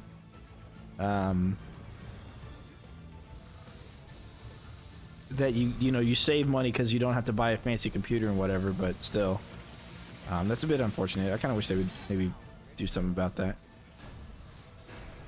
Even if they could like see who bought it and then refund them or something. I mean, I'm not looking for a refund, but some people might. The best way to burst down money bags, headshots. He's weak to headshots. And saw blade launchers do really well against him because they stick into him and they shred his health. So I would do those two, saw blade launchers and headshots. If you have the ice amulet or the stone staff, you can freeze him or stone him with the stone staff secondary or the primary for ice amulet, and then headshot him with a crossbow or the longbow or something. I have 90 games on my pro. Oh, yeah, I see what you're saying. The weaponize, they get past your traps. Yeah, stone staff and headshots. But you don't have to kill him though.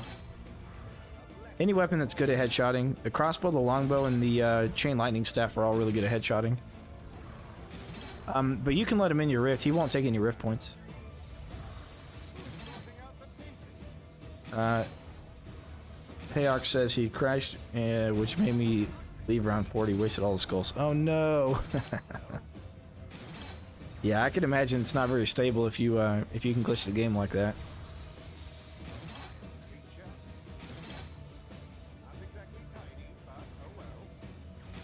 I'm almost thinking about if that's possible. And I'm almost thinking about, because it's going to be for good content.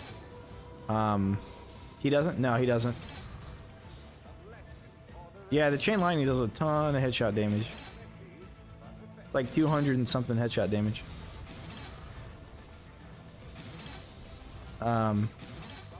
Yeah, money bags in tower defense games, a lot of times there's a, they have like ghost type minions that go through your kill box. Some of them are like impossible to kill. Some of them you can kill, that sort of thing. And they just kind of like go through your kill box just to see how effective your traps are. And Moneybags is that type of enemy, so he's one of the tankiest enemies there are, but he doesn't take any rip points.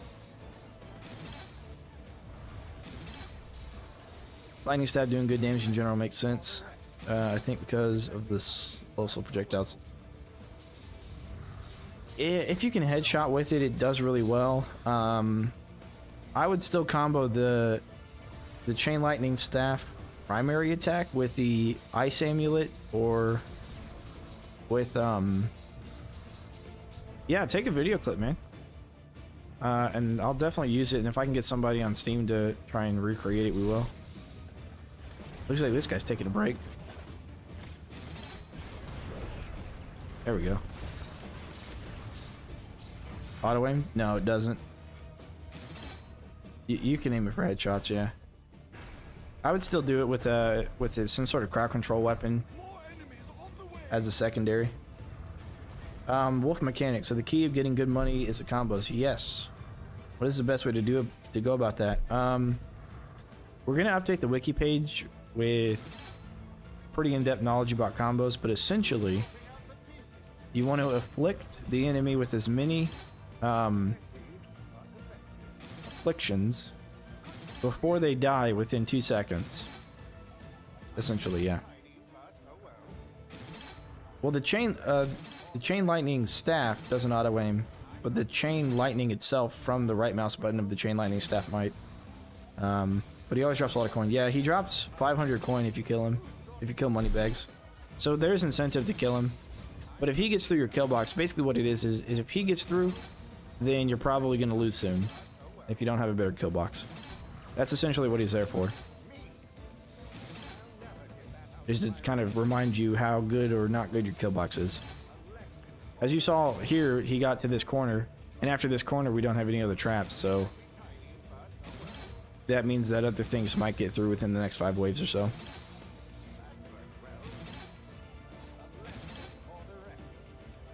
But combos are a little bit on the complicated side, I'd say.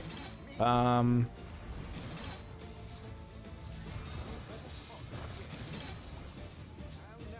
there's quite a bit to them. So basically, if you hit someone with a freeze, it depends on the traps that you bring as well. Some traps will give you extra combo points, and some traps won't. For example, the freeze cannon won't give you any extra combo because it just freezes. Well, I guess it does damage, so it might give you 2. I'm not sure about that one. But the wall charger will give you 2 if you do the stun, because it'll do the electric damage and then it does a stun. So that's 2. But if you get the other upgrade, where it does bonus damage to electrified enemies, then you're only going to get the 1 instead.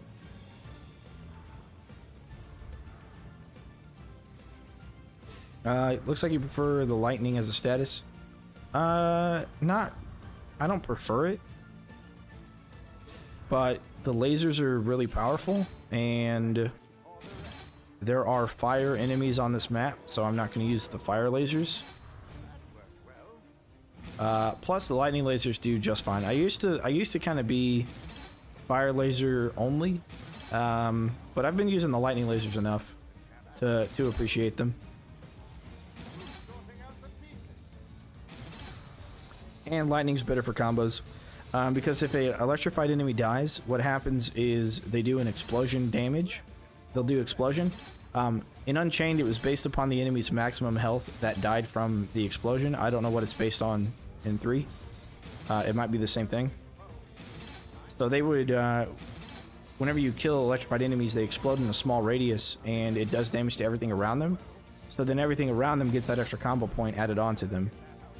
Whereas fire just does a regular amount and then it does the damage over time, but I don't think that adds to the combo. So fire is worse for combos. However, not necessarily, because you have a 2-second timer, and the last tick of damage that's taken, you have 2 more seconds to kill them with as many other ailments and other things as you can in order for you to rack up those combo points. So if your tar has no slow upgrades, and your brimstone is ticking down as they're crossing the tar, running into other things, then it might be easier to stack up combos instead of using something like lightning that would just kill them right off the bat.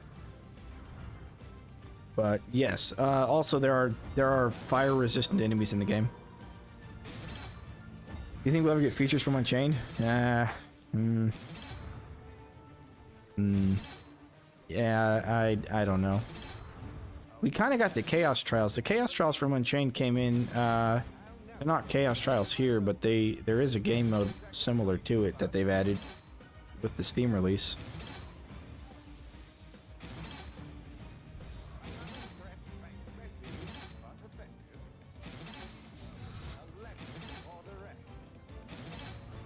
I'd like to see Sabotage come back. I really enjoyed Sabo. I played it a lot.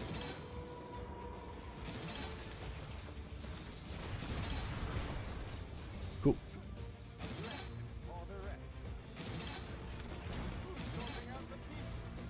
Cool. Alright, let's see how effective those really are. We might have to time them a little differently, spread them out a little bit. I think that'll hit most things.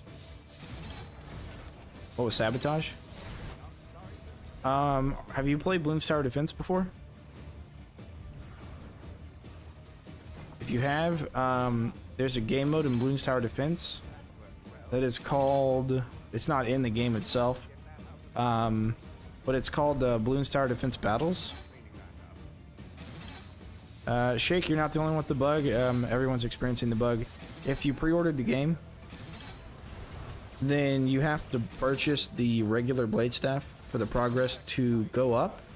If you did not pre-order the game and you have the regular blade staff, then it's not going to go up. They're aware of it though.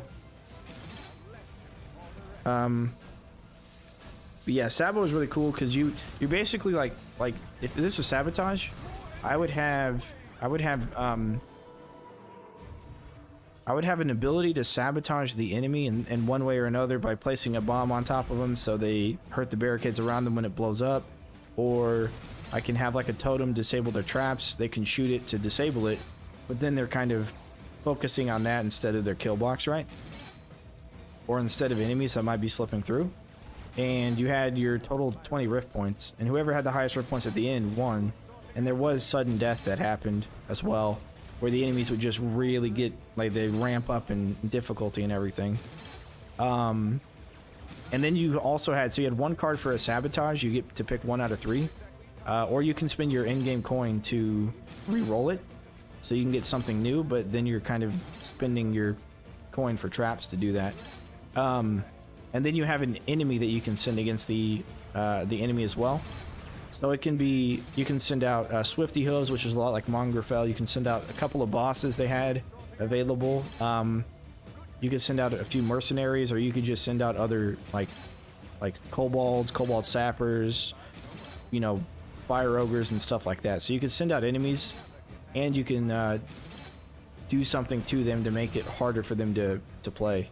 And they can do the same to you. So it was a give and take. So that was sabotage. Basically, it was a lot like Bloons TD battles, and the fact that it's a casual sort of player versus player environment, because you're not seeing them or doing anything to them directly. You're just indirectly sending stuff to them. But so I think it's a cool game mode, and I wish they'd bring it back. But like Bloons Tower Defense 6 versus their Bloons Tower Defense battle player base, the player base is much smaller for the battles than it is for the core game itself. And I think the player base is not big enough for the core game on this game for them to realistically bring back sabotage. At least not anytime soon. Yeah, send me a clip. Let's take a look at it.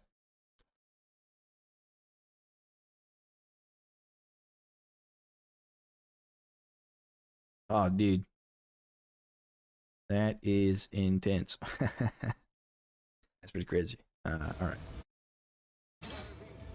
There's be something else to do because I don't have Nitro though. I'm not sure what Nitro is. If you want to send it to me, you just maybe make a video and I don't know. Send it to me on Google or something. Alright, so now we'll do... We do laser here, right? Yeah, we do laser here, and then stretch them out there, and then do some wall stuff here.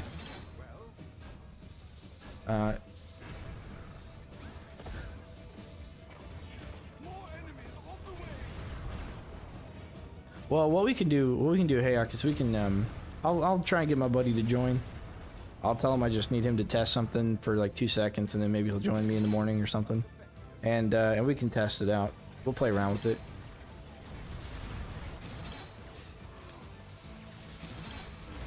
It's a solid set of games, but never ranked huge crowds.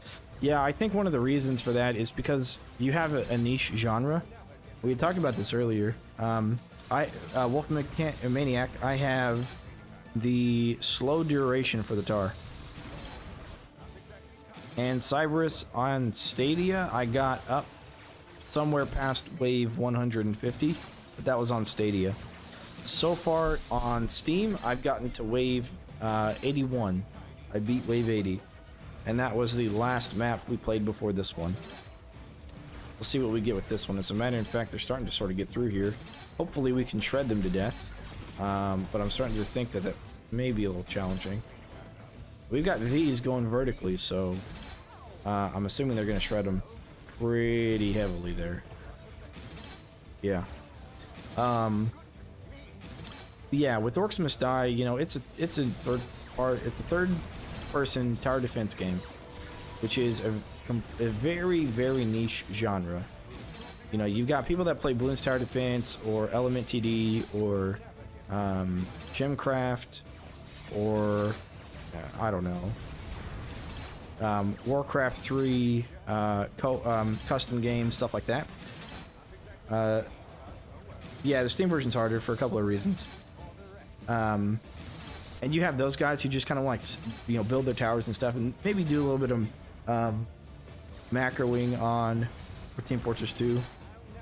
I don't think Team Fortress 2 is considered a casual sit-back tower defense game. Alright, Wolfmaniac, catch you later. But yeah, so you have those like kind of like top-down, sit back and just build up your stuff and just let whatever happens happens. And so you have those are your tower defense guys, right? And then you got your third-person shooters who are really into the third-person shooter aspect. Probably a lot of RPGs and that style of game. So you got these two different genres of people that you're trying to combine into one game. But first-person tower defense, yeah. You know, and they've got, what is it? There's one out there. I guess kind of like, I guess right now the market's maybe a little bit more acceptance of what Orcs Must Die is, but back when, you know, 1, 2, and Unchained came out, I think the market really wasn't ready for it. Like your vibe mode man, straight chilling. That's what I'm doing, dude. That's what we're doing. Chilling and drinking Mountain Dew. And I don't know too much about Team Fortress 2, but is my Instagram private? I don't even have an Instagram. Oh wait, yeah, I do. I don't know what it is though. I think I do have one. Maybe I don't. I had to make a Twitter so I could vote for Baja Blast to come back instead of the freaking like Midnight Mountain Dew or whatever it was. And I can't believe that 50% of people wanted the other Mountain Dew. Like freaking lunatics. I like the mix because I get tired of FPS over and over. Yeah, you know, when I got my other game that really kind of popped off, like I tried to play Gymcraft and stream it and make videos and stuff, but there just wasn't enough of a following on that game that I couldn't really do a lot with it. And sit on Discord if you find it. Okay. Oh, do you want to send me something on Instagram for that? Okay, I'll send it to you. I can look around for it. I can't even remember my Reddit login. My Reddit on my phone is different than my Reddit on my computer, so I don't even know what that is. I know I can find it, but it's whatever. I didn't know saw blades bounce like that between barricades. Yep. They're really good horizontally if you put them on like the bottom spot. They're really good horizontally because they'll bounce between cades. And then if you have like a ceiling spot like this, where it's nice and tight, bouncing them up, but you want to make sure you have another ceiling trap to change your trajectory. Because without this ceiling laser, this blade would hit the top and come back down, and hit the top and come back down. So everything in the center won't really affect. So you want to make sure you have something to kind of like change it so it bounces around a bunch. What's up with the one floating in your... Yeah, I don't know. Yeah, these snow cannons, they're solid objects, but they've got like gaps in them, so they're really like making this saw blades act really weird. But if I wasn't playing this, my next best videos were, well, EverQuest 2, but I probably would never get back into that game. It took me, I don't know, it's an MMORPG, and I kind of got burnt out on those pretty quick. Because I played EverQuest 2 for like 13 years. But yeah, I would say Bloons Tower Defense is probably what I would go to if I wasn't playing this. And I'd go co-op, because a lot of people like co-op. What do you do with the bomb orcs? Lasers, but you want to add tar underneath the lasers. You can shoot them from a distance. They're going to make a sound when they come out. Depend on the map. It might be easier to like run up and just shoot them and target them first. Grinders work really well, and brimstone works really well.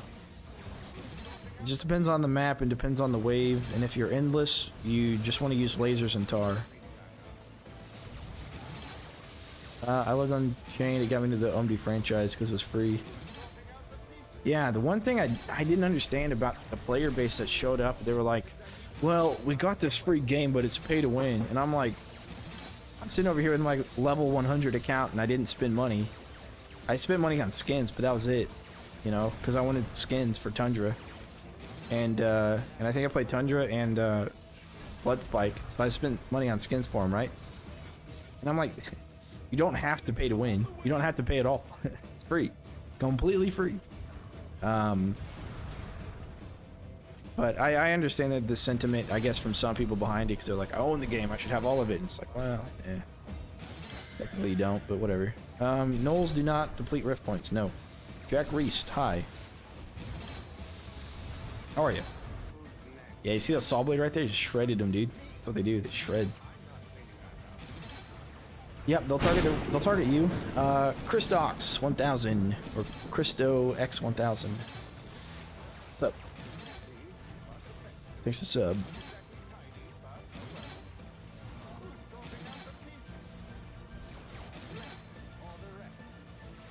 I would love to have level upgrades like they did in Unchained. They had, well, if you're talking about account level, I think they should probably not do that. But if you're talking about hero level, yeah, the saw is insane, dude. If you're talking about like the hero level, they had thought about bringing back those upgrades. What are they called? I don't remember what they're called, but they had them in Orcs Must Die 2. Yeah. They do that sometimes. I don't know why, but sometimes you just get stuck moving real slow. They do it horizontally as well. Weavers is what they're called. They're like upgrades for your hero as your hero gains levels within the map. They talked about bringing those back, but they hadn't really said anything since they talked about it initially. I don't think you can freeze projectiles. What is this guy doing? Like spraying the wall. Hero perk, sort of, yeah. But I think in 2 or 1, whichever one they were referencing, that you would you'd actually have to spend in-game currency on it, and I think that would make it feasible. I think that would make it pretty cool. Is it getting frozen? Frozen? Man, maybe it's getting frozen. That's what's happening. Gonna put that one there, maybe. I do kind of want to bring these back and just put snow cannons right here in the center.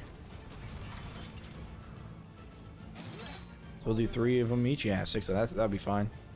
Definitely want a couple more of them though. So let's get those there. Can't put boom barrels here, can we? No, they won't fit there. We can put more here though. No, it's not gonna work. These are all being pushed to the side. Yeah, we'll just do more of these then. I'm gonna go backwards. Let's take another look at it. They start going slow before that.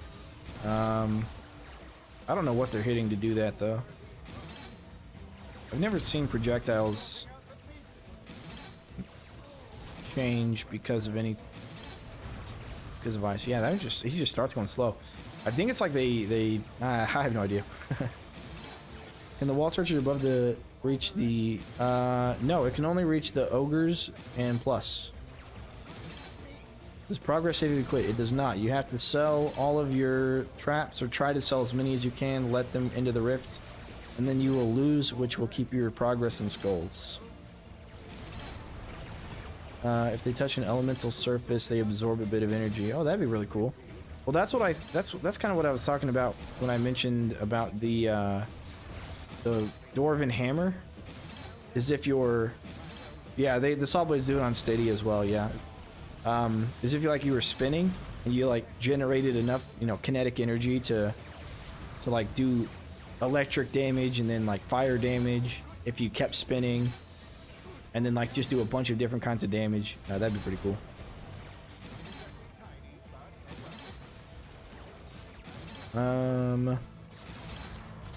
My record wave in Endless is somewhere around 150 waves, but that was on Stadia.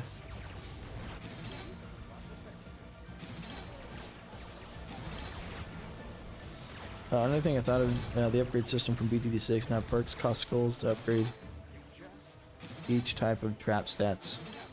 Oh, you're talking about the monkey knowledge stuff, huh? If they had anything that was really challenging, which there's only like 2 maps I would consider. Maybe, okay, I would consider 3 maps challenging at Riftlord.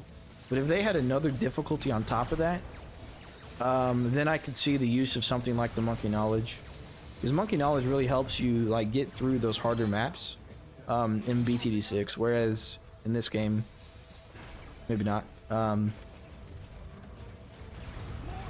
Even if you had the mushroom trap, it wouldn't be good anymore.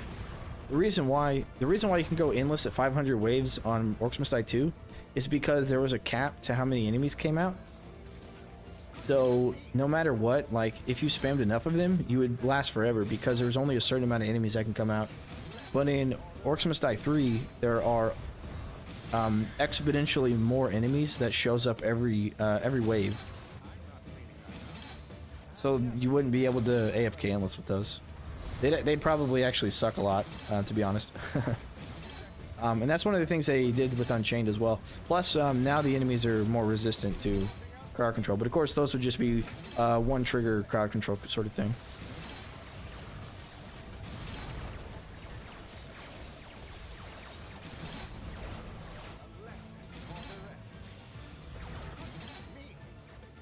Yeah, I don't think it would really be that useful in this. They'd have to reduce the price a lot, I think, to make it any kind of useful, but even on endless it wouldn't be. On story mode maybe, but not so much on endless. You wouldn't be able to cheese it as much. Alright, where are these guys getting to? They're getting like right here, huh?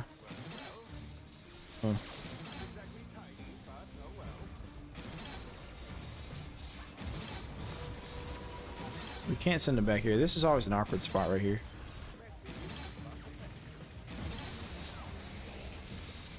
Okay, we're gonna do snow. Oh. The barrel launchers are actually good. Oh crap, that's not good. Okay. The projectile from the Noble Grenadier didn't hit the cadence. So we could have actually lost now. We wouldn't have lost. I would have placed the cadence time, but if I didn't have any money, we would have. I'm over here thinking about spending more of my money.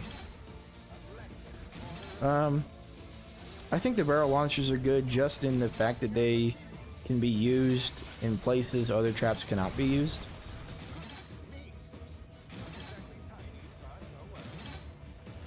There are elemental enemies that are fire elements, but they don't have any other elementals. Yeah, I agree, Peyton. I think what they should do is bring back the order minions and the ice minions from Unchained, and then they can come out with a DLC pack of like 5 maps for each of them, and make those themes, make those maps themed to them, and even come out with maybe some new traps as well. I don't know. They came out with new traps for the Steam release, so maybe not, but.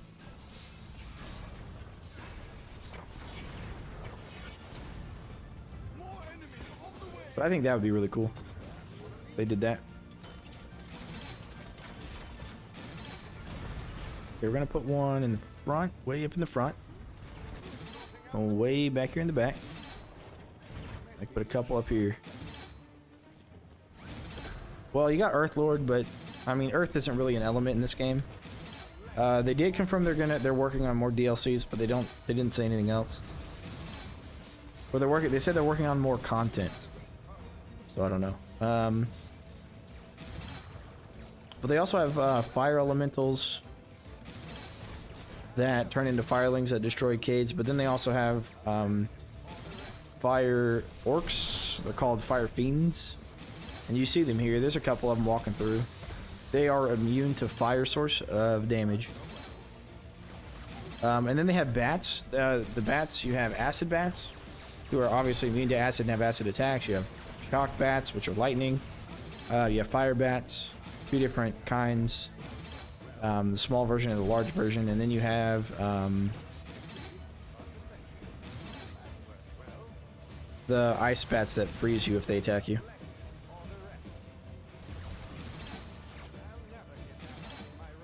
It doesn't do anything special. I mean, they have like a lot of resistances, I guess. as a mob itself, they have a lot of resistance, but there's no like special thing about them other than they're hard to kill and they're really annoying and they make me lose endless maps. Yeah, yeah, exactly. Or even if they like eventually have each element for type of each mob. Frost bat's immune to ice cold, yes. And the boss bat is immune to all of it because he's an elemental boss, so you have to headshot him and damage him with physical. I mean, he changes his element, but he has a resistance to all elements, so he takes like half damage from everything. But he takes double damage from headshots. How TF do you already have that one expert YouTuber streamer on game that came out 3 days ago? What do you mean? I beat the game in like a day.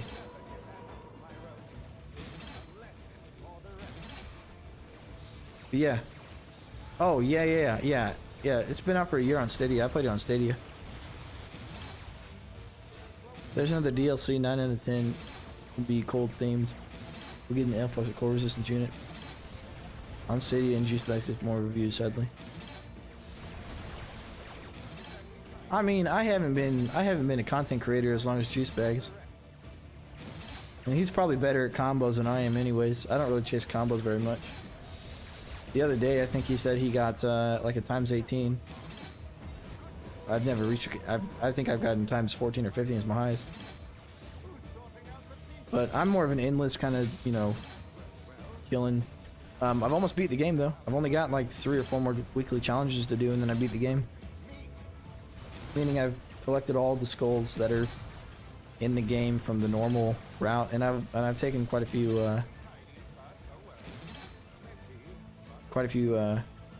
breaks to play the new game mode, Scramble, and these endless maps.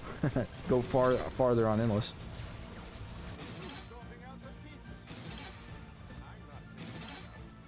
Okay, so we need more kids on this side.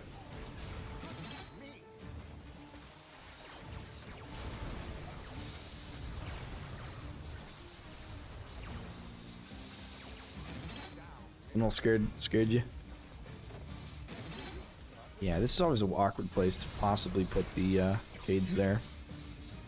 Alright, so we do this and this, of course.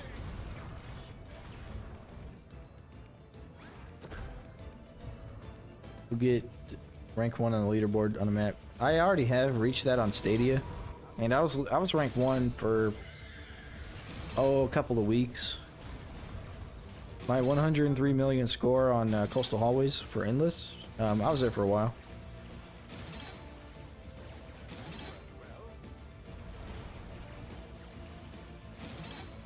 And I think I'm still on 3rd. I think I'm still 3rd on that. My game is still glitched on Stadia. So many maps are endless, including DLC maps. Hell yeah, man. That's what I have. If I ever want to play any of the regular maps on Endless, I switch over to my Stadia account. You can get rid of that if you change the difficulty of it, though. If you change the difficulty to Rift Lord or whatever, then you'll remove the Endless.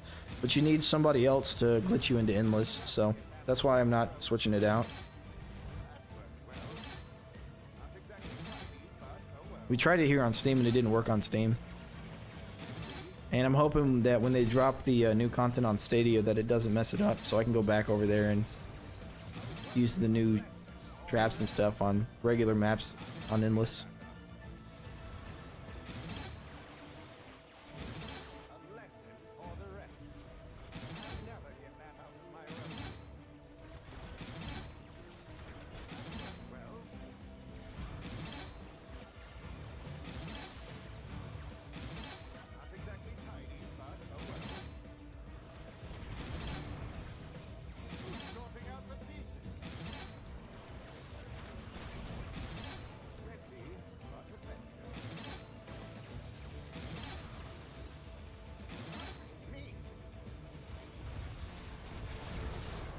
Yeah, you know what? We might get farther on this than we did. I don't know. They got kind of far. They got over to here, right?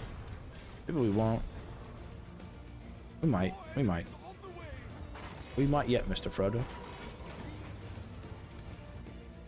Sigmas have in-game lore about having low blood sugar. Yeah. English version without buying on Steam.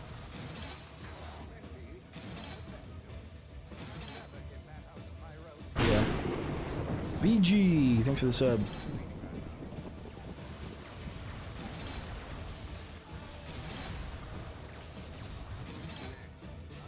It'd be kind of cool to see these fire hoses target and move as fast as the mobs do, because then on late game endless you'll see them just like going. That'd be pretty funny. That sapper looked like he got really close to these kids here in the front, so that's kind of scary. Is an iron deficiency. Why can't I combine PC with PS4? I have no idea. Or is over 150 years old? Either that or I saw some other kind of explosion and it just caught my eye. Mekinchi. Mekinchi. Thanks for the sub.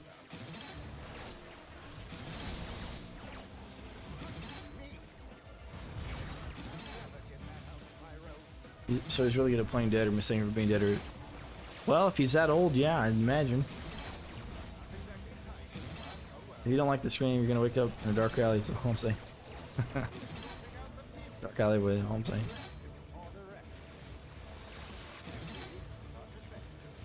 Yeah, I guess don't forget to hit the like button, guys.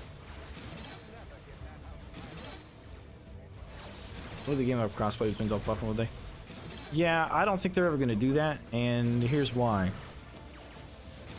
And you probably remember this, Rouster, but when the game was on Stadia, they reset the leaderboards one time.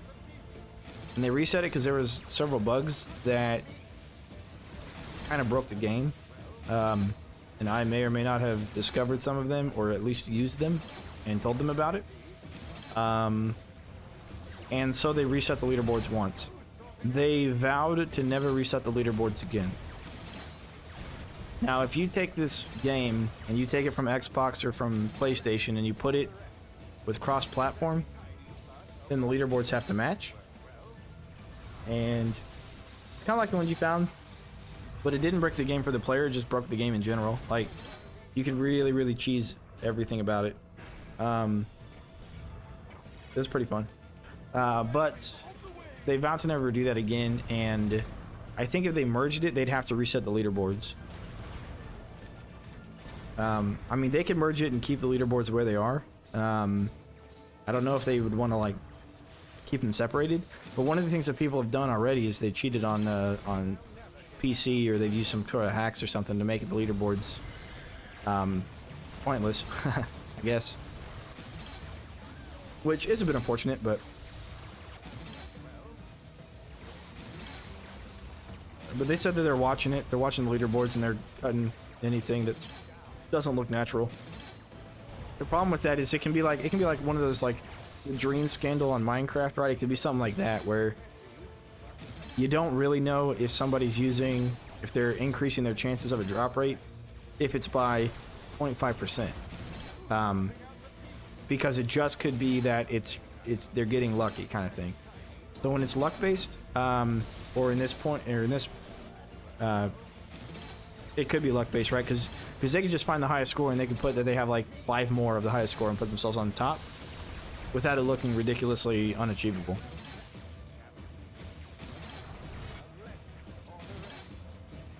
So unless they had a way to check that the person actually played for that long, then, or actually like did what, you know, to get the high score, then I don't think there's really a good way to do it. Oh look, we got people getting through. At least one guy. 2 guys.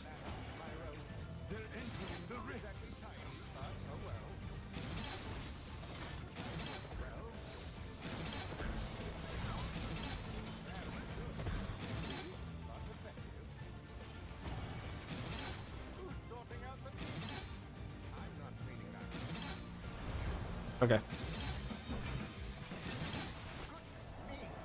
Luck-based leaderboards are done, yeah. I mean, in this game, it's not really that luck-based, but it is kind of right, because if you have your kill box set up, you can end up getting combos that other people aren't able to get, and even if they set up the same thing, they can end up with different scores. A lot of other games can do that. All the games And the games are the same on all platforms, I think. I think they're supposed to be the same, but people have said that that like it just feels different or something. I'm not really too sure. I don't have any console experience with games like this, so I don't know. But if you're not able to get above wave 50, for example, on a PlayStation, then it may be hard for you to get the highest score compared to somebody on a PC. Adding stat screen at the end of the Endless Run. Yeah, that's true. They could look at like damage done and wave. Yeah. So, yeah, so if you like, yeah, that'd be cool, Jake.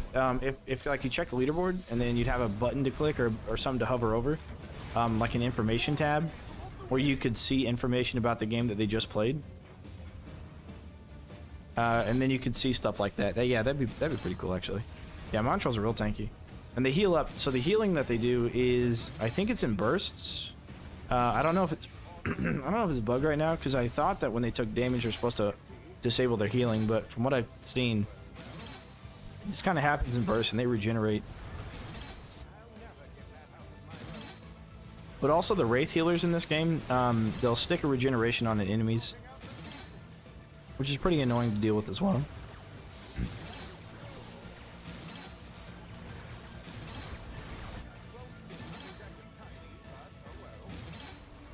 What we're really counting on is these saw blade launchers on the end, bouncing up and down and just shredding them completely. And we're also banking on the stun here. We're going to spam the right mouse button there. I'm kind of curious to see when they get this late. Yeah, they're moving hella fast. And they get sprayed like hardcore though. Still. Moving quick. You reckon explosive or bleeding damage? Bleed. It's going to affect more enemies overall, generally speaking, and so you're going to get higher combos. Plus, the saw blades do so much damage that they're going to kind of slaughter everything before they before their duration is up. So you're not going to have any minions left for them to explode onto.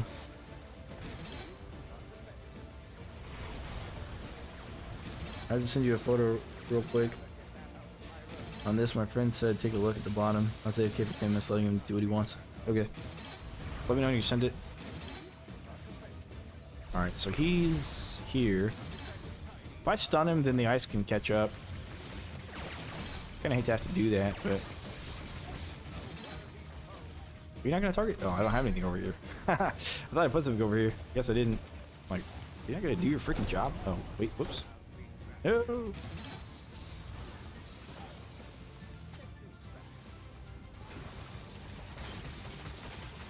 Can we kill him? It's gonna be hell tanky.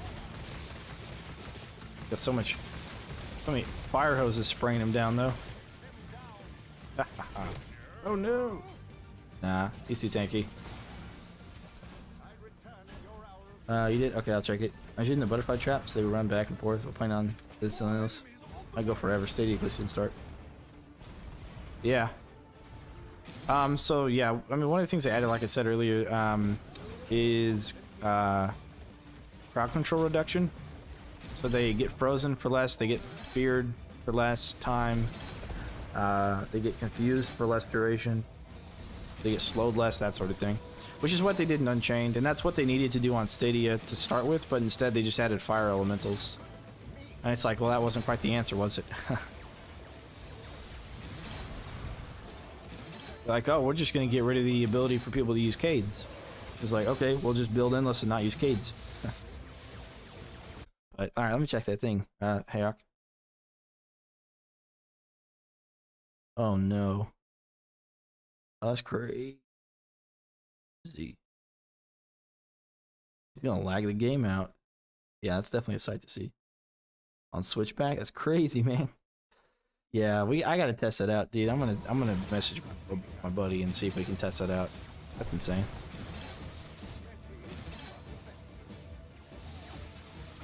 I don't know if enemies are electrified. Take advantage of wall charger upgrade. If they have like this light blue, like you see all these guys coming in with light blue around them, that's them being electrified. It's killing the elements before they got to the kids. Yeah, exactly. Especially on this map, it's pretty easy to do that. Because on this map, the fire elementals only come out of the right gate, on Stadia, so you don't actually need to. You don't really need to build anything on the for the left gate. You only need to build stuff for the right gate. In that regard. Yes, shred them all. I'm kind of thinking we switch maybe some of these saw blades to go the other direction. I don't know yet. Yeah, look at it, man. And then he gets a saw blade stuck in his back and it shreds his health forever. As long as the saw blade lasts. As long as we can as long as he gets stunned by the wall chargers, then we're fine. But if he avoids the stun from those, then we're gonna have a time on our hands. But I think I should rotate these to be the other direction, maybe.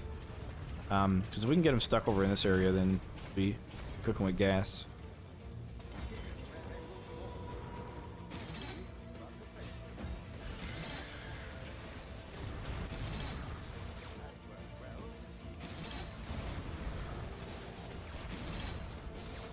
The long haul from the start. Yeah, but then you're not taking care of the guys coming out of the right. But I think you do have more heavy guys from the left. As you can see on the minimap there, a lot of the small guys are coming from the right. So yeah, that might be actually a smart idea to put a bunch of those in there. And even sprinkle a little bit of freeze up there with them. Kyle, thanks for the sub. But we want to make sure we you know, kill them all equally. Because this is really the best setup. This right here, this back piece that's going vertically all throughout, that's really the best setup. That's what we want. And we can't really accomplish that on the left gate, just because there's the end of the corridor there. It won't work for it. And the sappers come out to the left as well, so we don't want to rely on barricades too much up there either. Let's run up there real quick, dodge these guys. Because if we were to place them, like, we wouldn't have a good place to place them to bounce straight that direction. Although we could do them, like, I guess we could do them here. And we could do them here, but I don't know. I guess they would bounce, because this railing would cause them to bounce a bunch. The enemies just run so fast now that they may not catch up. They may do some damage to some of them. But I think overall, building in the back is probably the safer bet. I kind of wish. You know what? We'll sell this and we'll do it over here. We'll do the 4 saw blades over here. We'll do that. And hopefully they shoot off and just go straight down this way.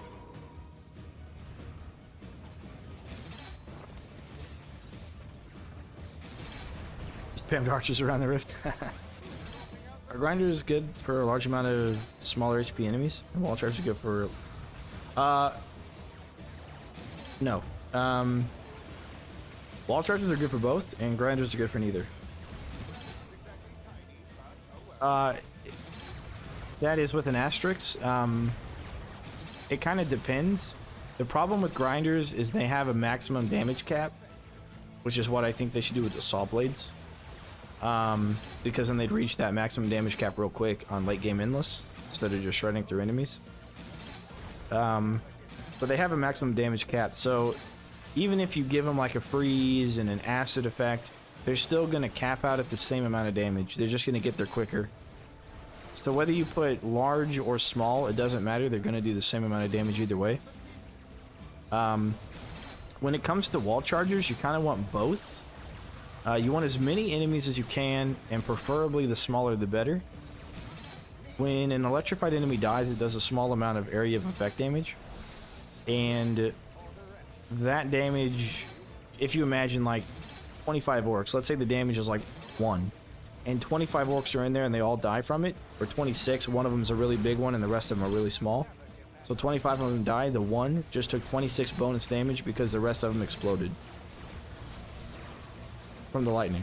So for that purpose, you kind of want both. You want big and small guys there for that, to accomplish that. Alright, we're gonna do a little bit more freeze. Back here, and back here, and here. Yeah. So unfortunately, grinders are grinders are they're good against sappers, really. You want to put them in your trouble spots. You can put like a decoy cage somewhere and put a grinder in front of it, and then firelings and sappers will, for the most part, be taken care of.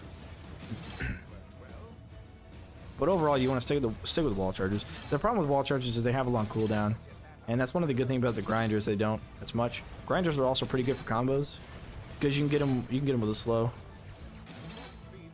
They deal their damage constantly, so they're generally solid against fast. Yeah, they're really good against sappers and kobolds, but since you generally can't keep big guys away from your grinders, you don't get too much of a choice. I mean, you can. There's a way to barricade. I'll waste a couple of barricades here to show you there's a way to barricade. I don't have enough money. Let me sell one of these.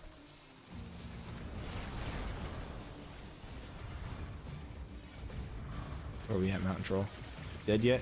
Taking some damage. Jesus. You can die anytime you want, buddy.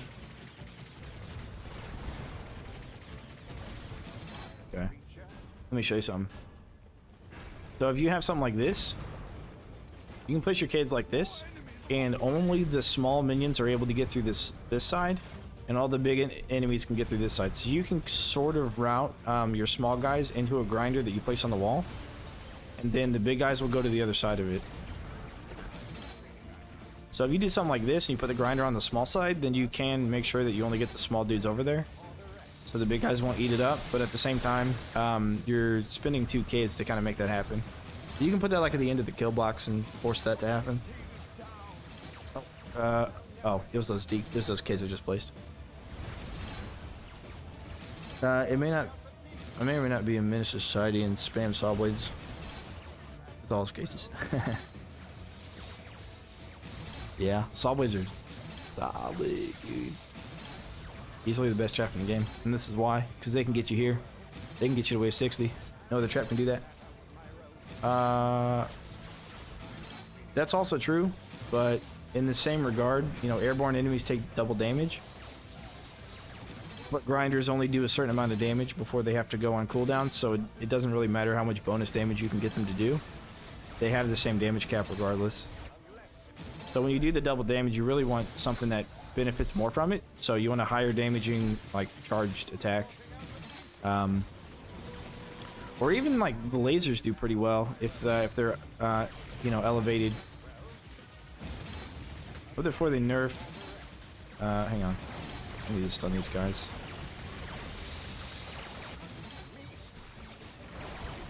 Oh. No!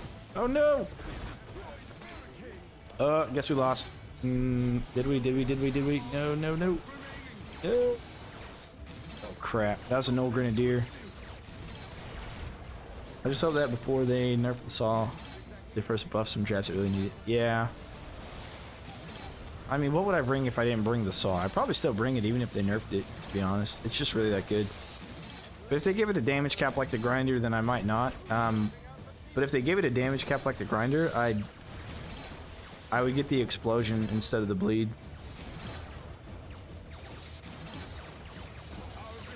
I think spike wall's really good because it knocks back the big guys. As a matter of fact, the spike wall might be the new best thing to bring. Since they have crowd control reduction, I think spike wall might be the next best thing to bring, because if you imagine a spike wall there, it's going to knock them back no matter how big they are, and then they're going to have to stand up, and that's going to take time, and the more time that they are in the kill box, the better. Plus, when they're knocked back, they take double damage, so then the lasers do more and stuff like that, and the snowblowers can actually hit them. So I think the spike wall is probably okay, but the air wall, yeah, the damage is really good on the air wall. It's just they're better traps. It's a really good beginner trap, but not for the rest of it. The damage cap just means it can do X amount of damage per enemy. No, it means it can do X amount of damage in general, and then it goes on cooldown. I don't know how much it is. Let's just pretend like it's 200, and an ogre has 400 health. It's going to take an ogre down by half. Or, if you have 5 orcs and they're 100 health apiece, it's going to do the damage. It's going to sprinkle it between them, and then it's going to go on cooldown. But it won't kill any of the orcs if it sprinkles it between them. That's what the damage cap is.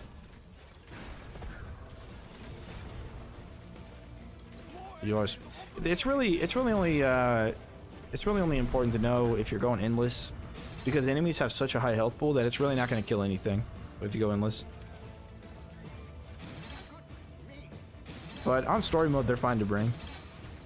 They're good against sappers and they're good against firelings because they have enough damage. But again, to counter, you definitely want to put decoy Kates. Like if you think of Coliseum, you have sappers that come out of the left. If you put a decoy Kate like farther down on the left hand side and a grinder in front of it, then they'll run in and the grinder will explode them. So then you don't have to worry about them. And it's cheaper than spamming a bunch of lasers, because you got to spread the lasers out all across the ceiling. So that's actually a cheaper setup than spamming lasers on Coliseum. Does the Rift heal the war traps like the Knight, Priest, and Archer? No, it does not. Or at least I don't know about the Knight or the Priest, because you can't test it, because the Rift is never outside on war scenarios. But from what I've tested with archers, it didn't seem to heal the archers at all.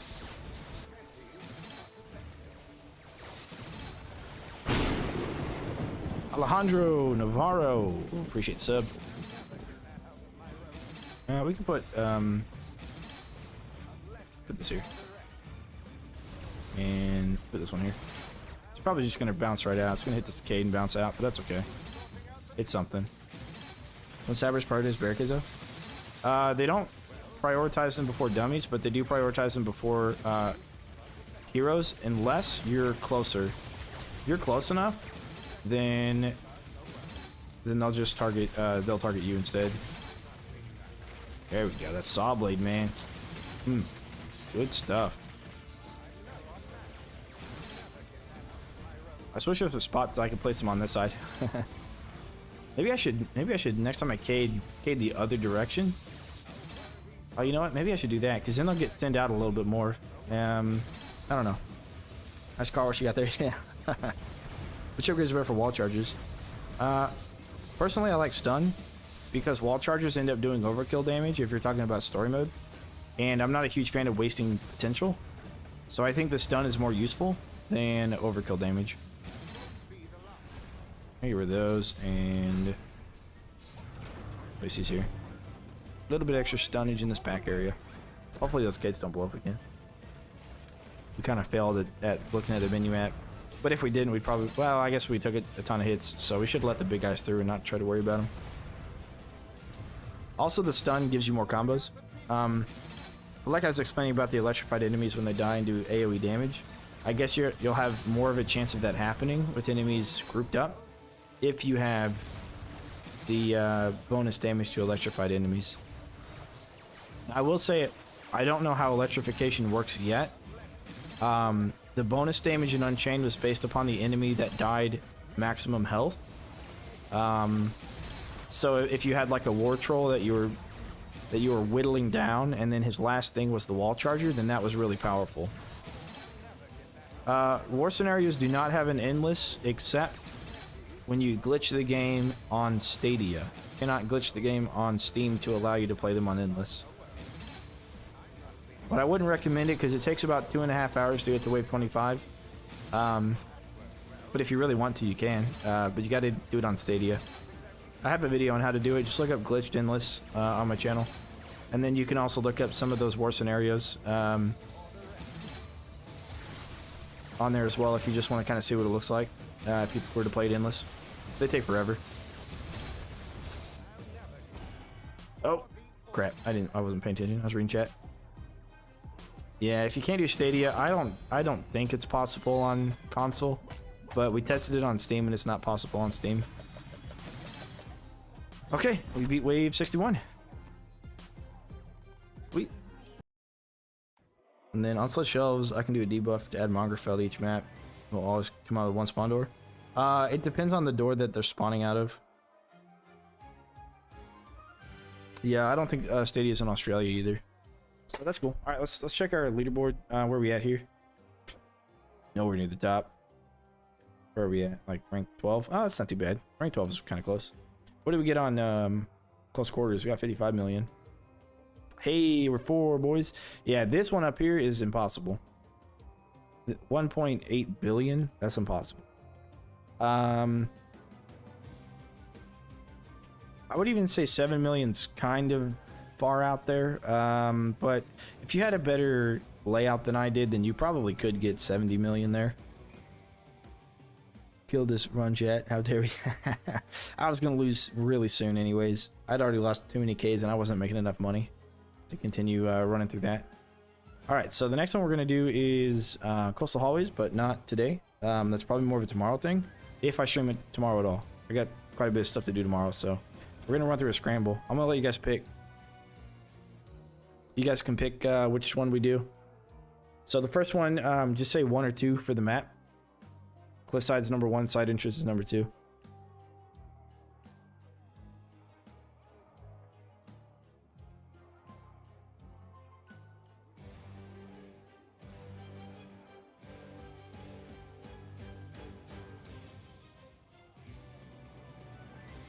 I'll give it like a minute, minute and a half.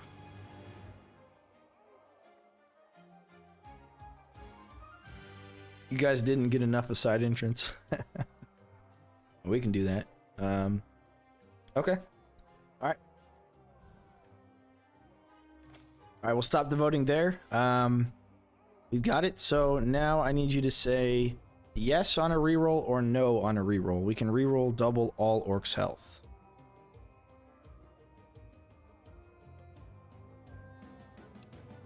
Do we reroll this or do we not reroll this?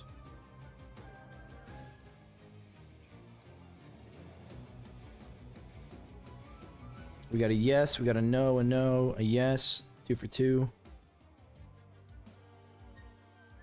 Okay, no, it's 4 for 2, 5 for 2, 6 for 2. We won't re-roll it then. Okay, now I think this is only orcs and not all enemies. I hope it's not all enemies, but the first one is either apprentice or war mage, so we're fine. No, in Spanish. Okay, all right, we'll start with this one. Obviously, we're going to build in the same place. Now, it is who of us to make part-time. Trippin' Turtle, what's going on? Appreciate the sub. And we are, of course, going to use Stone Staff, because why not? Oh, what if it buffs kobolds? Oof, that'd be tough. All right, we're going to use all this goodness here. And then... yeah, we can have that back there for insurance. Or do we do tar, maybe? We can do tar. Let's do that. Alright. The first two will be pretty easy. The third one will be a little bit boring because it's a war scenario. And the last one. The last two are Rift Lords, so those are it's the challenge there. Oh god. They are beefy, aren't they? It almost looks like they take more damage for... Alright, Deadlove, just subscribe. Appreciate it. Alright, let's kill them here, here, and here. Not too hard, huh? Apprentice, it's not too bad. These guys, they look fatter though, right? Do they look fatter or is it just me? Definitely are slow, so that's good.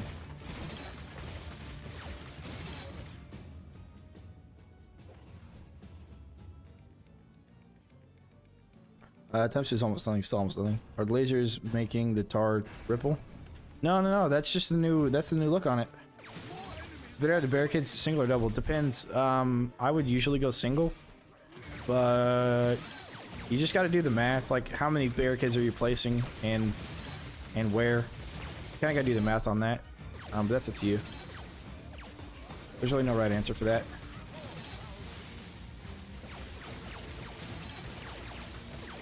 I mean, it might get a little fuzzy, but you know, the first two maps are generally pretty easy, and then it really like adds in the difficulty later on. And as long as it doesn't affect ogres and trolls, I think we're gonna be okay. Small guys can have they can have health. That's fine. All right, y'all already know what we're doing. If your mom bad, then my bad, homie. I don't even know who my mom is, dude. Kidding. McCracken, thanks for the sub. Alright, we're gonna do that. And saw blades. Which, you already know, it doesn't matter how much health you have, you ain't making it past those. More enemies on the way. But yeah, I usually stick with singles. But when you place them, if you like playing Coastal Hallways, for example, and you're placing them on the left-hand side of the hallway, then you're probably going to want to play doubles, because you can play 2 doubles there, and then a double and a curved double up at the top to make a total of like 1.5 doubles on the top of the other set of stairs. So there it kind of makes sense to have the money, but if you're doing it on like a, I don't know, a map that you're only placing 3 singles, then it doesn't make sense for money purposes, I guess. You just gotta do the math. 100 subs in a day, let's go, dude. I'm telling you, man. All I had to do was upload a bunch of noob informational videos right before the Steam release, and you all showed up. Why do I alternate Brim and Tar? That is a good question, my friend. I have a video up explaining traps and stuff, and I go over that. It's my trap tier list. But I will, at the end of this wave, I think I get a go break, I'll tell you. Okay, so let's pretend I'm an orc, right? And I've got my own pathway that I run down. And let's pretend I run up here. Now, each brimstone does 40 damage. Efficiency is the short answer. Each brimstone does 40 damage. So if I walk here, I trigger both. Now, if only one of them will kill me, there's no reason to trigger both. So what I do is I alternate. So if I'm running this way, I slow and I die on this one, right? If it's a damage over time or anything. So I'm dead before I reach the next one, so the next one gets to save a trigger. I don't always do it, but most of the time I do it for that reason. In this instance, because the orcs' health are doubled, it doesn't matter as much. But I just do it out of habit.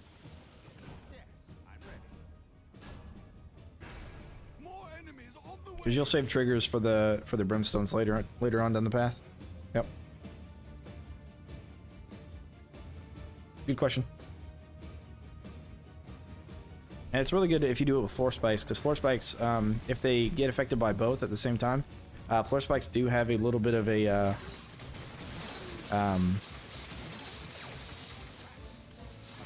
like an activation timer that orcs can easily kind of walk over without being affected. So with those, you kind of want to stagger those with tar especially. But floor spikes are so weak, I would never use them. They only do 20 damage, and you know they're better with arcane if you want to upgrade them at all. You don't really want lightning with them. It's kind of a bait. I wish they buffed floor spikes. It's way more important for 5s. Yeah, it's more important for like 5 skull and stuff. It's not really that useful if you're just playing War Mage or just derping around, having different unique characters. I mean, they've all got unique abilities, but Cygnus is really the only one that matters. I mean, Warwick can be really good if you're having a hard time on Colosseum, you know, bouncing between your kill boxes, if you have separate kill boxes at all. You know, these orcs might start becoming a problem depending on what our next map is. Motorman, I say you sound quite fertile today. What the fuck does that mean? What does that mean? Maybe I shouldn't ask. What do you mean fertile? What? Who says that? What? Okay. Thanks, I guess.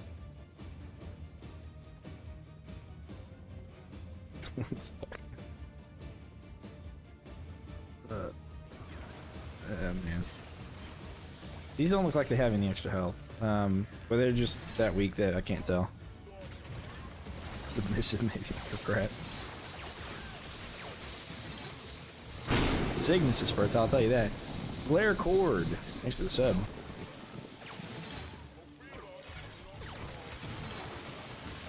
With a good enough kill box, the orcs' health probably doesn't matter, but oof, I can definitely tell the difference. Breakable, probably. I'm very submissive and breathable. Oh, you're hearing my breathing? Probably because I'm really tired. I mean, I'm just waiting for my girlfriend to get home at this point. I'm just kind of tired right now. We played a lot of orcs, you know, we killed a lot of orcs. But I used to be a mouth breather, you know, so. Well, I got septorhinoplasty and then I became a nose breather a little bit better. Just whenever I get tired, I kind of kick back into old habits. There we go. difficult. Alright, side engine complete. Alright, so again, 1, 2, or 3. Although you guys should say 2 so I can get more skulls. And we can see that happen whenever I just get a bunch of headshot kills with my crossbow. No? If you want to see me drop skulls, I think we can hit. Alright, but 1, 2, or 3.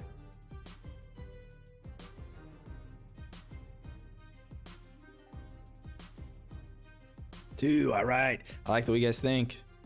Hey, I was thinking that myself. I don't know how you guys picked up on that, but I was thinking that myself. Hey, that's pretty smart. You guys are pretty smart. Got a smart audience here. Okay.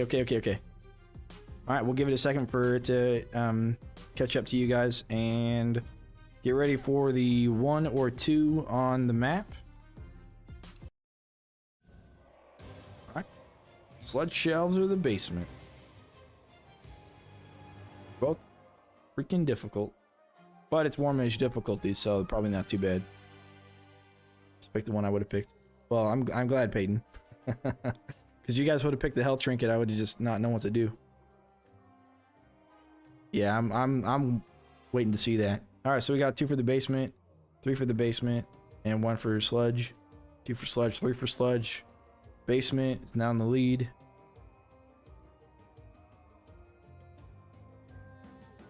Basement's leading by 1. Sludge is tied. Sludge is winning. Basement's tied. You guys are really split. Okay.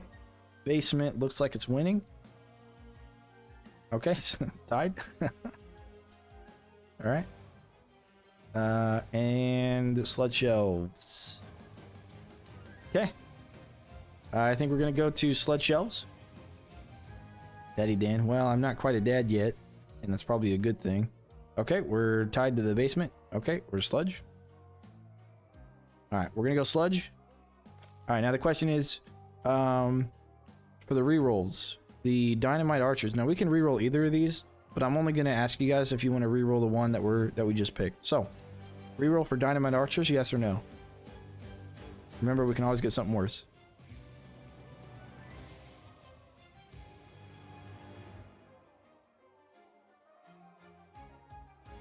It'll be the yes or no. Okay, 3 yeses, 2 nos. Another yes and no, another yes. Yes, praying for boss. Thanks, Jake. Alright, it look Jake already, but we're still majority yeses so far. Yes, okay. I think we've gotten enough yeses to make that a majority for everyone who's commenting. Alright, we'll reroll that. Great, thanks guys. I think I would rather have the dynamite archers, to be honest. Especially on sludge shelves, because we can kind of stand back, but mana cost of all weapons, that's going to be tough for us to use the stone staff with. But, well, you know, maybe not, because we can, if we get plenty of drops, we can get mana drops. Okay, maybe we might be able to do this. I kind of want to bring blade staff for this actually, because we get primary heals on hit. No, we need headshots. What am I talking about? Goof. Double health on them though. Yeah. Want to disable ogre? I think the first one I did, the first scramble I did, I got Zelzador, then I got Craig, and then I got Gorbash. And then as soon as I start the kill box, like outside the gate on the 4th map, I lost because Craig showed up and disabled all the traps. And I couldn't even fight Zelzador or Gorbash. It was impossible. Yeah, that was a fun one. Aurora! Thanks for the sub. Oh, you know what? On this map, I'd actually bring the double cades, but it's already too late. So, we won't.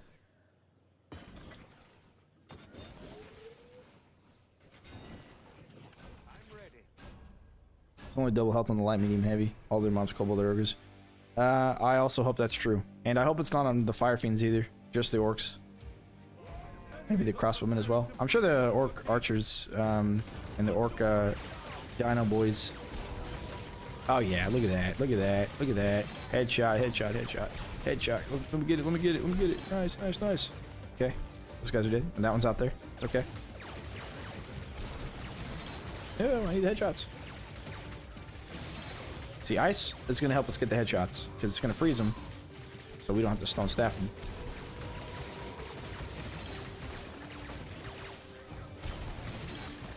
Hey, let's go!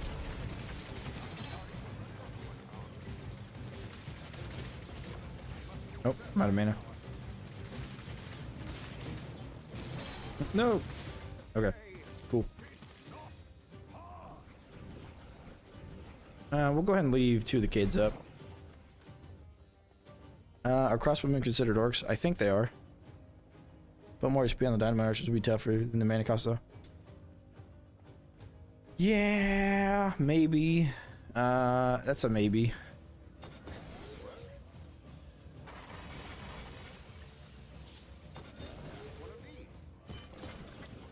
Okay. Only lasts forever. Well, gotta restart. More enemies on the way. I don't know if the dynamite archers would be considered orcs, though. Our enemies are I'm sure. I think they would. look out. Our Um, defenses have been breached again. But they wouldn't be a problem on this map. They might have been a problem on later maps. But depending on the next debuff, we can try and reroll again and see if we get anything worse. If that's something you guys are wanting to do. Because they're avoidable, not rather powerful. Yeah, especially when you're Cygnus, because every time they shoot, I can just do that. And when I'm not playing this, I'm not building around the rift. So for that reason, it's also pretty easy.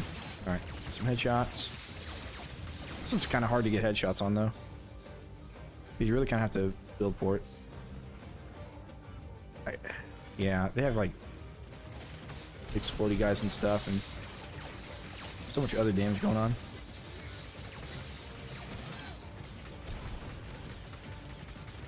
Come on, where's your head? There it is. Headshot. Headshot.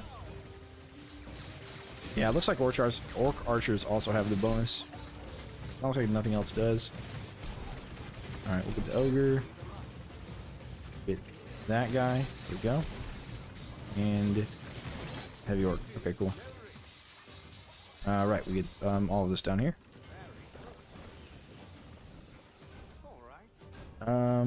Is there a reliable way to use acid on the map? I think if you were to use it, you'd want to probably either surround it with tar.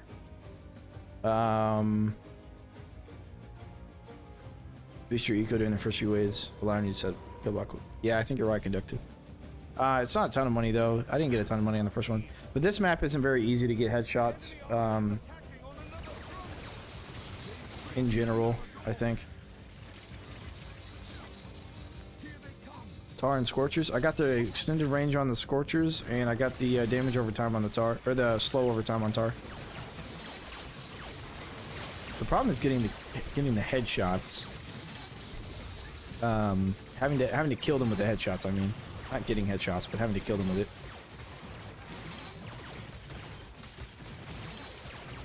Oh, I can't wait for a flyer map, dude. I can get headshots on flyers all day, because they usually just come out of a straight line. Yeah, look at that. Skull pickups, man. Hell yeah. To make sure I get the kill, though, that's the other thing. If I don't get the kill and something else does, then I don't get the drop. Alright, now we gotta run upstairs. There you go, this cash with us. Dynamite arrow, that is. Yeah. He does have the matrix going for him. Ah, crap. I put that one too many forward. Damn it.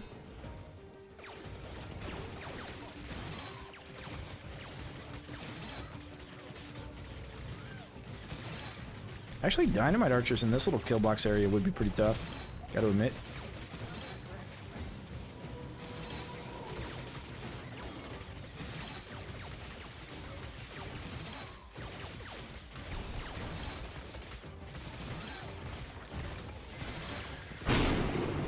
Hey, Jared! Thanks for the sub. Alright.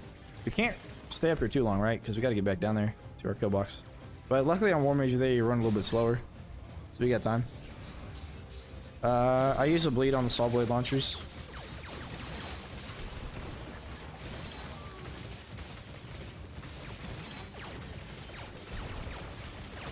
Oh. Something blocked my stone staff there, and I don't know what it was.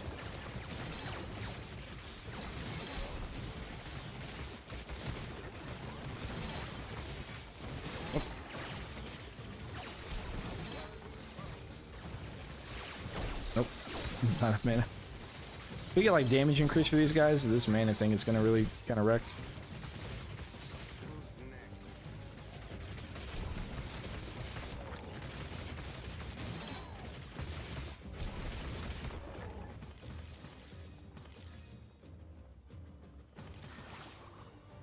Just duck around the corner, use Cygnus double jump. Yeah.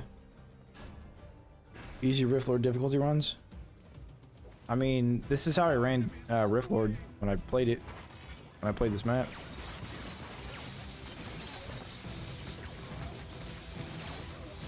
But I don't know if depends on the map really. If this will be too much of a challenge or not. Oh god. Freaking armored ogres, dude.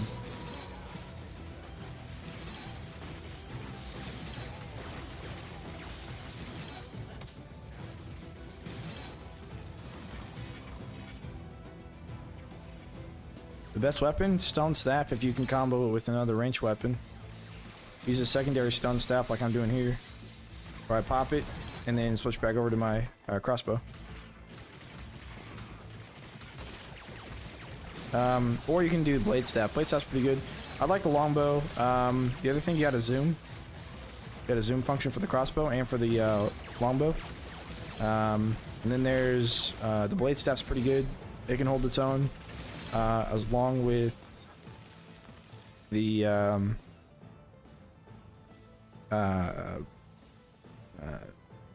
shotgun. Escaping me for some reason.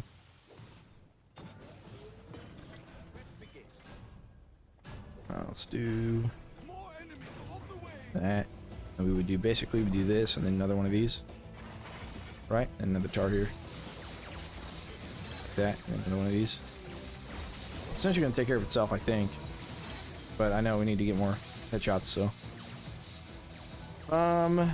Let's see. I may have missed some chat here. I'm just going to check it real quick. Let's see.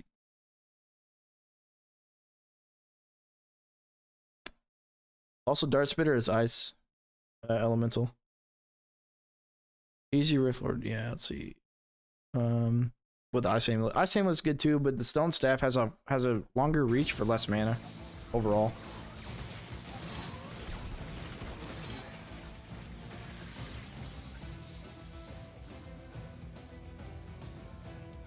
There's like a longer radius. So I think it's overall easier to use. But they did nerf the mana cost. And Cygnus has the highest mana pool, so if you want to use it, you want to play Cygnus. If you want to abuse it, I mean. Not just use it. And then let's see, Jake has how skulls drop. I think it's on like a percentage thing, and it's like a percentage based on difficulty maybe. Like the lower difficulty probably gonna get you like a little bit higher percentage. Or at least like in some of the endless, it seems like you get more of them. In some of the weekly challenges, you get more of them too. So I really don't know.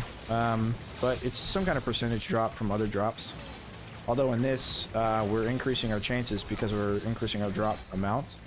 So we're increasing our chances by quite a lot to get skulls. I'm gonna get in this soon. How replayable? You know, it's got a replayable. This game mode right here that I'm playing is replayable, in my opinion. And unless you like endless is also pretty replayable. So I'd give it about a 5 out of 10 in replayability. Unless you're new to the franchise, then I'd probably give it like an 8 out of 10 on replayability. Because if you've never played the Orcs Must Die stuff, then I think you'll enjoy it a lot. Alright, that's definitely gonna take care of everything. Ain't nothing gonna get past that. Wish I'll put that there in the little tar. There we go. Have you ever had a moderator chat? I have no idea. Characters have different max mana. Yeah, we found that out today. The exact loadout, but if you go to my my hero video, I put a pinned comment giving you those that list. I wish I could let's see. I wish I would give ballista's way to target another enemy. Yeah, so do I. I wish you can go up. So you have this function in the game Yeah, it's like a ping function. I don't remember what it's actually called, but it's some kind of pinging function where you can ask the your dudes. You say, hey, I need a barricade here or whatever, right? I wish you could like look up at a. Oh my god, something blew up there. But I wish you could like look up at a ballista and then use a similar windowed function to that, and be able to. Oh, he missed it. And be able to like select what kind of a enemy it's going to target. Along with the snowblower. But the snowblower, I mean, it's kind of an area of effect thing, so maybe not. But at least with the ballista, so I can just have it affect everything that's big, you know.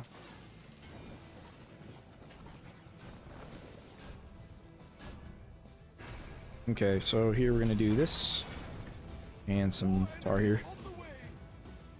Yeah. Full times at full mana. Yeah, and then if you play Peyton, if you play Warwick, you're probably only gonna get like 3 of those same charges because Warwick has the lowest mana pool. What's my field of view? I don't know. Is that in options? This resolution, I guess. Full window. Everything's high except for anti-analyzing is off. Resync's off. I'm not sure what you mean. I only put Unchained, but Unchained had a pay barrier, so I disagree with the pay barrier, but I think for some people it felt like that. But there was like a really big grind, so if you didn't really love Unchained, you probably weren't going to grind for it. But yeah, there's nothing you pay for other than the game. Everything else is free in it. If you played Unchained at all with the Chaos Trials, this mode is essentially like Chaos Trials, but it's the OMD3 version.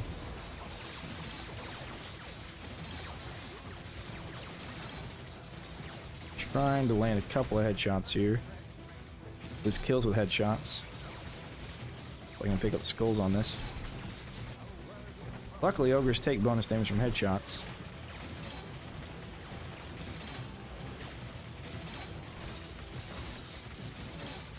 Earthlings are pretty easy to headshot too, because the whole thing's dead. Ah, damn it! I didn't pick up the skulls. I didn't realize it was the last wave. Let's see here. Which only works on regular Mac.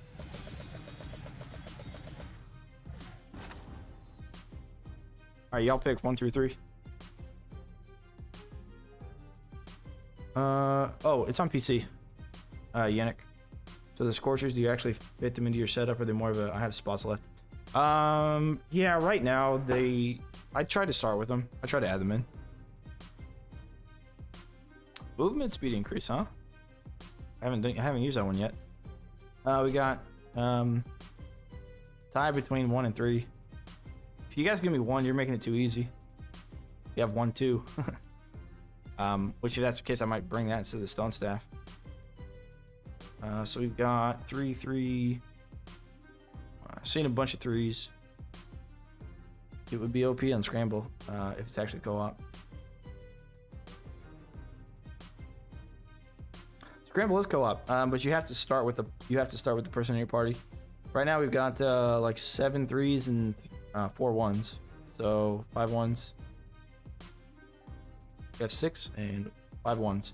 All right, 3 it is. Increase player movement speed. And trust me, I would have actually picked the other one, but that's okay. It would have made it easier. This is probably going to help us, like, not at all. Now it's tied, but I already picked it. So, all right, get ready for the maps. Which one? 1 or 2? Imagine endless, but every 10 ways you could choose a buff. Yeah, we were talking about that yesterday. I think it should be every 5 waves because 25 is when you get 5 skulls. Technically beat it.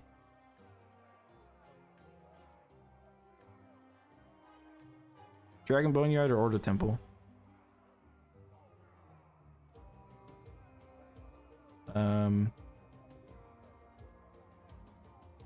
You can't. Oh, you can't bug it to endless. Okay, that's good to know.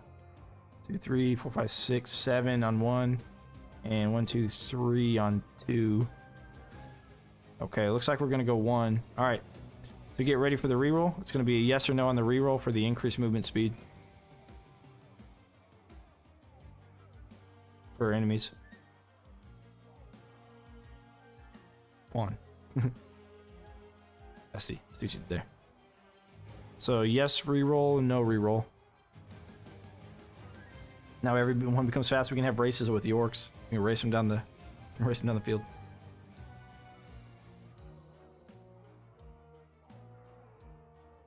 One, 2, 3, 4, 5. Yes. 1, 2, 3, 4. No.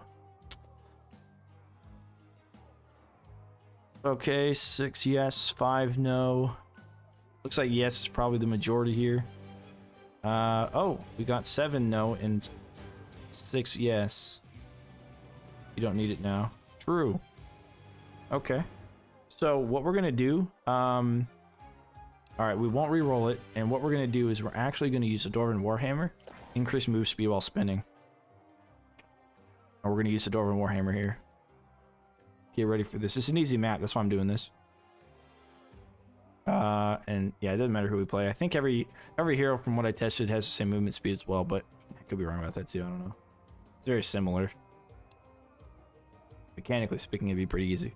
Yeah, unfortunately, we have increased mana cost, so can't like spam it for a long time. But we'll see what we can do. All right, let's test out, see how fast we run with the Dwarven Warhammer. All right, so here's how fast I run. Regular, and here's me with the hammer. Ah, it's not too fast. Thought it was gonna be like, I don't know, a little bit cooler. It's a little sad. Speed up on Rift 4, you need 2 guild boxes away from each other. Depends on the map, but yeah, it may actually help.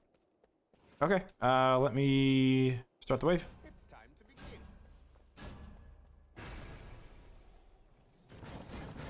Location.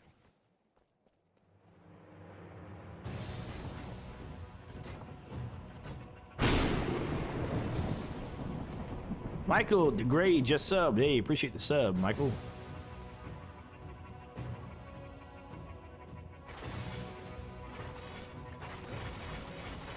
Enemies are preparing to breach one of our gates. I think I'll do lasers instead. Yeah, we'll do lasers. What is your field of view now? I'm not sure what you mean, Yannick.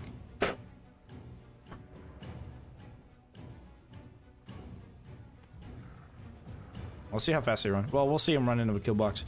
The enemy movement speed is actually kind of a blessing in disguise, because if they move faster, then they enter my kill box faster, you know?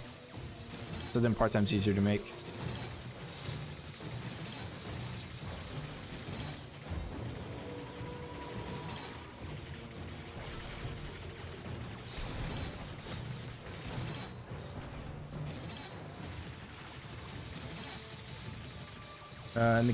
In the gameplay settings. Yeah, let me check it. I'll pull it up.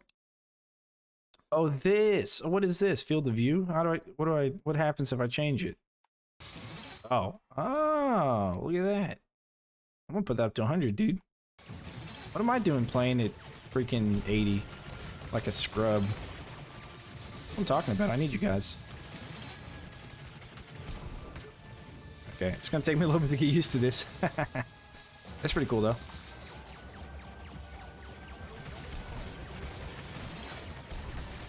Here's our catch-all space.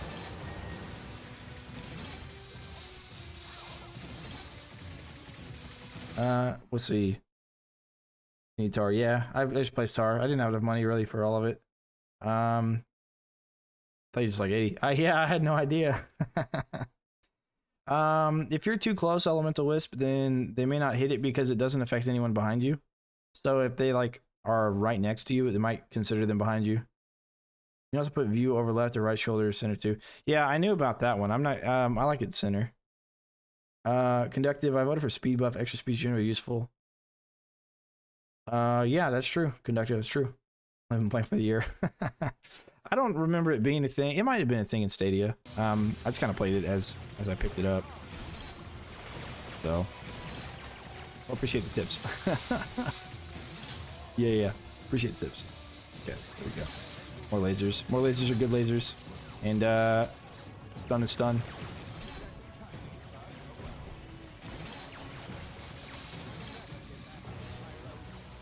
This is why I say, like, I don't mind backseat gaming or anything, because there's plenty of stuff I just don't know or I don't pay attention to. And I know that, like, other streamers or YouTubers sometimes have problems with it, but come on. Learned about the zoom yesterday. I relearned about the zoom, I should say, because I'd totally forgotten about it. I didn't know about the field of view. Appreciate it. Yeah, it might help other people too, you know? Never know. Alright. It's kind of hard to get headshots on this, so maybe the blunderbuss would have been a better choice for headshotting in general. I think we have a TNT archer stuck over there. Hopefully not. But hopefully we're far enough away that he's not going to do any damage to us. Or at least the Cades. Alright, cool. Alright, let's go ahead and replace this. And we're going to extend the Cade out a little bit. Or extend the kill box out, I should say. That's going to stay there. It's going to take me a while to get used to this, though. We'll have fun. Alright, Peyton. Take care. Also, maybe that element. Yeah.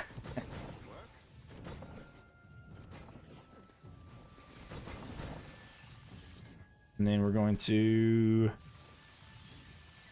do that there. Oh yeah, it doesn't work there. Right. So we'll just do a regular one, and then normally if I would build back here, I'm gonna put the dart spitters in the center part, but I brought the hammer instead, so we could spin real quick.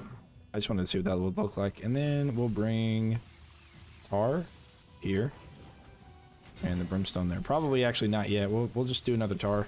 Okay, let's go with that. The second upgrade of the barrel launcher, I don't get it. Yeah, so you can place them like up to like this height, 4 or 5 height, I think, maybe even 6 height, and they don't explode when they fall on the ground. So all it does is it actually, yeah, I would agree with it being a nerf. It would actually, as soon as they fall from a shorter distance, then they explode. I don't know what the shorter distance is. Can you show us your settings? Yeah, I can show you my settings. Here are my graphics, resolution. Feel free to pause. I'm going to scroll down. Feel free to pause. And here's my gameplay. Feel free to pause. Scroll down. Feel free to pause. Okay. And my sound. Feel free to pause. Okay. And my controller is remapping stuff as basic. Yeah, I wish they had something else for the boom barrel dispenser. Something that maybe made a little bit more sense. But it's alright.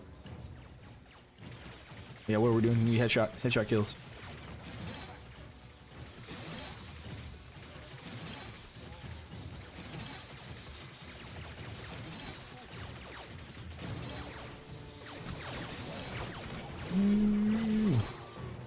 Beyblades, let it rip.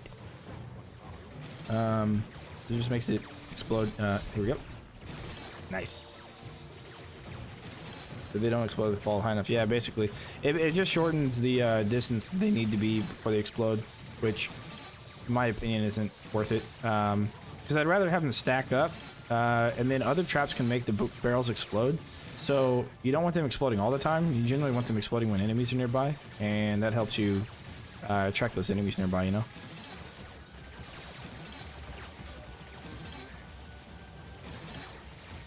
Alright, we're gonna back up because of TNT archers. Captions off you. Wider radius. Well, the first upgrade is the explosion is bigger.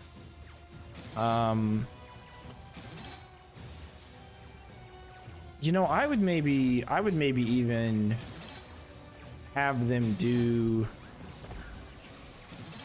instead of bigger explosion radius, or instead of the height drop, I would maybe change the element of the barrels themselves.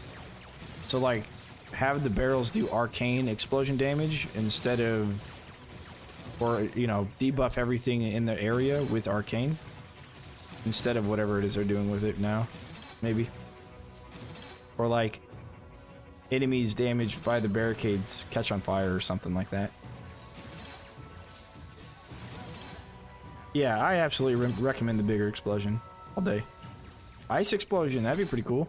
Or even acid, because it would give you another way to perform an acid debuff And the ways that there are in the game right now aren't too great because you kind of have to replace other traps with it. So, well, looks like Dynamite Archer does have bonus hit points. So I was wrong in assuming that that may not be the case. We're good here. More enemies on the way. Okay, we'll do this and then this.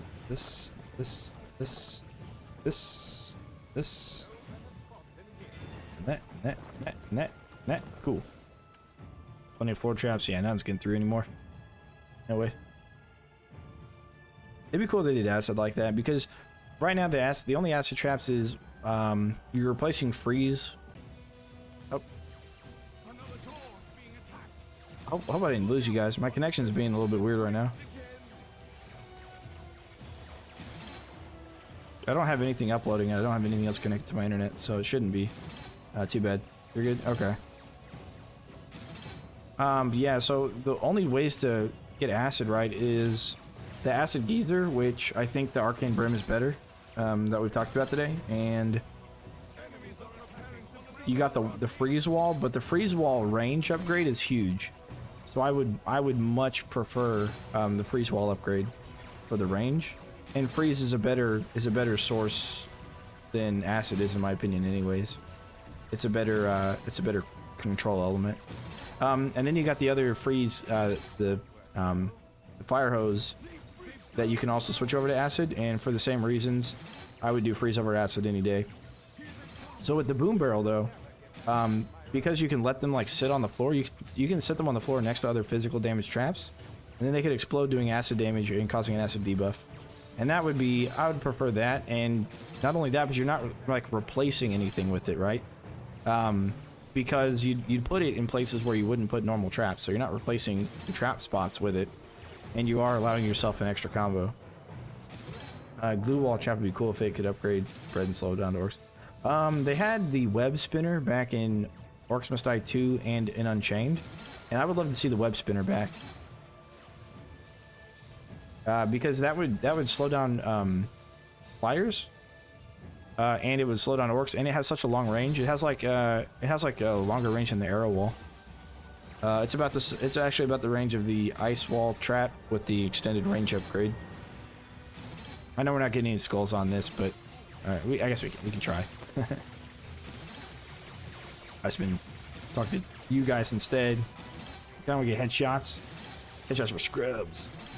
No, I'm glad this is on War Mage and not Rift Lord difficulty. Because then if it was, we'd have to go and do some selling and cading right real quick.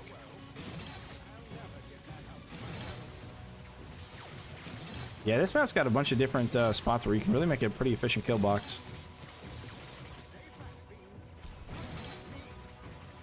Come on, guys.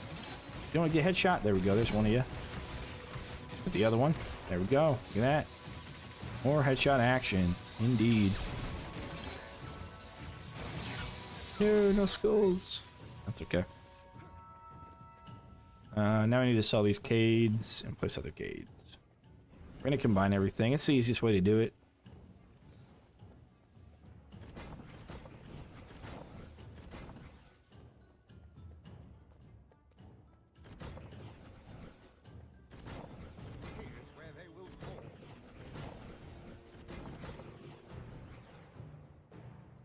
Why can't I place you where I need you? Thank you. This field of view is going to be a little bit tricky to get used to. Alright, so now they're going to run up here. They're going to stick around to this room, and then they're going to eventually run up there. And that is going to allow us to kind of really AFK here. Since they move faster, they're going to run through this faster, and that's what we want. Oh, you know what I could do? Oh, look at this. Yeah, I could put it here. Ooh, yes, I never done that before. I don't know why I didn't think of that. I'm a freaking idiot. Alright, cool. And then I guess, wall charger. It's right behind you to the right. Yeah. You can build in here pretty well. You know, you do the spider cades, where you just put them corner to corner to make a nice little push against the wall. You can build a pretty good kill box in here. Of course, with you know, doing the spider cades again to push them against the walls. And then you can also make a nice little kill box over on that left-hand side. Really in the hallway or even in front of the door. Settings. Sure, John. I'll do it and you can pause it and just pause it and then play it and pause it and play it. So here's the first one. Scroll down. Here's the graphics. Scroll down. Here's the sound. Accept. Actually, yeah, let's turn scenario dialogue off. There you go.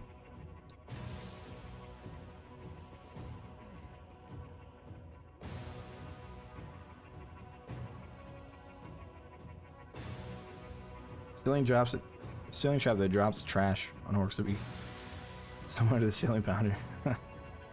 They had a trap like that called the barrel shoot. Record with my phone. Okay, cool. You know, not all settings fit all. I actually took it down to high from ultra, but I probably could play this on ultra. I just took it down for other reasons. Boulder shoot, yeah, that's what it was. The problem with that one is you had to, once you put it up there, like it did more damage the farther it fell, but you had to like shoot it to activate it. Is the goat for ceiling traps?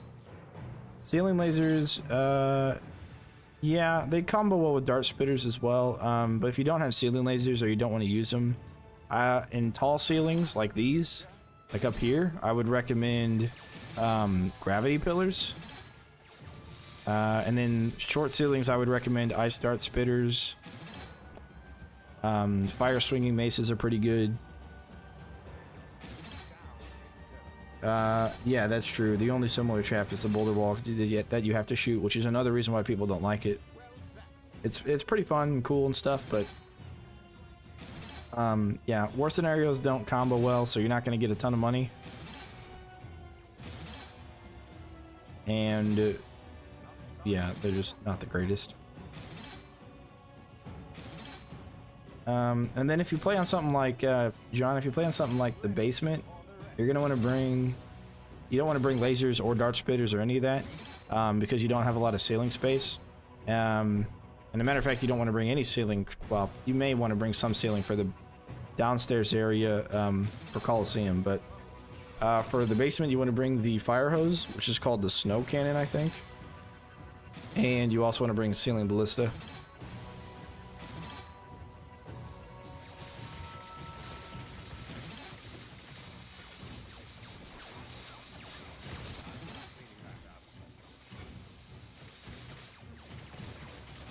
Get them headshots, boys!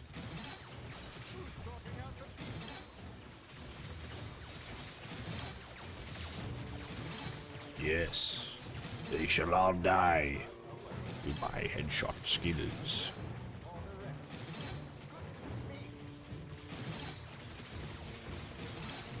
You know, the fact that they're so tanky, it helps us a lot with these combos, man. It really does. Steak thanks for, of course. Because they're surviving long enough to be affected by all of our traps. And then they're dying pretty quickly as well with the saw blades. So these combos are racking in, man. I started to use archons as ceiling ballistas because ballistas miss all the time. Yeah, they can. You kind of want some crowd control with them. Like you want to make sure you get tar and stuff. But yeah, ceiling ballistas, especially if you put them like off to the side of the pathway for the enemies, then yeah, they definitely will miss. Imagine if there's a trap, the literal void activates every 10 seconds. So one of the cool things I thought about when people were talking about map making is if you had an area for if you had like a bridge area that opened up and it put enemies closer to the rift, so you as a player could choose to open it, and it's like a trap door, or you could like have it trigger on and off. And it'll be like a trap door, so every time it would every time you trigger it, or every time it would trigger on a cooldown or whatever, it would the floor would basically fall open and the orcs would fall down, and then they could walk almost directly into the rift. Like you have a little bit of space between the rift and where they land. I think that'd be pretty cool. Nah, I didn't get headshots on any of those guys. Damn.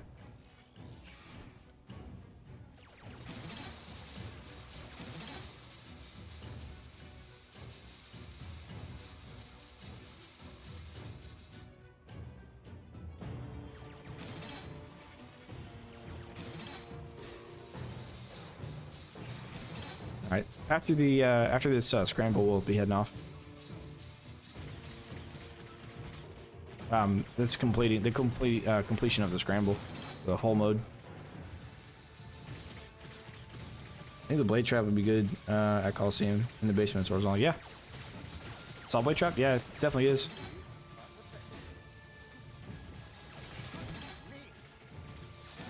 There's a wall. If there's a map editor, I would change the basement.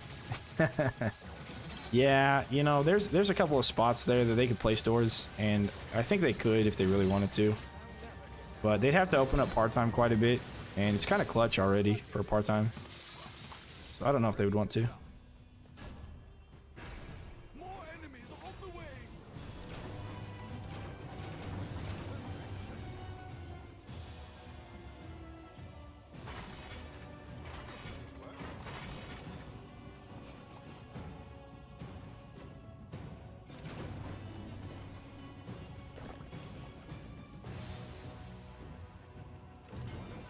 Okay, we'll do that and Sorceress, I have no idea what or who that is. and this. Okay, sure. Nothing on ceiling is fire damage. A fire attack combo. Yeah, it's really good. It melts. Like lava pit shooting lava up or something like that. Ooh, that'd be kind of cool. I care about part-time. I don't care about endless on it. Yeah, that's true. Endless on it would be really cool. And that's one of the things I said in my video is that even if it was like endless exclusive to open the basement up for another couple of doors, I would love that. It would probably help with at least to be able to like route guys down to it. That'd be cool. You have more space to work with. Like, it's still doable, but it's pretty tough, and you really can't go super far on it because you don't have any, you don't have any saw blade spots. So what are you gonna do? You don't have ceiling spots either. Walls or ceilings. You only got floors. I just woke up. You're still streaming. Well, nice. Yeah, Patty, of course. What else will I be doing with my life now? I'm kidding. I've got an interview on Wednesday that I gotta do stuff for. So tomorrow, probably not so much. I may not stream at all. We'll see. I gotta do some video editing and upload videos anyways. Alright, Zelsador, give me more orcs. I'm kidding. He's gonna die. Give us a skull. Thoughts on ceiling lasers fire damage? Yeah, ceiling lasers and fire towers is pretty solid. It's a pretty solid combo. It does a lot of damage. Brian Wong, thanks for the sub. If there are more doors in every map, you can choose what doors open before the game starts. I don't know if that'd be necessarily good or not. You kind of have to know what comes out of each door.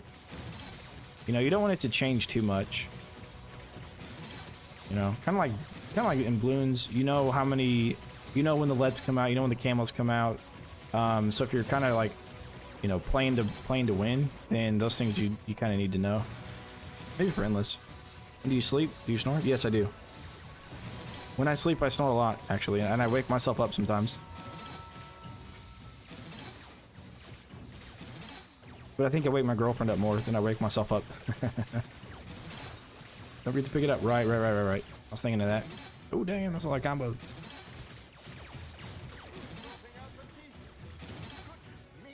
If you forget skull, you're gonna cry. Well, maybe I'll forget it on purpose.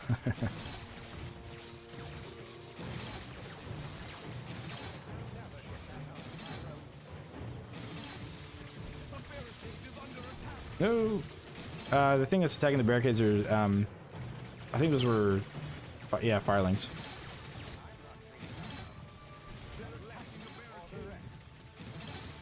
That's fine. People were filled with different paths. Yeah. Okay, not yet. We still got plenty of orcs. Oh, it's almost dead, actually. Got another fire elemental. It's probably gonna blow it up. Blow it up. No. Okay, good.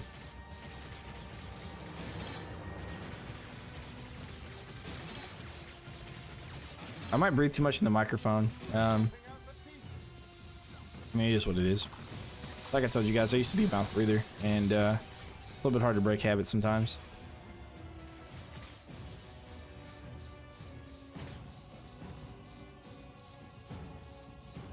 Man, they're still coming out, dude. They're running faster, but they're still confused.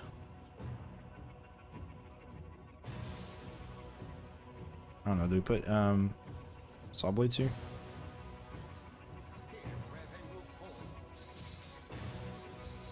You used to be my brother. Yeah.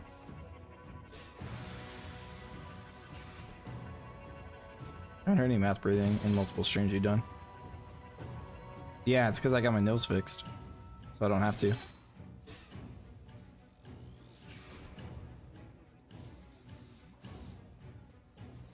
It was like, basically what it was is I couldn't rest at a resting heart rate without breathing through my mouth because I couldn't breathe enough oxygen through my nose. And so I had no choice but to breathe through my mouth. So then I just breathe through my mouth all the time.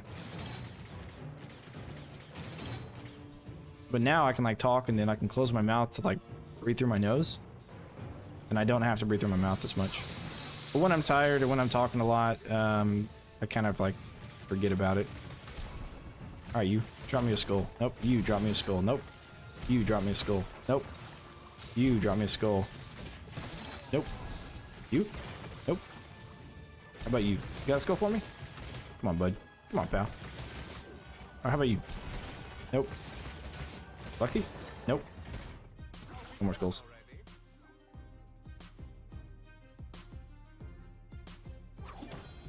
Okay, Dragon Boneyard. Completed. Alright, 1, 2, or 3. These are all good. Well, maybe not this one, but 1, 2, or 3. You tell me. Which one are we picking?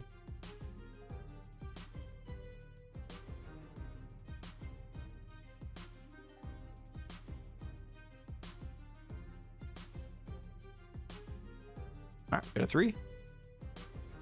Hey, that actually that probably would yeah, that probably would work. Coin. Well, Rocket League, there's 2 of them with coin, but I'm imagining a lot of people are for 3. A lot of people are for 3. Yeah, assuming I get headshots on everything. But my mana for the weapon is decreased or increased for the weapon. Yeah, coin. Okay. That's mostly 3s. Okay, we'll go small coin pickup. All right, get ready for the map. It's gonna be 1 for the first map, 2 for the second map.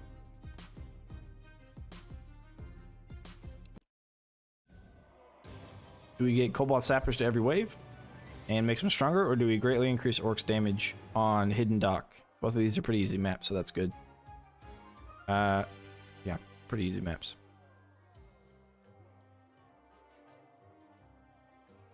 Lag? There might be lag now. For some reason, I had a couple of interrupts in my stream. Hopefully not too many. Oh, it doubled it. I don't know. 1, 1, and we got it 1, 2. Okay, so right now we're in close quarters with extra sappers. And they're tankier as well. Another one because pain. You know, sappers will hurt my headshot potential as well, right? Because they'll explode, do damage around to people around them, so if they get the kill, I won't. Okay, we can do 1. And then once I pick it, get ready to say yes or no on the reroll. Do we reroll sappers or do we keep sappers?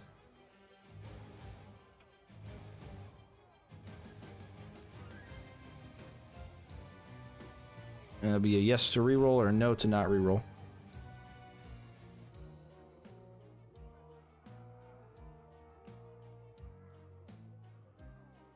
Walker, congratulations. We got keep. Keep.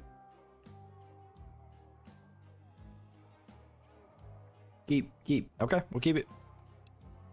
All right. On the last one, I'm gonna have you reroll one of them, and you'll just tell me 1 through 5 which one you want me to reroll. So you'll have to reroll one of them. All right, we'll go into close quarters. So good thing we got some pretty easy maps here. Hopefully we're able to get enough coin maybe for another good trap here. Oh, I forgot to switch that out with the eye starts. That's okay. I don't even know if I'd use them. We get Knoll Hunters on this first wave? Kidding me? Oh, I thought somebody leaked through for some reason.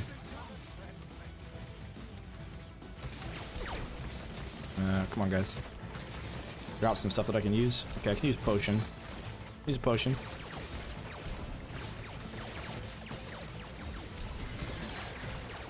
Oh no! They're stronger, and there's bigger boys out. That's unfortunate. Ah. And they're faster, right? So that's cool.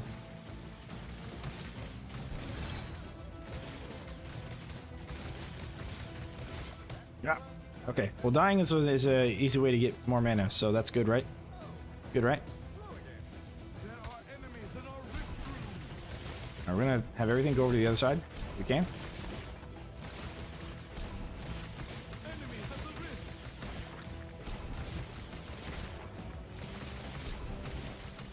Thought the coins were supposed to be all big. Need more mana drops. Mana drops, guys. Mana. Oh no, no. Oh crap. Oh crap. Okay, you die. You die. Oh, no. We're not even over there to... We need to bring this guy with us. Or not. I guess we can get over there in time for him to walk into the rift. Alright, he's gonna have to go. So we can sell this. Jesus, guys. Man. They're fast enough. We could probably make parts of them if we bring them over here. So what we're gonna do is... We're gonna push him up here. Do tar. And we're gonna do some saw blades. And we're gonna do some of this. Okay. Shouldn't be able to get it through over here, right? Yeah, they should be able to. Might try though. Is that open? That's open. Damn. We're gonna do that.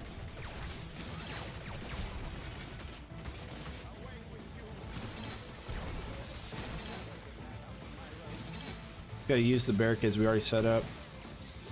In hopes that it's enough. Yeah, I thought those were supposed to be bigger. I thought you guys chose that one.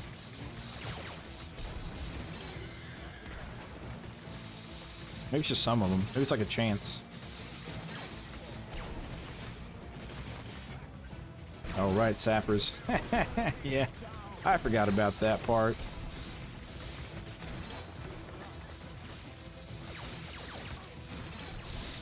We're gonna have to use some decoy kids, I think. Oh, good thing you guys didn't choose Orcs Are Stronger, because I was thinking about that and how ridiculously unfortunate that would be. Alright, we need to headshot you and just move back in for the archer, I guess. Okay, we got a, we got something there, that's good. Go ahead and throw the barricade down now. I probably should, you know what, I got this, right? Why not just use this? Yeah, why not? You can go and put that to go pick up stuff.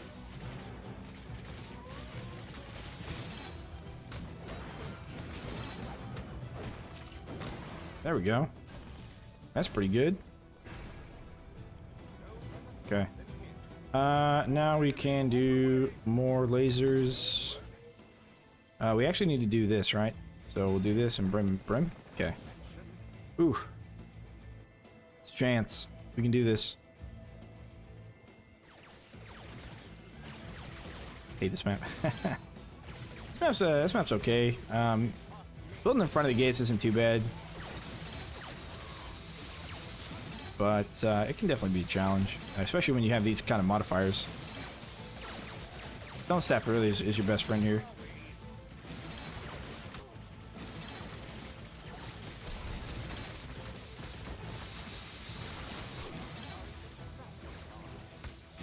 Oh, I didn't mean to place it downwards. Place it sideways. Let's get that sideways. Thank you. Okay.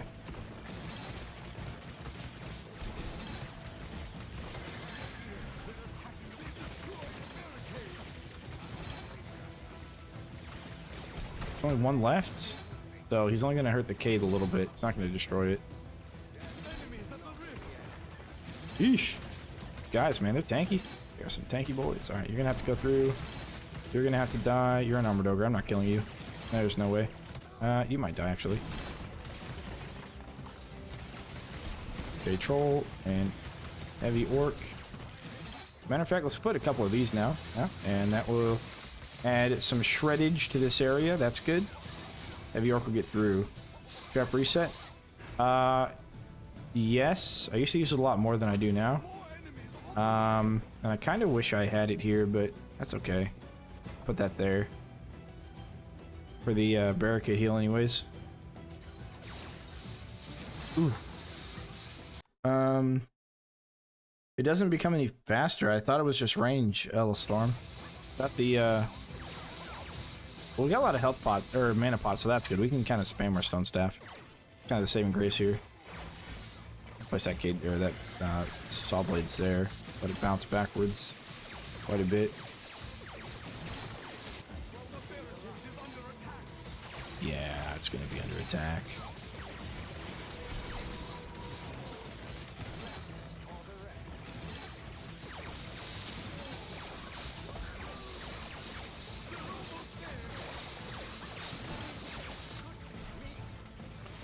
Cooldown.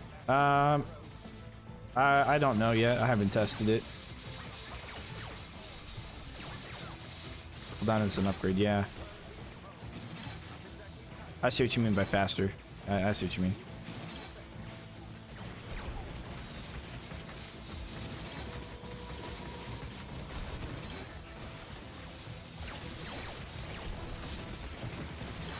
But yeah, I'm not sure.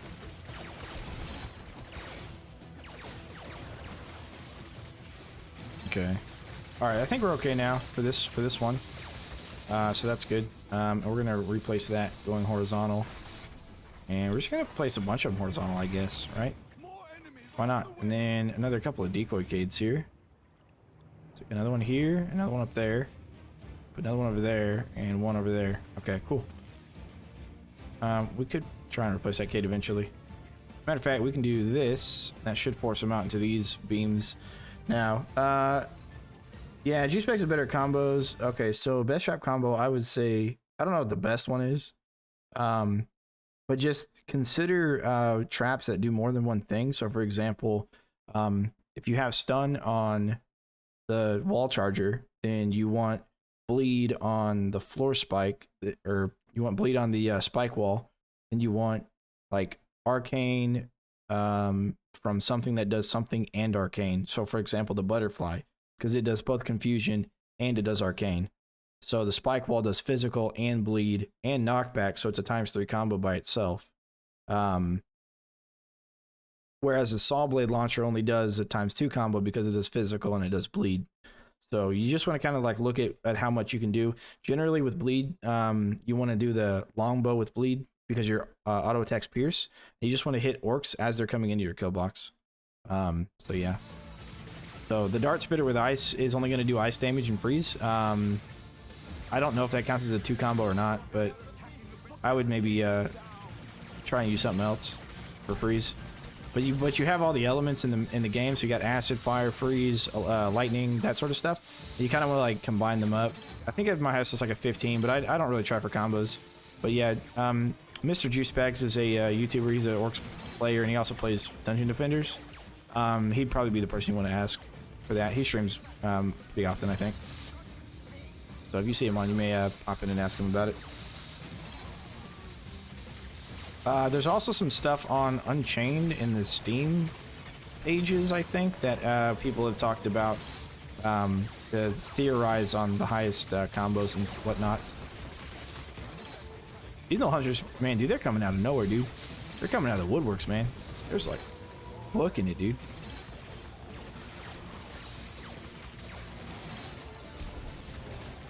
I guess they're, it's faster, but still. Alright, good. Fortunately, the mana pods disappear. Thanks. I'll try different aspects of knockback and arcane. Yeah. Just want to make sure you try to combo everything that's like different. Egan is one of the better ones if you want to go and try and do it on melee, because Egan's jump is both a knockback and a stun, and it does damage. So his double jump, that is. So if you're trying to go with melee weapons, you want to go Egan.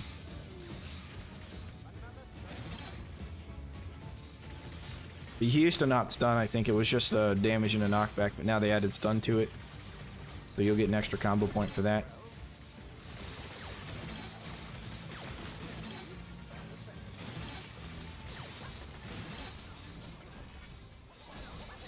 Okay, we'll do the Cade here. Do vertical saw blades with the tar, the brim, tar, or scorcher, barricade. Can't place another barricade there. I kind of goofed that up. That's okay. All right, we'll hide from him for a second.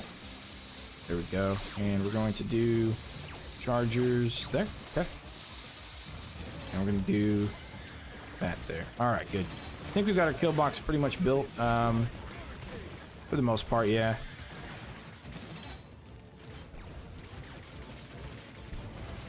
Lightning is a really good combo modifier because if they take damage from lightning and they die while they're electrified, you kind of want the electric like at the end of the kill box. If they die when they're electrified, then they do a small AoE amount of damage. I don't know if it's considered explosion or what, but it is there. TNT archers are coming out, so let's hang out up here. They aren't destroying any of the important cades, and those are fine. Let's see that staff special ability that his blades at circuit 3 seconds. Oh yeah, that'd be cool. It's have like an area of effect for the blades. Kind of like the top path 5th tier boomerang monkey. It's just like a constant area of effect blade damage. That'd be pretty neat. Even if it was like a right mouse button only, that'd be still pretty cool. Alright, so we got more sappers coming out of the top, so we're going to put maybe more of these down. If we sold this, we could push this back one more. Oh, we still can, huh? Because they can go back, they can go all the way around. Right? Yeah, they can.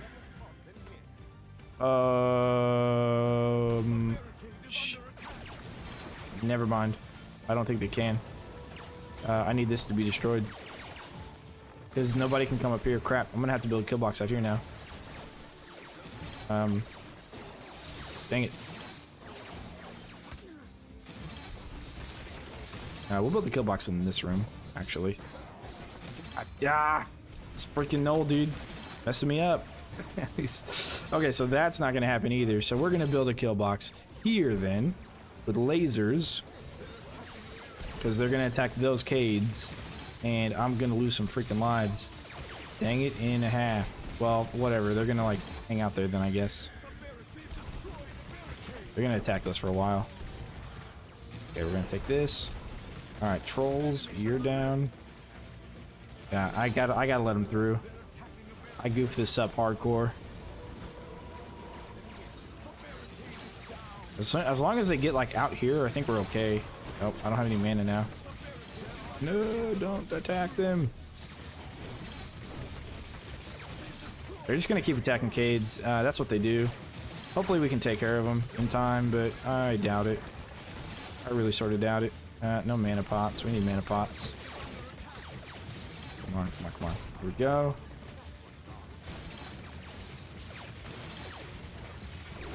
I guess if they have the cade to attack, then we're not really losing too much, right? Oh boy. Okay, he died. Good. You should only attack the cades from this side, though. They shouldn't attack the cades from the other side, unless they're barricade destroyers. Then they will. All right. So they fix this for me.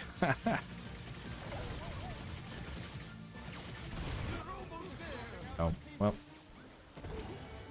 I'm just gonna let whatever goes through there through. All right.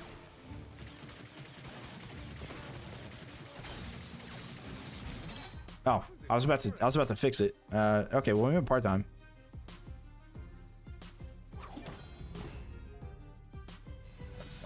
Okay, 1, 2, or 3. Look at that. In 20. I didn't know that was a thing. I've never seen this one up yet before. All right, you guys pick 1, 2, or 3.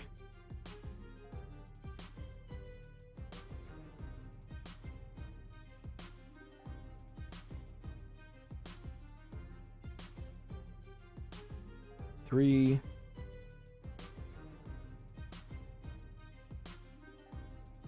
Three. 3, 3, 3. Okay. I think we have a consensus here. We have 1 for 2 for Rocket League.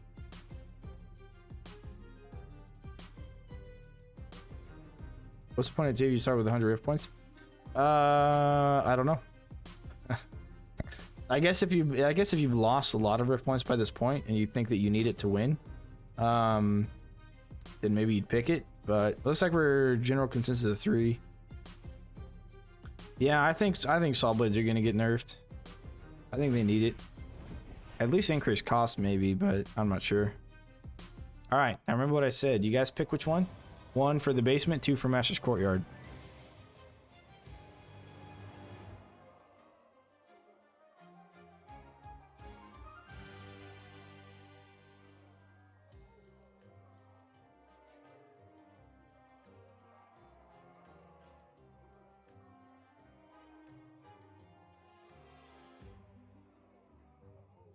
Two for the Bane.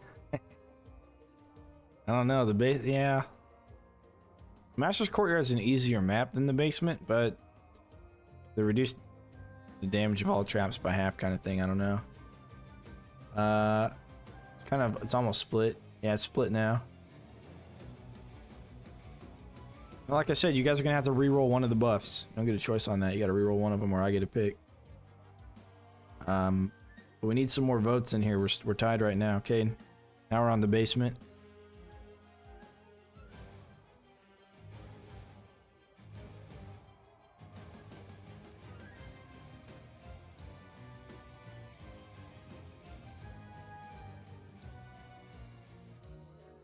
Okay, we got another on the basement. Looks like basement's gonna be picked here. All right, so now you got to say 1, 2, 3, 4, 5 in order, and that's the one I'll reroll. 1 is double Orcs health. 2 is increased mana cost of weapons. 3 is increased movement speed. 4 is sappers, and 5 is reduced players' maximum health. So pick 1, 2, 3, 4, 5, and hopefully we can get a majority.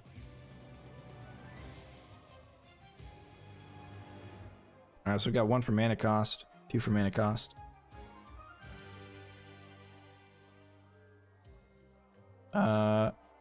One for speed, another for mana cost. It's probably the majority then, because there's only 5 options. Diego Ruiz says 6, way out here. Right now we're looking to reroll in mana cost, and it looks like 3 or 5, and another mana cost. Okay, so we're gonna reroll mana cost. Boom. Yeah, it has nulls. Great. Come on, guy. Okay. This is probably worse, to be honest. At least the headshot gives us drops, but I don't know if we're gonna use that a ton on the basement. Okay, we're gonna use boom barrels. We're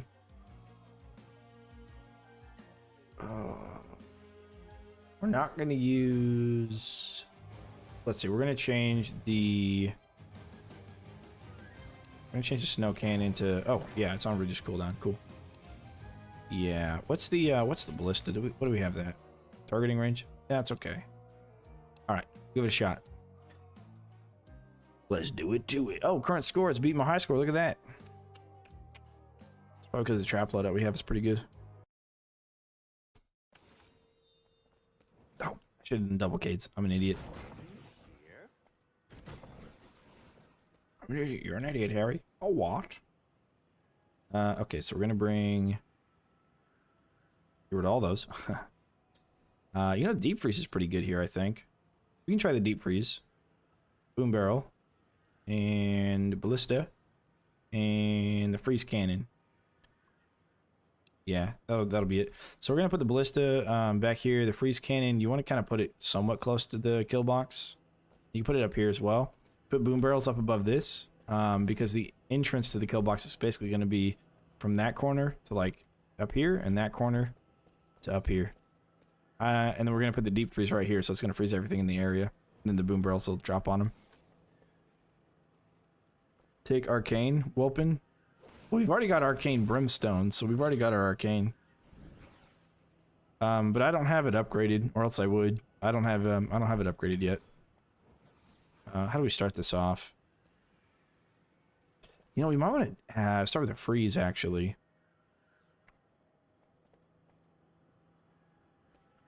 Let's start with cannon there, and let's do at least a tar, and we'll do the boom barrel. Yeah, we'll do the boom barrel. Yeah, I don't have it upgraded. I don't even remember what the upgrades are. It's a pretty forgettable weapon. But this tar should help us out with the freeze. It'll help our stone staff mana cost go down.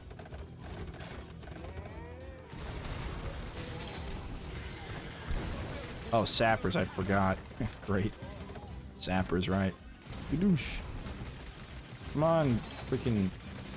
This snowblower trap is supposed to be working for us, not against us.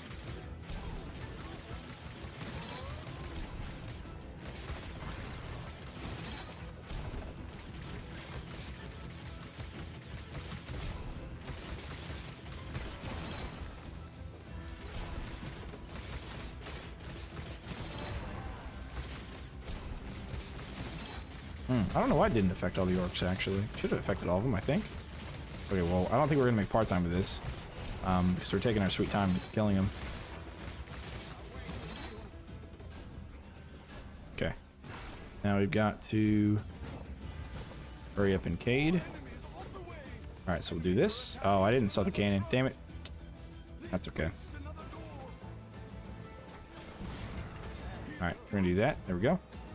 Hopefully we can take the sappers out before they show up here. We'll see. I don't really want the Wraith Healer as part of this. Okay, there we go. We're just gonna have to watch out for them.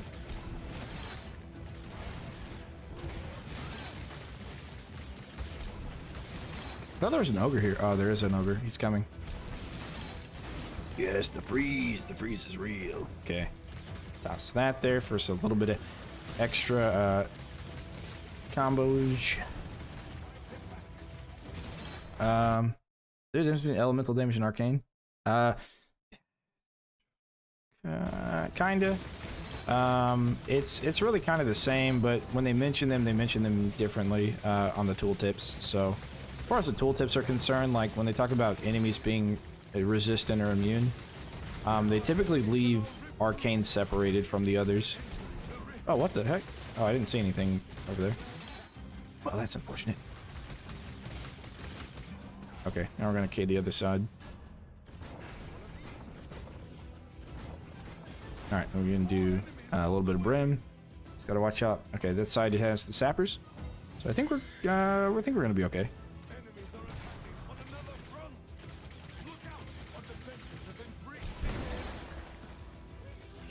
We're gonna have to replace that one. Okay. Alright, you guys definitely pick something that is manageable. I've had some streams where they pick, like, everything non-manageable. Oh, come on, guys. Don't be like that. Okay, good. They died. We're gonna have archers on the other side. Alright, freeze cannon. Let's go.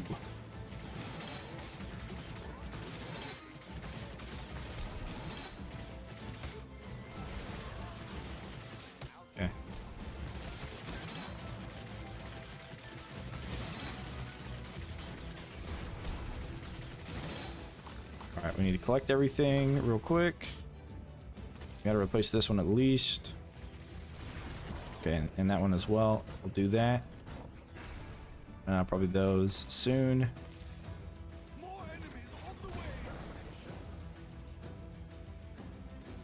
Alright, freeze cannon here, freeze cannon here, and another tar here. Okay.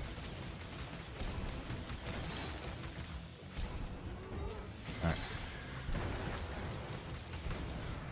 Sweet. Oh yeah, look at that freeze. I've been trying to pick the painful ones, but chat looks too much. Yeah. They're cutting me a break with this.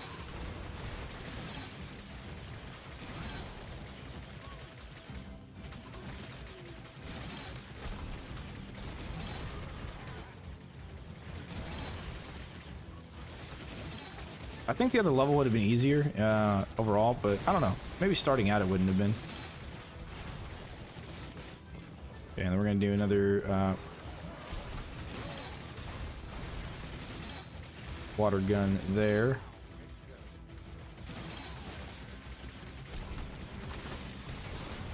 I mean, you guys picked up the skull one, so we're definitely getting a lot of skulls off this.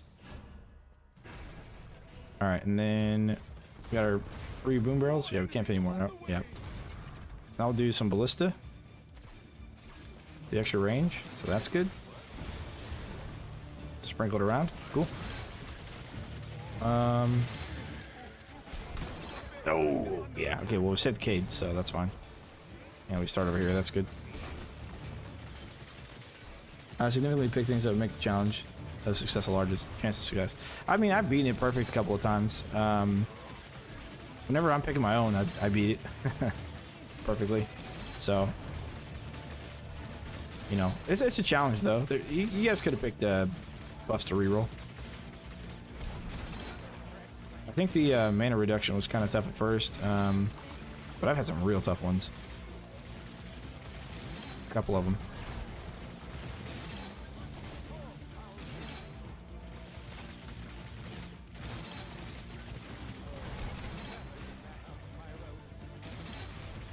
So if you're wondering, this strat definitely works on Riftlord.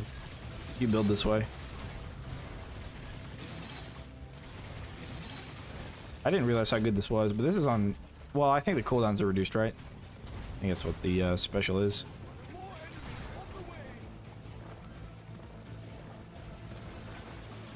Alright. You need passive 1 or 2 with the crossbow. I picked the first one. The headshot does damage. Okay, good. Yeah, that's why I put that stuff out there. To protect the Cades. Slow them down first.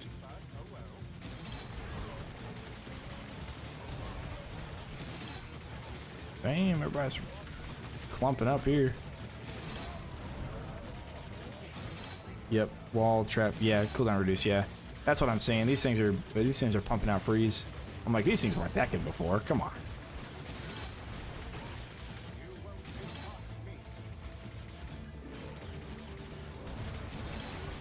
If they had the cooldown like this, yeah, I'd definitely use them all the time.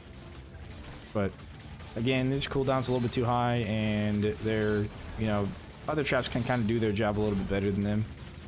But I think for this map, if I was to do it again on Riftlord, I'd probably use some of the newer traps for this map in specific, or in particular.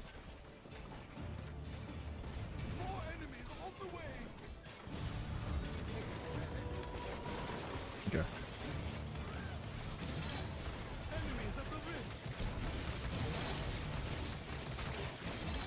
Nice.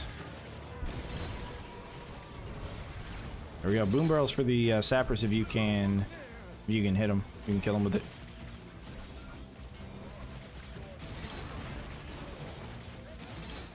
All right.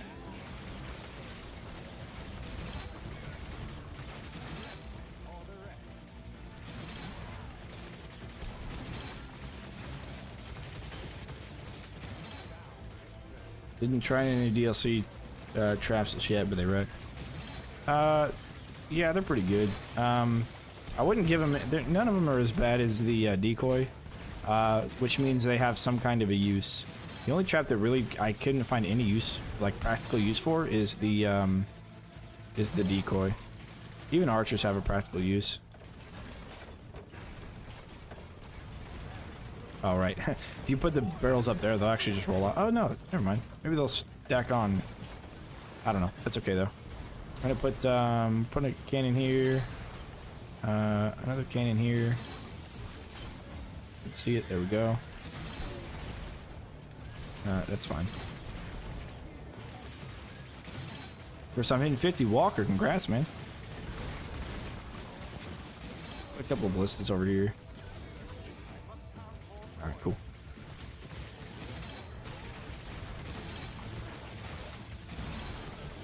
The boom barrels are really good if you can, like, get all the enemies together.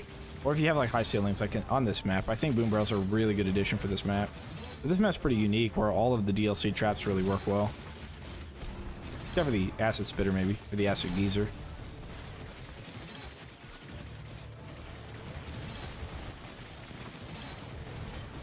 Hey, we still might make part-time, actually. Look at that.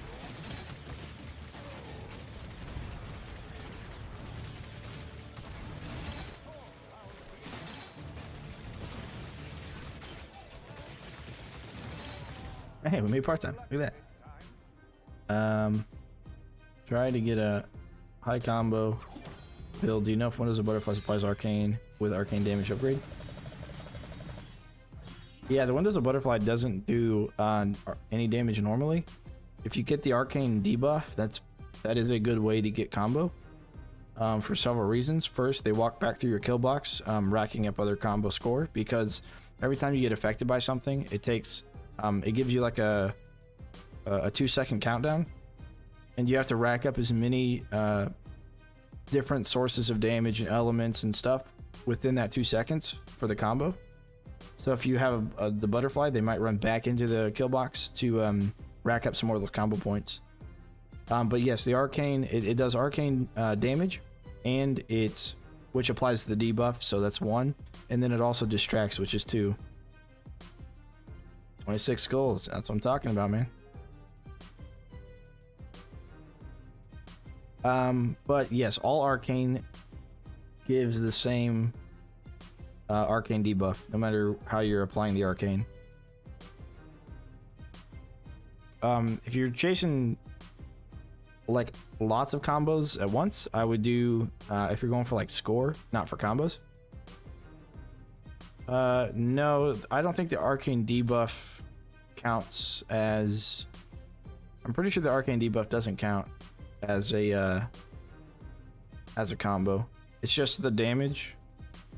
Maybe it does. I'm not too sure. It might. Test it out and see.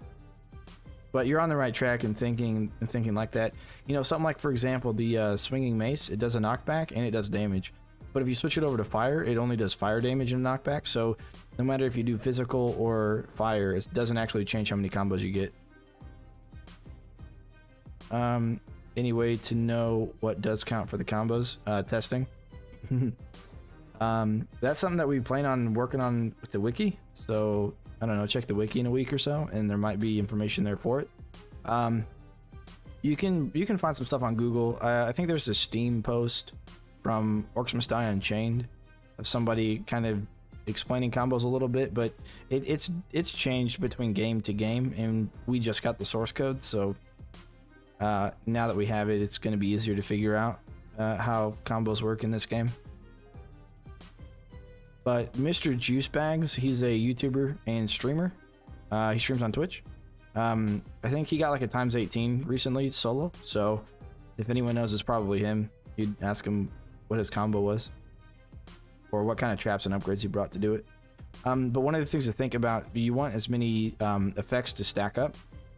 Airborne enemies have that 2 second. They have it suspended while they're airborne. So one of the things you could use is a flip trap to push like an orc back through your kill box, and as he's flying back, he'll like get applied all of the damage and stuff again, and that'll suspend that 2 second countdown. That's one of the best ways to kind of increase your score.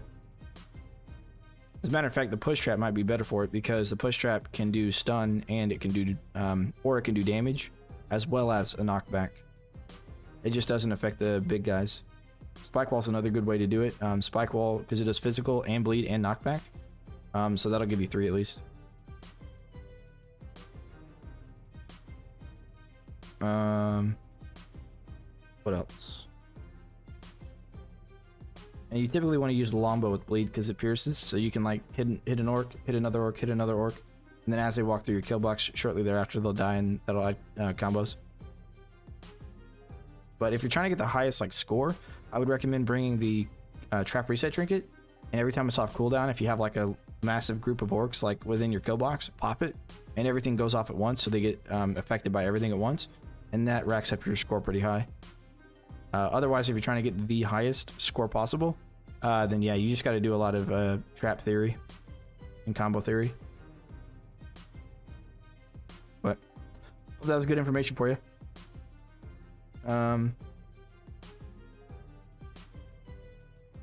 Yeah, I think about the butterflies is they do so low damage that I don't know if it counts as a ×3 or not by themselves. Okay, guys, I'm gonna head off. Probably won't stream tomorrow, but if I get a little bit of time, we might play another endless, the other endless. But we'll see about tomorrow. Look forward to videos tomorrow at least, and I will catch you guys on the flip side.